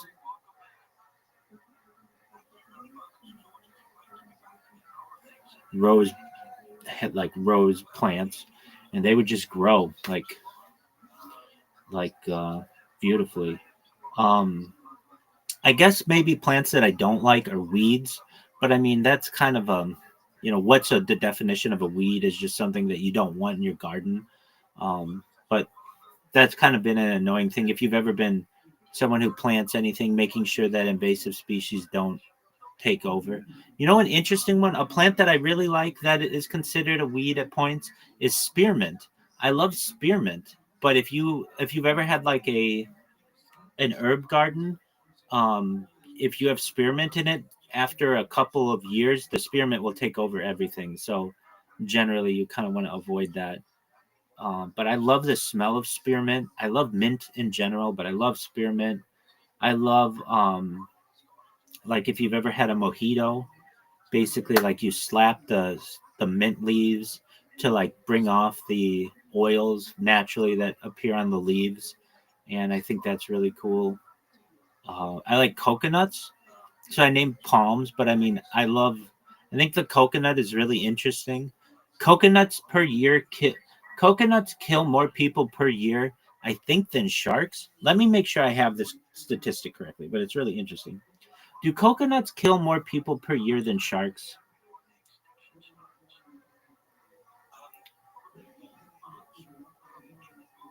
I don't know if this is true. I don't know if this is true, but it's a rumor. Let's see here. Um, so it has been claimed in 2002. A director put this out. So let's see if this is true. Um, so vending machines kill more people than sharks a year. Vending machines kill 13 people a year, and sharks kill like 10. But let's see here. Coconuts, death by coconut. Coconuts falling from trees and striking individuals, causing serious injury to the back, neck, shoulders, and head, and are occasionally fatal. Um,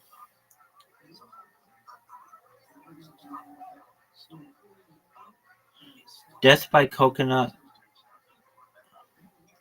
Coconuts in law.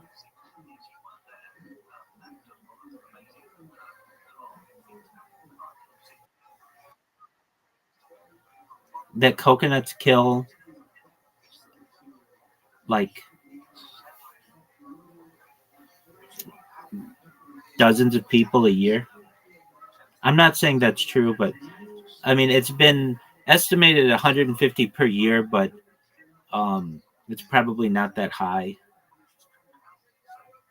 But I mean, there's what'd you say?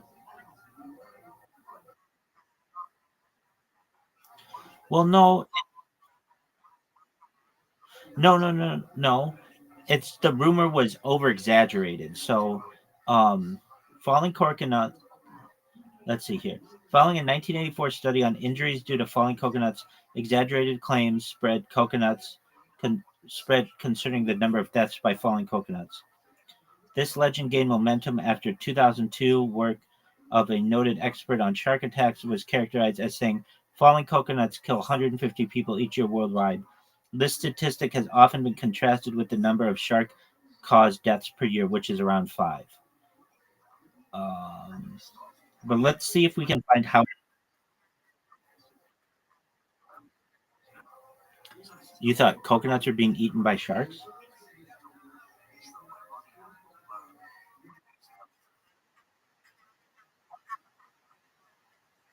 Oh yeah, no, it's not. It's like 5. Coconut deaths. Okay, so fewer than 10 people worldwide are killed by falling coconuts each year, but only like 5 people are die from sharks. So it may be around the same amount. It's just they cause a lot of injuries to people, and people don't know it. I love coconuts, though. I love coconut everything. I love shredded coconut. I love macaroons. I love.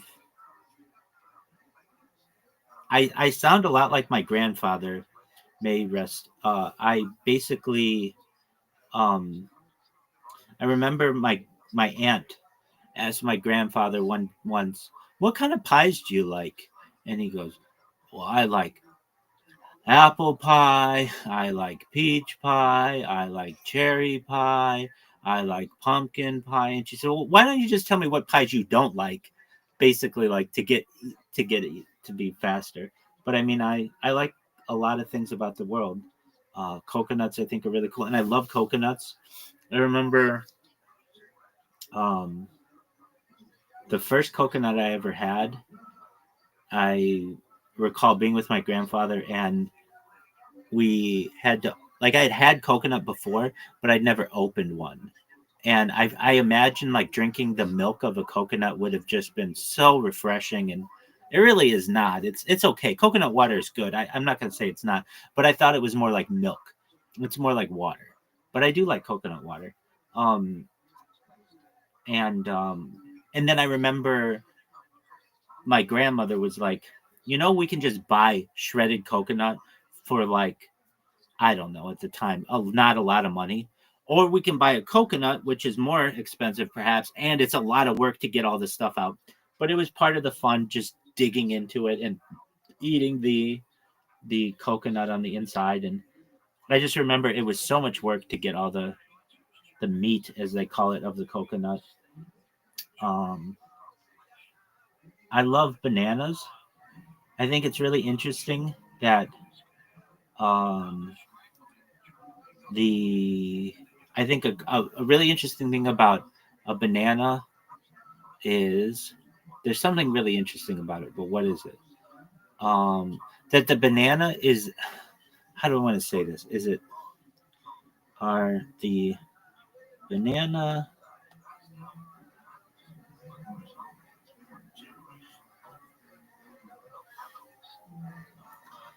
let's see here, that bananas are considered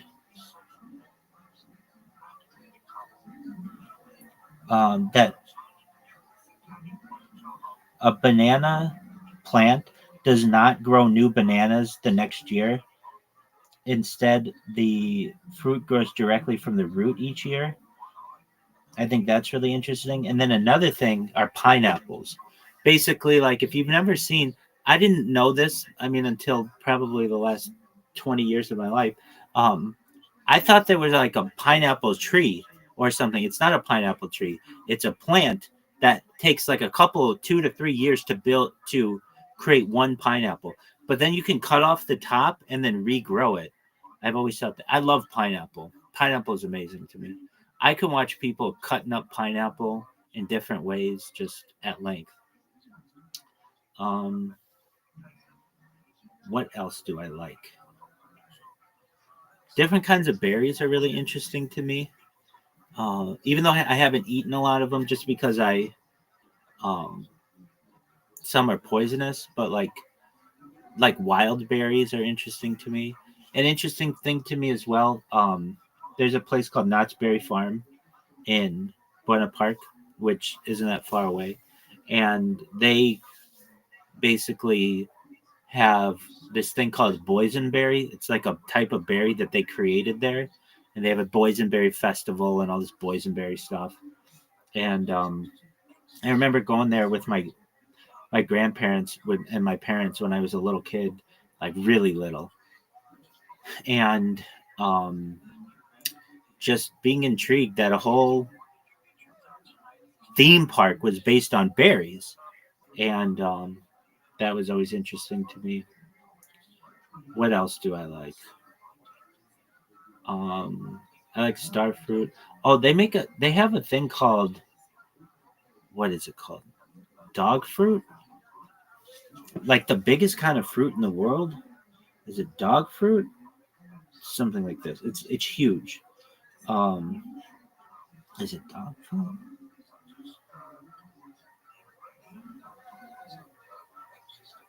No, it's some largest fruit in jackfruit. That's what it is. Jackfruit is really beautiful.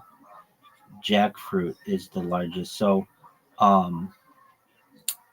it is. I guess I like the Atlantic giant pumpkin can exceed a ton, but like the largest thing that is just normal is the jackfruit. It's the largest tree-borne fruit, is what I should have said. Um, that's really interesting to me. What other cool thing? I don't know, like your staples of like many cuisines, potatoes, corn. One interesting thing about corn is like the corn that you buy in the store today is basically, of course, it's genetically modified, but it was even like modified centuries ago that is much different than the maize that like indigenous people had. What else do I like? I like some kinds of like really greens, like spinach. I love broccoli. Love broccoli. I love celery. I could eat broccoli and celery, and especially if there's some kind of dip on it or something. But I love those. Cauliflower, carrots. What else? I'm trying to exhaust everything I know about plants, basically. I find it interesting that some plants have like male and female, and other plants don't. They're like asexual, and how that all happened within our evolution, or within the evolution of plants, botany. I find it interesting that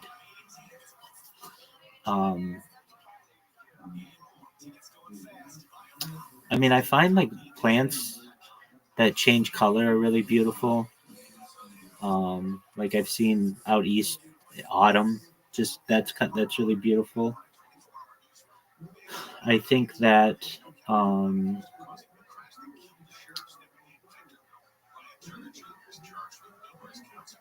I think that like, I'm trying to think of plants that I see that I like a lot. I really love flowers. I just think they're beautiful. That almost it's like whatever you believe, the creator, God, Hashem, whatever you want to call it. It's like a fingerprint of just like beauty in the world. Or nothing. It just like you could just think of it as being energy of the universe. That's absolutely fine as well. But there's something special about it. I think everybody can appreciate.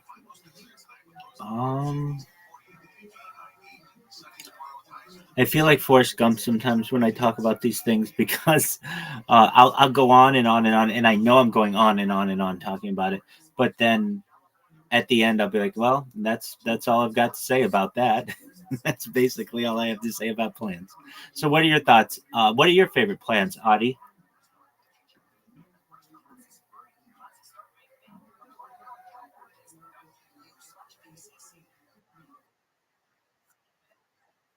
That's okay. That's okay. Oh, I back to flowers. I love um I love some flowers that we have that are like the same color as like that give colors their names, like lavender or orange. I think that's beautiful. Like almost that like it just became so popular that it just took over the color or whatever we name it as. I think that's really cool. Um, I yeah, I want to make sure I named all the plants. As much as I said I didn't like cottonwood, I think it's actually really cool the way that it reproduces because it has these little cotton like things that fly in the air and then put the seeds down. So I think it's actually pretty beautiful as well. Um, what else do I like? Oh yeah. Um, what do they call it?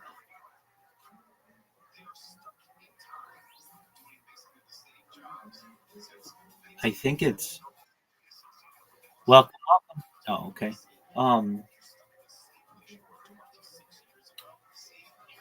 yeah, it's hard for me to choose like a favorite plant though, because I love so many different kinds. I It's almost like choosing a favorite color. I love aspects of all of them. Um, I really like it when I see flowers that are like overflowing their container. I think that's beautiful, and they look like it's almost like a waterfall full of flowers. I think that's really beautiful.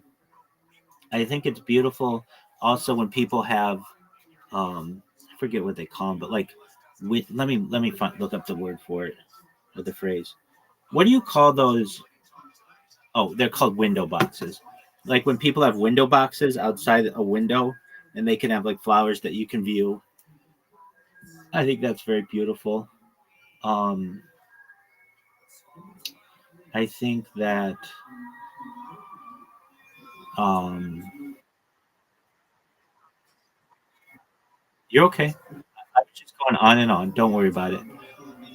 All right. Did I answer your questions? Are you ready for stand-up comedy? Oh, we can. What else, what are your other questions?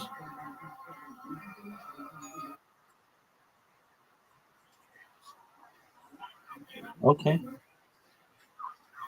that's all right.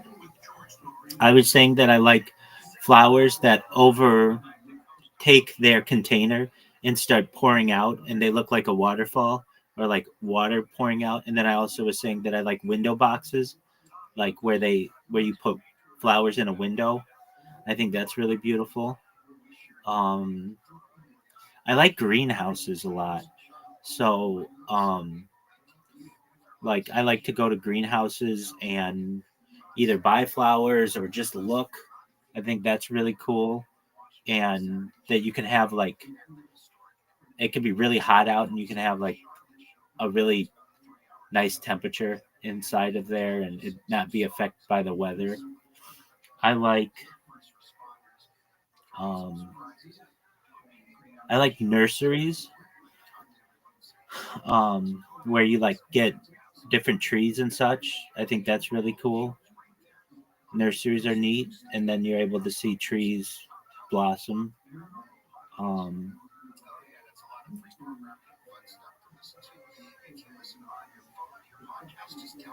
yeah. I don't like it when I mean this is just a thing that happens. Um Well, it's an interesting thing about trees and an urban area. So I think trees are really good for urban areas, but when they're planted in like I think they call them like, it's like a tree island and there's all kinds of cement around it. The trees don't do really well because they can't have their roots grow and then they end up breaking up the concrete and then that can cause a hazard and can hurt people. So it's kind of like this give and take that I have with trees in an urban area. But I think that overall I think that more trees in places are is positive. I've never been there but my uncle lives there, uh Atlanta, um and it's called A City Within a Forest. And I think that's really a beautiful take on it. That basically there are all kinds of trees there, um, like trees in an urban environment. Like in LA, we have not that many trees, like in comparison to some of the other cities in the United States, and um, or they've been cut down, and it's like basically a concrete everywhere. So when we do get trees, I think they're really beautiful. and we should try to preserve them as much as possible. I was just thinking of a tree that I really liked. Um, we have lemon trees that I think are really beautiful. A lot of places you'll find, at least in Southern California, citrus grows really well. And so people just have like yards full of lemons. And, you can basically, they take up a lot of water. But basically, like where I have lived in the past, and um, I've been in places where they have just like lemon trees or lime trees, and they just fall. And it's like if you don't use it, then it will rot. Um, one of I worked by this place, or I worked in this one area. Go ahead. Sure. There's a good question, like legally, if you have a tree. So I worked at this one tech startup, and across the street there was like it was a lemon tree, I believe, not an orange tree. I think it was a lemon tree, and the tree, the lemons would fall from the tree, and there would be people who would walk by and take the um, take the citrus. And there's an argument: whose citrus is that? Is that basically for the public, or is it the person who owns the tree? And I think that's like an interesting question. Okay, go ahead.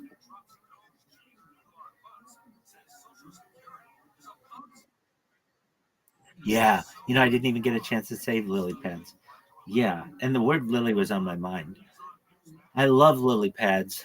Um, love them. I think they're beautiful.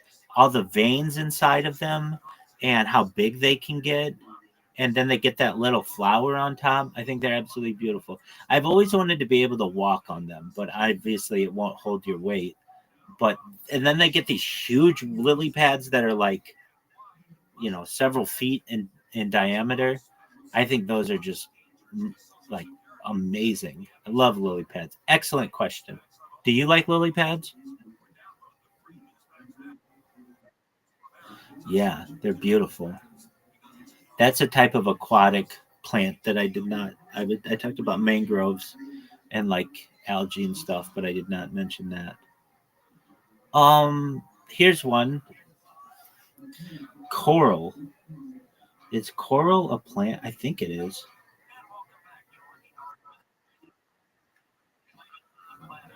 Are corals animals or plants? Corals are not plants, they are animals. Yeah. Okay, very interesting. I love coral, but that's not a plant. That is an animal. I should have known that. I kind of did. I was just trying to think of other kinds of plants.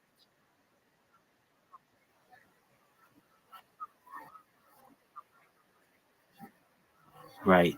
But they are animals.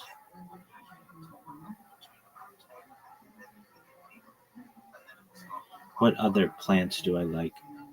I really think that blossoming trees are really beautiful. Um, I've been to Washington D.C. a few times in my life, and they have the cherry blossom festival there, and it's like I think they were originally donated by. I don't want to get this wrong, but like I think it was like a Japanese. Yo, dog, did the Japanese donate the cherry blossoms in Washington D.C.? National Cherry Blossom Festival, Japanese gift. Yes, the Japanese donated the cherry blossoms in Washington, D.C. In 1912, Mayor Yukio Ozaki of Tokyo gifted 3,000 cherry trees to the city of Washington, D.C. as a symbol of friendship and goodwill between the United States and Japan. And they're beautiful. They're beautiful. But for as beautiful as they are, the wisteria is so beautiful. Like, it is just so gorgeous. I don't know if you know what the wisteria looks like, but they're these big pink trees basically, and they're just amazingly beautiful. I've seen like pictures of these places, and generally they're in like Japan, but it just looks like another world, and I just think it's beautiful. And another weird thing, here's a weird thing I think, is that not there are very few flowers or plants or anything that are blue. Blue is just not that. It's very rare. I mean, there are some flowers that are blue, but usually flowers are like purple or pink or red, but there aren't a lot of blue. There's just not a lot of. There are some though. Um, Let me look up blue flowers. What is a type of flower that is blue?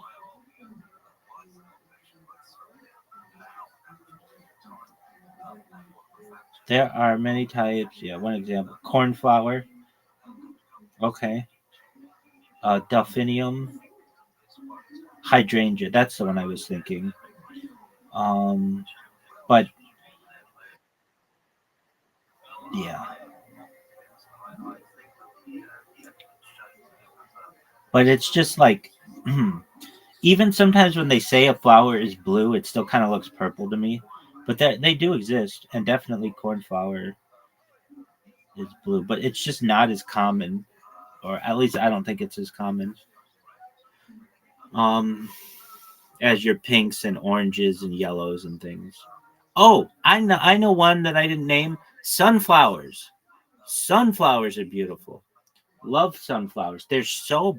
I see a sunflower and it like brightens my day. I think it's because of the color yellow and its symbolism to happiness. But I love sunflowers.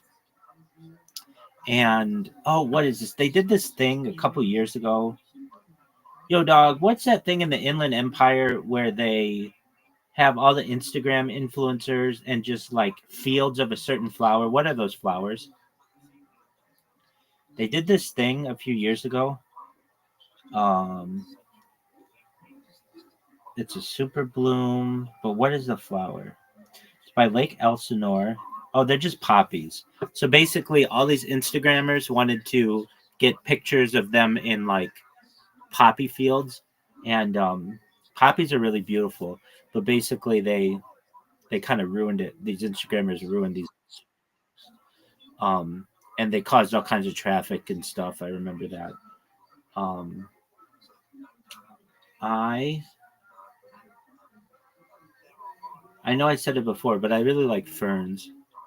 I think that ferns are really beautiful in a house, and even if like they're just they're just like quiet. They're not really messy. All you have to do is make sure they're watered basically, and they get sunlight, and they like help clean the air. And they're like super old. They're really like prehistoric, um, and I just think that that's really interesting. Oh, I was talking about different like vegetation.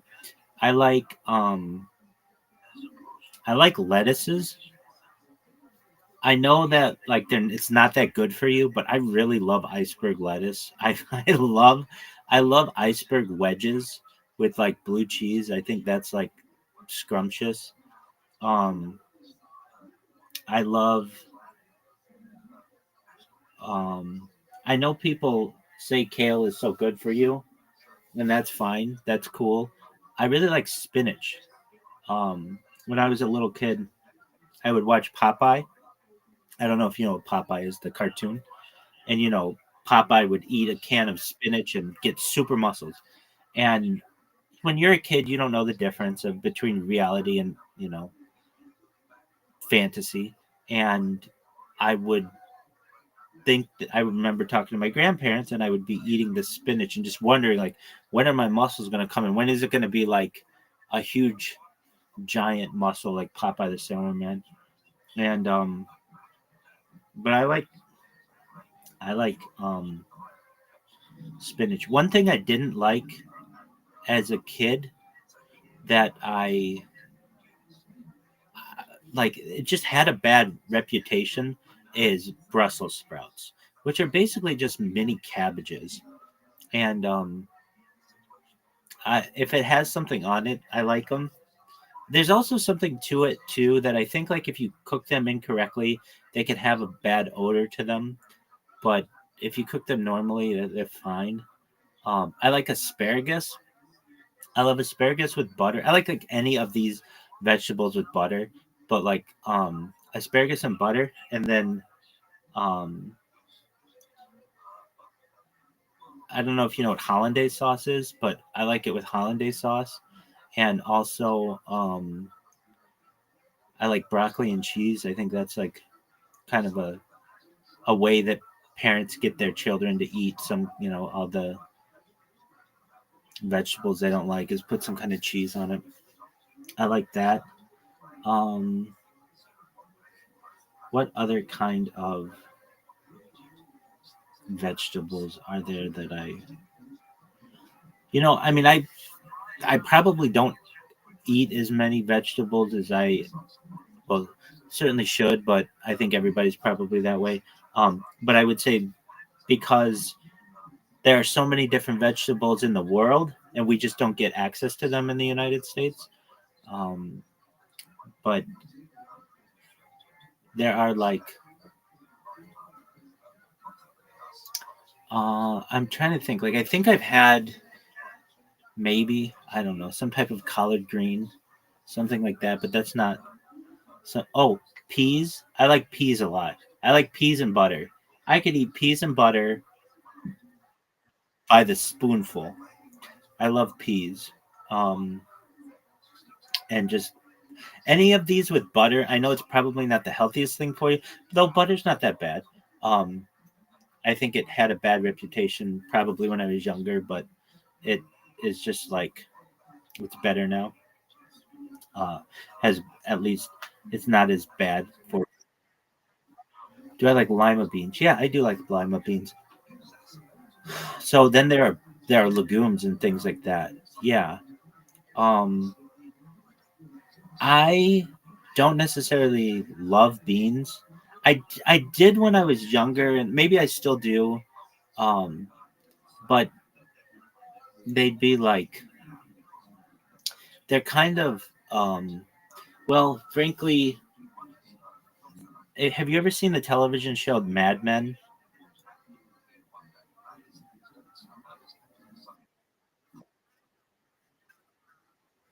Okay, it's amazing if you have never seen it, and it's about advertising agencies in the 1960s, basically. And I really like beans, but they described them in one of the episodes that kind of was always turned me off to them. They said that they look like little organs, and that's always kind of turned me off to them. But um, nevertheless, I do like them, especially in like a sauce. Um, but like, yeah, what else? What other kind of? I like peanuts. I like nuts, sort of. Um, when I was a little kid, I did not like nuts, and I think it probably had to do with they weren't very sweet, and um, but they are good for you, and but I did like peanuts, so we would go to like a baseball game or something, and like we'd get peanuts or something like that, and um, that was always interesting to me, and just I always thought it was really cool that like it had this self-containing shell, and then you could just take that and throw it on the ground when you were done, and it was like littering, but like because like we didn't litter, I don't think a lot of people do, but it was really interesting. Like at a baseball game, you could just throw it on the ground. You were supposed to. You weren't supposed to like keep it super clean. Like everybody at a baseball game was just throwing things on the ground, and I would think that would be really interesting. Um, what else?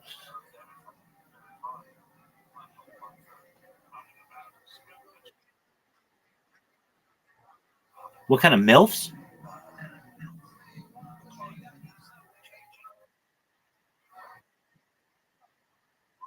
Oh, nuts. Oh, apologies. I thought you said MILFs. I'm like, oh, I could talk about that all night. No, what kind of nuts do I like? Well, I guess peanuts are legumes, and so that is a little different. Um, I here's a weird thing. I like peanuts, but I don't like peanuts in any kind of Chinese food. And sometimes they put it in there, and that's not like a thing I like. Oh, couple of things I didn't mention: watercress. I like those, and I like radishes. And I think radishes can be made really beautifully, like when they're made into roses. Okay, what kind of nuts do I like? Um, well, when I was a little kid, I didn't like them.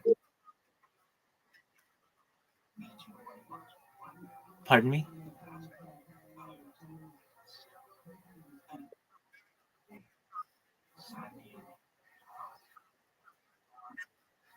Okay. Um, so um, I would. I like legumes. Again, that's peanuts. When it comes to nuts, like pistachios, well, the big one I would say were cashews. My parents always had like cashews. I don't want to say like they were just kind of like a snack thing, but because they didn't have sugar, I just didn't think that they're like an acquired taste. If you're eat all year as a kid eating sugar stuff, anything that's not sugar just doesn't taste that good to you.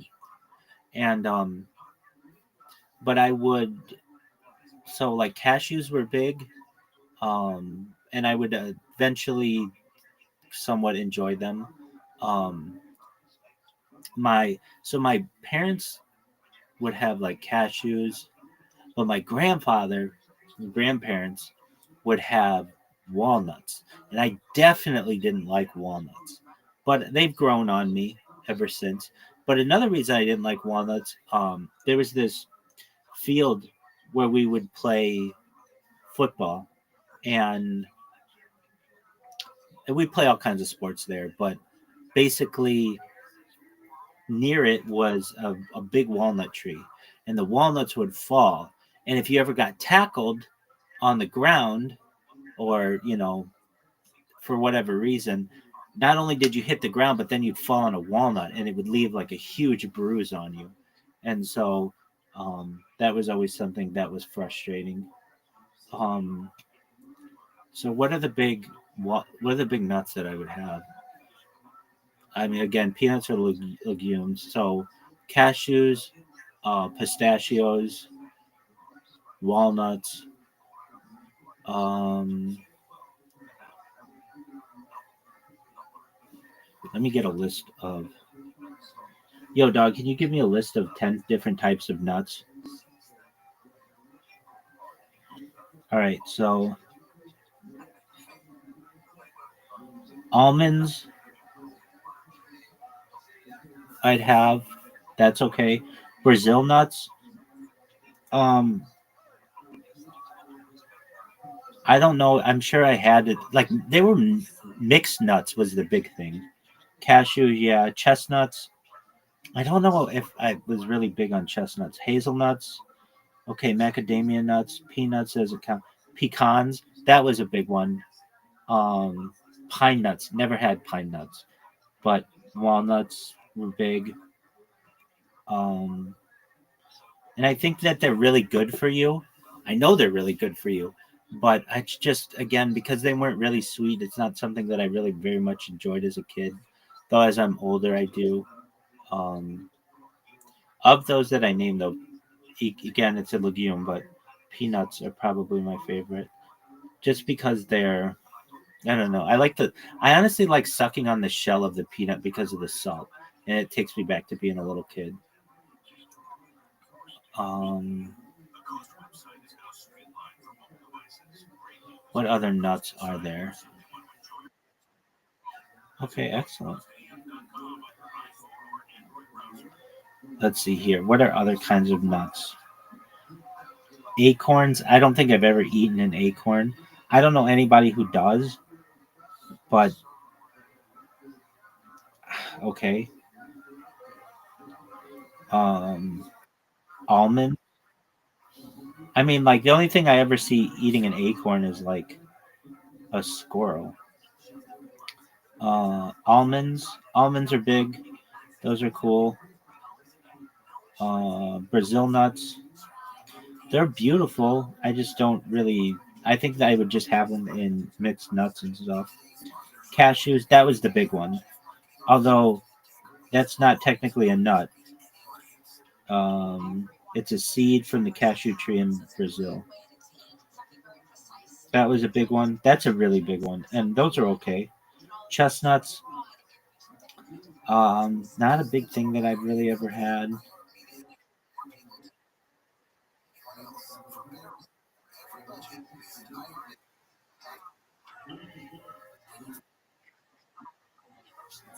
Let's look that up. That's a good question.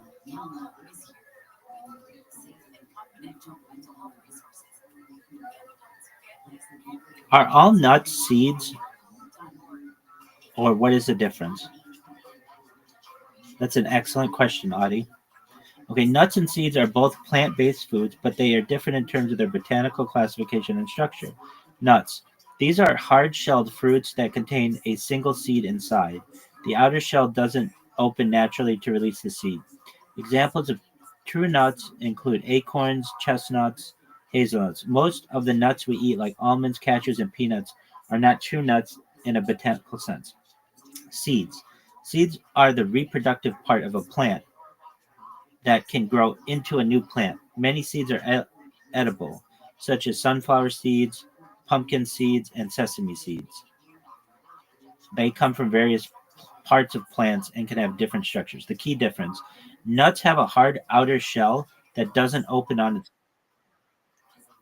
while seeds are the reproductive units of plants and can come from various plant parts. Some foods we call nuts, like almonds and cashews, are technically seeds. They named three. Okay, so pumpkin seeds. Um, I don't know if I've ever had that, but I know that's very popular, like roasted pumpkin seeds. Sesame seeds. I really like sesame seeds, and I like sunflower seeds, though not for eating. I just like to like like put sesame seeds like for the salt on them.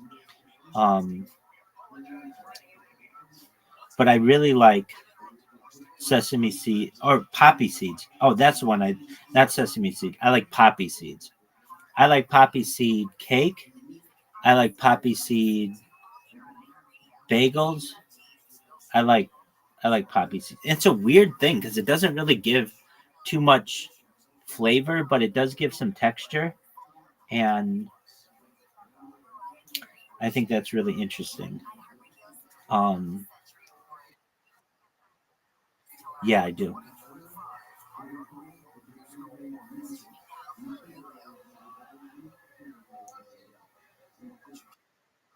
Yes, I do.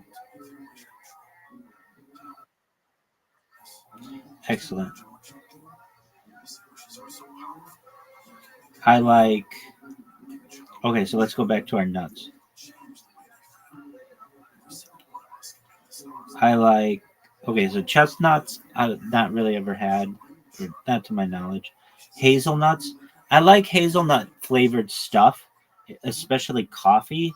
I don't know if I've ever just had a hazelnut to eat though, or maybe I've had it in like different cakes or something. Macadamia nuts. Yeah, I like that, and I like macadamia nut. I don't like a lot of stuff in my baked goods, but macadamia nut cookies are okay. Um, Peanuts, I like those a lot. Pecans, those are big. Pine nuts, not my favorite thing in the world. I mean, I shouldn't say that. I don't think I've ever had them. I've had the opportunity to have them, and that's not my thing. Pistachios, yeah, and I like the shell of a pistachio. A lot of the water in California goes to just pistachios, like a huge amount. They need a lot of water. Walnuts, yeah. Um,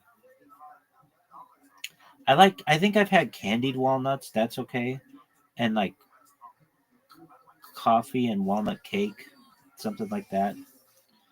Uh, okay, less common nuts and fruits that sound like nuts. Red bopple nuts. I don't know what that is. Sacha inchi nuts. I don't know what that is. Araucaria nuts. I don't know what that is. Baru nuts. I don't know what that is. Bunya nuts. I don't know what that is. Candle nuts. I don't know what that is. Cedar nuts. I don't know what that is. Cedar nuts come from Siberia, which is why they're also known as Siberian pine. Ginkgo nuts. Okay, I do know about these.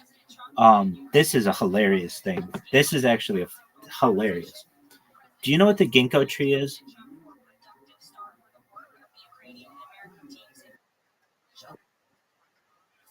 Okay, so the ginkgo is a very ancient kind of plant. It's a big tree as well. And if you've ever heard of ginkgo biloba as a supplement, that's usually where you hear about them. But the plant also has a fruit. In East Asia, they consider ginkgo nuts a delicacy with their pistachio-like appearance and dense, soft texture, what is likened to a pine nut, chestnuts, edamame nuts, and even potato. Okay, well, this is really funny. So, when I I went to school with like all boys, and so that means that like we weren't as focused on sex, though probably we were, but we were like focused on athletics and just boy stuff. And we would do this thing that was just terrible.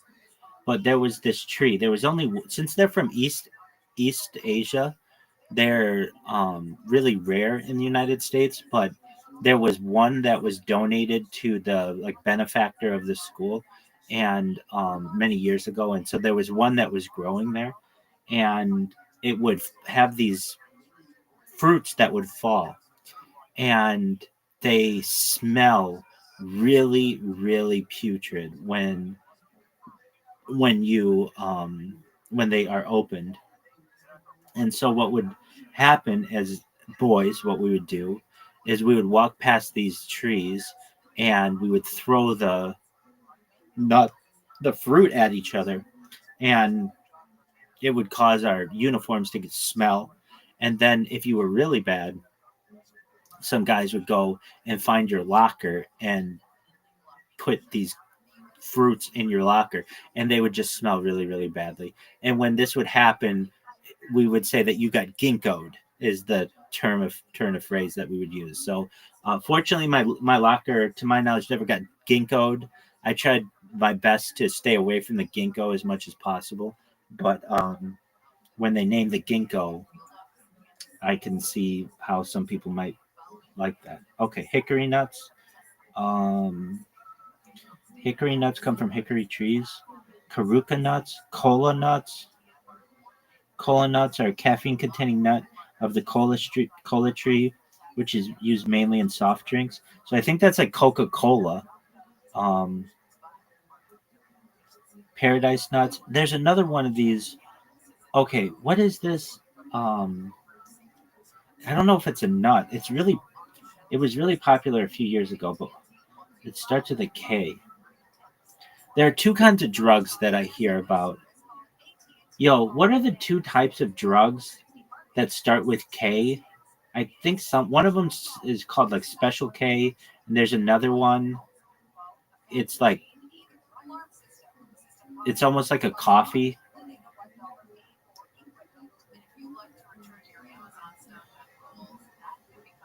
Okay, ketamine. Ketamine is a dissociative anesthetic that can cause out of body experiences. There's ketamine and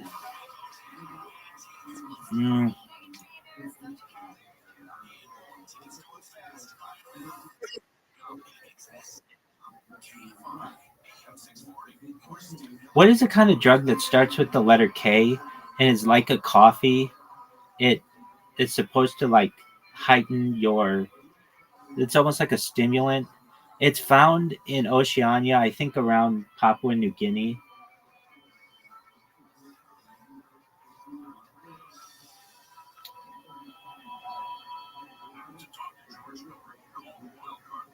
Kava. Kava. Okay. So, kava is used for its relaxing and mildly sedative effects, but it can also have stimulant-like properties in lower doses. So, what is kava? Is it a nut or is it a bean or something?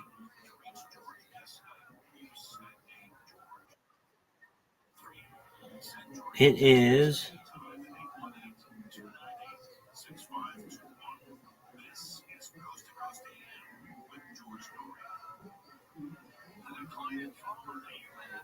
It's a plant. It is not a nut or bean. It is a member of the pepper family. Oh, we didn't even talk about that yet. And is used to make beverage that has sedative, anesthetic, and wild euphoriant properties. Okay. So when I was a little kid, I did not like anything spicy, and I almost just like if I knew it was spicy, I didn't want to have it. The spiciest I would ever had anything was like a mild salsa, not even medium. I thought that would like kill me.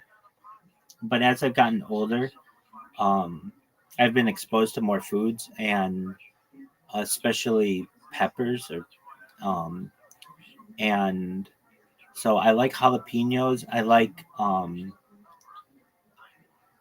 punacchini. What is it called? Yo, what are those Italian peppers that start with the letter P?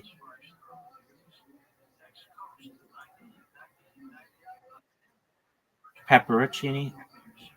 Yeah. Yeah. But I really like sriracha. And I've really gotten into sriracha recently. I have it right here. Um over the course of the last like I don't know 4 or 5 years or so. Um and I think it's called the Scoville scale. Yo, dog, what's that scale? It's like the Scoville scale for heat. See how much we talk about scales? The skull. Yeah. And there's another kind of scale I want to talk to you about in a second. So I would say that I'm still probably pretty low in the Scoville scale, but let me look it up. Like, is it a scale 1 to 10? It should be. Yeah. So I really like bell peppers. I love peppers, like those kind of peppers. The green ones, the yellow ones, the red. I love the red ones. So then pepperoncini is then. Oh, we didn't talk about avocados. So I really like avocados. In fact, I would eat like huge amounts of guacamole at points. Just like I love guacamole, which I didn't. Yeah, that's okay. I didn't have it. It wasn't as popular in the United States, I would say, when I was like really little. But then it became more popular as there were more of a Latin influence, and then it became more popular. Um, okay, then we have like I don't know what this is. Anaheim. I mean, Anaheim's a kind of it's a city, but I guess that's a pepper as well. Poblano, then jalapeno, then chipotle, then Hungarian. My I'm Hungarian and parts. Well, my grandfather's Hungarian, so I remember that was always a thing. We'd have this thing called chicken paprikash, which is one of my favorite. Um, it was like the hottest thing that I would eat as a little kid, and it's just basically like chicken and broth and noodles and stuff. But I always thought it has like paprika in it, and I always thought that was like really um, spicy, but it's not. Then Serrano, Arbol, Tabasco. I have Tabasco right here. So as I said, like I'm like expanding. You can't see. I'm showing you on camera, but you can't see. But To me, Tabasco sauce is a little too like watery or vinegary, but it's okay. Then aji, then cayenne, and chennai, Scotch bonnet, habanero. There are some kind of habaneros, like sweet habanero, that I like, but other things. Okay, then we'll get into some stories. Then fatal, then red, Savina habanero, chocolate habanero, ghost peppers, Trinidad scorpion, Carolina reaper, and then pure capsaicin. Okay, so the hottest thing I've ever had is there's this kind of chip that oh I forget what they're called. There's this it's basically I call it like kosher Doritos, but um there's this I think it's not Pocky, it's Pocky. Yeah, there's Takis, which is different. That's not kosher, but there's Pocky that is, and they make a ghost pepper one that is so spicy to me. It makes my eyes water and all kinds of things like that, and it's it's pretty intense for me to the point where it's not enjoyable. Like sometimes things get so hot they're just not enjoyable to me. Um, okay, the other thing, there's this other scale. Yo, dog, what's that one scale? It's like the pain scale. That one guy who got bit by all kinds of things, like bees and snakes and stuff. What is the pain scale? There's one guy, yeah, the Schmidt scale, I guess it would be. He like basically just decided that all the pain, the Schmidt pain index, yeah, there you go, which is the measure of a relative amount of pain that various insects of the order Hymenoptera, ants, bees, wasps, can cause humans. Justin Schmidt, an entomologist, developed this index by recording the sensation and the skills he received from different insects. The index uses both numerical ratings and descriptive, vivid verbal descriptions to rank the pain caused by each insect sting. So, is this on a scale of 0 to 10? It better be.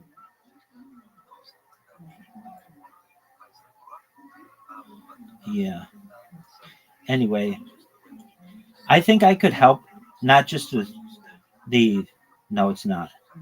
Um so a different kind of pain scale. I've been on a lot of different painkillers in my life for numerous reasons, all prescribed, but everything from like Oxycontin to fentanyl, and that needs a scale as well. The best, I don't want to say the best, but like the highest type of the best, I don't want to say the best because it makes it sound like I'm abusing it, but no. The yeah, the best, but how would I say it? The most effective type of painkiller known to man is known as carfentanil, which is used to like tranquilize elephants and stuff. And and that is, I've never had that because I'm not like an elephant, but I've had fentanyl and I've had fentanyl patches. And when people talk about fentanyl, they talk about it being like so dangerous that it's going to kill you and all these things. And I've had it kill friends. Um, the person I was talking about, a startup that I was working at, a tech startup, I know someone who was doing cocaine and died of fentanyl overdose, and it's a really sad situation. But at least fentanyl for me was always something like I used for surgeries, and I had I had some foot surgeries, and for like hammer toe and to like straighten my. I also had it for, I don't even know what it was called. Um, just let me look it up for a second. Yo, what is that surgery that they do on the bottom of your foot that like releases pressure? Women who wear high heels need it a lot. It's called Cinderella surgery. No, that's not it.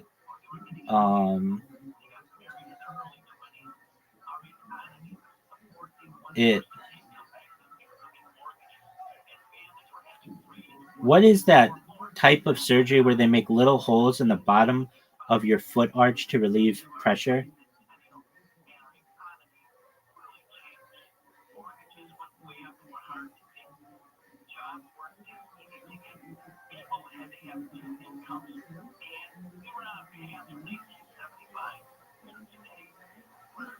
Weird. I just got a captcha.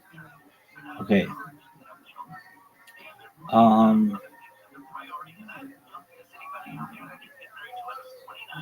Anyway, plantar fasciitis. That's what it's called. Anyway, and to recover from these surgeries, I would be prescribed like painkillers. Anyway, that pain does not have a very good scale, but I think I could help with that. I mean, I'm sure there are other people who could too. But basically, I've had the most intense kind of painkillers you can have being prescribed fentanyl patches. And so I think I've had them all. Like basically, you know, like everything from aspirin. And then there's like a little higher version, which is well, then there's acetaminophen, but then there's whatever Aleve is. What is Aleve like from a pharmaceutical standpoint? Which is a little bit stronger.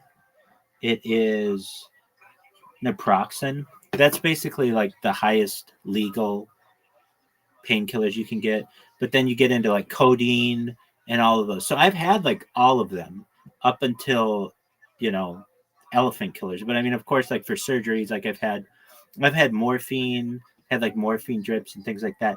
And there isn't a very good pain scale. And I think I could help to, just like the poop scale, make that on a scale 1 to 10. Now, perhaps it will be like the Richter scale, where it's not, what do they call it? It's, what do they call that scale? Yo, what do they call the scale? Like a Richter scale that is exponential? Exponential. It is logarithmic. So basically, I think it would be a logarithmic scale, but anyway, you know how much I like scales, and I really think I could help contribute to that one. I mean, it's really not hard. It's just 0 is nothing, 1 is probably aspirin or acetaminophen, 2 is naproxen, 3 is codeine, 4 is like Percocet, 5 is maybe like oxycodone, 6 is oxycontin, something like that. 7 is maybe like morphine, 8 is heroin, 9 is fentanyl, and 10 is carfentanil, something like that. But I've never seen a scale like that. I shouldn't say that. I did see it one time. It was on the internet, but it was just something somebody had put together and people would like make comments on it. But I think that's basically it. That's like the pain scale of humans, or what we can use. And I'm sure in anesthesiologists know this much better, but I've never just seen a simple 0 to 10 scale like that. Anyway, back to the Scoville scale. I have become more of a, what do you call it? I've become more experimental with a lot of these, like just getting hotter and hotter things. But ghost peppers to me are just like too hot. They're just really, really hot. But yeah, those are like the peppers and things. And I really like, back to plants, I like peppers. I like, you know what I really like? Haven't even talked about pickles. I love pickles. I love pickles. I guess that's cucumbers, which is fine. But and I love cucumbers as well. All different kinds of cucumbers. I like zucchini, which isn't even cucumber, but there's this kind of cucumber my mom always has. Is well, it's like when I was a kid, she had it. It's I think they're called British cucumbers, which they're like really long and they're really sweet. And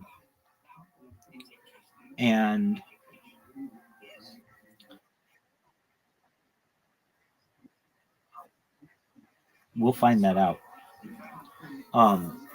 And the last time my mom came to visit me, or my family came to visit me, we went to these restaurants in LA, and they were very, I would say, they had like these like trays of different kinds of cucumbers. The term British cucumber is not commonly used. Oh, English cucumber, not British cucumber, English cucumber. So they're long, thin, and straight, and are often of lengths around 14 inches. They're very good. Okay. Why do some cucumbers have bumps and others are smooth?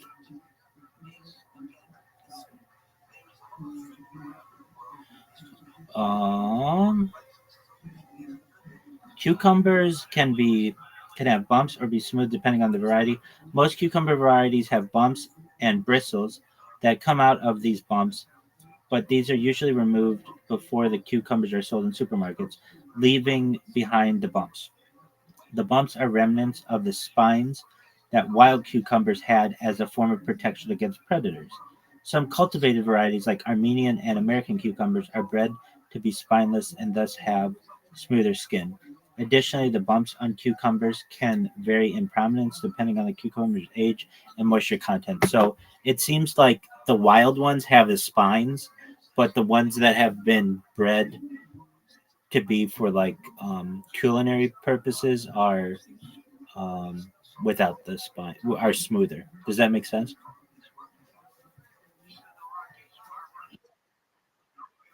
I agree.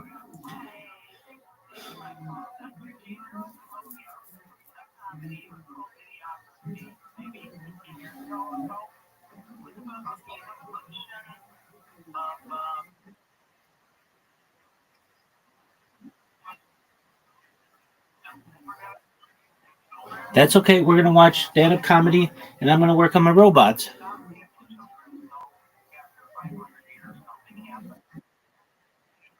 You're welcome. Thank you for listening to all of my stories on plants.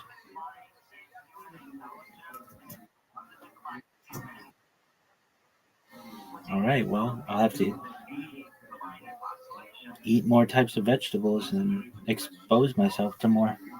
Put them all babies. Get on the floor with them. Wait a second. Yeah. I put away my white panel van and everything like that. So it's Are you ready to ruin your life from this interview? No, I'm a big Lego fan. So me and You ever myself. do stand-up before? My goal was once a month all year. Yeah. This is my 15th set, I guess you could call it. Oh, great. That's awesome. Thanks. Hey, the first guy that went on, I've seen him perform in Kalamazoo a couple times. He's really funny. Yeah, I mean, he's definitely amazing. You're talking about, of course, the one and only motherfucking Ed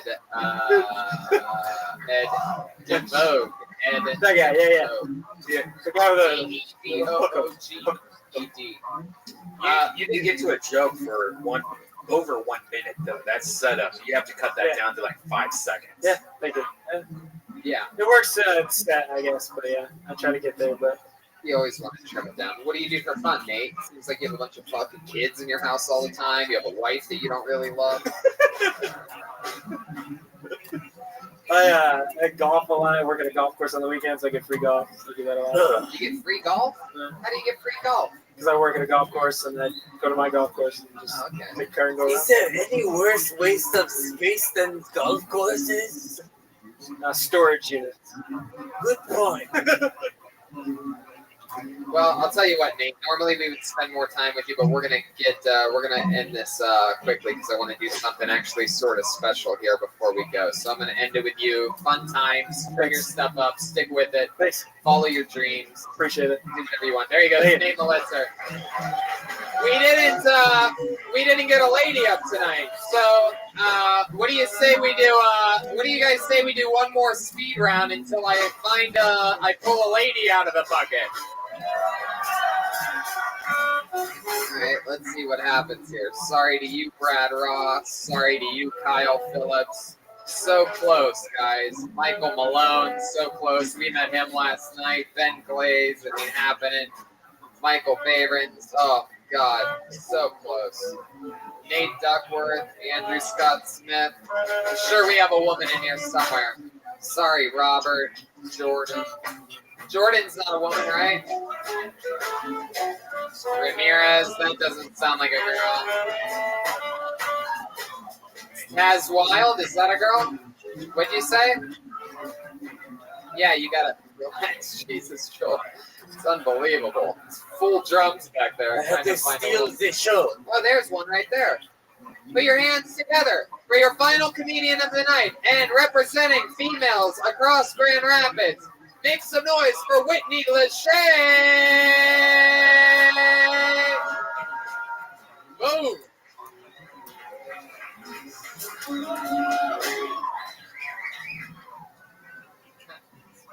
This is the worst thing I've ever done in my entire life.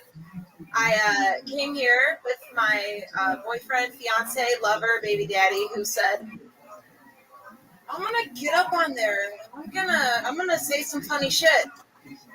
He listens to Brian Red Band a lot. I detest that motherfucker more than you can ever understand. I don't know why you think he's funny. I don't know why.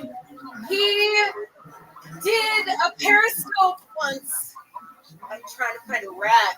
It's in my house. There's a rat in my house, and I'm gonna kill that motherfucker. And that was what we were supposed to do. So here's me. I'm Whitney. I used to be from here. I'm not from here anymore. I don't have a clue what to say. I did not have any idea that I would be picked to come up here. But if I had any time, I would tell you about the time when I used to be married to it. Oh, straight to the bear. Whoa, controversial. Brian Red Band's just mad They don't have any because Lysol in the audience. because This shit anything stinks that up comes here. wants Lysol. Brian I Red think Band she to shit lick her herself. pussy, and I don't.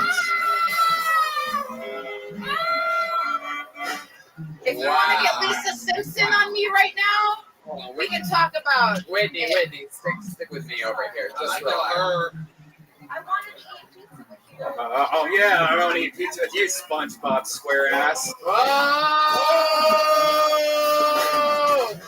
He just called you SpongeBob square ass. The thing is that I'm really sweet and I'm very nice, and I just don't care for Brian Red Band, and I think you and Brian are gonna titty fuck each other after tonight's show. That's what I think's gonna happen. my boobs are way bigger than you think. She has to shave her tits first, man. Whoa! I did that 3 days ago, but not my armpits because fuck you. Wow. Okay, let's slow it down. All right, we get it. You guys hate each other. Very funny. That was a few minutes of that. All right, Whitney. Let's just take a breath. Breathe in through your nose, out through your mouth. Let's relax for a second. Okay. First of all, how long?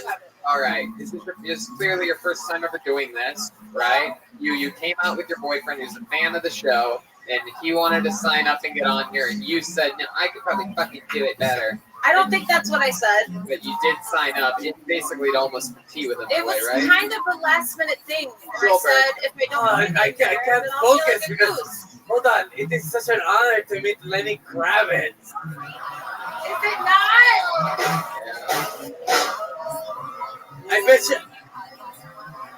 I bet you want to get away. Let's not You talk want about to Virginia fly away.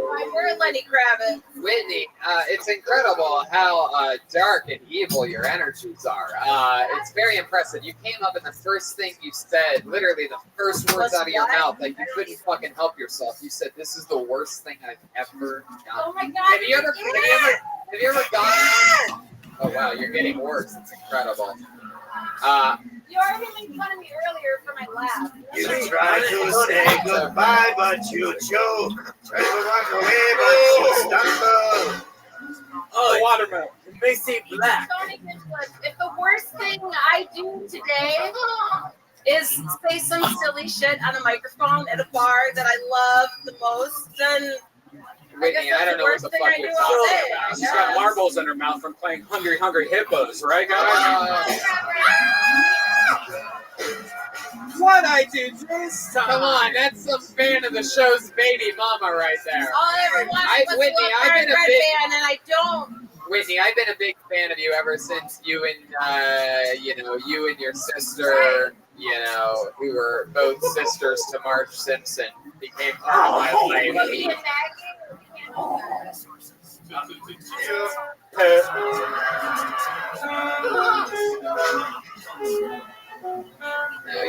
a sweetheart. I feel like you're actually a good person, but yeah, I feel like you have a good spirit.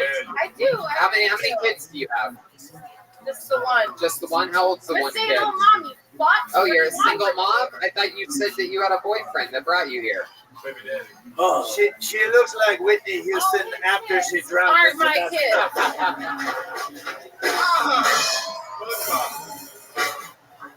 Are they? I have no idea what the fuck you're talking about, Whitney. You're really making You're not for puff mommy. How old's your kid? How old's the kid, Whitney? She's a year old. She's a year old. What do you do for work? I'm a stay-at-home mom. Since they canceled Futurama. Don't even fuck with Matt Groening and me. I love have that. an obsession. I'm guessing by the hat that you're wearing that you're going for Khabib in the big McGregor fight. I can't even be offended. I really can't. If you're not laughing at that one, I feel bad for you, people. My friend I never get to make that joke that she's wearing. It looks like she's wearing the Khabib hat. You know what I'm You talking don't about? even understand. You know the things that Plus-size Russians girl- put on their heads? If you ever listen to anything, that's why you're a single mom. Yeah. He's right there. Hey, Audie, can you hear me? Audie, can you hear me? That's okay. Sweet dreams. Yeah, dude. Yeah. Right there. Yeah. Man, that poor kid's never gonna have a dad. Just the one. Just the one. And she's real cute. So fuck you. I know an 18-year-old who needs a foster mom. Were you talking about ovarian cancer? Ouch. Yikes. Pussy shit hurts, dude. You don't even know. good. Can I stick a claw up your urethra and take some shit out? Whoa. Tell you what I know about it? Whoa, that's a crazy question. I'm sorry. My friend told me the other day, I'm not funny. I just have a lot of weird shit to say. So I sincerely apologize for, you know. There you go. You know what, Whitney? I'll tell you this. You know, best of luck with everything. I think that in our hearts, it's, you know, I think we can all show a little love to a single stay-at-home mom, huh? Right? Sure. There she goes. Whitney Lachey, ladies and gentlemen. And that's that. We did it. That's a full, more than an episode. An hour, 45 minutes of Kill Tony. Can I get any more volume? It feels so quiet. Oh, I had so much fun with you guys. How about you make some noise for our guest, Malcolm Hatchett, huh? New minute from him. How loud can this place get for the great and powerful Joelberg, Joel Jimenez?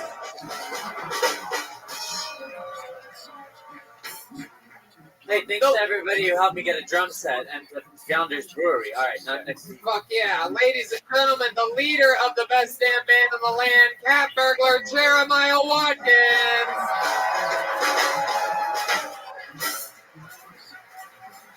Cat burglar.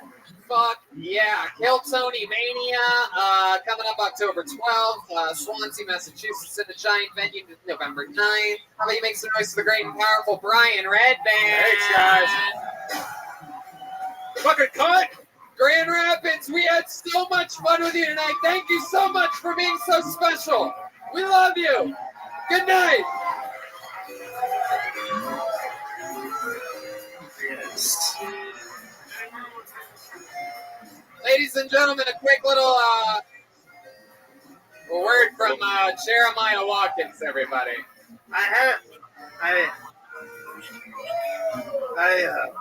Yeah, you want to maybe say it into this one? I've got some CDs and stickers and stuff. If anybody's interested, I'll have them at the top of the stage in mere moments. Say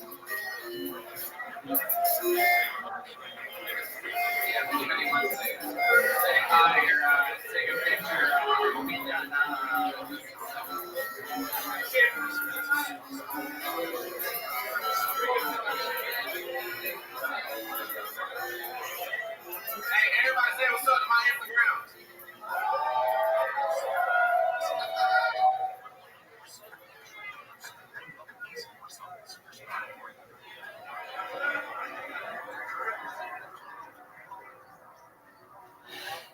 Pardon me.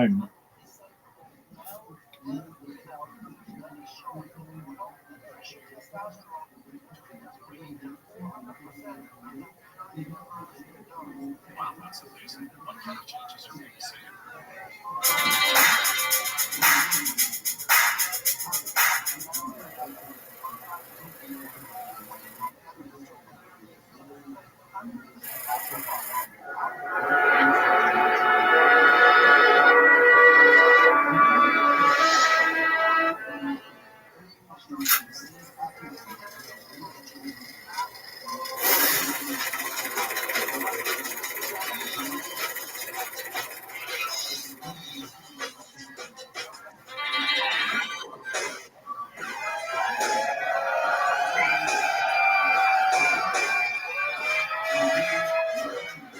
Hey, this is President coming live from the Motor City Carnival Festival in Detroit, Michigan. Your roundup is gonna kill Tony. Get up for Tony. Excellent.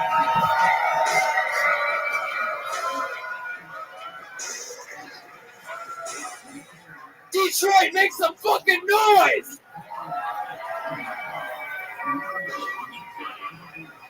We are here at the #1 live podcast in the world. Make some noise for Brian Redband. Hey, what's up? Brian's here. This is our first time ever doing a Kill Tony in Detroit, Michigan. How fucking exciting is this? And our guest tonight is Detroit's very own Danny Brown. We are right in. Beautiful, like bread and butter. How sweet it is to be loved by you. The great Danny Brown is here live in Detroit for his first time ever on the panel. Yeah, Jay! That's how we do it. Just rock and roll. We're catching up fast. We're starting so late. This is how we do it in the pros. Danny, I'm excited to have you on the show. I'm excited to be here too. How y'all motherfuckers doing? Like I ain't come from 15 minutes away. Y'all motherfuckers, my family. Y'all know what's up. Danny is not only one of the greatest and funniest rappers, but quite the comedy connoisseur. Yeah, Yeah. I will say that. Have a high taste. Oh, yeah. Always at the I comedy have store. Yeah. I'm always at the comedy store. Tracked me down, watched me do an hour plus in Austin, Texas before. Remember that before you did a concert with Run the Jewels? It's one of the highlights of my life. You probably don't even No, know it's great. It's great. I still remember the bit about the sloppy toppy. It sticks in my head. I had that. The sloppy toppy bit sticks in my head because it's like, that's how I want to live life every day. That's it. Like, fuck Folgers, the best way of waking up. The sloppy toppy in your cup. And that's what's crazy is that I ended up finding out later that it is actually called sloppy toppy. Yeah, it's no. What else you gonna call it? She called it just slop top. Oh, I was actually, honestly, it scared me a little bit because I realized this that was millennial slang. You know what I'm saying? If you go back in the 80s, they just call it crackhead. You know what I'm saying? Because only crackheads just spit everywhere on your dick like that. It wasn't formal in the 80s to just be slobbing on dicks like that. They called it. But now in the 2000s, when you grew up with a fucking computer next to your bed, you know, bitches watch weird shit. So these young millennial bitches, they just spit on the dick like crazy. You know what I'm saying? But back then, I was crackhead head. They just was trying to get hydrated. They was trying to bring it back. You know what I'm saying? So, but bubbles and shit. You know, I was crackhead. Not saying I know. I don't know about. I'm just saying that's what I heard. By the way, we have had probably. I just heard it. We probably had as guests on this show, Danny, probably the top 100 comedians in the world. Yet I don't think a show has ever started quite as funny as Crackhead Head. Yes. Crackhead head. I mean, hey man, you gotta check it and respect it. You live it or you don't do it. Yeah.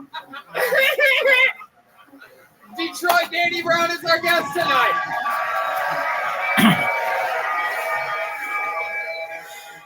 Every single episode of this show, as well as having a guest on, we also have a band, ladies and gentlemen. Every episode, they become different characters. I never know what they're going to be. Sometimes they bring back some of the classic characters from the past. For example, last night in Grand Rapids, we had the return of, we haven't seen them for a long time, the Cat Burglars were here. And the night before that, they were billionaires for the first time ever. And those, I mean, every episode, it truly is unbelievable how well these guys commit to their characters and make jokes through their characters. They truly become them. This week's no different. I have no idea what they're going to be. They always go to a different room and start changing 20 minutes before the show. Yeah, they suck each other off, according to Rabbi. Yes. And so here they are. Let's find out what they are live for the first time ever in Detroit. It's the best damn band in the land. It is the Kill Tony Band. Jeremiah Watkins and Joel Jimenez. What will they be tonight? It appears to the... Whoa! That's nerds! I think Jeremiah is in my head. Wow! Real nerds! They have suspenders, high-waisted pants, glasses with tape. Wow! Look at this! Oh my God! Definitely Jeremiah is a nerd. Is this true?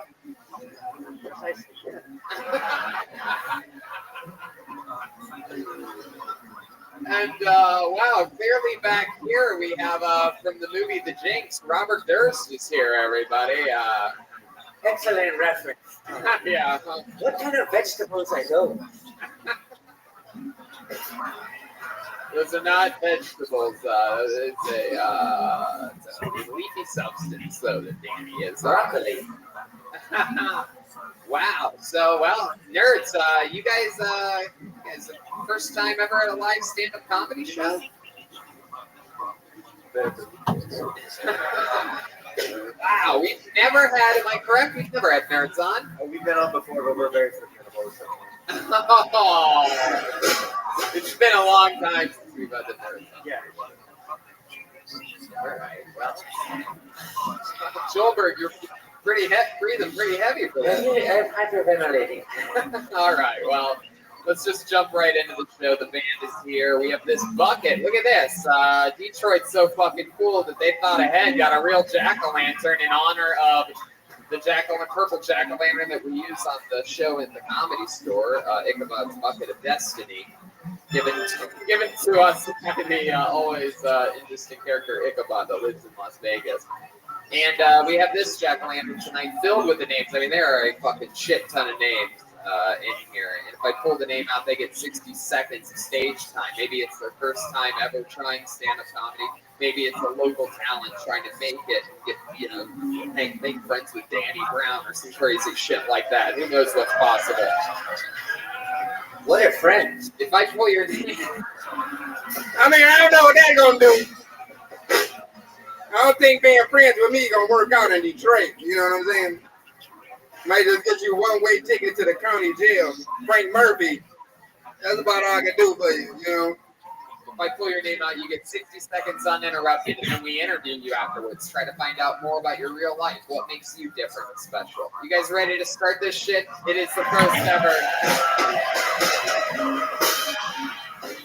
Remember, when I pull your name out of the bucket, you get 60 seconds. You know your time is up and you hear the sound of a kitten. Wrap it up then, or else you're going to bring out the angry Detroit 8 Mile Bear.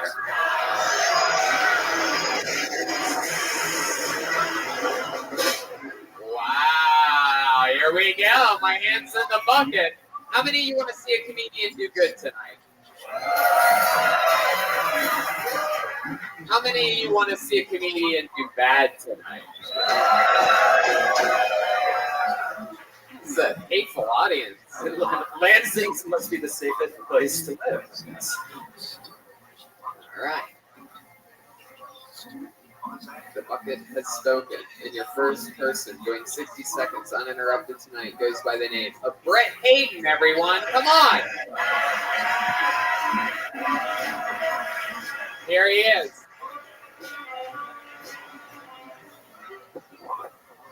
I'm Tony, 2 weeks into chemo. How are you guys?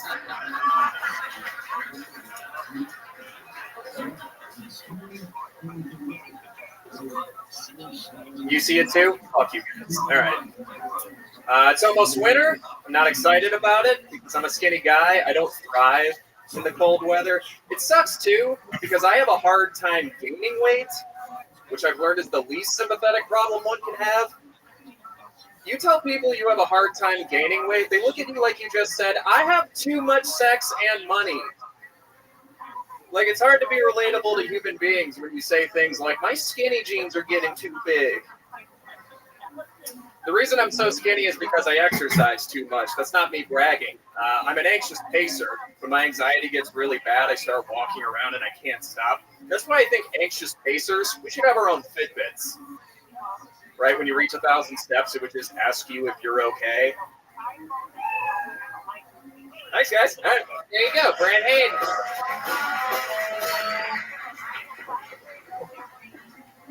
First of all, why only 2 weeks in chemo? I mean, I think you could have added a little bit longer. Maybe. Really. The sad part is that I feel like your face is actually a little bit fuller than mine, and I feel like we all notice it. It sort of hurts me because I feel like I look like Tony 2 weeks out of chemo. Smoking weed, I'm telling you. Tony, the Home Alone kid looks awful. Brad, we've had you on this show before. Yeah, Fort Wayne. Oh, okay. Yeah. Where you from, man? I'm from Lansing. Oh shit, tight. Okay. Yeah. Go green. I mean, I'm a Wolverine fan too, so fuck that nigga. I guess. But I ain't gonna lie, that was tight. I like you. Like, you know what I'm saying? I told this nigga. Let me just say. Hey, hold up. I told this nigga. He got me up here, so I'm by us all night. Anybody that come up here on the stage in Michigan, you know what I'm saying? I can't be on no whole shit, and I gotta fuck with my people from the hometown. You know what I'm saying? But I told him next time he got me in LA, if I'm at the store, I'm be home niggas. So I love you. Thank you. For you white people in the audience, what Danny just said was he's going to be nice to people tonight because he's here in his hometown, and when he goes to LA, he's going to be mean as a motherfucker. Oh, extra. I'm turning it up. You know what I'm saying? I feel like they set me up for this shit. I can't tell a nigga he suck, and then I gotta, stand in the line with him for motherfucking groceries tomorrow. You know what I'm saying? We gotta we check here together, man. We gotta check in with Nerd Jeremiah. If Danny calls me the N-word tonight, it'll be the coolest thing that's ever happened to me. Oh, you mean Nazi? Speaking of Nazi, let's get back to Brett Hayden out there. Just getting away with murder. This fucking guy, I mean, he looks like he's straight off the fucking... Whatever. But yeah, you tight, cuz. You ain't got to worry about us. You got your own thing going on, man. Fuck these niggas, man. Hop on the motherfucking bus, get this shit rocking, man. Fuck this shit, man. That's exactly what I was just gonna say. Let's put the words right on. You ain't got to worry about this shit, man. We in hell trapping, man. This is where you buy punchies, man. This ain't no joke. See, you ain't know that. This is where the poochies at. Where are my poochies at? I have no idea what you're saying. I love it though. As long as the crowd goes crazy. You ever had a poochie? You don't know what a poochie is? What the fuck, Tony? I thought I knew you. Look. Hey, Michigan, Detroit. We up in here, right? This nigga don't know what a poochie is. What the fuck? I think the nerd's laughing at me. Yeah, poochie is. You don't even know what I ain't gonna lie, I don't really know what too much of it is like that. I'm a nigga too. But it's like a donut. Like a donut. Okay. It's like some type of donut. What makes it different than a donut? It survived the Holocaust.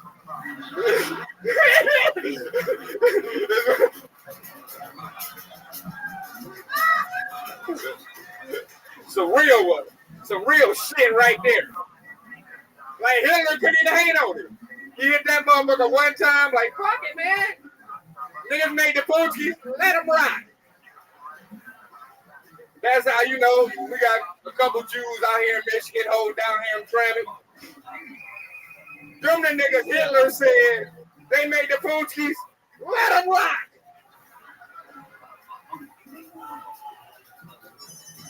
And that's how you got Hamtramck in Detroit. Why you? No, we got ISIS chilling with us every day. Have you ever had a Poochkie before? I ate one today, yeah. Yeah, see? Keep the Nazis off them. That's like Nazi repellent. A Poochkie today, keep the Nazis away. All right. About 5 years. About 5 years. Right now, I'm just doing stand-up. Good job. Thank you. What do you like to do for fun? What I like to do for fun? Huge wrestling fan. Yeah. Besides that, not much. Do you really have cancer? Did I really? No. Can't be joking about shit like that, man.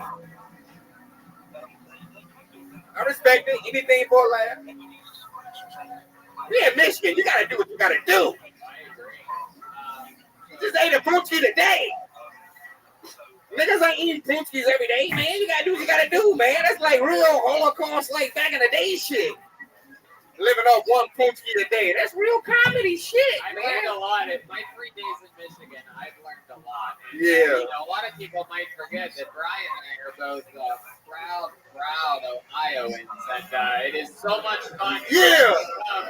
And visit a bunch of losers.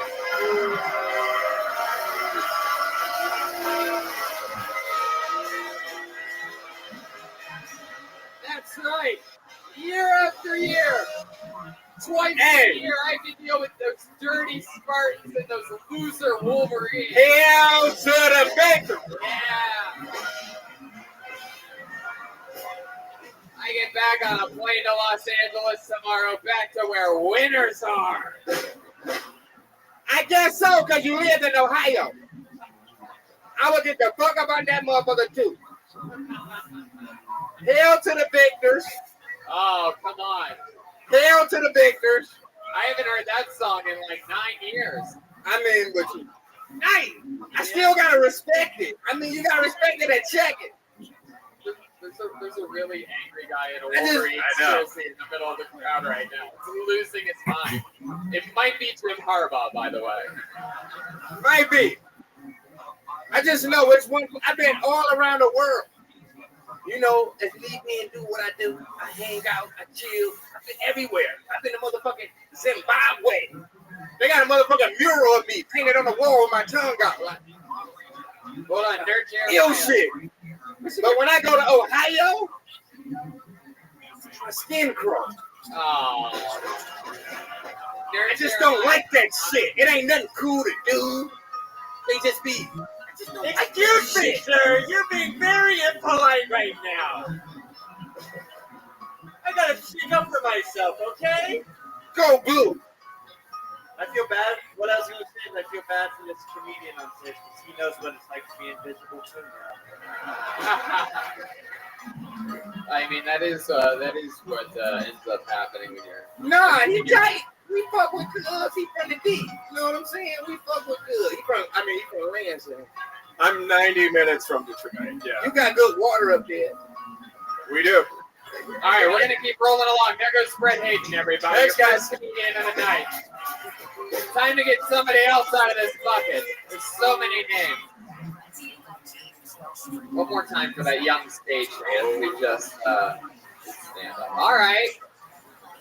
Getting a lady up here. Let's do it. Make some noise for Alyssa Alduki.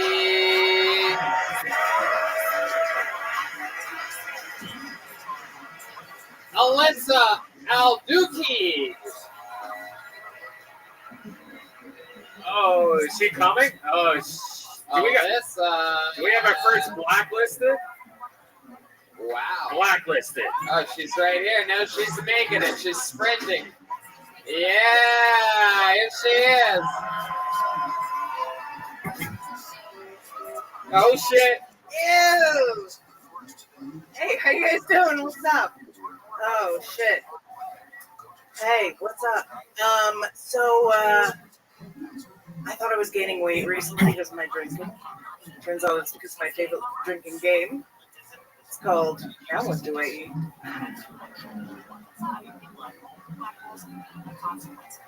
Usually the answer is chicken fingers and mozzarella sticks. I like to call it diner charcuterie. Try it. Walk in there, be like, "I'll have the meat and cheese plate." They'll say, "What?" You say, "You know what I mean." I answer the door in my fuzzy pink bathrobe and skiing penguin pajamas. And the cute delivery guy said, "Well, gee, you didn't have to get all dressed up for me." And I said, "I just ordered 4 pieces of cake on the internet. Pretty sure there's no dress code, dickhead. And if there was one, wouldn't this be it?" There you go, Alyssa Alduki. No way.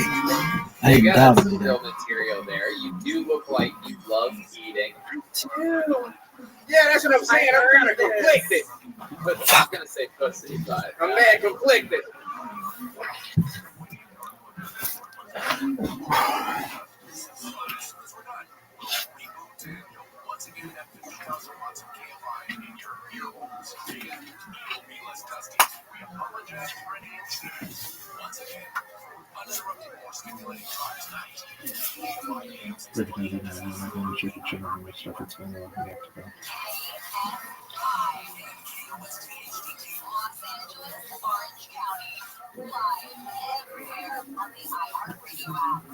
Playoffs on the horizon. I'm Mark Cronin in the KFI 24-hour newsroom. The city of LA could face mass layoffs in the next fiscal year. The city's financial picture is worse than it has been in 6 months. Last summer, City Administrator Lindsay Owens told the city council the budget shortfall for the new fiscal year starting July 1st will be close to $1 billion.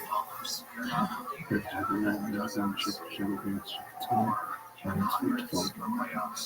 Housing officials says the city's revenues have been far lower than projections, while small and legal settlements have been much higher. Mass has called for a reduction in spending and a change in the way the city operates. The passengers and staff at a metro beeline train their studio city. This one. Last night.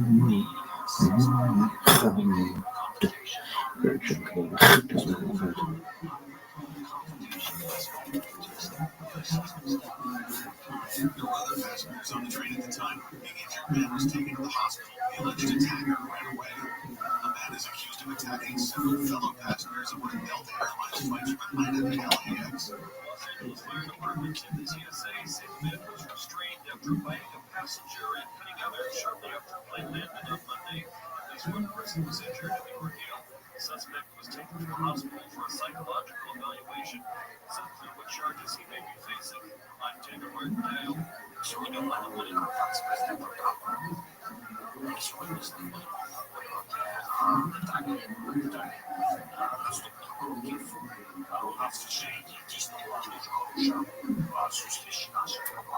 President Trump is having a call with Ukrainian President Zelensky. He spoke for about an hour this morning. Trump said it was a very good call, which focused on Trump's call yesterday with Russian President Putin. Trump said the call was to align with Russia and Ukraine in terms of their requests and needs. Zelensky had said he and Trump would discuss details of the next steps toward a ceasefire in Ukraine. He also said Putin's agreement to stop striking energy infrastructure was very much at odds with reality following a series of drone attacks across Ukraine. The flat weather from KFI mostly clear tonight, close in the lower 50s, 40 in the AV and IB. Sunny tomorrow with highs in the mid-70s, mid-60s at the beaches, and 60 in the AV. Right now it's 58 in Irvine, 57 in Burbank, 55 in Burbank, and 48 in Palmdale. From the KFI 24-hour newsroom, I'm Mark Cronin.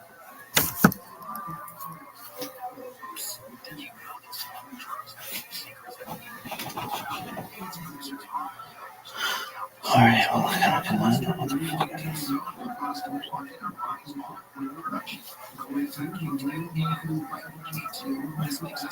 Tony, I didn't know Morrissey was still funny. Hi, I'm saying. welcome to the show. It's your first time ever on, right? It is. How's It it is. going? How long you been doing stand-up?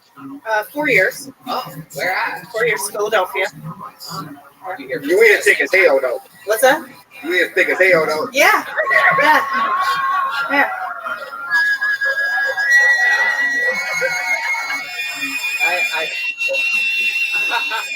Oh shit.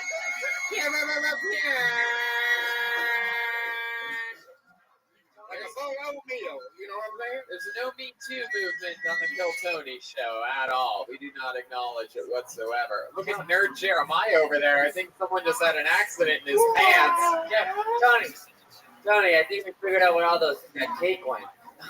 Wow. Alyssa Al-Duki. What is that last name? What is Al-Duki? What ethnicity is that? Middle Eastern. I'm from Kuwait. Wow. Yeah. What's Kuwait known for? What's their specialty other than Shawarma? Oil. You look like you're waiting to exhale.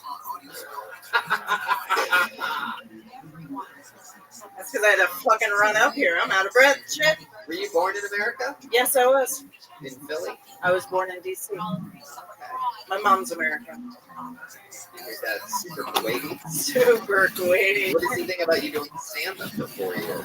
He likes. Why do you do this to our family, man? You already have. You want to be funny? Just tell people our last name. It is Al-Duki. It really is. Aldooki. I mean, that is truly. That probably was your first joke, right? It is. Thank you. My My last very name's first joke. Aldooki. Hope Like I don't who? shit on stage or something like Yeah, that. that's exactly what She it ain't is. thick as hell though. I remember that. And by thick as hell, he means you have a thick brain. Am I right? I mean, that was the first joke. Yeah. Yeah, but I did. You're right. I liked it. Hell yeah. So I'm with it. Thank you. 5 stars. Like, what's Melissa, that? you are very stunning. You have Thank you. do have a lot of. How long? You thinking a motherfucker, girl. How long have you been in? How long? I've have you been in thick as a motherfucker my whole life. Thank you. Melissa, how long have you been in Detroit? I've been in Detroit since Wednesday evening. Wednesday evening. How many times? So have she you heard that enough. You thinking a motherfucker, girl. How many times have you heard that? I've been in Detroit for like 3 hours, and I've already heard you called thick 7 times. How often? How many times have you heard it? Since getting here? Yeah. Only this evening. Oh. Detroit, what's wrong with you? Because you was in Hamtramck when it You have enough Arab women in this You know what town I'm here. saying? You got to hop on Linwood. You know what I'm saying? On the block. Steve Soul Food. You know what I'm saying? Shouts out where the collard greens got the sugar in it. You know what I'm saying? Men don't holler at me like this. Yeah, in I think you Philadelphia. Where are got they? the mother girl. We got the content going. It's funny, Alyssa. You do have a body that black guys love, and a face, and a face that Jewish guys love. Yeah. I do upset a lot of Jewish men's parents. That's a face that my taxes love too. Nerd Jeremiah. The only thing that I would holler at you is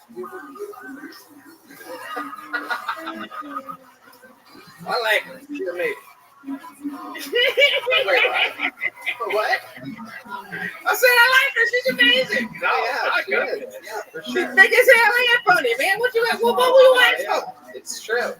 You are thick as hell and funny. I mean, we want some more back. I mean, if she had a pack of backwoods in her pocket, she'd be amazing. What do you do for fun, Alyssa? Tell us more about you. I smoke a lot of weed. Yeah. What the? Come on. Well, let's cheer up. Smoke with your boy. You know, let's talk about some motherfucking astrology or something. Astrology? Yeah, what's your sign? I'm a Reiki level 2 master. What's your sign? What does that mean? Reiki level 2 master. Yeah, I like some Pokemon shit. I like some Pokemon shit, man. I don't know about all that shit. I was born in early 80s. I was born in the early 80s. You know what I'm saying? that was very impressive, Tony, I forget. Yeah. Tony, after that dance, I think I got a pack of backwoods in my front pocket. Alyssa, what kind of guys are you into? You single? No, I'm. She like niggas. What? I've got a rotating list of men. Yeah. Yeah. I got just yeah, she like niggas. You can tell. Is that true? You like N-words? I can't say what he said. What do you want me to do in that situation? So close. What do I do? So close. What do I do? You almost He said it. said that if I say black We people, almost it's had just him. weird, except we don't all get to laugh about it. I have to change it no matter what. I think N-words is fire. Sorry. Sorry, 2018.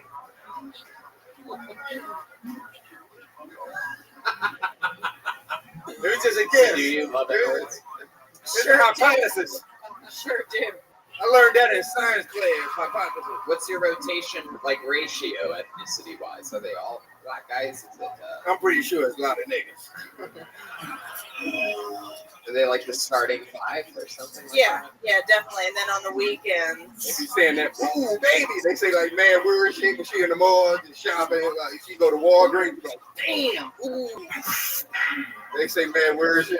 You ever had any weird cat calls? Before you know it, man, it's like you gotta bow down to it. It's like lassos. It's like, next thing you know, you're like, man, you know what? Let me see this nigga come up.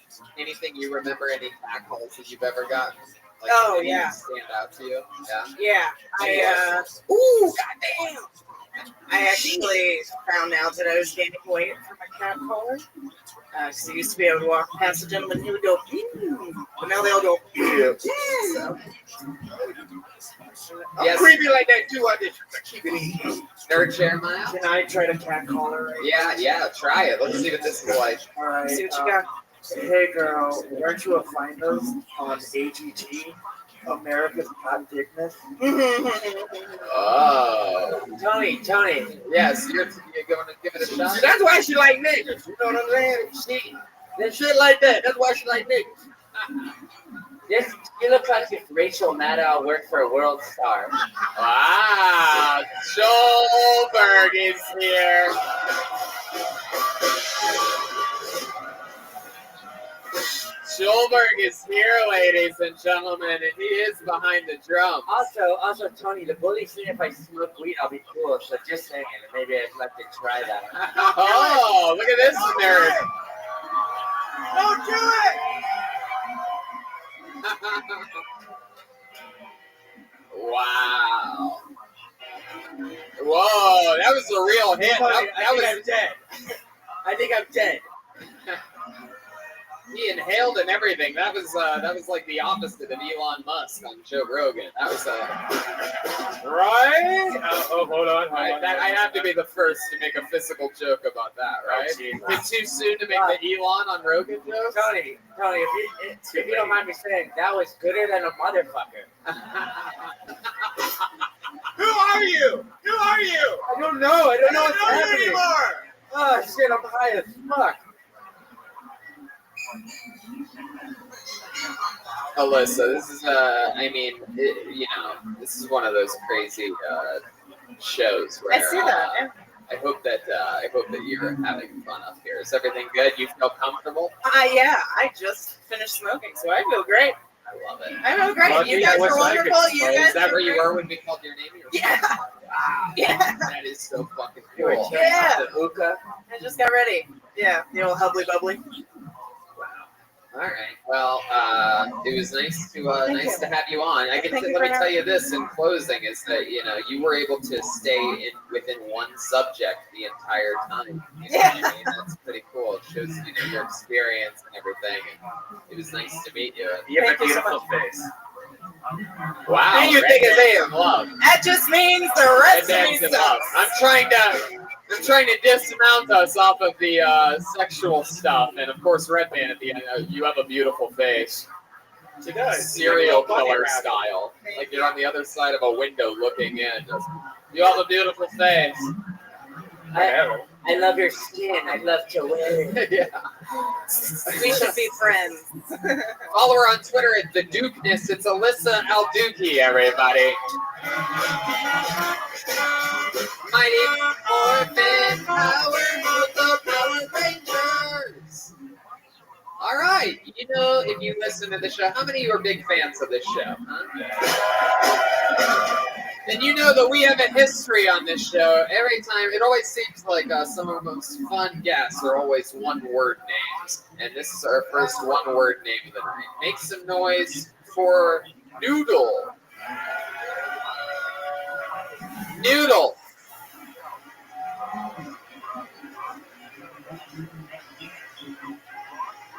Jack! Hey, what's up? My name's Chris. Honestly, and I'll be honest with you, I thought this was going to be a black crowd because I'm from Canada. Oh shit. Yeah. Andrew Wiggins. Anyways, I got no heart. I'm a twin. I haven't talked to my twin in years, though. Last time I talked to my twin, he got so fucking mad. He stormed out. He ran right down my mother's leg. Not abortion, but I don't know what you call that.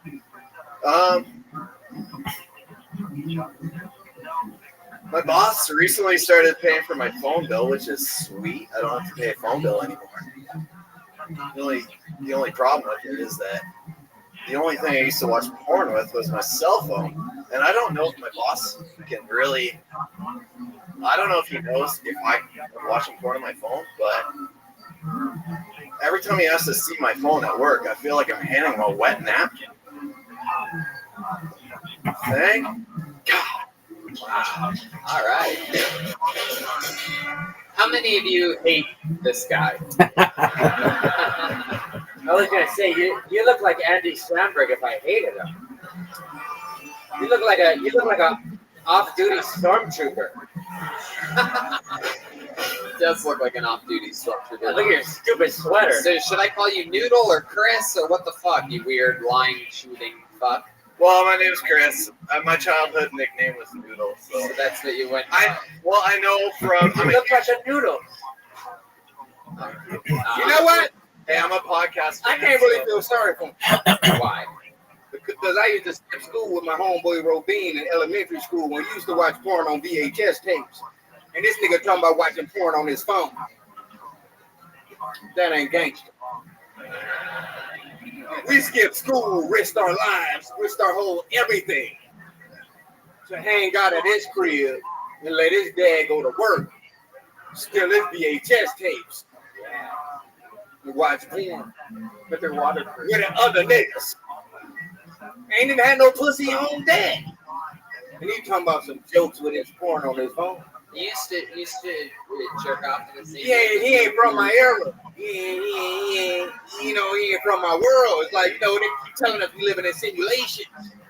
It's like, man, different worlds we in. He ain't in mine. Because I skipped school with Robin to watch porn with other niggas in the 4th grade. Jeremiah? With bad hair on the pussy. Nerd Jeremiah? It wasn't no shit saying. Yes. And he talk about porn on his phone. What year this nigga was born in? What year were you born? 89. Wow. You look like Iman. He made it. All right, let's find out a little bit more about you, Chris. What job are you jerking off at on your phone? What do you do for work? I can't jerk off on the phone. I do drafting. What? For buildings, I do drafting, like blueprints. Drafting? Yeah, blueprints for buildings. You look like a Simpsons character came to life. Have you ever done stand-up before? Is this your first time? First time, yeah. First time. Oh, yeah. Whoa! There you go. Yes.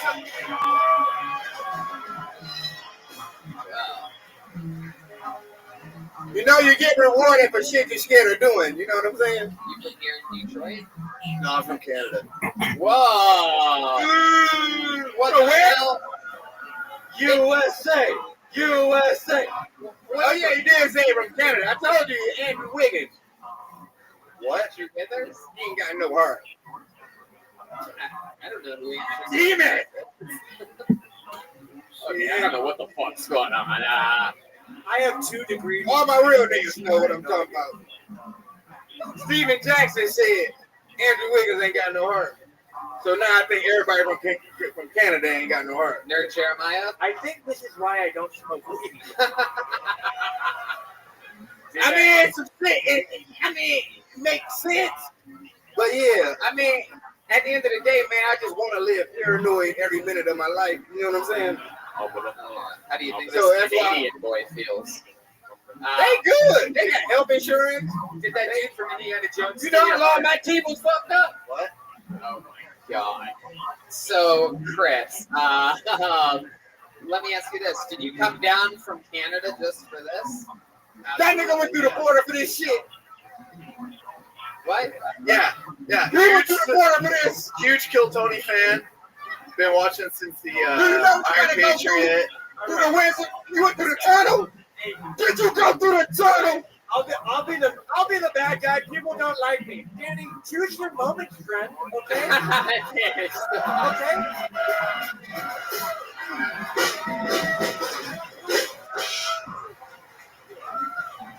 It's a live podcast. We all have microphones. There's 6 people on stage with microphones. Whenever he's directing a question to this man, let this man talk. You'll have your moment. All right.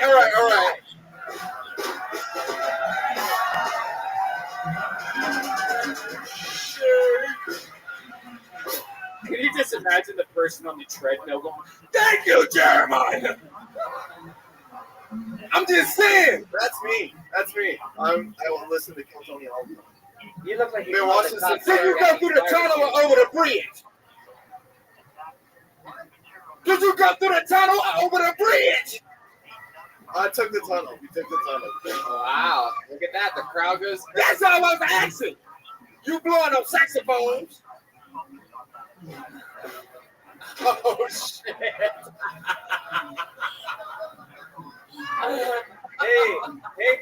Hey, brother, don't come at me. I have 6 degrees in communication. I can't understand one word you're saying.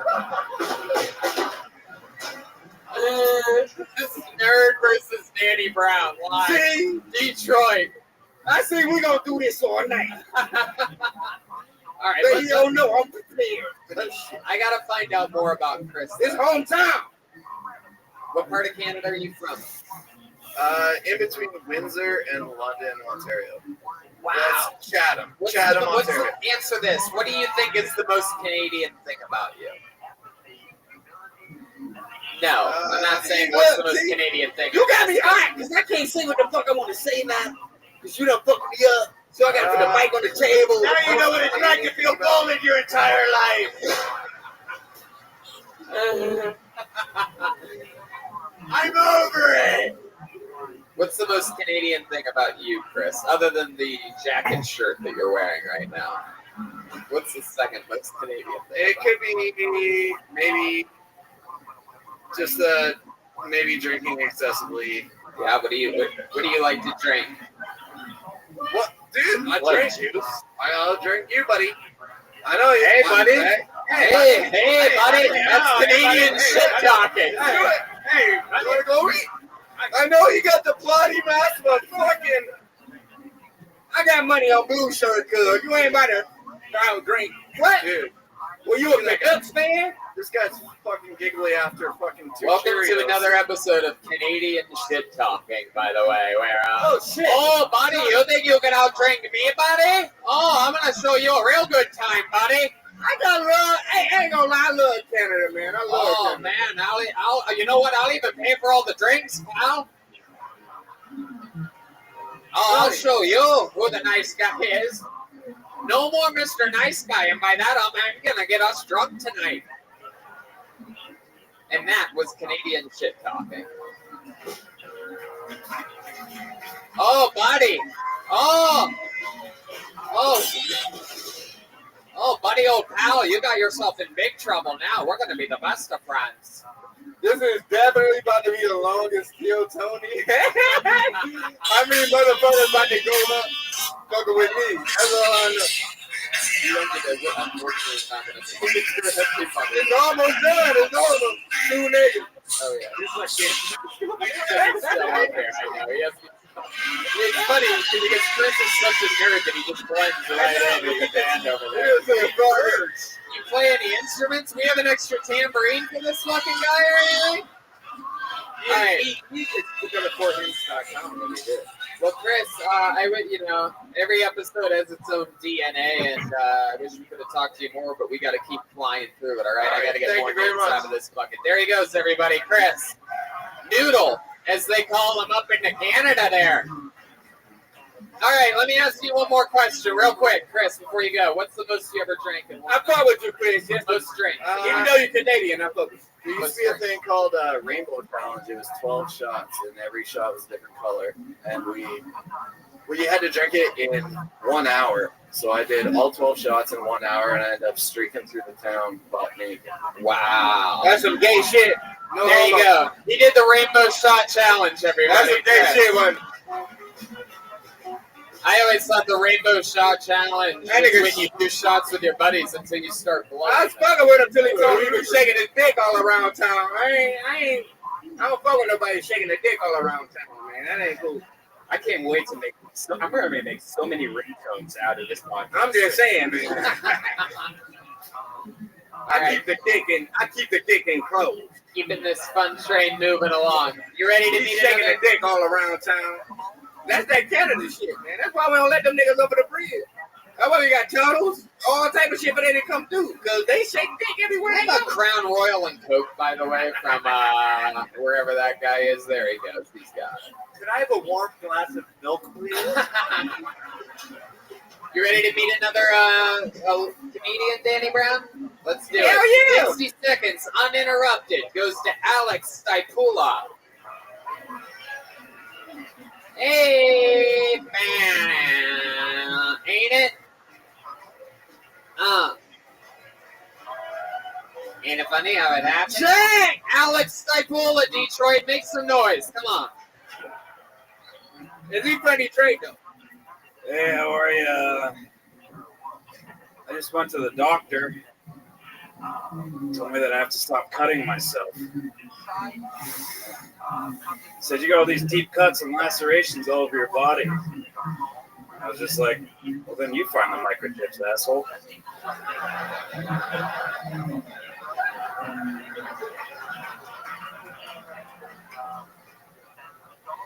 How else am I going to take them out of there? You know what I don't get? How come two people can dress up as furries and fuck each other, but I can't dress up my dog as a person and fuck it?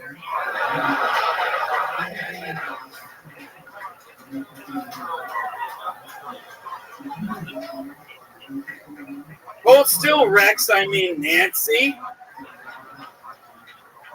See, because Nancy's a person's name. You don't name a dog Nancy unless you're an asshole. All right, before I'm done with this. Oh, okay.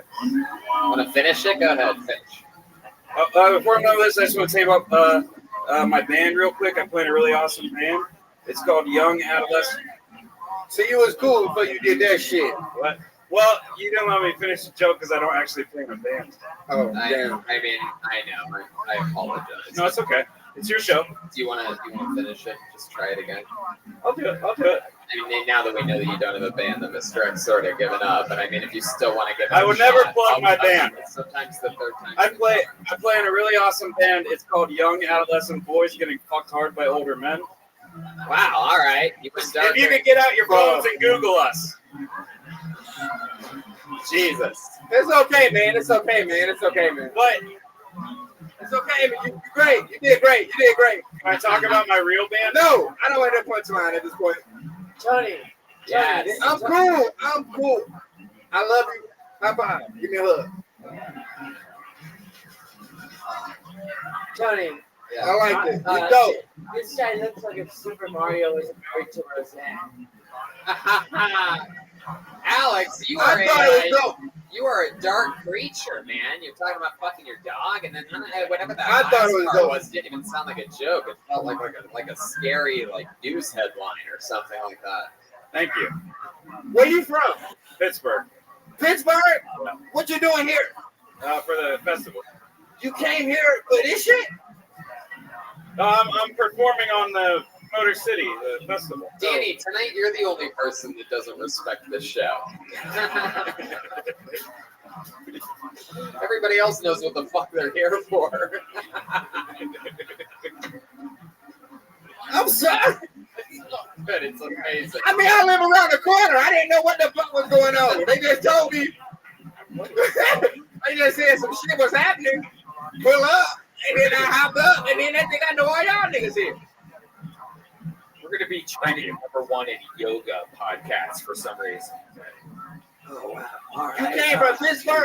I mean, I figure like you really want to get it out. Hey, I'm just being on some 100 shit. You literally came from Pittsburgh for this shit?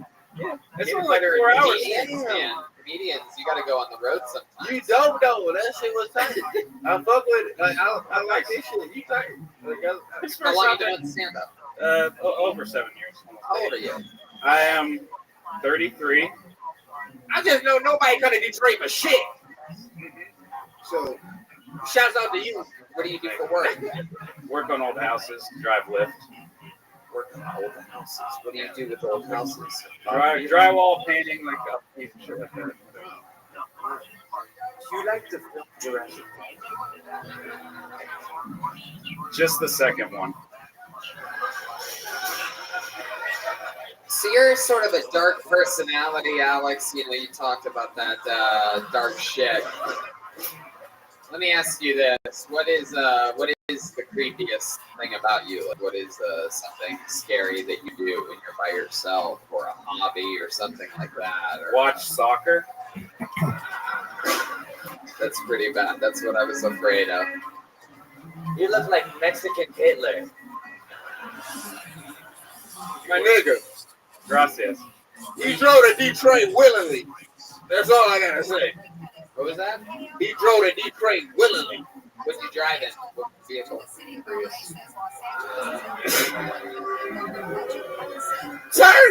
Turn that motherfucker on. I know. It was a Ford Prius. Wow. They're like, you know, Michigan shit. So, wow, that's incredible. Incredible. You listen to music or anything on your way up here? What do you listen to? Obviously, he's banging the booth. Depeche Mode. Really? CD or Were you surprised? I just saw my phone. Just looking at him, were you surprised? You single? What's that? Single? Are you surprised by the answer? Oh, am I single? Yeah. Depeche Mode. I am single. Yeah. My bad. You've been single a while? A couple of years. How's your last relationship end? What was the deal with that? my ass hurts. Multiple breakups. Yeah, but that was my All I butt know always is friends after this. He's going to big places. Yeah. And this is too much pain and hurt. That equals sunshine. He's definitely going somewhere better than this, and that place is. That's what I'm saying. This is too dark. To not equals sunshine. Like, I got to be friends with this guy. I know a guy that knows the Canadian comedy scene pretty well. I could introduce you to him. He was, Where is he? This is how the story always starts. That's how I know.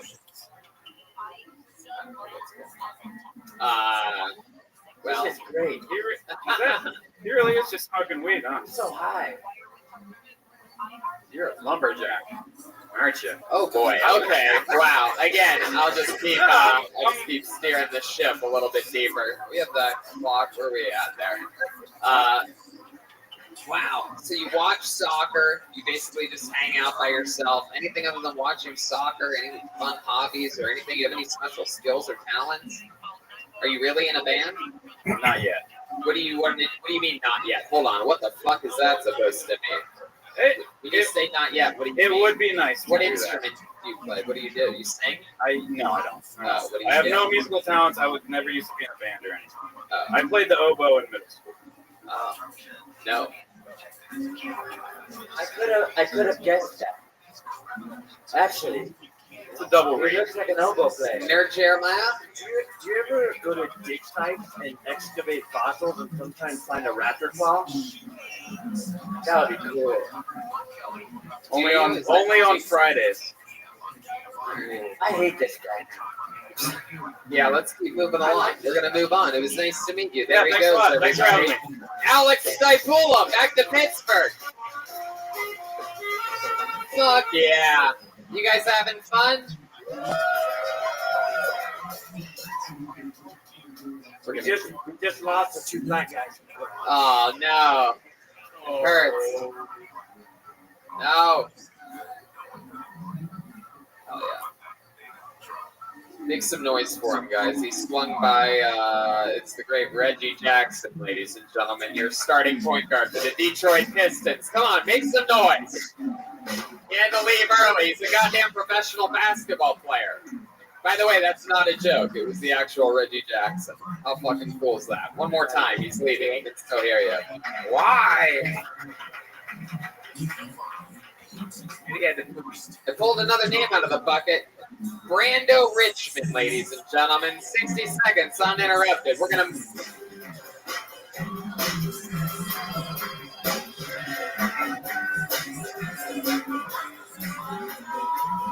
Detroit, come on. We got to get a second win here. How's it going, everyone? I hate parents. I hate parents that put pictures of their kids. I don't know what to say. I normally go with, oh yeah, which really means nothing. The first part is just sound. The second part is acknowledgement that my vision works. I mean, as long as they're within the normal range, I don't have much to say. If you show me a kid with the fully deformed face of an adult, now we're talking. When he looks at you, I got some questions. When he looks at you, does he know what you're saying? Does he snore? Do you trust your baby?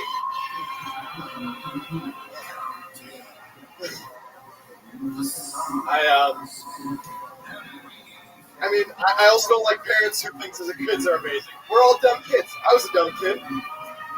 This is a dumb kid thought I had. I thought everybody peed different colors, and I happened to get yellow. Thank you. There he is, Brando Richmond, ladies and gentlemen. Is that real about the pea color? Is that real? Yeah, that's real. Not only that, I was disappointed I had yellow. How dumb is that? When I was younger, my dad, I farted in the bathtub, and I saw hair, and he's like, every time you fart, a hair came out, and I was like a senior in high school, and I figured out that was a lie. I was like, every time I farted, I always looked for my hair, and it never happened. Wow. All right. Looks like I'm signing on that one too. Oh, wow, you guys agree together. I'm black, man. We don't do shit like that. Niggas don't. Black people don't fart in bathtubs. I'm just saying we don't see daddy's dicks and shit like that. Brando, welcome to the show. You are by far one of the scariest 11-year-old boys we've ever had on the show. It's quite incredible. Nerd Jeremiah? It looks like your parents 3D printed a white person. You from here in Detroit? Actually, no. I'm good friends with Noodle. What the fuck is going on here? Wait, you're a Canadian too? I'm a Canadian too. Wow. All right, let me ask you this. Look, man, I'm not down with this, man. They're coming down. They're taking the American I people's told you. jobs. Look, I told you my shit. Nah, I think I'm taking my shit back because we just got nothing but Canadian niggas. It's true. We got nothing but Canadian words. You look like a Scientologist spot in the U.S. That's fire, though. Think about it. I think that would be a fire-like rap group, Canadian. I'll buy that album. What the fuck they gonna talk about?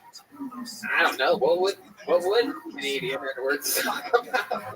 Shit. I don't know. Maple syrup, Prius. Brando, you ever done stand-up comedy before? Nope, first time. Wow, look at that. We're popping some Canadian cherries here tonight. Let me ask you this. You're Canadian. You do, again, seem like a nice guy.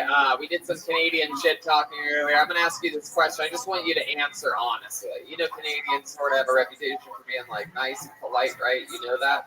What's the meanest thing you've ever done? Well, one time I stole 2 paint cans on accident. By the way, for you podcast listeners, I was watching him. He was not trying to be funny there. I'm telling you, this audience will agree with me. That was fucking honesty right there. Oh my god, that was amazing. Oh my god, I think I'm stuck like this. Well, one time I stole 2 paint cans accidentally. Oh there. Turns out I walked right by the self-checkout. You know, one time a prostitute owed me and my friends some money for crack, and we just stuffed her in the closet for like 6 hours. I have also been stuffed in a closet for 6 hours. I'm just telling. I mean, I don't want to say shit like this, but if that's the worst shit you did, I'm just saying. And I thought that was light. We didn't do nothing mean to her. We just pushed her in the closet, bitch. So where'd you steal the pan? Where'd you steal the? I mean, she was a prostitute. She can't sell nothing for 6 hours. She owe us money, bitch. Now you can't work. Get in the closet. Boom. What Apple store do you work at, Steve Jobs? There you go. Steve No Jobs. So where were you where you stole these paint cans? I stole from Home Depot. Wow. Do you have Home Depots? There's Home Depots in Canada? Yeah. Oh, I'm never shopping there again. Fuck that place. Banned. Yeah, we just banned Home Depot. I just told you about kicking crack holes in closets, man, and you talking about stealing from Home Depot, man. So in Canada, that's a pretty big deal, though. 2 paint cans. Would you get like 10 years in prison for that or something? That's why they don't do shit. Yeah. No, we barely have prisons in Canada. What? No, we barely. I've been thinking about moving to Canada, man. I really been thinking about moving to Canada. It's right over the bridge. I can just come back and forth. I gotta do some shit and come over here, hang out with my family. You ever go up there? I mean, it's hard enough to get over there when I go over there. Really? Hell yeah, I gotta have paperwork. That type of shit. I got felonies, and then what I'm saying is shit should be good. That shit should be expunged from my record. You know, but we should kill Brando, skin him, and then you could just use his bodysuit to get over. That's what I don't understand. That's what I'm saying. All these motherfuckers keep coming over here. Every time I go over there, some shit, but I look over here, they just up here on the mic.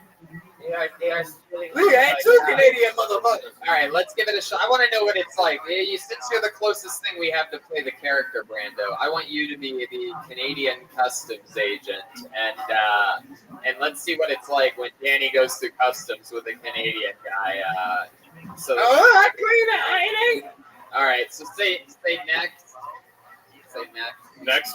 And then here he is. This is the guy. All of a sudden, you've been dealing with people that look like you all day, one after the other. All of a sudden, he literally do look like the niggas you get flipped by the Canadian motherfuckers. Yeah, I swear to God. Excuse me, sir. Have you been smoking any weed tonight? Whoa.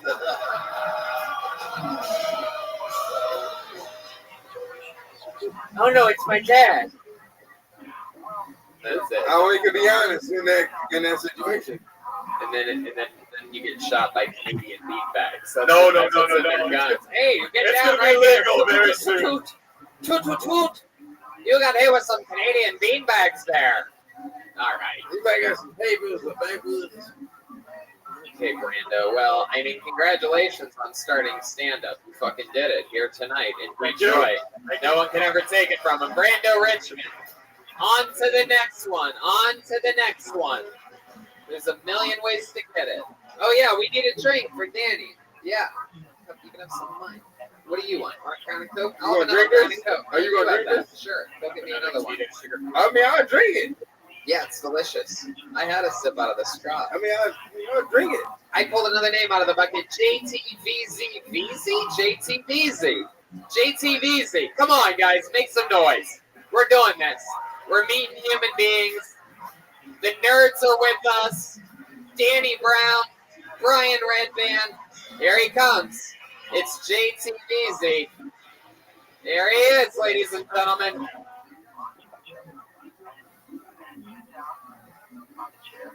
So I'm JT, and I already feel like I'm at another. Hey, this is awesome. So I'm a recently single dad. I've got a pretty good dating profile now. It's pretty good. Sorry, never been on a stage before.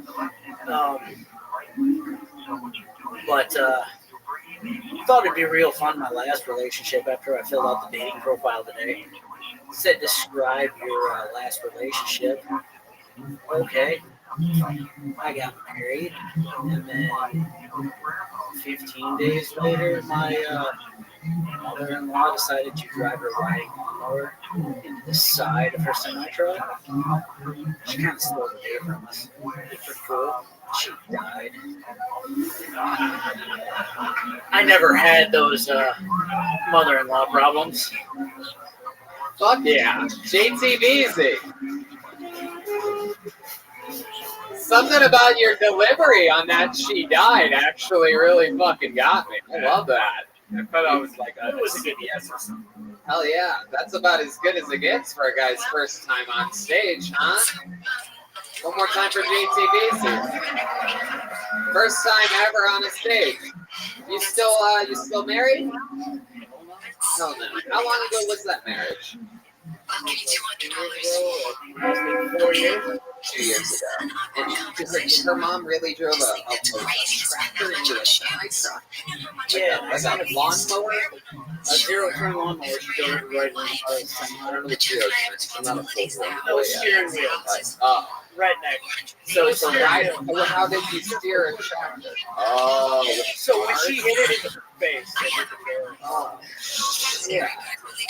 God damn, dude. You go to the scene where it was, you're like, oh my god, we have to get over there and say our goodbyes. No, she didn't show up for her home trip and skipped her son's birthday and decided to do that at her boyfriend's house. Why are you smiling? Because to top that, I decided to burn the house down by accident. Wait a second. Wait a second. Let me tell you something. You're in a tough position because I met a Canadian guy that did something by accident right before you were on this stage, and I could tell that he was telling the truth. But your by accident seemed a little shady. But I got topped after that because then the ex told me she was pregnant, and we brought the baby home. And 2 days later, the house flooded. Jesus. I have no idea why it didn't work. Can you tell us the beginning part of the story that we haven't heard yet about you finding an old raggedy doll in some type of event, and you took the doll home with you, and it haunted your entire existence? Do you realize you're cursed? My mom's a bipolar drug addict that we thought would No, ruin the mood. All of our moms are bipolar drug addicts. Come on. But we thought she would have stole the wedding, not the one that drove into the semi. JT, how old are you? 33. Do you for a living? I fix gas stations. Fix gas stations. The pumps. I mean, in Michigan, that's a profitable thing. I'm gonna be honest with you. We're real close to Dearborn. There's a lot of gas stations. When you say you fix I'm just being honest with him. I'm letting them know. He really a job baller. security. It sounds like it might not sound like a lower that, but I'm letting you know. In Detroit, it's a real deal. You know what I'm saying? I fucks with it, but I drive a Tesla.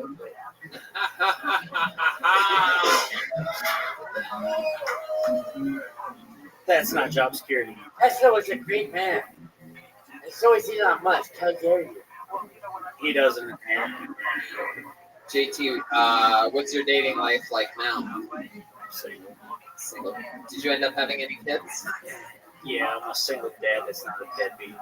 Right. That's fucking awesome. Of course, you're out there fixing gas stations. That's awesome.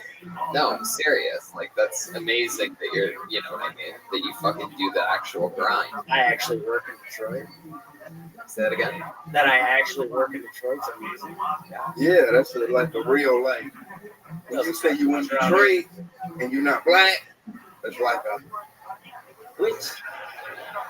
It's like a witch's like a staple. You're like, I was in Detroit. I made it out alive. Yeah, I agree. That's what he was doing to you. No, I get it. You know, I'll be in Detroit. I'm still here. Being from Youngstown, I ain't died yet. I was in Youngstown is why I'm able. Dude, wow, I mean, it's just complete, just a random dolphin in the middle of, I mean, when you're in control of it. Ohio, man. I told you, man. Ohio. Two people looked at you and said, "What?" Wait a second, what is this anti-Ohio fist bump that just happened? Ohio, man. The hell was that? You know, I don't fuck with it, man. You know what? That's you guys cheer all you want. You know what? I was I having used so to- much fun in Michigan that this year I was going to text my friend, great human being, Urban Meyer. I was going to text him. This year, no, this is true. This is true. I was going to text him this year before the big Michigan Wolverines game. I was going to text him and I was going to say, let's take it easy on him this year. I had a lot of fun during my 3-day trip in Michigan. We just sold out fucking, stand up in the fucking hate the Kill Tony shows. I was going to say, take it easy on the Hate the Wolverines. Wolverines. No, listen to me. I was going to say that, but I just decided right now, I'm not going to send that text. You know, I'm ready, bro. I swear. There's nothing I hate more than that shit, bro. I swear to God. Ohio, and I'm not even a college football fan in that shit, but I remember I was on tour one time, and I was in I don't know, whatever the fuck Ohio State is cracking at. I was in Ohio at the time where Ohio and Michigan was playing, and I couldn't say I was a fan of Michigan because I got my ass beat at the time. But I'm from Detroit, you know what I'm saying? I ain't a whole ass nigga, so I was holding my shit down. But That's okay. I had to hide it all week. no, I stayed on my tour bus and shit. You know what I'm saying? One time, me and my, Ohio motherfuckers, man, them motherfuckers don't get hurt. You can hit them in the head and shit with brakes and shit. They just eat that shit.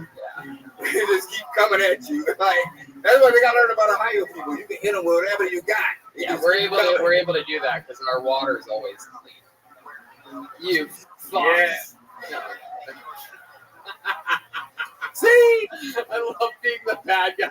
That's why you never give Ohio people props. I was trying to show them a little love because they was here on home turf. You know what I'm saying? I don't know if they're going to make it home tonight. You know what I'm saying? JT Beasy. Is that your name? JT Beasy? Am I saying that right? I'm about to hit them niggas with the flock of weed.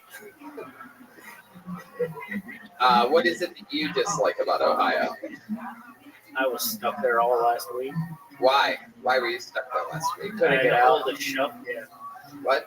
Why? I had to hold the shovel and dig up a gas station. You gotta dig up the gas. That's how we get gas. You trying to be funny? You can't dig on top of 20,000 gallons of gas. See, I ain't fucking with Cuz. You trying to be funny now, man. That's why I drive Tesla. I can't trust these type of niggas that look like this in our city. You know what I'm saying? I used to wear Albert Simon leather jackets, man. That's the only thing I fuck with A-Rad's for, man, was leathers and shit, man. As far as the gas and shit, man, you know what I'm saying? I know what they doing. You know what I'm saying? Just thank God we live here with Dearborn, because I know ISIS ain't blowing shit up here in Michigan. You know what I'm saying? So shouts out all my niggas in Dearborn. We got the best shawarmas in the motherfucking Americas. Yeah. There you go. And you can look. They don't know nothing about the shawarmas here. You know what I'm saying? This is the moment where Danny and I announced we're running mates in the Yeah, because you 2020 from Ohio. presidential election. That's right. You from Ohio. We definitely blowing your shit up first. Where you think all the fentanyl come from? Us to y'all. We try to kill Ohio first with our fentanyl. All right, what do you think? Should we move along, get one more person up here? JT Beasy, ladies and gentlemen. Come on, guys, really make some noise. It's his first time on stage. Oh, yeah, let's do that for sure. We got too real for you with that fentanyl joke, didn't we? We got too real with that fentanyl joke. Yeah, that's true. That's true shit. I know. Right there. Yeah. You know, I'm from the hood. We think I ain't got nothing to do with that. All right. Guys, I wish this never happened. I'm just saying, I can invent. It like stop working when you from the streets. Like you give your homie $1,000. Next thing you know, he got 100,000. From fentanyl. Wait, what? Yeah, Danny, we're sending to Ohio to kill y'all motherfuckers because he say fuck the Buckeyes and hell to the victor. Danny, you want to hear something awesome? Every week on this Hold show. up! Don't clip none of this. I'm just saying, man. Sometimes you get a little too drunk, and we talk with our people. We in Hamtramck right now where we eat punchies. I'm sorry, y'all Ohio niggas got caught in this situation. It's like a clan meeting. And y'all some niggas. Wait. And y'all the niggas, right? I guess I We forgot to said say. y'all. I said it each night in Grand Rapids and Lansing the last 2 nights. I didn't get to say this part. We said these Ohio niggas up. Is that I want to say this, Danny, real quick? Is that what's beautiful is that we are lucky enough, us Ohioans and Michiganders, you must agree that No, I don't have that when I go young. We're all lucky enough to be born and raised in a place where it's the biggest rivalry in all of fucking sports, and there's nothing cooler than that. Nobody can take that from us. In closing, yeah. Anyway, see you in November. No, I love it. I love it. Here are my dark ball. Nerds, what's going on? Look at this. We lost Jeremiah. I didn't know I didn't exist. Yeah. If we don't think of him, he doesn't exist. That's true. Wait, what does that mean? Like if we stop thinking about Jeremiah, he won't be there. So Danny, we have a on this show, one of the castmates is a regular who writes and performs a brand new minute every single episode of this show. He's had to write 4 new minutes this week. He did one on Monday in LA. He was with us in Grand Rapids, Lansing, and about to perform a brand new minute, never heard before stand-up comedy. An uninterrupted 60 seconds by the great, the regular.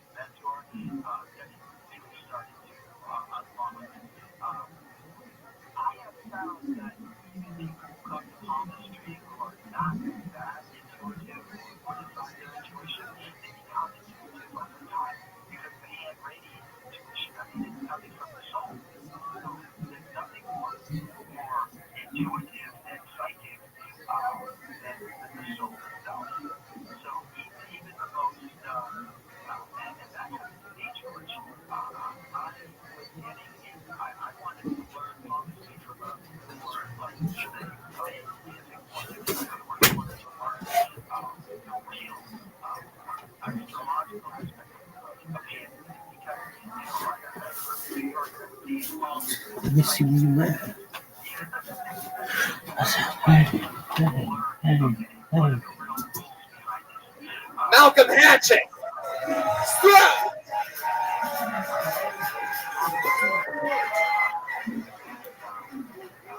What's up? What's up, what's up? Hell yeah. Fuck yeah. I couldn't be a superhero. Because I would only show up when it's convenient for me.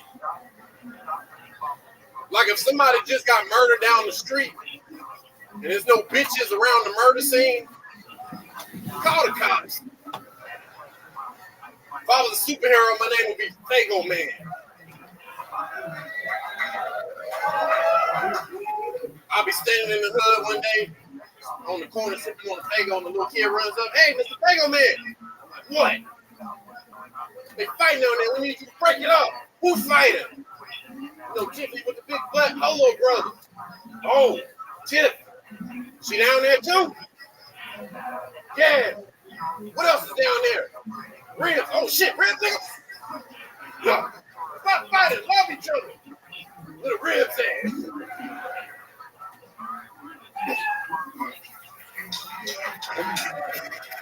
A brand new minute from Malcolm Hatchet. I'm going to be honest with you. What was your favorite part of that? My favorite part of that set was getting to talk with my friend Danny Brown here about how at the end of the day he'd end up fucking Aphrodite. I'm just saying. He would do. Somehow we went off on a tangent about. Sometimes they be missing out on their blessings. You know what I'm saying? I would quit this show. Hell no. I'm just saying, sometimes you gotta knock it off, man. You gotta, in life, you gotta do shit. You gotta just like climb. It's like escalators. Actually, Malcolm is hopeless, not soulless. No, you gotta, bro. You gotta knock Aphrodite off, man. That's what you gotta do. He just brought it up. Here's what happened, just so that you know the order of events. How do I know about that? I said your name. Look. I was excited to gotta knock it off, cuz. She smelled You gotta knock it off, cuz. Hilarious. That is. I'm just saying, man. It's like astroplaning. You want to go to the next level? You want to go to quantum physics? You see, quantum physics is in the laws. Danny of leaned like, into me and he said into my ear, he goes, he gotta fuck Aphrodite. I watched the episode where we find out that Aphrodite has a crush on Malcolm. And you gotta fuck her to go to the next level. it's like Metroid. I'm gonna go to Nerd Jeremiah on this. This is statistically why black people have a higher chance of getting AIDS than white people. Yeah. Wait, what do you mean? He suggested Aphrodite, I'm sorry, man. I'm telling you. A lot of shit we don't want to do as black people, man, but you always got to do it, man. That's the point of being a black man. I'd rather go to sleep. Hell no. Well, go to sleep. Because, I mean, it's going to turn you a vampire, man. Holy shit. One more time for Malcolm Hatchet, everybody. Wow.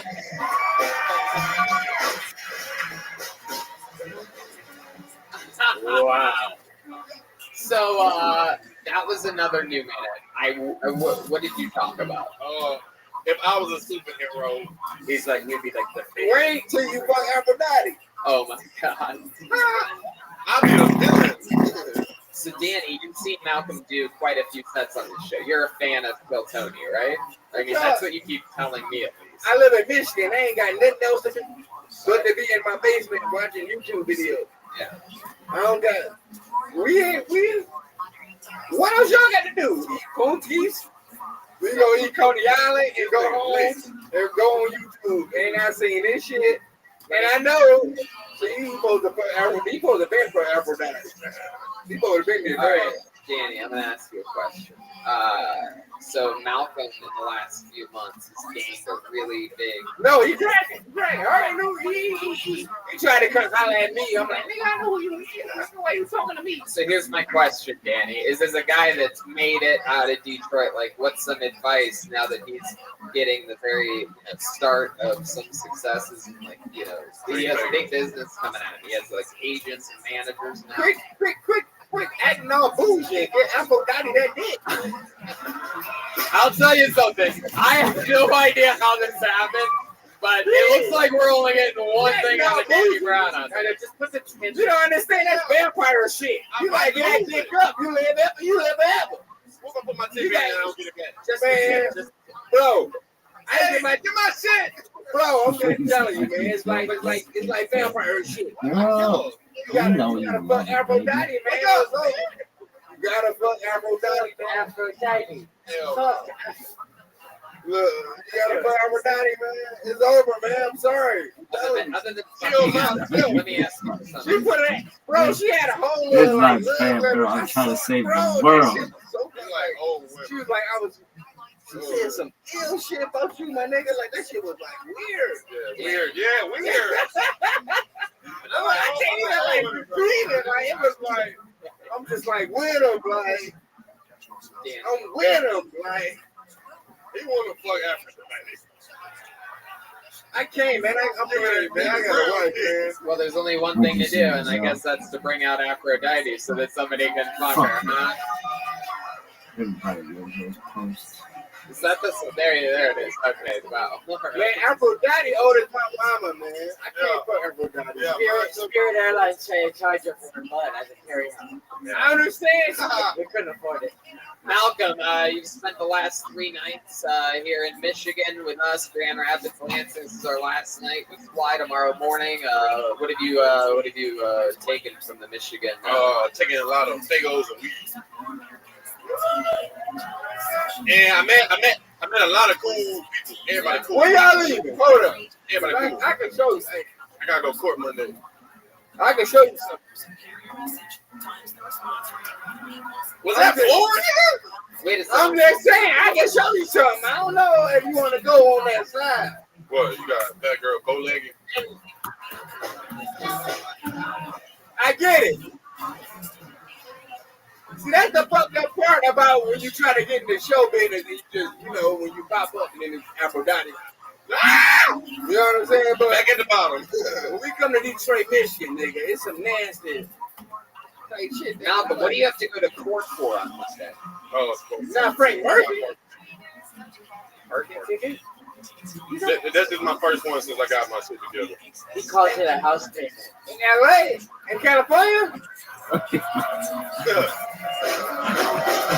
That was fucking hilarious.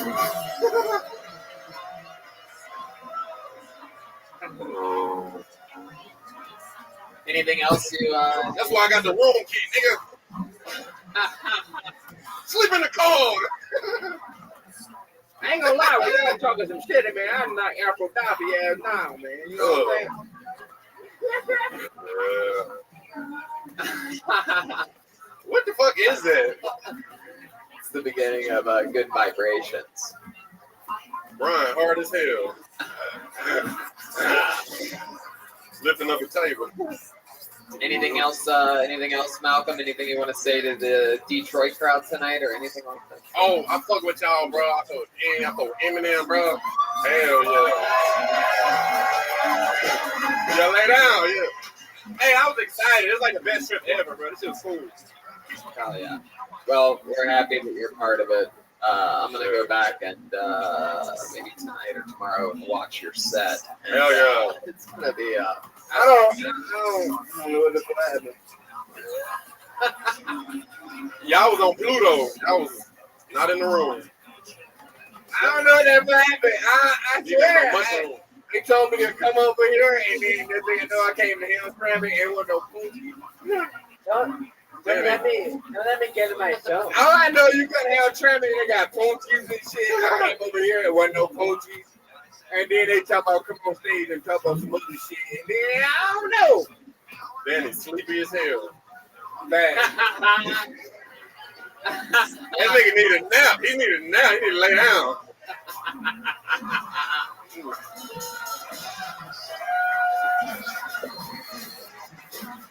Ladies and gentlemen, there he is. The great Malcolm Hatchett, ladies and gentlemen. Come on.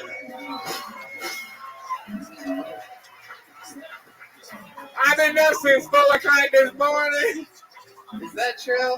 Not by choice. By depression. Hell yeah.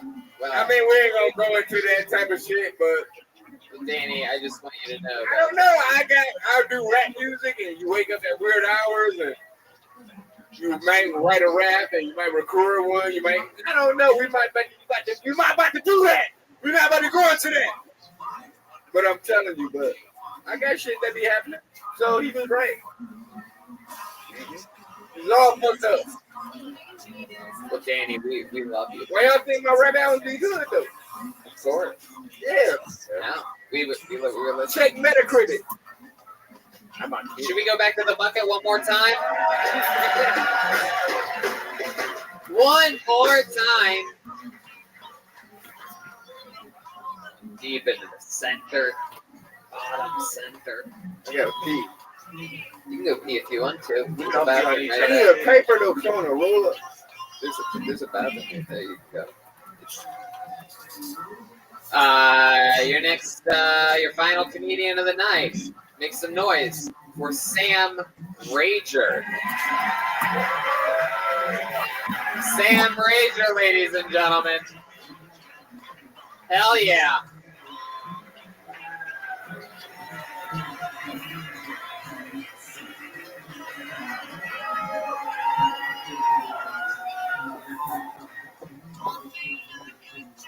Hey, I only like to go to the gym on my period, because I like to epitomize the phrase blood, sweat, and tears. I like to research how they handled PMS back in the day, like if they knew that ladies would be the nicest once a month, like if George Washington would go down to a local tavern, he'd be like, "Well, gentlemen, Martha has a salty tongue this week." But if I play my cards right, I could earn my red coat tonight. Thank you. That's a period piece.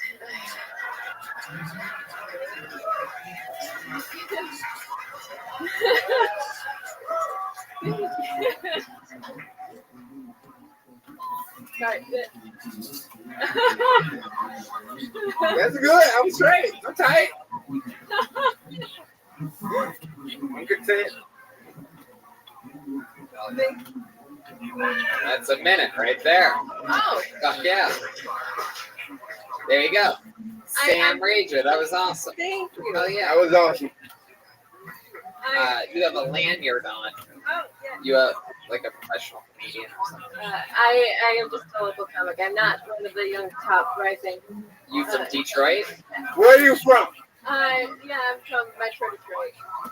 Oh shit. Also, you have a Metro Detroit. Actually, where from Detroit? See, look, hold on. Let me do my Michigan investigation. Brian's right. Where are you from? Actually, from Michigan. Like, where are you from? Now you said metropolitan. Now we're about to find out the truth. Yeah, because it's definitely not Detroit. So, where are you actually from? Illinois.